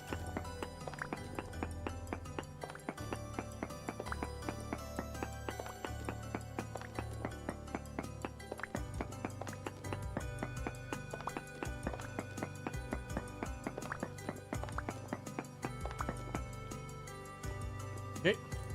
Just making sure we got the stuff at the top, and then we'll go down a block. Yeah, cotton pants, cotton shirt, and a straw hat.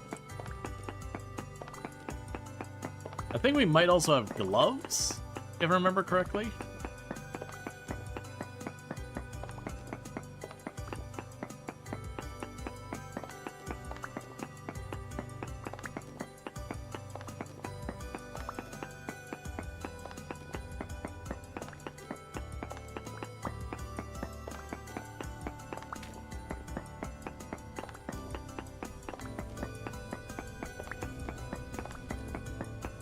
Yeah, my goal is to, like, deplete this quartz vein, and then I won't need to deal with quartz for a very long time.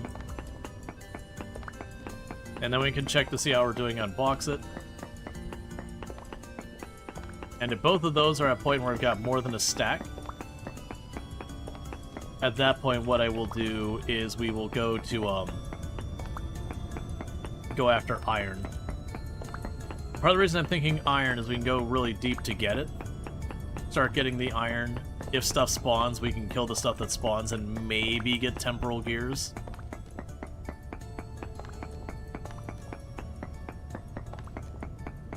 For those who haven't seen the quartz veins, generally speaking, the quartz veins in this game are just absolutely ridiculously large.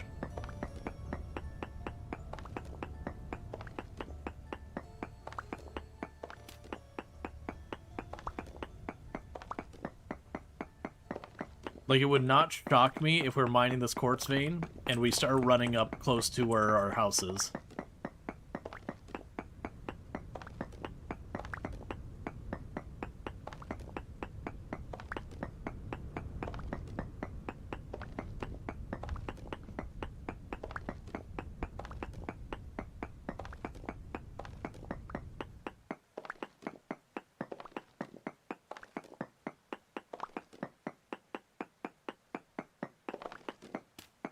But you're on a quartz area with silver and gold. Yeah, this apparently had silver in it. I grabbed a couple chunks earlier.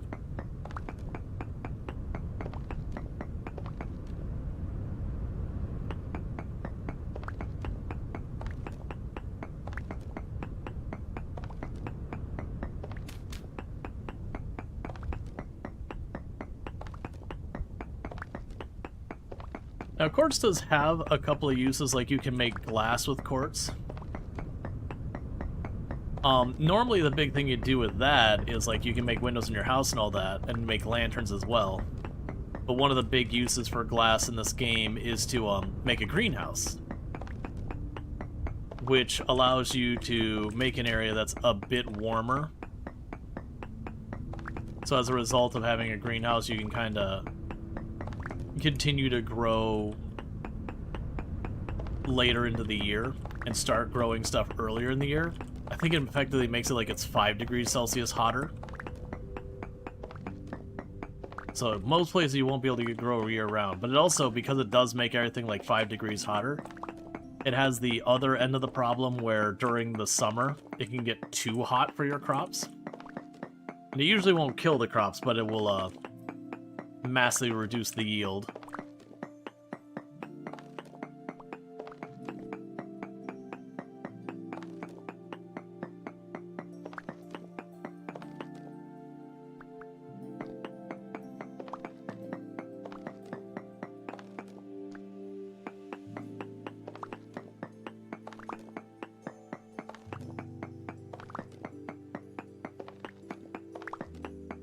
You start your farm in the summer, your poor turnips.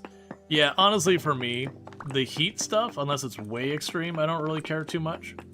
Because each of your crops when you plant them, the seeds will sit there and be like, I'm good from like, you know, negative or like 10 degrees Celsius to 40 degrees Celsius, whatever the range is. And yep.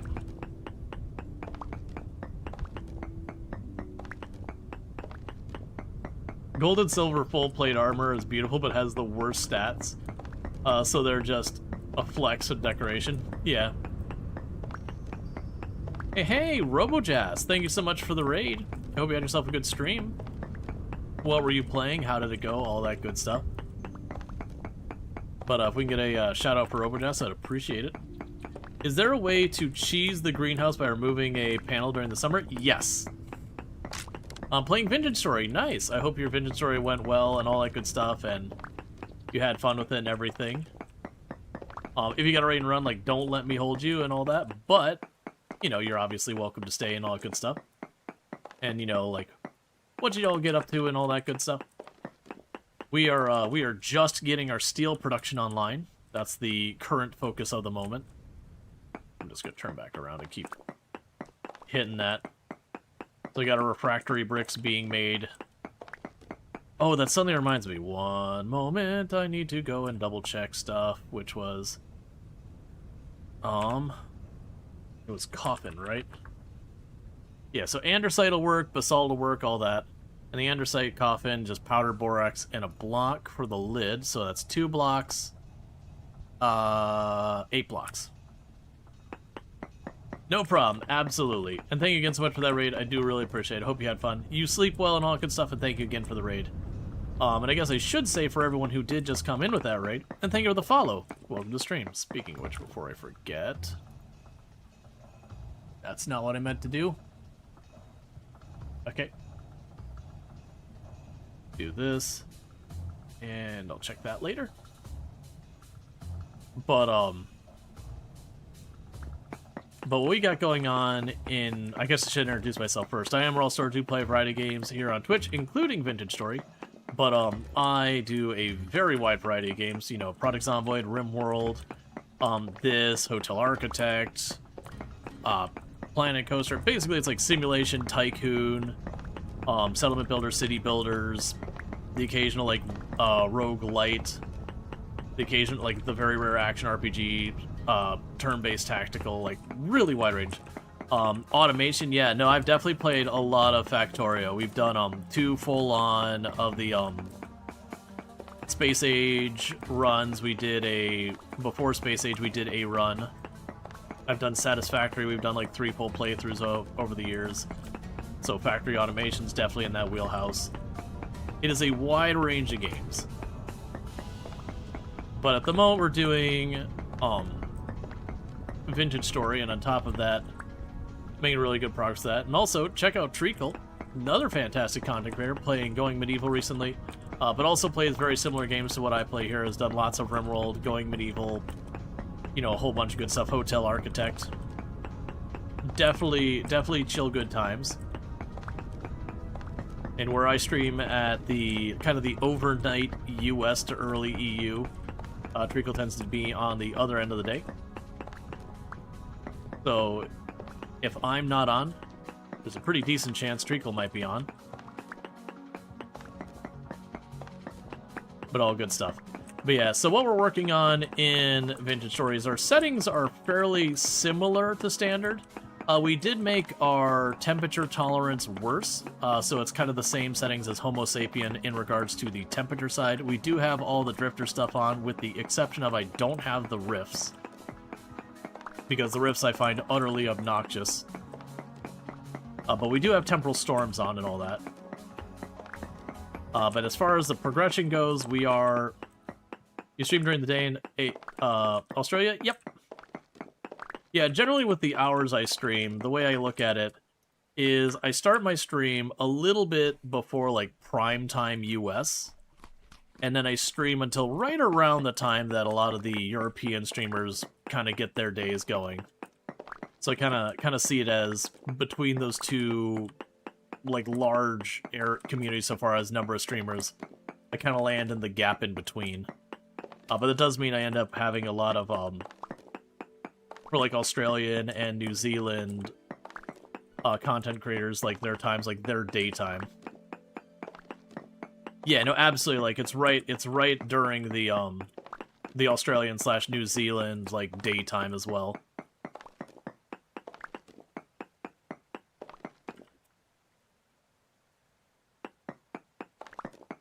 Yep, your European 10 o'clock right now? Yeah, so, like, normally, and I'm probably going to end up going long tonight, normally I tend to wrap up in about 15 minutes from now. So that's right around, like, you know, mid to late morning European time. And again, obviously it varies because Europe is kind of a big place. It does have many a time zone. So for some people it's pretty early morning. Some of them it's getting closer to mid-afternoon.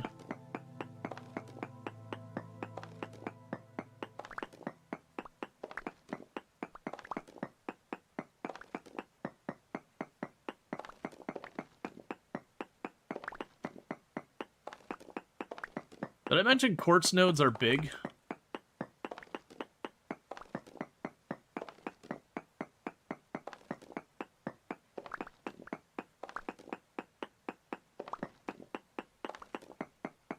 Oh, with the farmer's market, we talking about a bunch of other content creators and that in Vintage Story? Because I know there's a pretty strong, like, RP community in Vintage Story.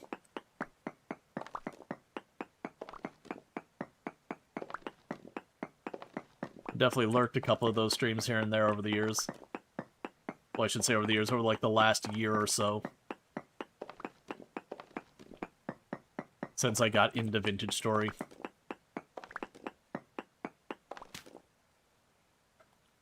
And keep in mind, all of this mining is only having gone one of the directions from the quartz node.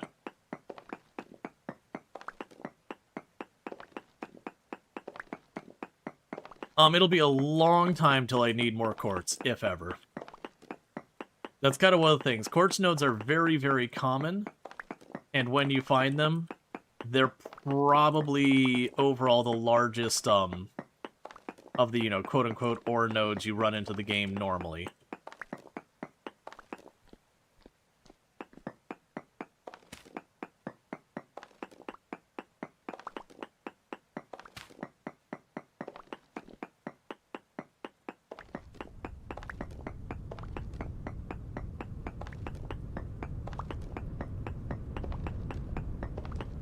I want to say the olivine nodes get pretty big too. Iron is another one that generally the iron nodes can get pretty massive as well.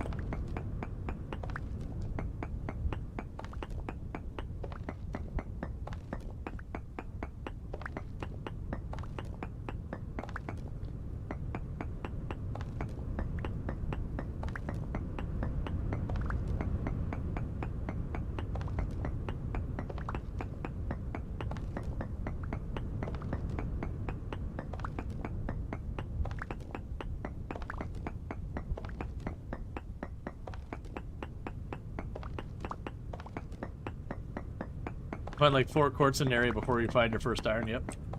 Let's see, same in real life. Glass, to be honest.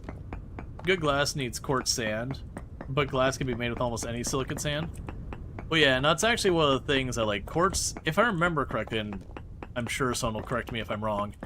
I want to say quartz, when it comes to like your different types of sand, is the single most like common like material in that regard.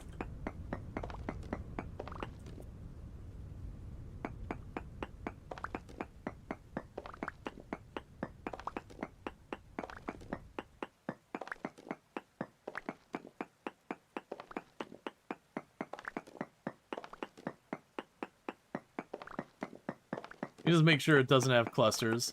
If it doesn't, it gets the bombs.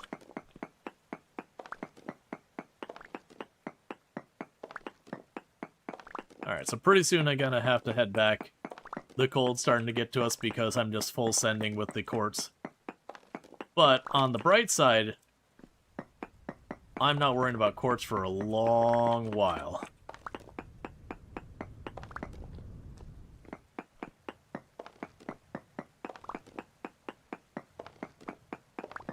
I'm looking at our mini-map right now, and we are right about to hit where my base is.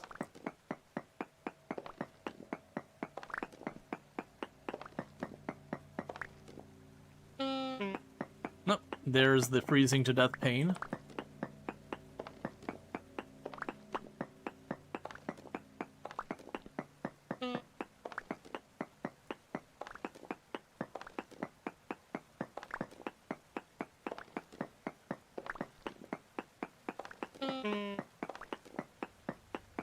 Put down a campfire? If I wanted to put down a campfire, I'd have to have dried grass and firewood with me.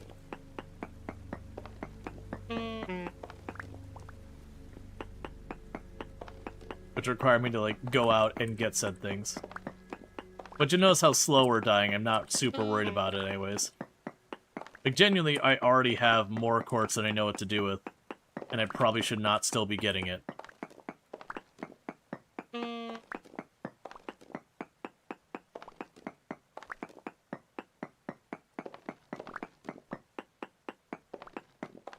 I think I'll finish this road and we'll get out here.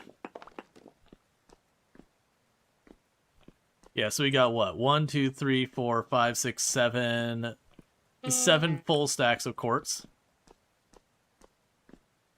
And if we look at this, I came into the mine here, and we got all the way to about here. We were actually underneath our farms. We just didn't see a place where we broke through.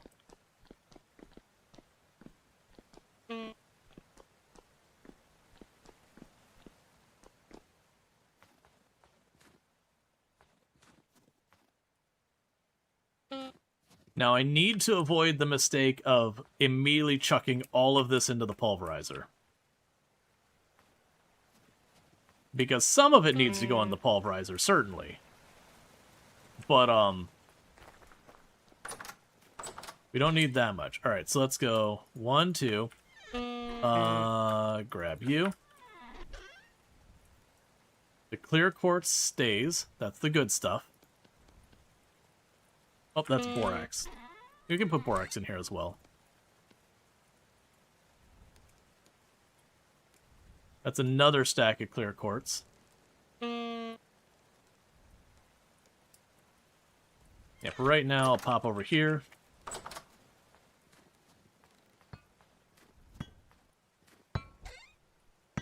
Chuck you up there.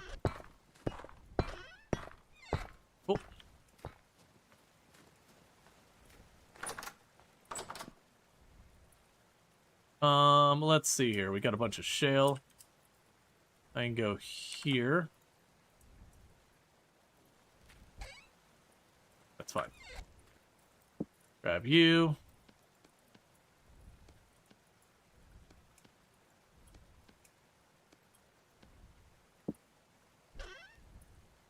Drop the silver in there.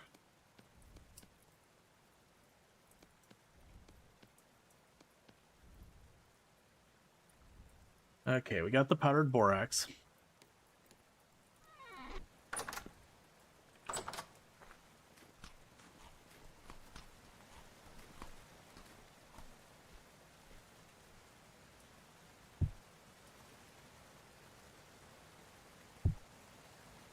Grab a bunch more stone.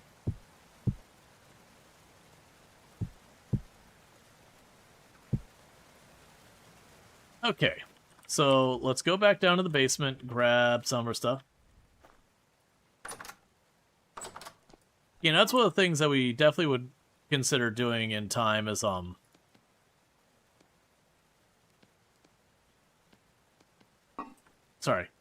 Definitely one of the things to consider doing in time would be to make our greenhouse. Like, right now, it's not going to be very important. It'll be a while till we could have the greenhouse do anything for us. It's just too cold. But we can make a bunch of glass and all that. Make it nice versus using the stuff I've done in the past. Alright. Oh, I should check how much longer my fruit juice has till it's gone.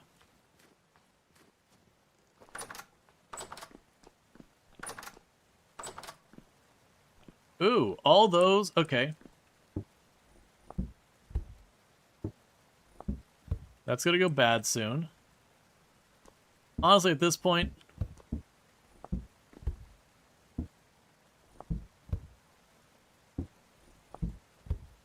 Well, small amounts are gonna make it all into wine. Because I doubt we're getting any more of that stuff. Okay, are any of you rotting? No, you're all fine for pretty much ever.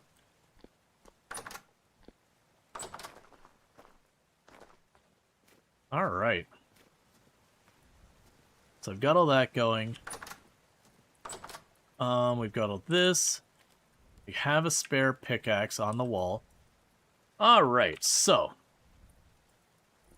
Let's go and check. We have hematite. The only place we've seen hematite appears to be way over here on the right. Right, because that was in granite. And that's the only place we've seen granite so far. Oh, I say that.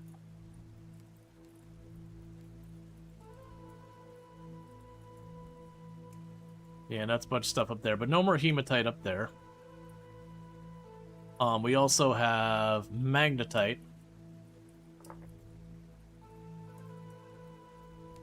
Now, where did I have where we saw... That's brown coal.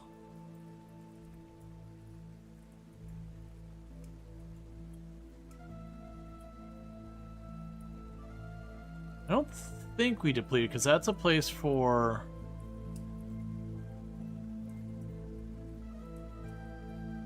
Yeah, and that's where we found most of it. I thought we marked a spot over here that was where we were, pretty sure that's where we grabbed our iron. I don't have it pinned. I don't think we exhausted it. I know we grabbed a bunch of it. I was pretty sure there's stuff left, but usually I'll leave a, Oh, right. We weren't using the, auto map mod at that point.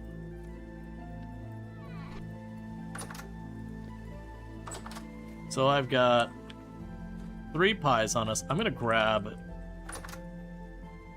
How much longer are you good for?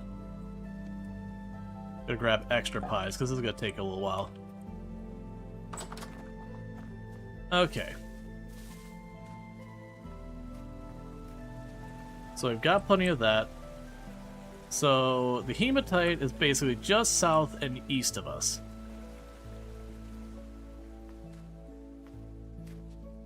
We're gonna run over here. Sorry, not hematite. Magnetite is just south and east of us. Which should be iron. Because they're basically waiting on our pit kilns. They're our time bottleneck now. So let them cook. And then once they're done, we swap them. And that's like the next set. Yeah, let's go ahead and switch that onto everything. That's fine. Yeah, so I should have a spiral staircase like right in the middle at the sweet spot, and it goes straight into a magnetite node. It's one I've already picked pretty clean, but I'm pretty sure there was a bunch left. Like, not a lot, but some. And so then the intent there is I can go ahead and keep on mining down there, see if we find any more magnetite. If not, I've got a bunch of places that the magnetite's at least at high.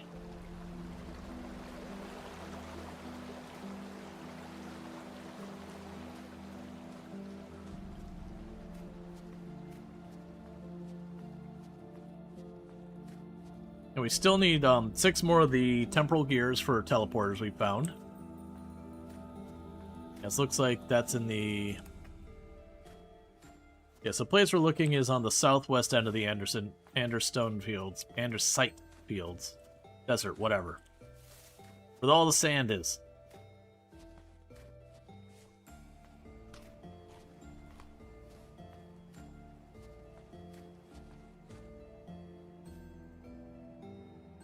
And not too long, we should probably do a round of looking for resin again. So we can get our kern hooked up. We won't be able to probably do too much more because until we get more fabric, it'll be pretty limited. Alright, so here's the desert that it's on the other side of.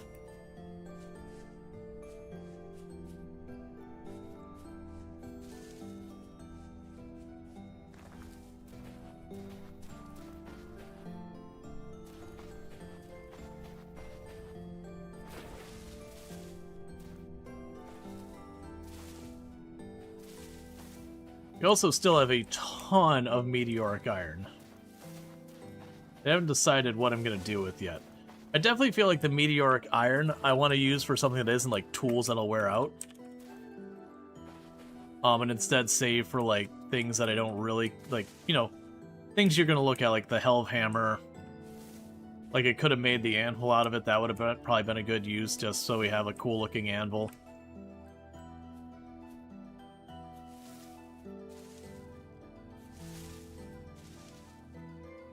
One curiosity is, I mean, well, the problem is I'm going to make steel armor.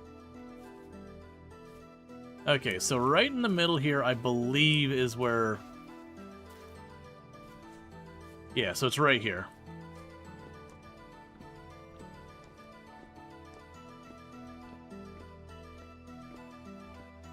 And the iron is way down here.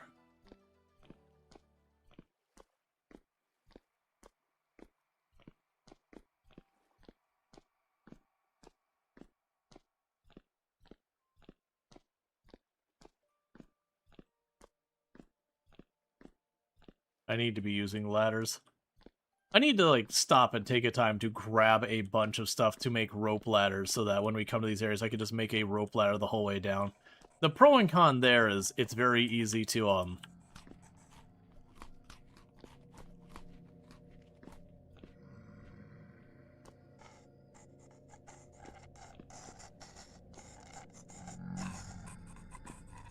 Now let's force them to come up after us.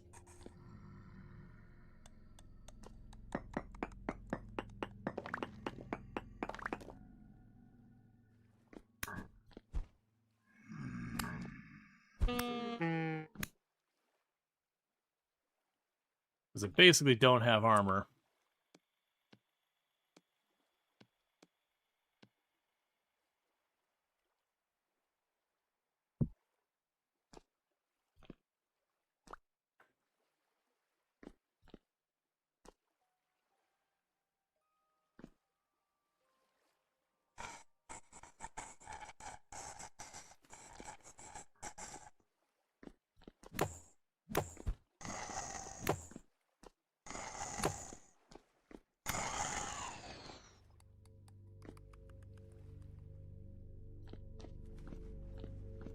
Okay.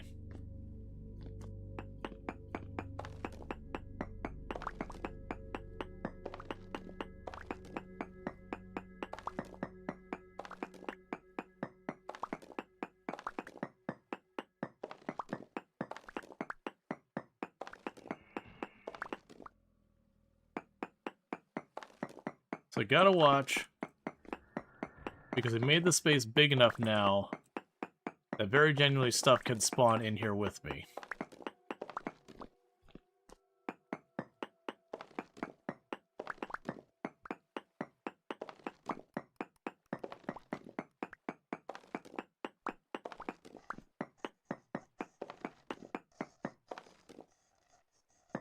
There's also a cave system right nearby, which could be a problem.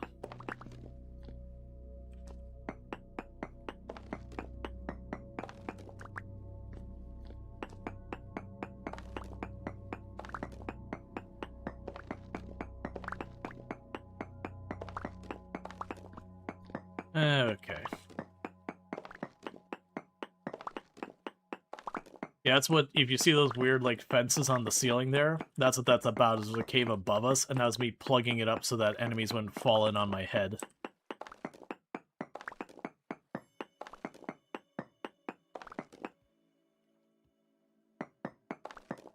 You're waiting on the scorpion to come say hello, poke. Hi, remember me? Oh yeah, I know the one time where I went, it was like, whatever name scorpion just walked up, poked me once, instant killed me. That sucked in the Waterworld one. Because it took me so long just to get back to where it was, just to get poked once again, trying to recover my stuff. We do have this one set up where I don't drop my stuff. I made the comment a number of times where I enjoy playing hardcore games, and I enjoy games that you don't drop your stuff. Medium core where you drop your stuff, but you're not, like, out. I have difficulty enjoying that a lot of times, because after a while you just get frustrated with the whole run back and forth that's caused.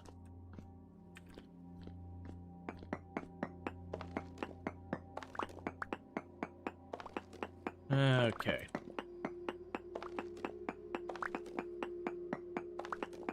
Because we're pretty deep, so our temporal stability is just going to just burn away.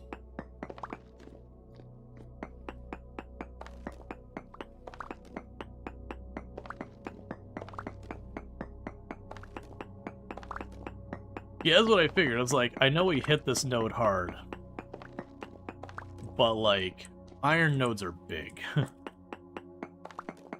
Iron nodes are really big.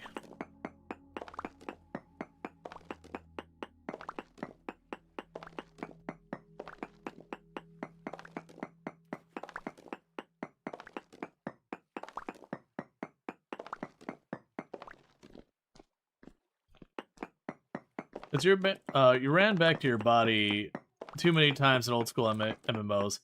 You did your time. You don't feel you need to do that anymore. Yeah, and it's one thing with, like, MMOs. I mean, if you mean, like, the old school, like, Ultima Online, yeah, no, I definitely remember that. Yeah, and this isn't a particularly thick one. Do you like a game where you could focus on two things, and Fox could do the other things?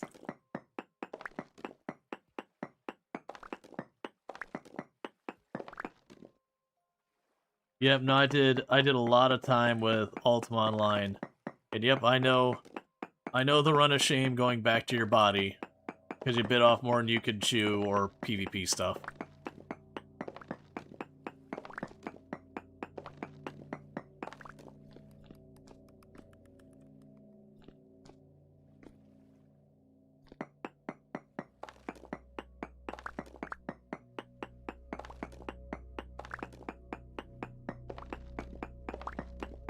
Alright. I can answer the question once the ad's over.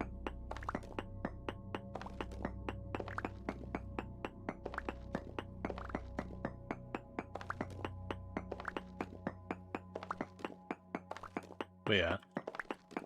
No, like Ultima Online, for those who don't know, that was like one of the original MMOs, like way before World of Warcraft and all that.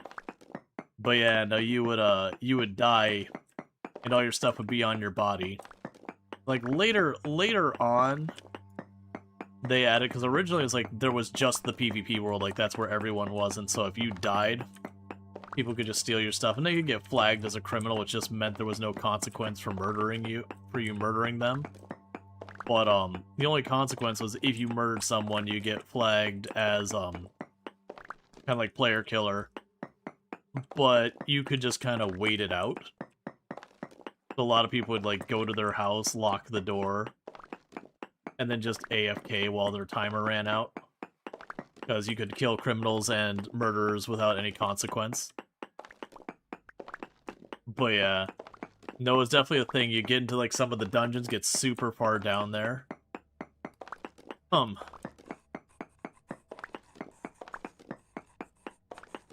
just kind of old thing. Alright. Yeah, no, so building down here isn't really viable. The reason it's not viable, if you look at the middle of my screen, you'll notice there's a little gear spinning to the left. And what that's stating is that we are slowly... our temporal stability is going down. Think of it like a sanity gauge in most games. where as that gets drained more and more, the monsters will spawn in more and harder nearby me. Until it gets to a point where, like, you'll just have ridiculous stuff spawn, like, practically right on top of you. So unfortunately, one of the things that does feed directly into that is depth. You could live underground, but once you start getting deep, then no matter where you're at, when you get deep underground, it's gonna spin.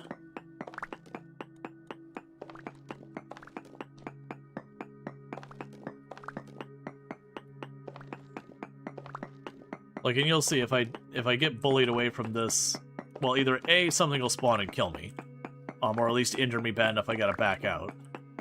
If that doesn't happen, we'll probably deplete this ore node. And if that doesn't happen, you'll notice the screen will start, like, fidgeting, and the walls will get kind of this weird texture on them that's kind of flowing or whatever. When that happens, I nope out, because that means things are about to get real. It's not like it summons a boss monster or whatever, it's just the enemies that summon do get really strong. And if you don't have the proper armor, it doesn't matter like how well you play, you're gonna end up getting killed.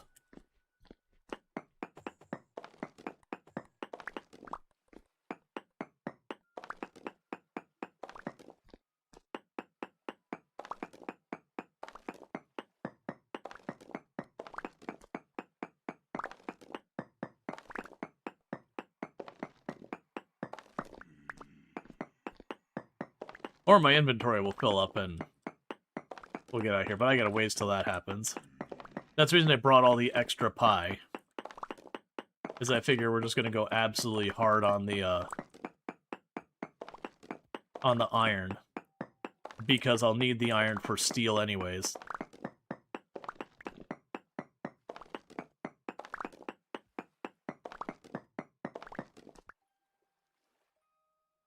Looks like we might be getting to the end of this side of the iron node.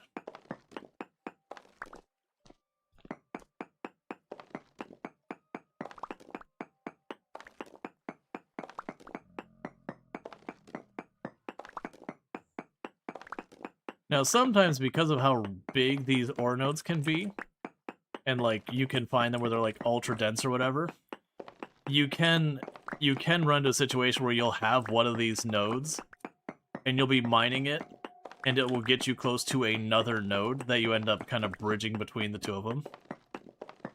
So you just end up with that much more.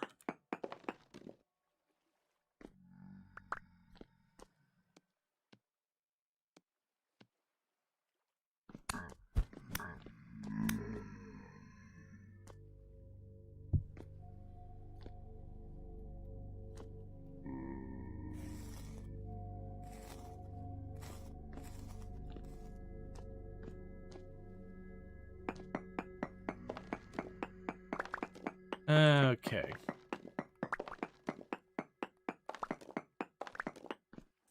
You can also see Dave while at 0 sanity. You don't even need to be down to 0 sanity, but you do, like, you get pretty low sanity, and yeah, you'll start seeing all sorts of wild stuff like gears out in the air.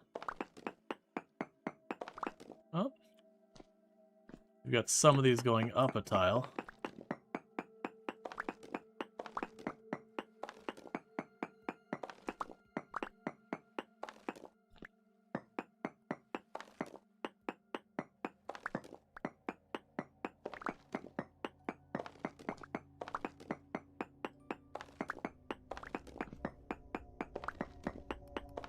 Is there lava in this? Yes. Admittedly, lava is pretty rare compared to games like Minecraft. It exists, but you don't see it very often.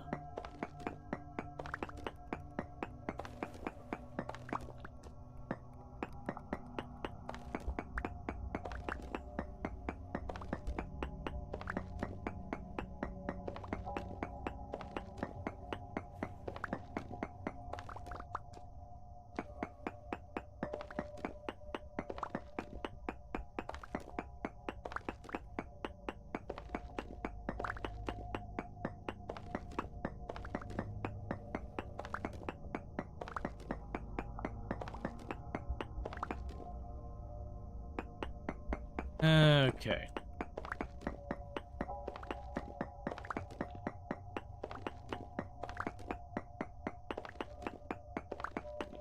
I think to see lava you need to dig deep. Not necessarily. There's one of the settings you have is like geological formations or whatever. I mean, I believe that will bring lava pretty far up to the surface if I remember correctly. It's the same thing that caused like the little hot spring things with the bacteria and hot gravel around it.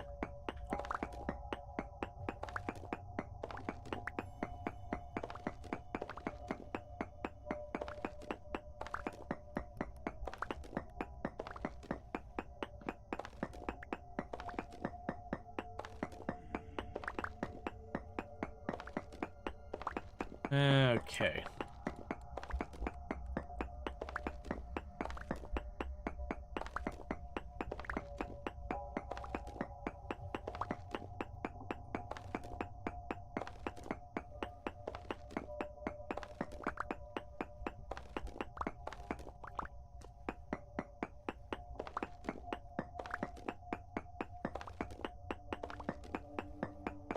So we're probably getting to the tail end of this, because I want to say I've got all the way to the face over there I've already got mined up, so we're just kind of connecting these two areas. And then that should be all of this.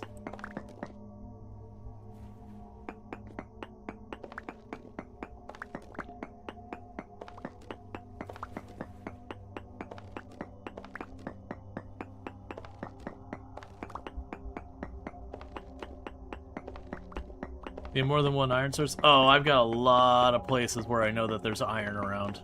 This is the only one I've gone down I've actually located the iron itself. But we have a bunch of places that we know that have, like, ultra high amounts of iron or, like, really, really high up there. So I'm not too worried about running out of iron. Iron's honestly not that hard of material. Once you get the first time, it's not that hard of material to keep finding. Just because when you find an area that it shows up, it does show up in these giant, giant areas. How do you find it? You prospect until you see either hematite or magnetite to be in very high quantities, and then you just dig down. And then usually what I'll do is I'll dig down pretty deep, and at a certain point I might start like going and taking side paths or whatever if I'm not finding it. But like I said, it's usually not a particularly hard resource to find if you're going in the right area. Also, linenite? Yeah. Alright. So I just have the one block here in the middle.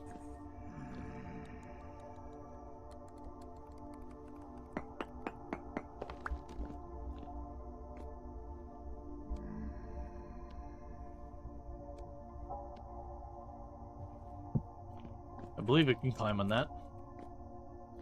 Nope.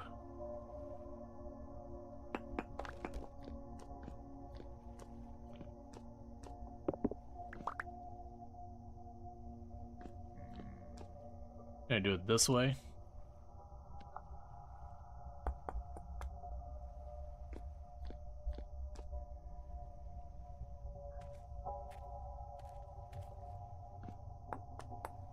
I mean, worst case, I can go to one of the sides.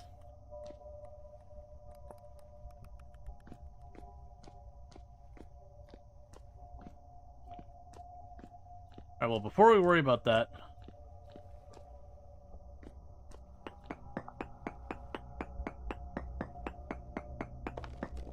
no ore nearby.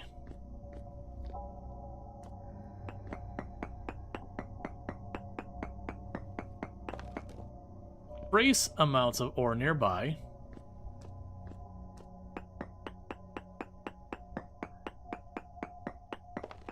No ore nearby.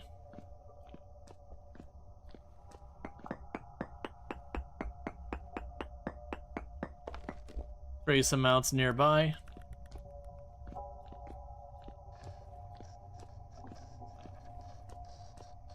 Okay. There might be a tiny bit more over here.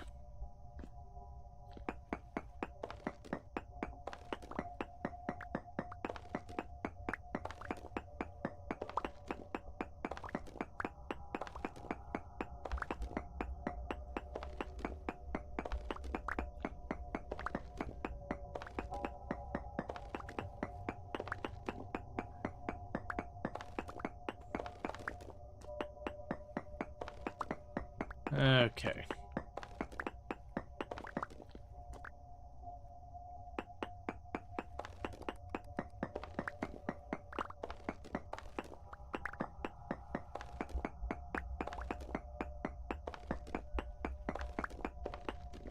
It only strikes me I actually need some of these blocks in full.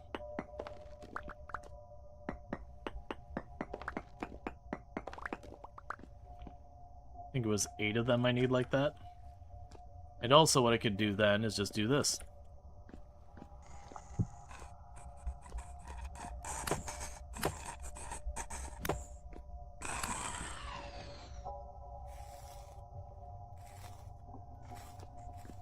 Okay.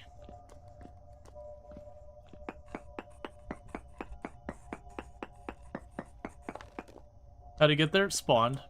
The room's big enough he can spawn down here with me. And also our stability is getting real bad. So I'd expect to see more and more of them spawn in here with me.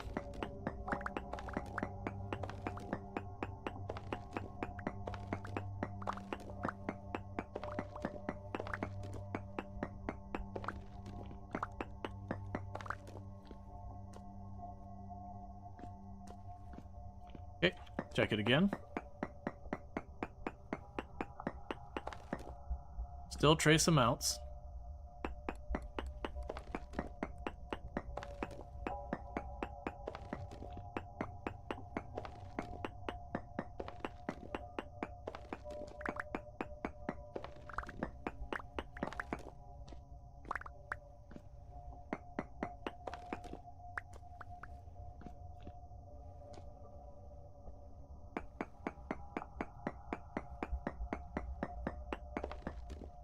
Still trace amounts.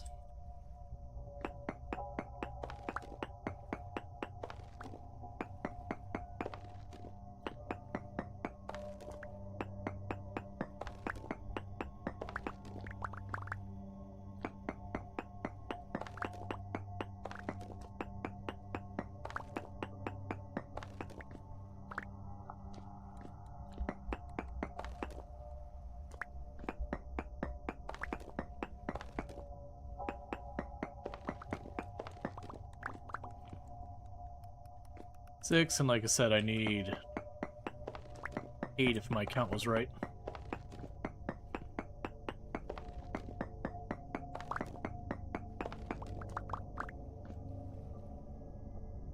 Seven, can't do the cracked ones.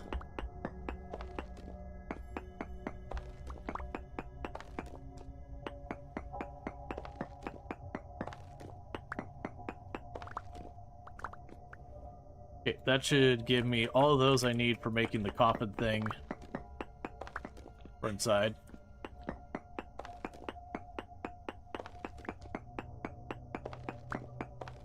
And I'm not seeing any more here up or down. I need to get out of here. Our stability is getting wicked low and I'm still in here. Yep, that thing took 2/3 of my health in one whack. It is time to go.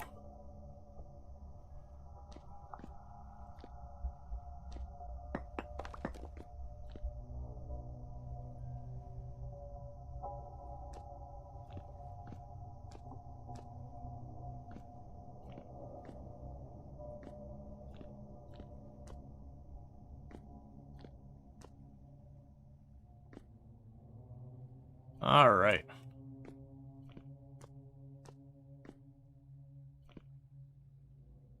What I'm gonna do real fast is I'm gonna consider that tapped. Yeah, so there's trace amounts, but like we have properly hit it.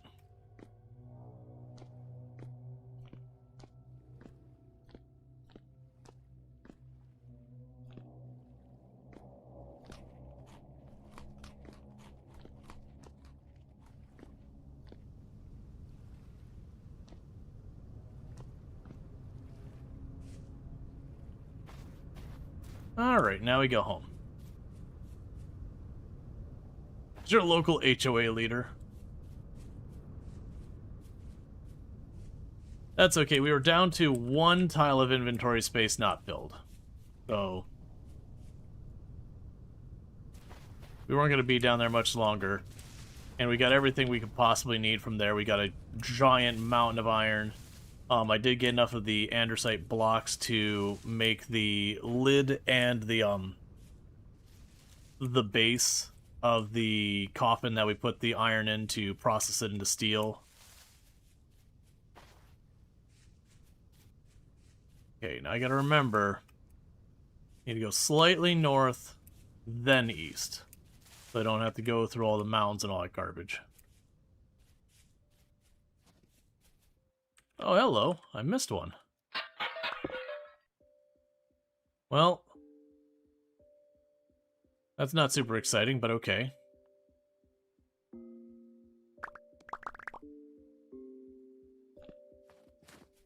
Gave me 2 stone shovels. That's fine.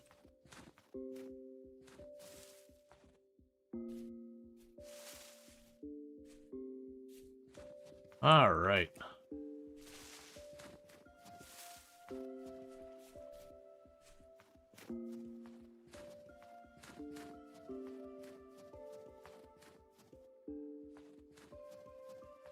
No, I'm using a steel shovel. I broke open the vase, and the vase had steel, or had stone tools in it. Which it's fine. I put those on the wall, and then when I'm like just digging around the house, I'll pull them out and just break a bunch of them doing that real quick. Versus when I'm out and about, I'll use the good one.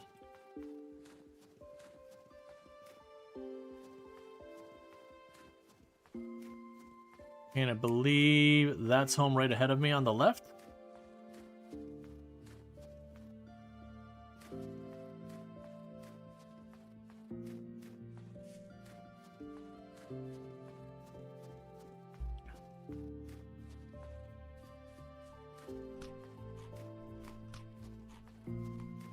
Okay.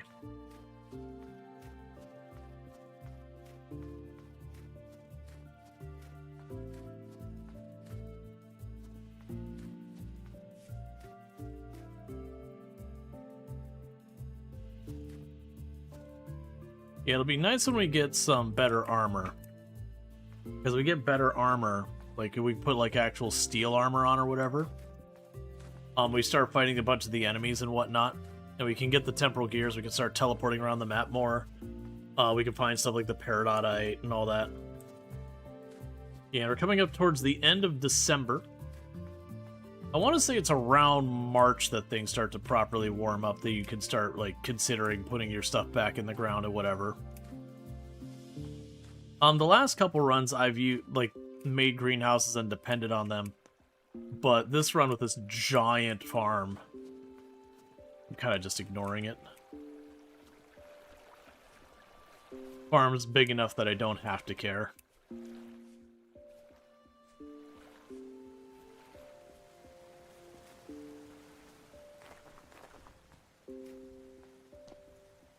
Okay, let's see here.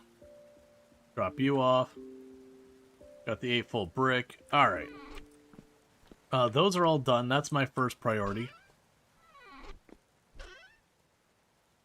We'll put you in here for right now.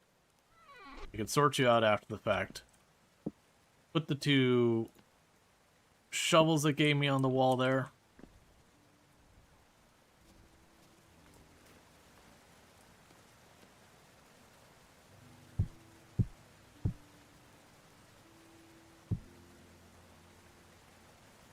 Okay. You know what?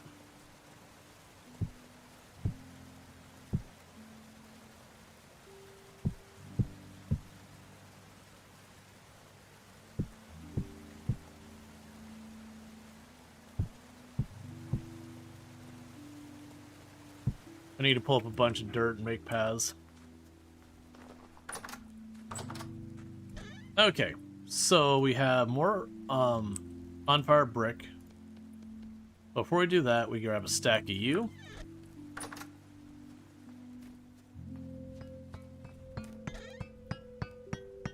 Grab a stack of both of those.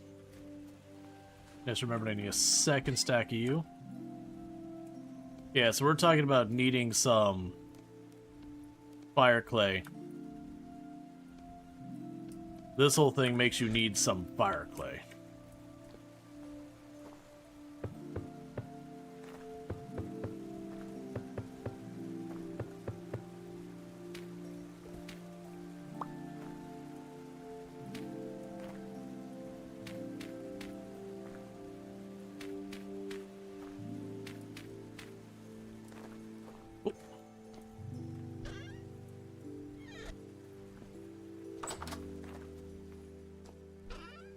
And let's see here. What else did I need?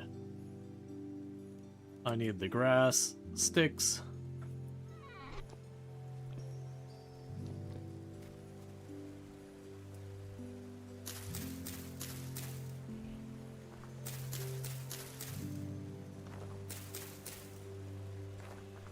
Alright, so I need more grass.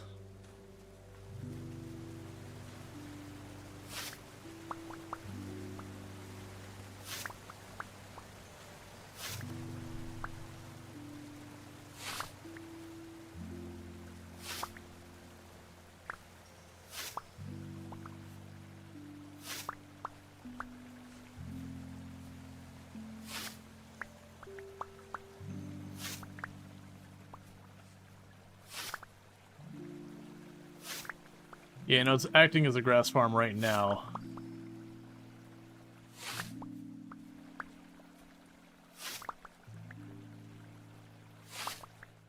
And that's just because the farm's been taken over.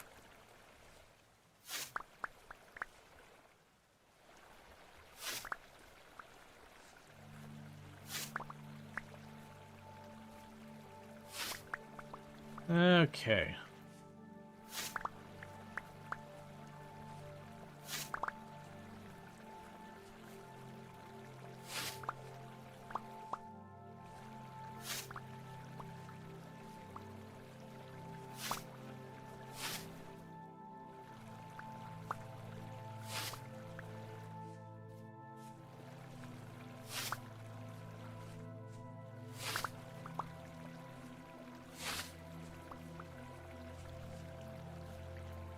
Figure I'll go scoop up a bunch of the grass while we're in the area.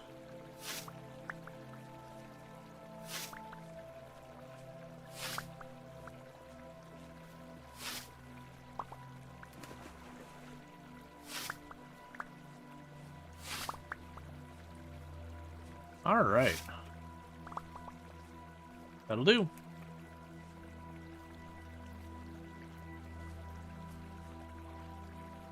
Because I can take all that grass, keep getting the refractory bricks.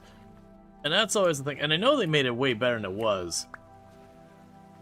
When you went to make the building for the steel before, like, it was not well explained on what on earth you're even looking at to figure out any of it. But they did massively improve it with some of the stuff they've added to it. Alright, so I gave a bunch of grass there.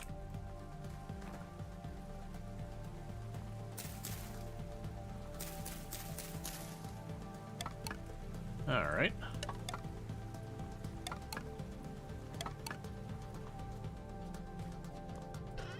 Cool, so drop you off. Drop you off. Let's spare unfired bricks. Let's put those in the box over here.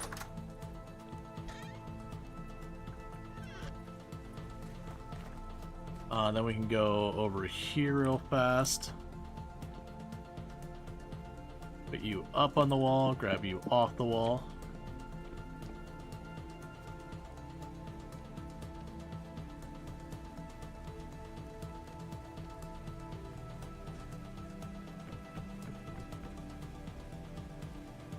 Okay, we don't need to go nuts. That's just all the pine.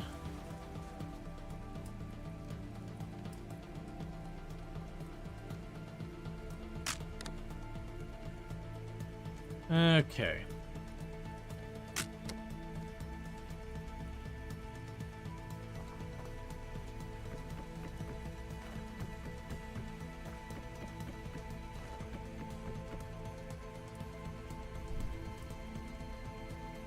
Let's get the next set of bricks going. Because remember, it's taking a number of rounds of these to get the steel production online. Now, the thing about the steel production I also need to make sure is that we can get underneath it, which shouldn't be a problem with our setup, considering we're, like, built on this big ledge.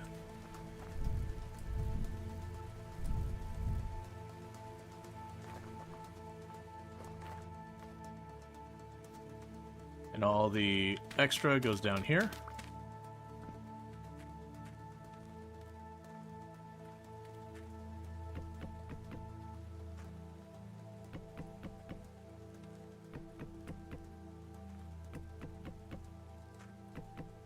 And thank you for the follow. Welcome to the stream. Alright, and like I said, this is just the way I kind of do my charcoal. Is as we do stuff, every time I need wood, I just go get more wood. And then any extra stacks or whatever when I do around, I'll go in the charcoal pit so that when I do need to make charcoal, all I have to do is square it off, light it up, and we are set. Now whatever doesn't make an even clean stack goes in here for cooking and all that. Let's see, we can go ahead and eat our pie.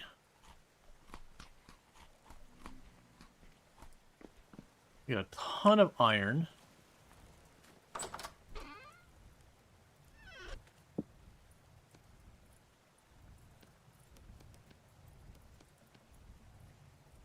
Oh, I'm gonna regret this.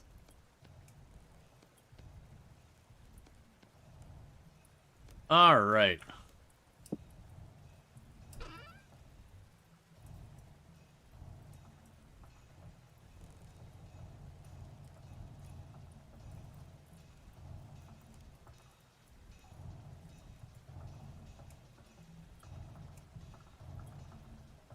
Okay, we've got most of it in there. You have a second box? It's pretty full as well. I'm basically trying to decide the things that don't belong in here and take them out. So let's take all our ingots out. That'll work.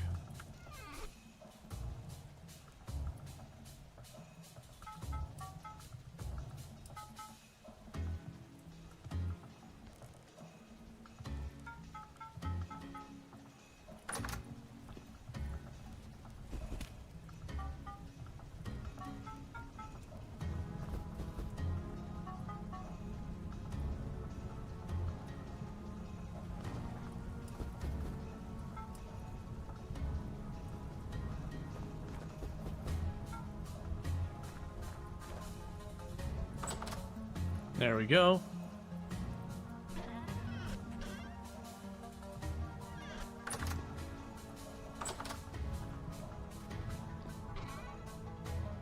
Just chuck that in there for right now. Alright, refractory bricks. So the only thing we use these for is making our gratings and blocks. So what I need to remember about this is I believe we have to build the grating first, and we put the coffin thing on it, and then once we have to make mortar. What was mortar again? Slaked lime, which is quick lime, which is cooked lime. I see. Do I have lime made right now, or do I need to make some? I think I need to make some. I have limestone, just need to make the lime.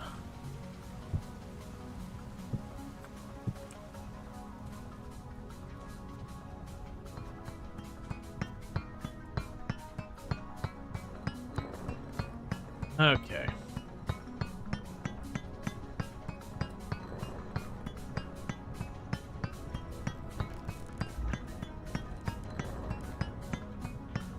Let's figure out how much of that I need before I sit there and just churn out a bunch. Okay. So, do this. Okay, so both of you require mortar. Mortar is sand. Okay, so it's 1 liter per that. 1 unit per that. Okay. So just sand and quick lime. So let's make 10 units first, because that's 1 bucket's worth. And then with that, we can go ahead and make our mortar and all that.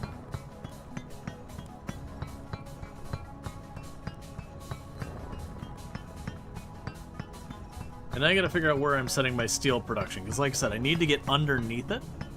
And the reason I need to get underneath is the way you work is you build this giant, like, brick building thing. And with your giant brick building thing, you then... Oh, wait, you'll need a bucket. With your giant brick building thing, you'll then go and, Yeah, so I'm assuming you can't do it like this. I'll probably have to do it in a barrel. Of course I have to do it in a barrel. That's fine. I happen to have an empty barrel right here. That's lime water.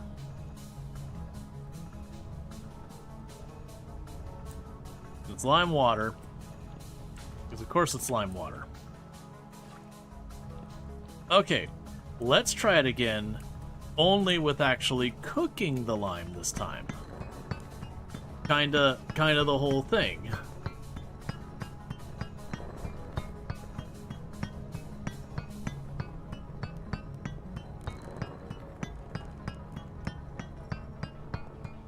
So we'll do 10 of this.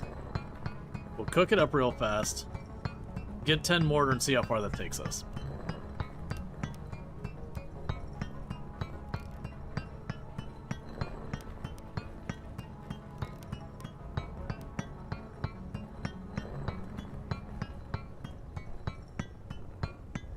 Yeah, machines have been working for a minute. We don't have the kern on here. I need to get another resin to do that. All right. So I need to make you into quicklime, and that is through cooking, smelting, roasting.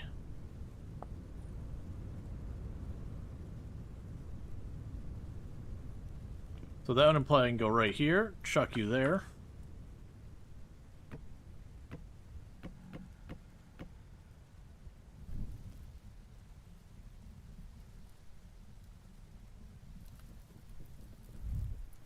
While that cooks, I'll get my 10 units of water. Put them in here.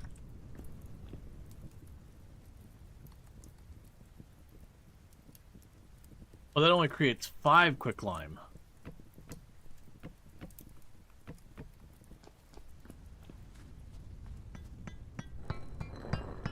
So it's 2 lime to a quicklime.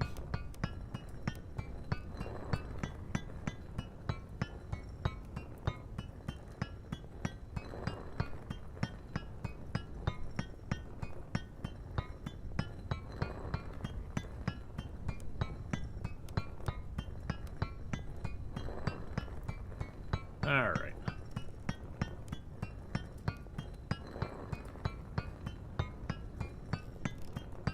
Because that'll make mortar. And we'll end up needing to make a bunch of this. But my hope would be that we get resin the next time we're out. And with the resin we can get the kern going.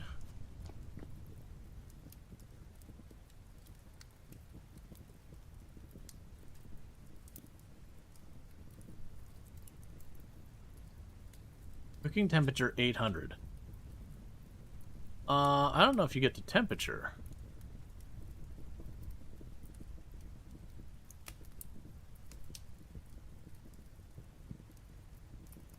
You don't get hot enough.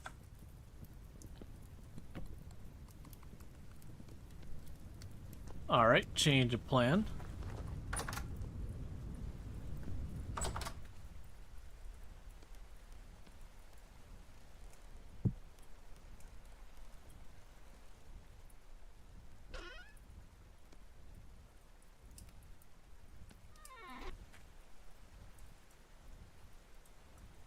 Okay, so let's try this. Ow.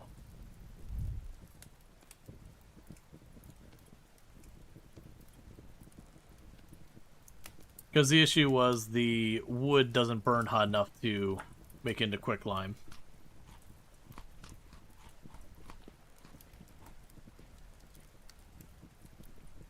Alright, so that's going to get up to 800 pretty fast. And I'll make the 10 quicklime we need.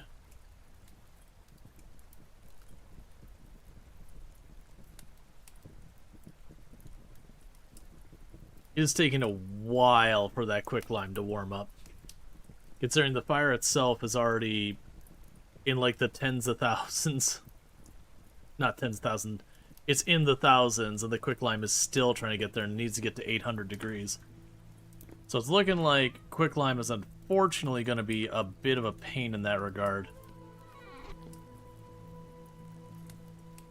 But, to be fair, you don't need a super large amount of it.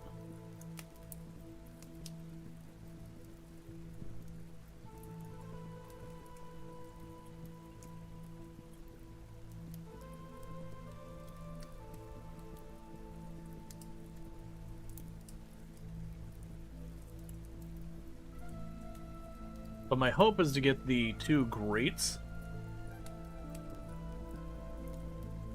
that we need, and then put like the stone coffin thing on top of it, and that'll let us know what I need to build for the rest of it. I believe that's what... I believe it's the coffin itself that'll put like the outline that'll show you the actual building.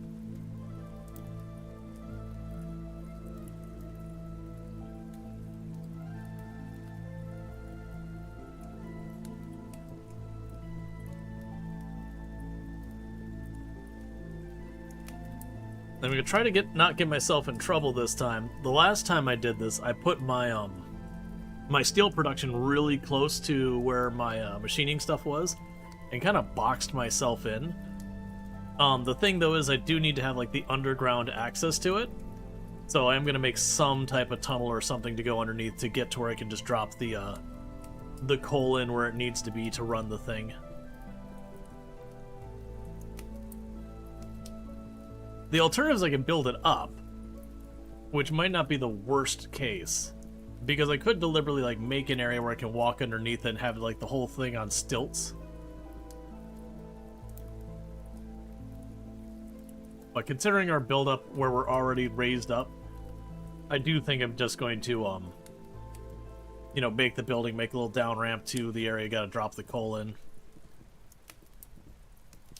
Alright, so we're almost to cooking temperature, and it looks like it's going to cost me like a good 6 or so charcoal to do this, depending on how fast it cooks, which kind of sucks.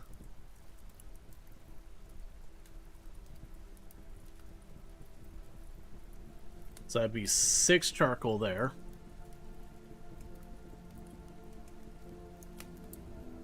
And it's now officially cooking.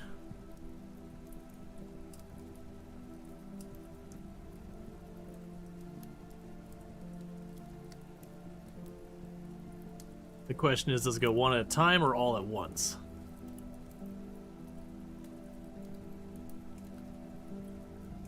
Okay, that's painful.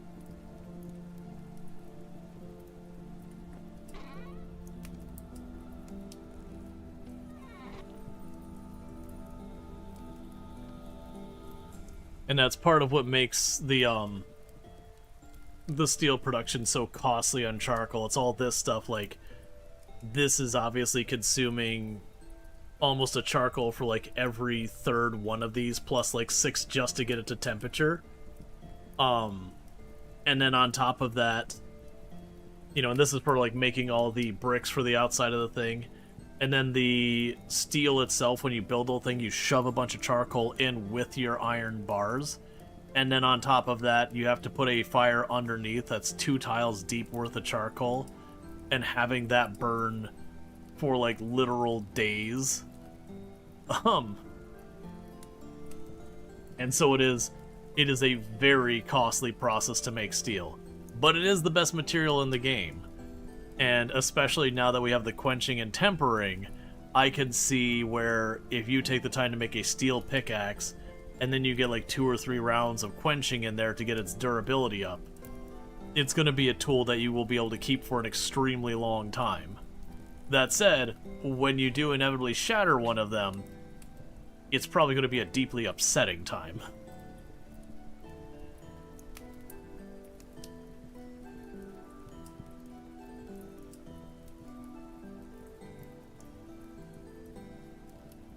Yeah, no, it's a Gamba, but it's a Gamba that, like, yes, if your first pickaxe shatters, that sucks.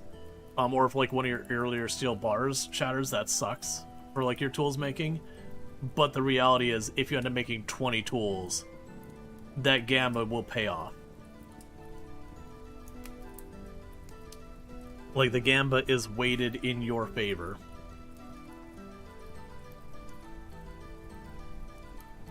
I think we need one more charcoal.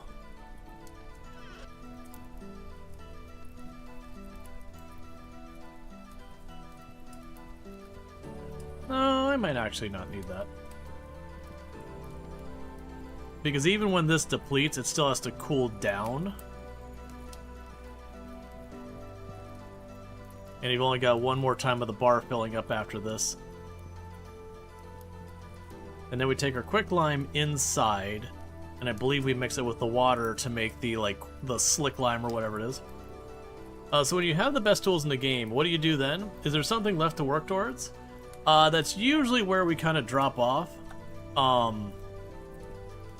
Is once you have all the best tools in the game, like, you've gotten all the things. It'd be no different than, like, if you're playing, you know, something like Minecraft, you got, you know, your enchanted diamond armor or whatever. Yeah, so it's slaked lime for the mortar. Oh, it's 4-to-1. I mean, that's fine. I just didn't math that well.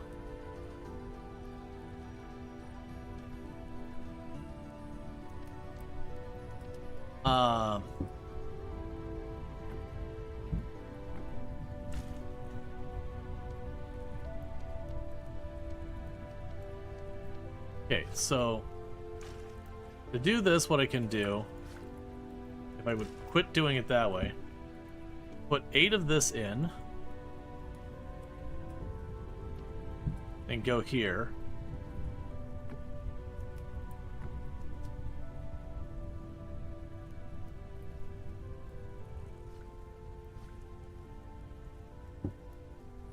Okay, we've got a bunch of slaked lime. Cool. So slaked lime, I make into mortar by adding sand.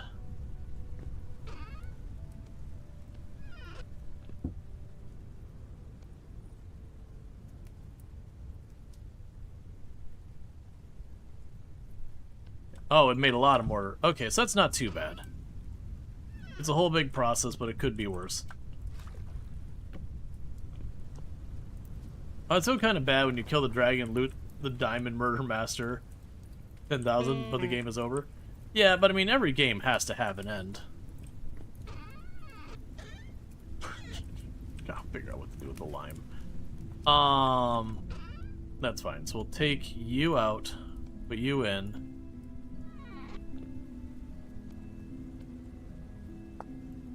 Okay.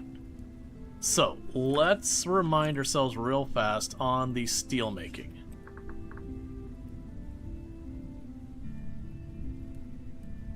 The steel making, so I need 6 brick gratings. And a brick grating. It's like that. So 1, 2, 3.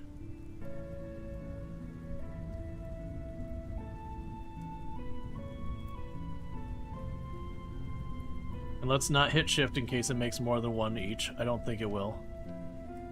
It does. So 2 rounds, there's my 6 gratings.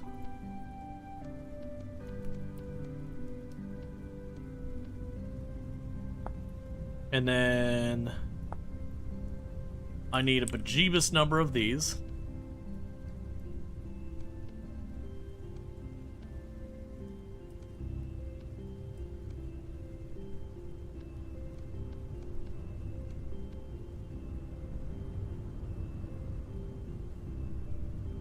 All right.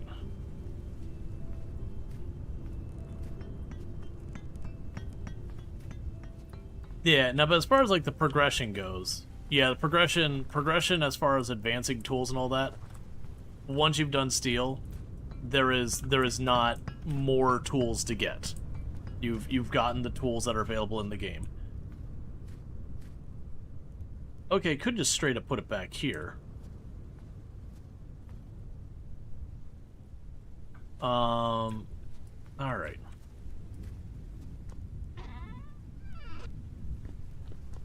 Let's go put you on the wall.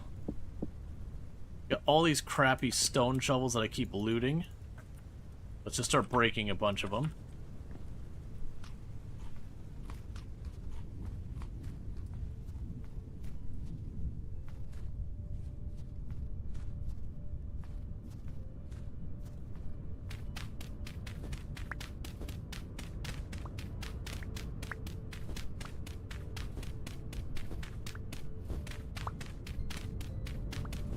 Okay. Because all I'm trying to do here right now is I just want to get the coffin thing for the steel production in place. Because once I have that, it'll give me like kind of a stencil being like, here's where you got to put your blocks. Because it's a whole big complicated thing. And so once I have that, it's just a matter of like where you saw me kind of firing up the fire clay bricks for the, or sorry, refractory bricks. Basically, I need to keep that going.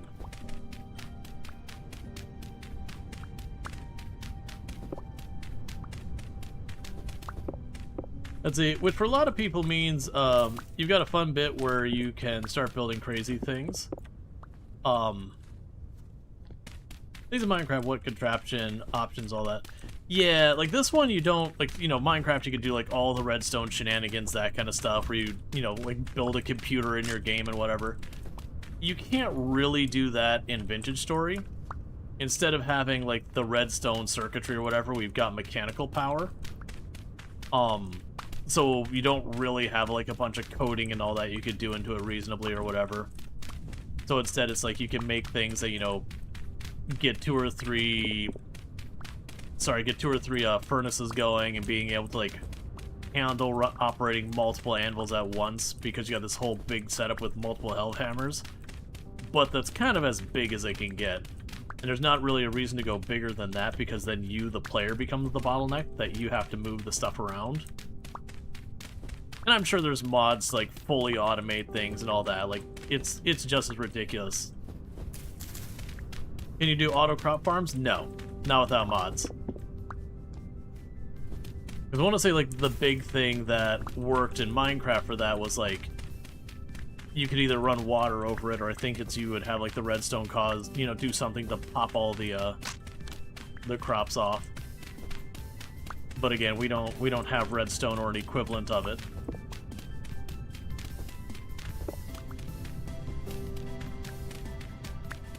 Which is probably good, because every server I've been on that people got, like, messing around with redstone at that level, usually you'd get near someone's house and it was just blasting all sorts of noise, or, like, the whole game would hitch sometimes because all the redstone shenanigans doing its calculations. The one person could just bring the server to their knees by themselves.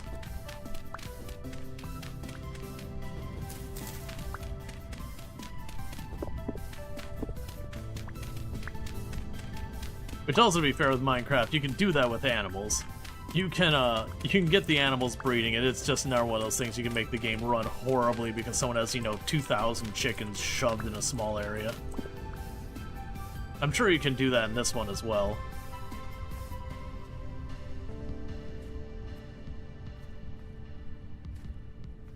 Alright. So then my plan here is to keep that area for the berries. It's so much fun, though. I mean, you can, like, you can still do a lot of that stuff, and there is a fun to it. But like I said, the problem is, like, you have fun doing that, and then the server's unplayable till someone goes through and intervenes and, like, tears the whole thing down or whatever.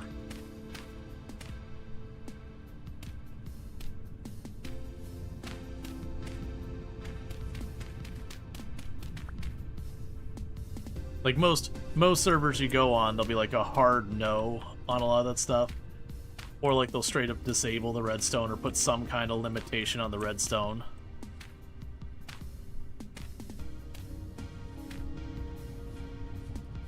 Alright. So, let's see if I put my gratings here.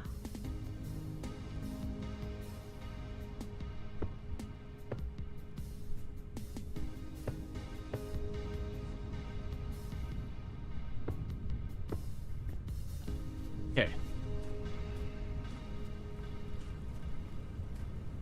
So now I need to make that so that's 3 chisel and hammer.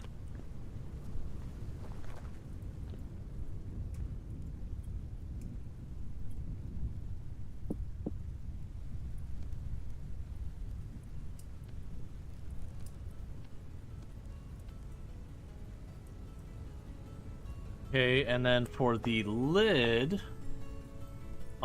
same thing, but I need the borax powder.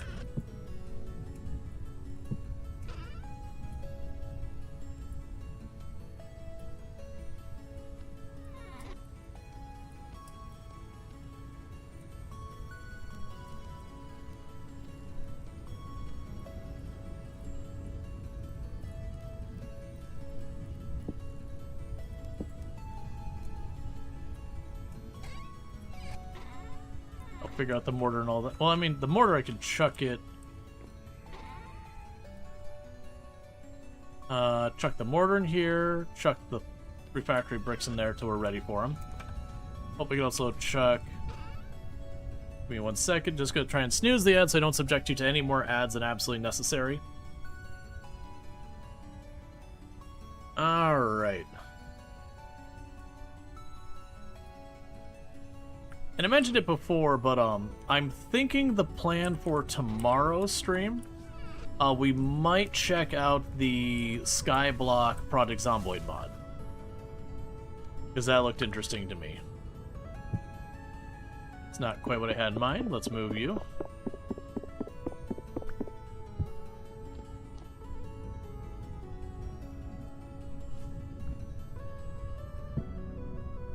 Okay, so that shows you the building.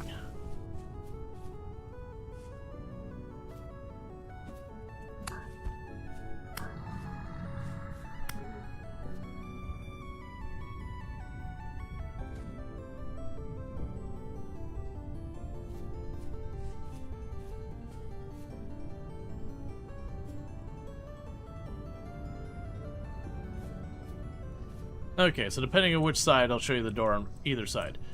Alright, so it says that tile's wrong.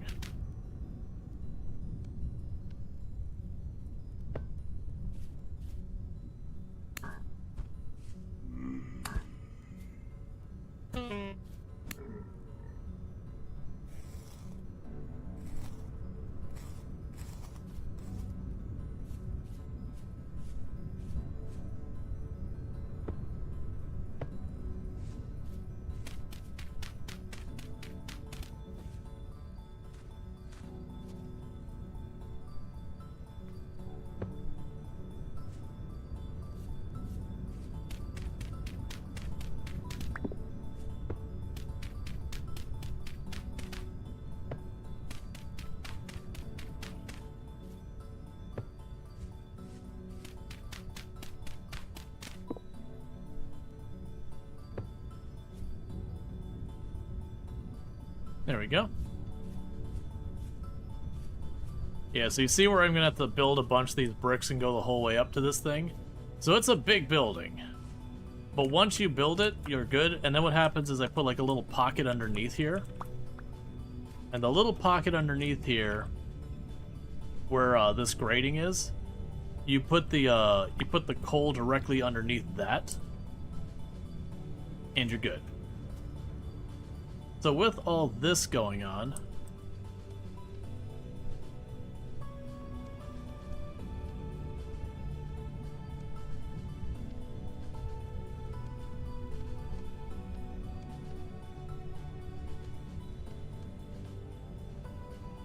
do that real fast.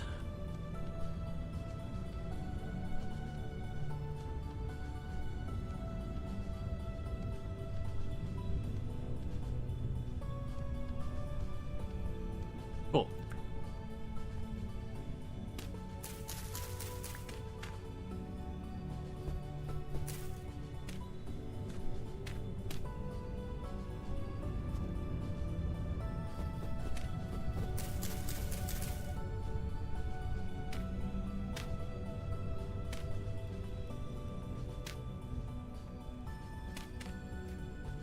All right.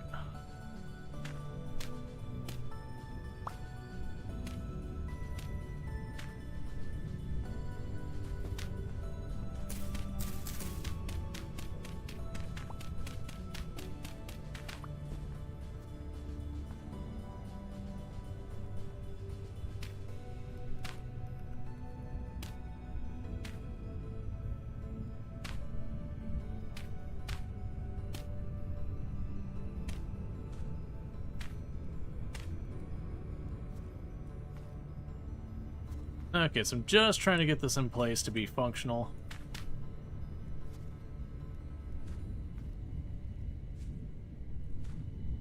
Yeah, that's all going to be waiting on the refractory mix.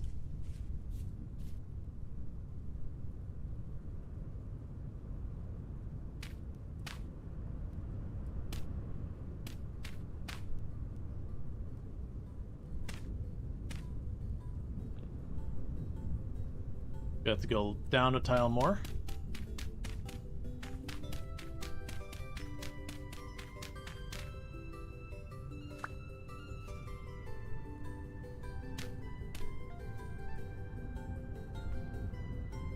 I'm trying to set up where we can get at the coal.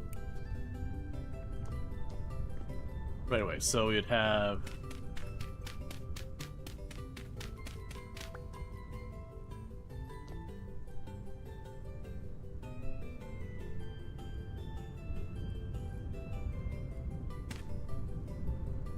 Alright. And I haven't done this yet this run, but it's actually one of the things that's really cool about Vintage Story, that there might be mods or something to do it in Minecraft, but I'm not aware of them. No, I can't put it there because it's not dirt. Hey!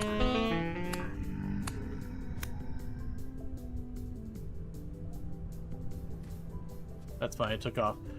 So what you can actually do is you can chisel away at blocks, so it doesn't have to be a full voxel. And so I grab here, and I take this. I can switch this to chisel mode. And the reason I want this is if we pop over here, I need to be able to put coal in there. So I put the hammer in my offhand.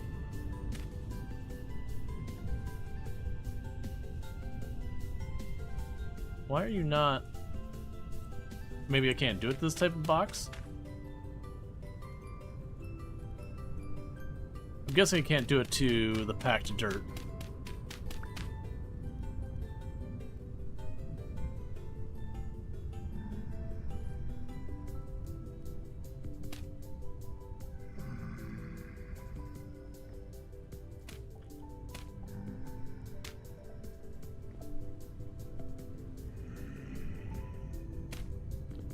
Deal with that in a minute.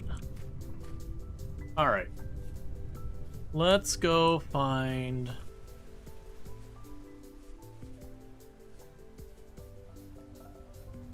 Yeah, there is a setting when you make the game. I didn't turn it on, though.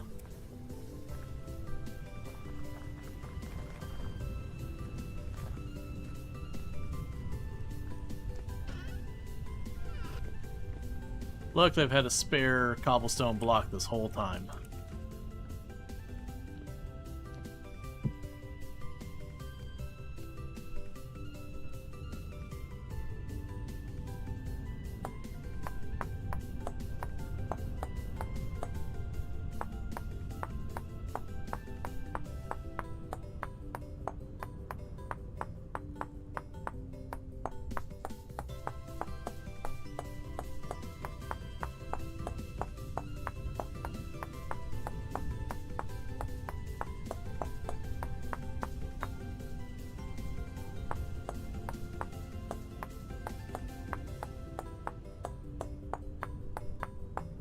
So I'm carving a little tunnel through this block, because I do need this to be considered sealed. I actually don't know if it has to be sealed or not.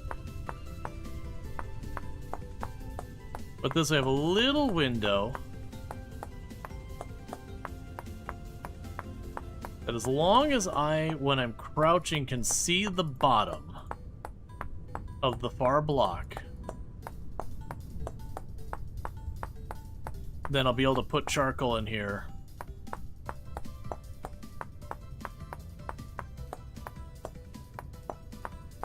For purposes of our steel stuff.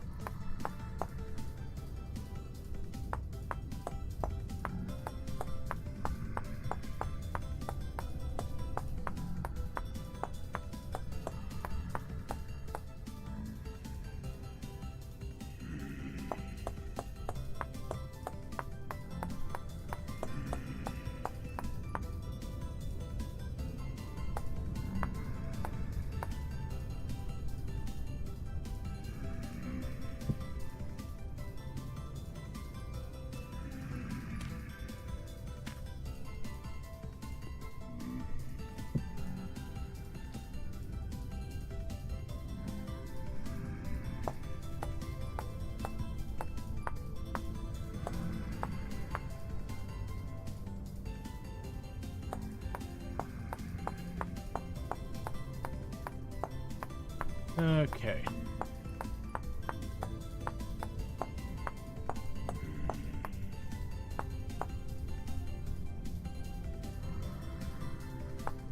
And for the record, this isn't strictly necessary. There's other ways to handle this.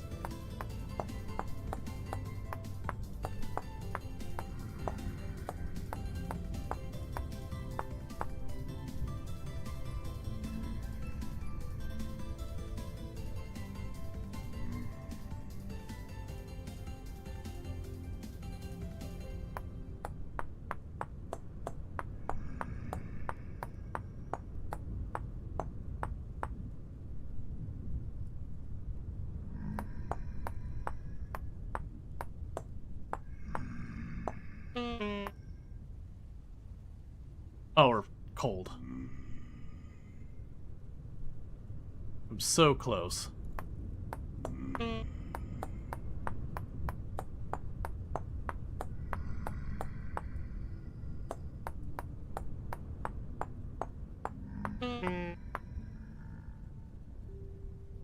That'll do. I can see the bottom of those blocks.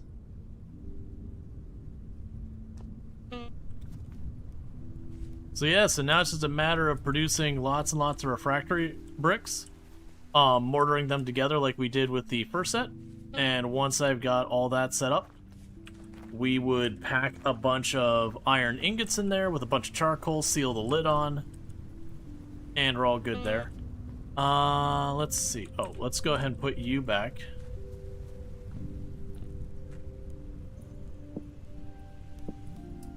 But yeah, so the whole thing there where you can it's fine, I can just stay in my inventory for right now. Alright. Because I can't delay the ad any longer and I don't want to make you sit through that, so we're gonna be wrapping up here in a thing. But what we're gonna be doing is tomorrow I think we're gonna do the Skyblock Project Zomboid thing. We'll continue this run as well. But we are starting to wind down on what we can work on. Because what's going to end up happening is once I get that steel building made, we'll start producing the steel. It is a very slow process. Like, I mean a very, very slow process. You put it all in there, and you just feed charcoal in it, and just let it cook until it finally finishes. Once we have that, that's like the progression in the game. There isn't more after steel. And then the other thing we got going on, if we check on the calendar, we are right about to hit January. I've barely touched my food supplies that I've hoarded. And I want to say it's something like March that we start being able to plant our stuff again, somewhere in that time frame. So we're looking pretty good that we're going to have more than enough food to get through. We'll have steel up here pretty soon. It's going to be mostly like how fast I can source the, how fast I can make the bricks happen and then source anytime I'm missing a material for the bricks. But once I get the whole thing built and I start making steel ingots, what'll happen is that each time I make the steel ingots, a couple of the blocks of the building will get damaged and need to be replaced. That's where we hope we find olivine and some of these other materials, because the tier 1 blocks, it's a relatively high chance they get damaged. So like I'll expect to replace like maybe 4 or 5 of the chunks each cycle I do steel. Whereas like the tier 2, it'll be like maybe 1 I would expect to break per round. And then the tier 3, they'll break, but it's pretty, like, you'll get a couple rounds usually before you have one break, because the chance of them breaking is very low. But anyways, with all that, if you have enjoyed tonight's content, you're not already following the channel, don't forget to drop that follow, that way you can find your way back here in the future. If you're watching over on the YouTube side, don't forget to like and subscribe and all that kind of stuff. But thank you so much for tuning in over there, but there is no host ready on the YouTube side, so the stream will be abruptly ending over there, but thank you again. For everyone over here on Twitch, though, I'm going to go ahead and put up my ending stream screen, and thank you for that follow. Welcome to the stream. I'm going to go ahead and put up my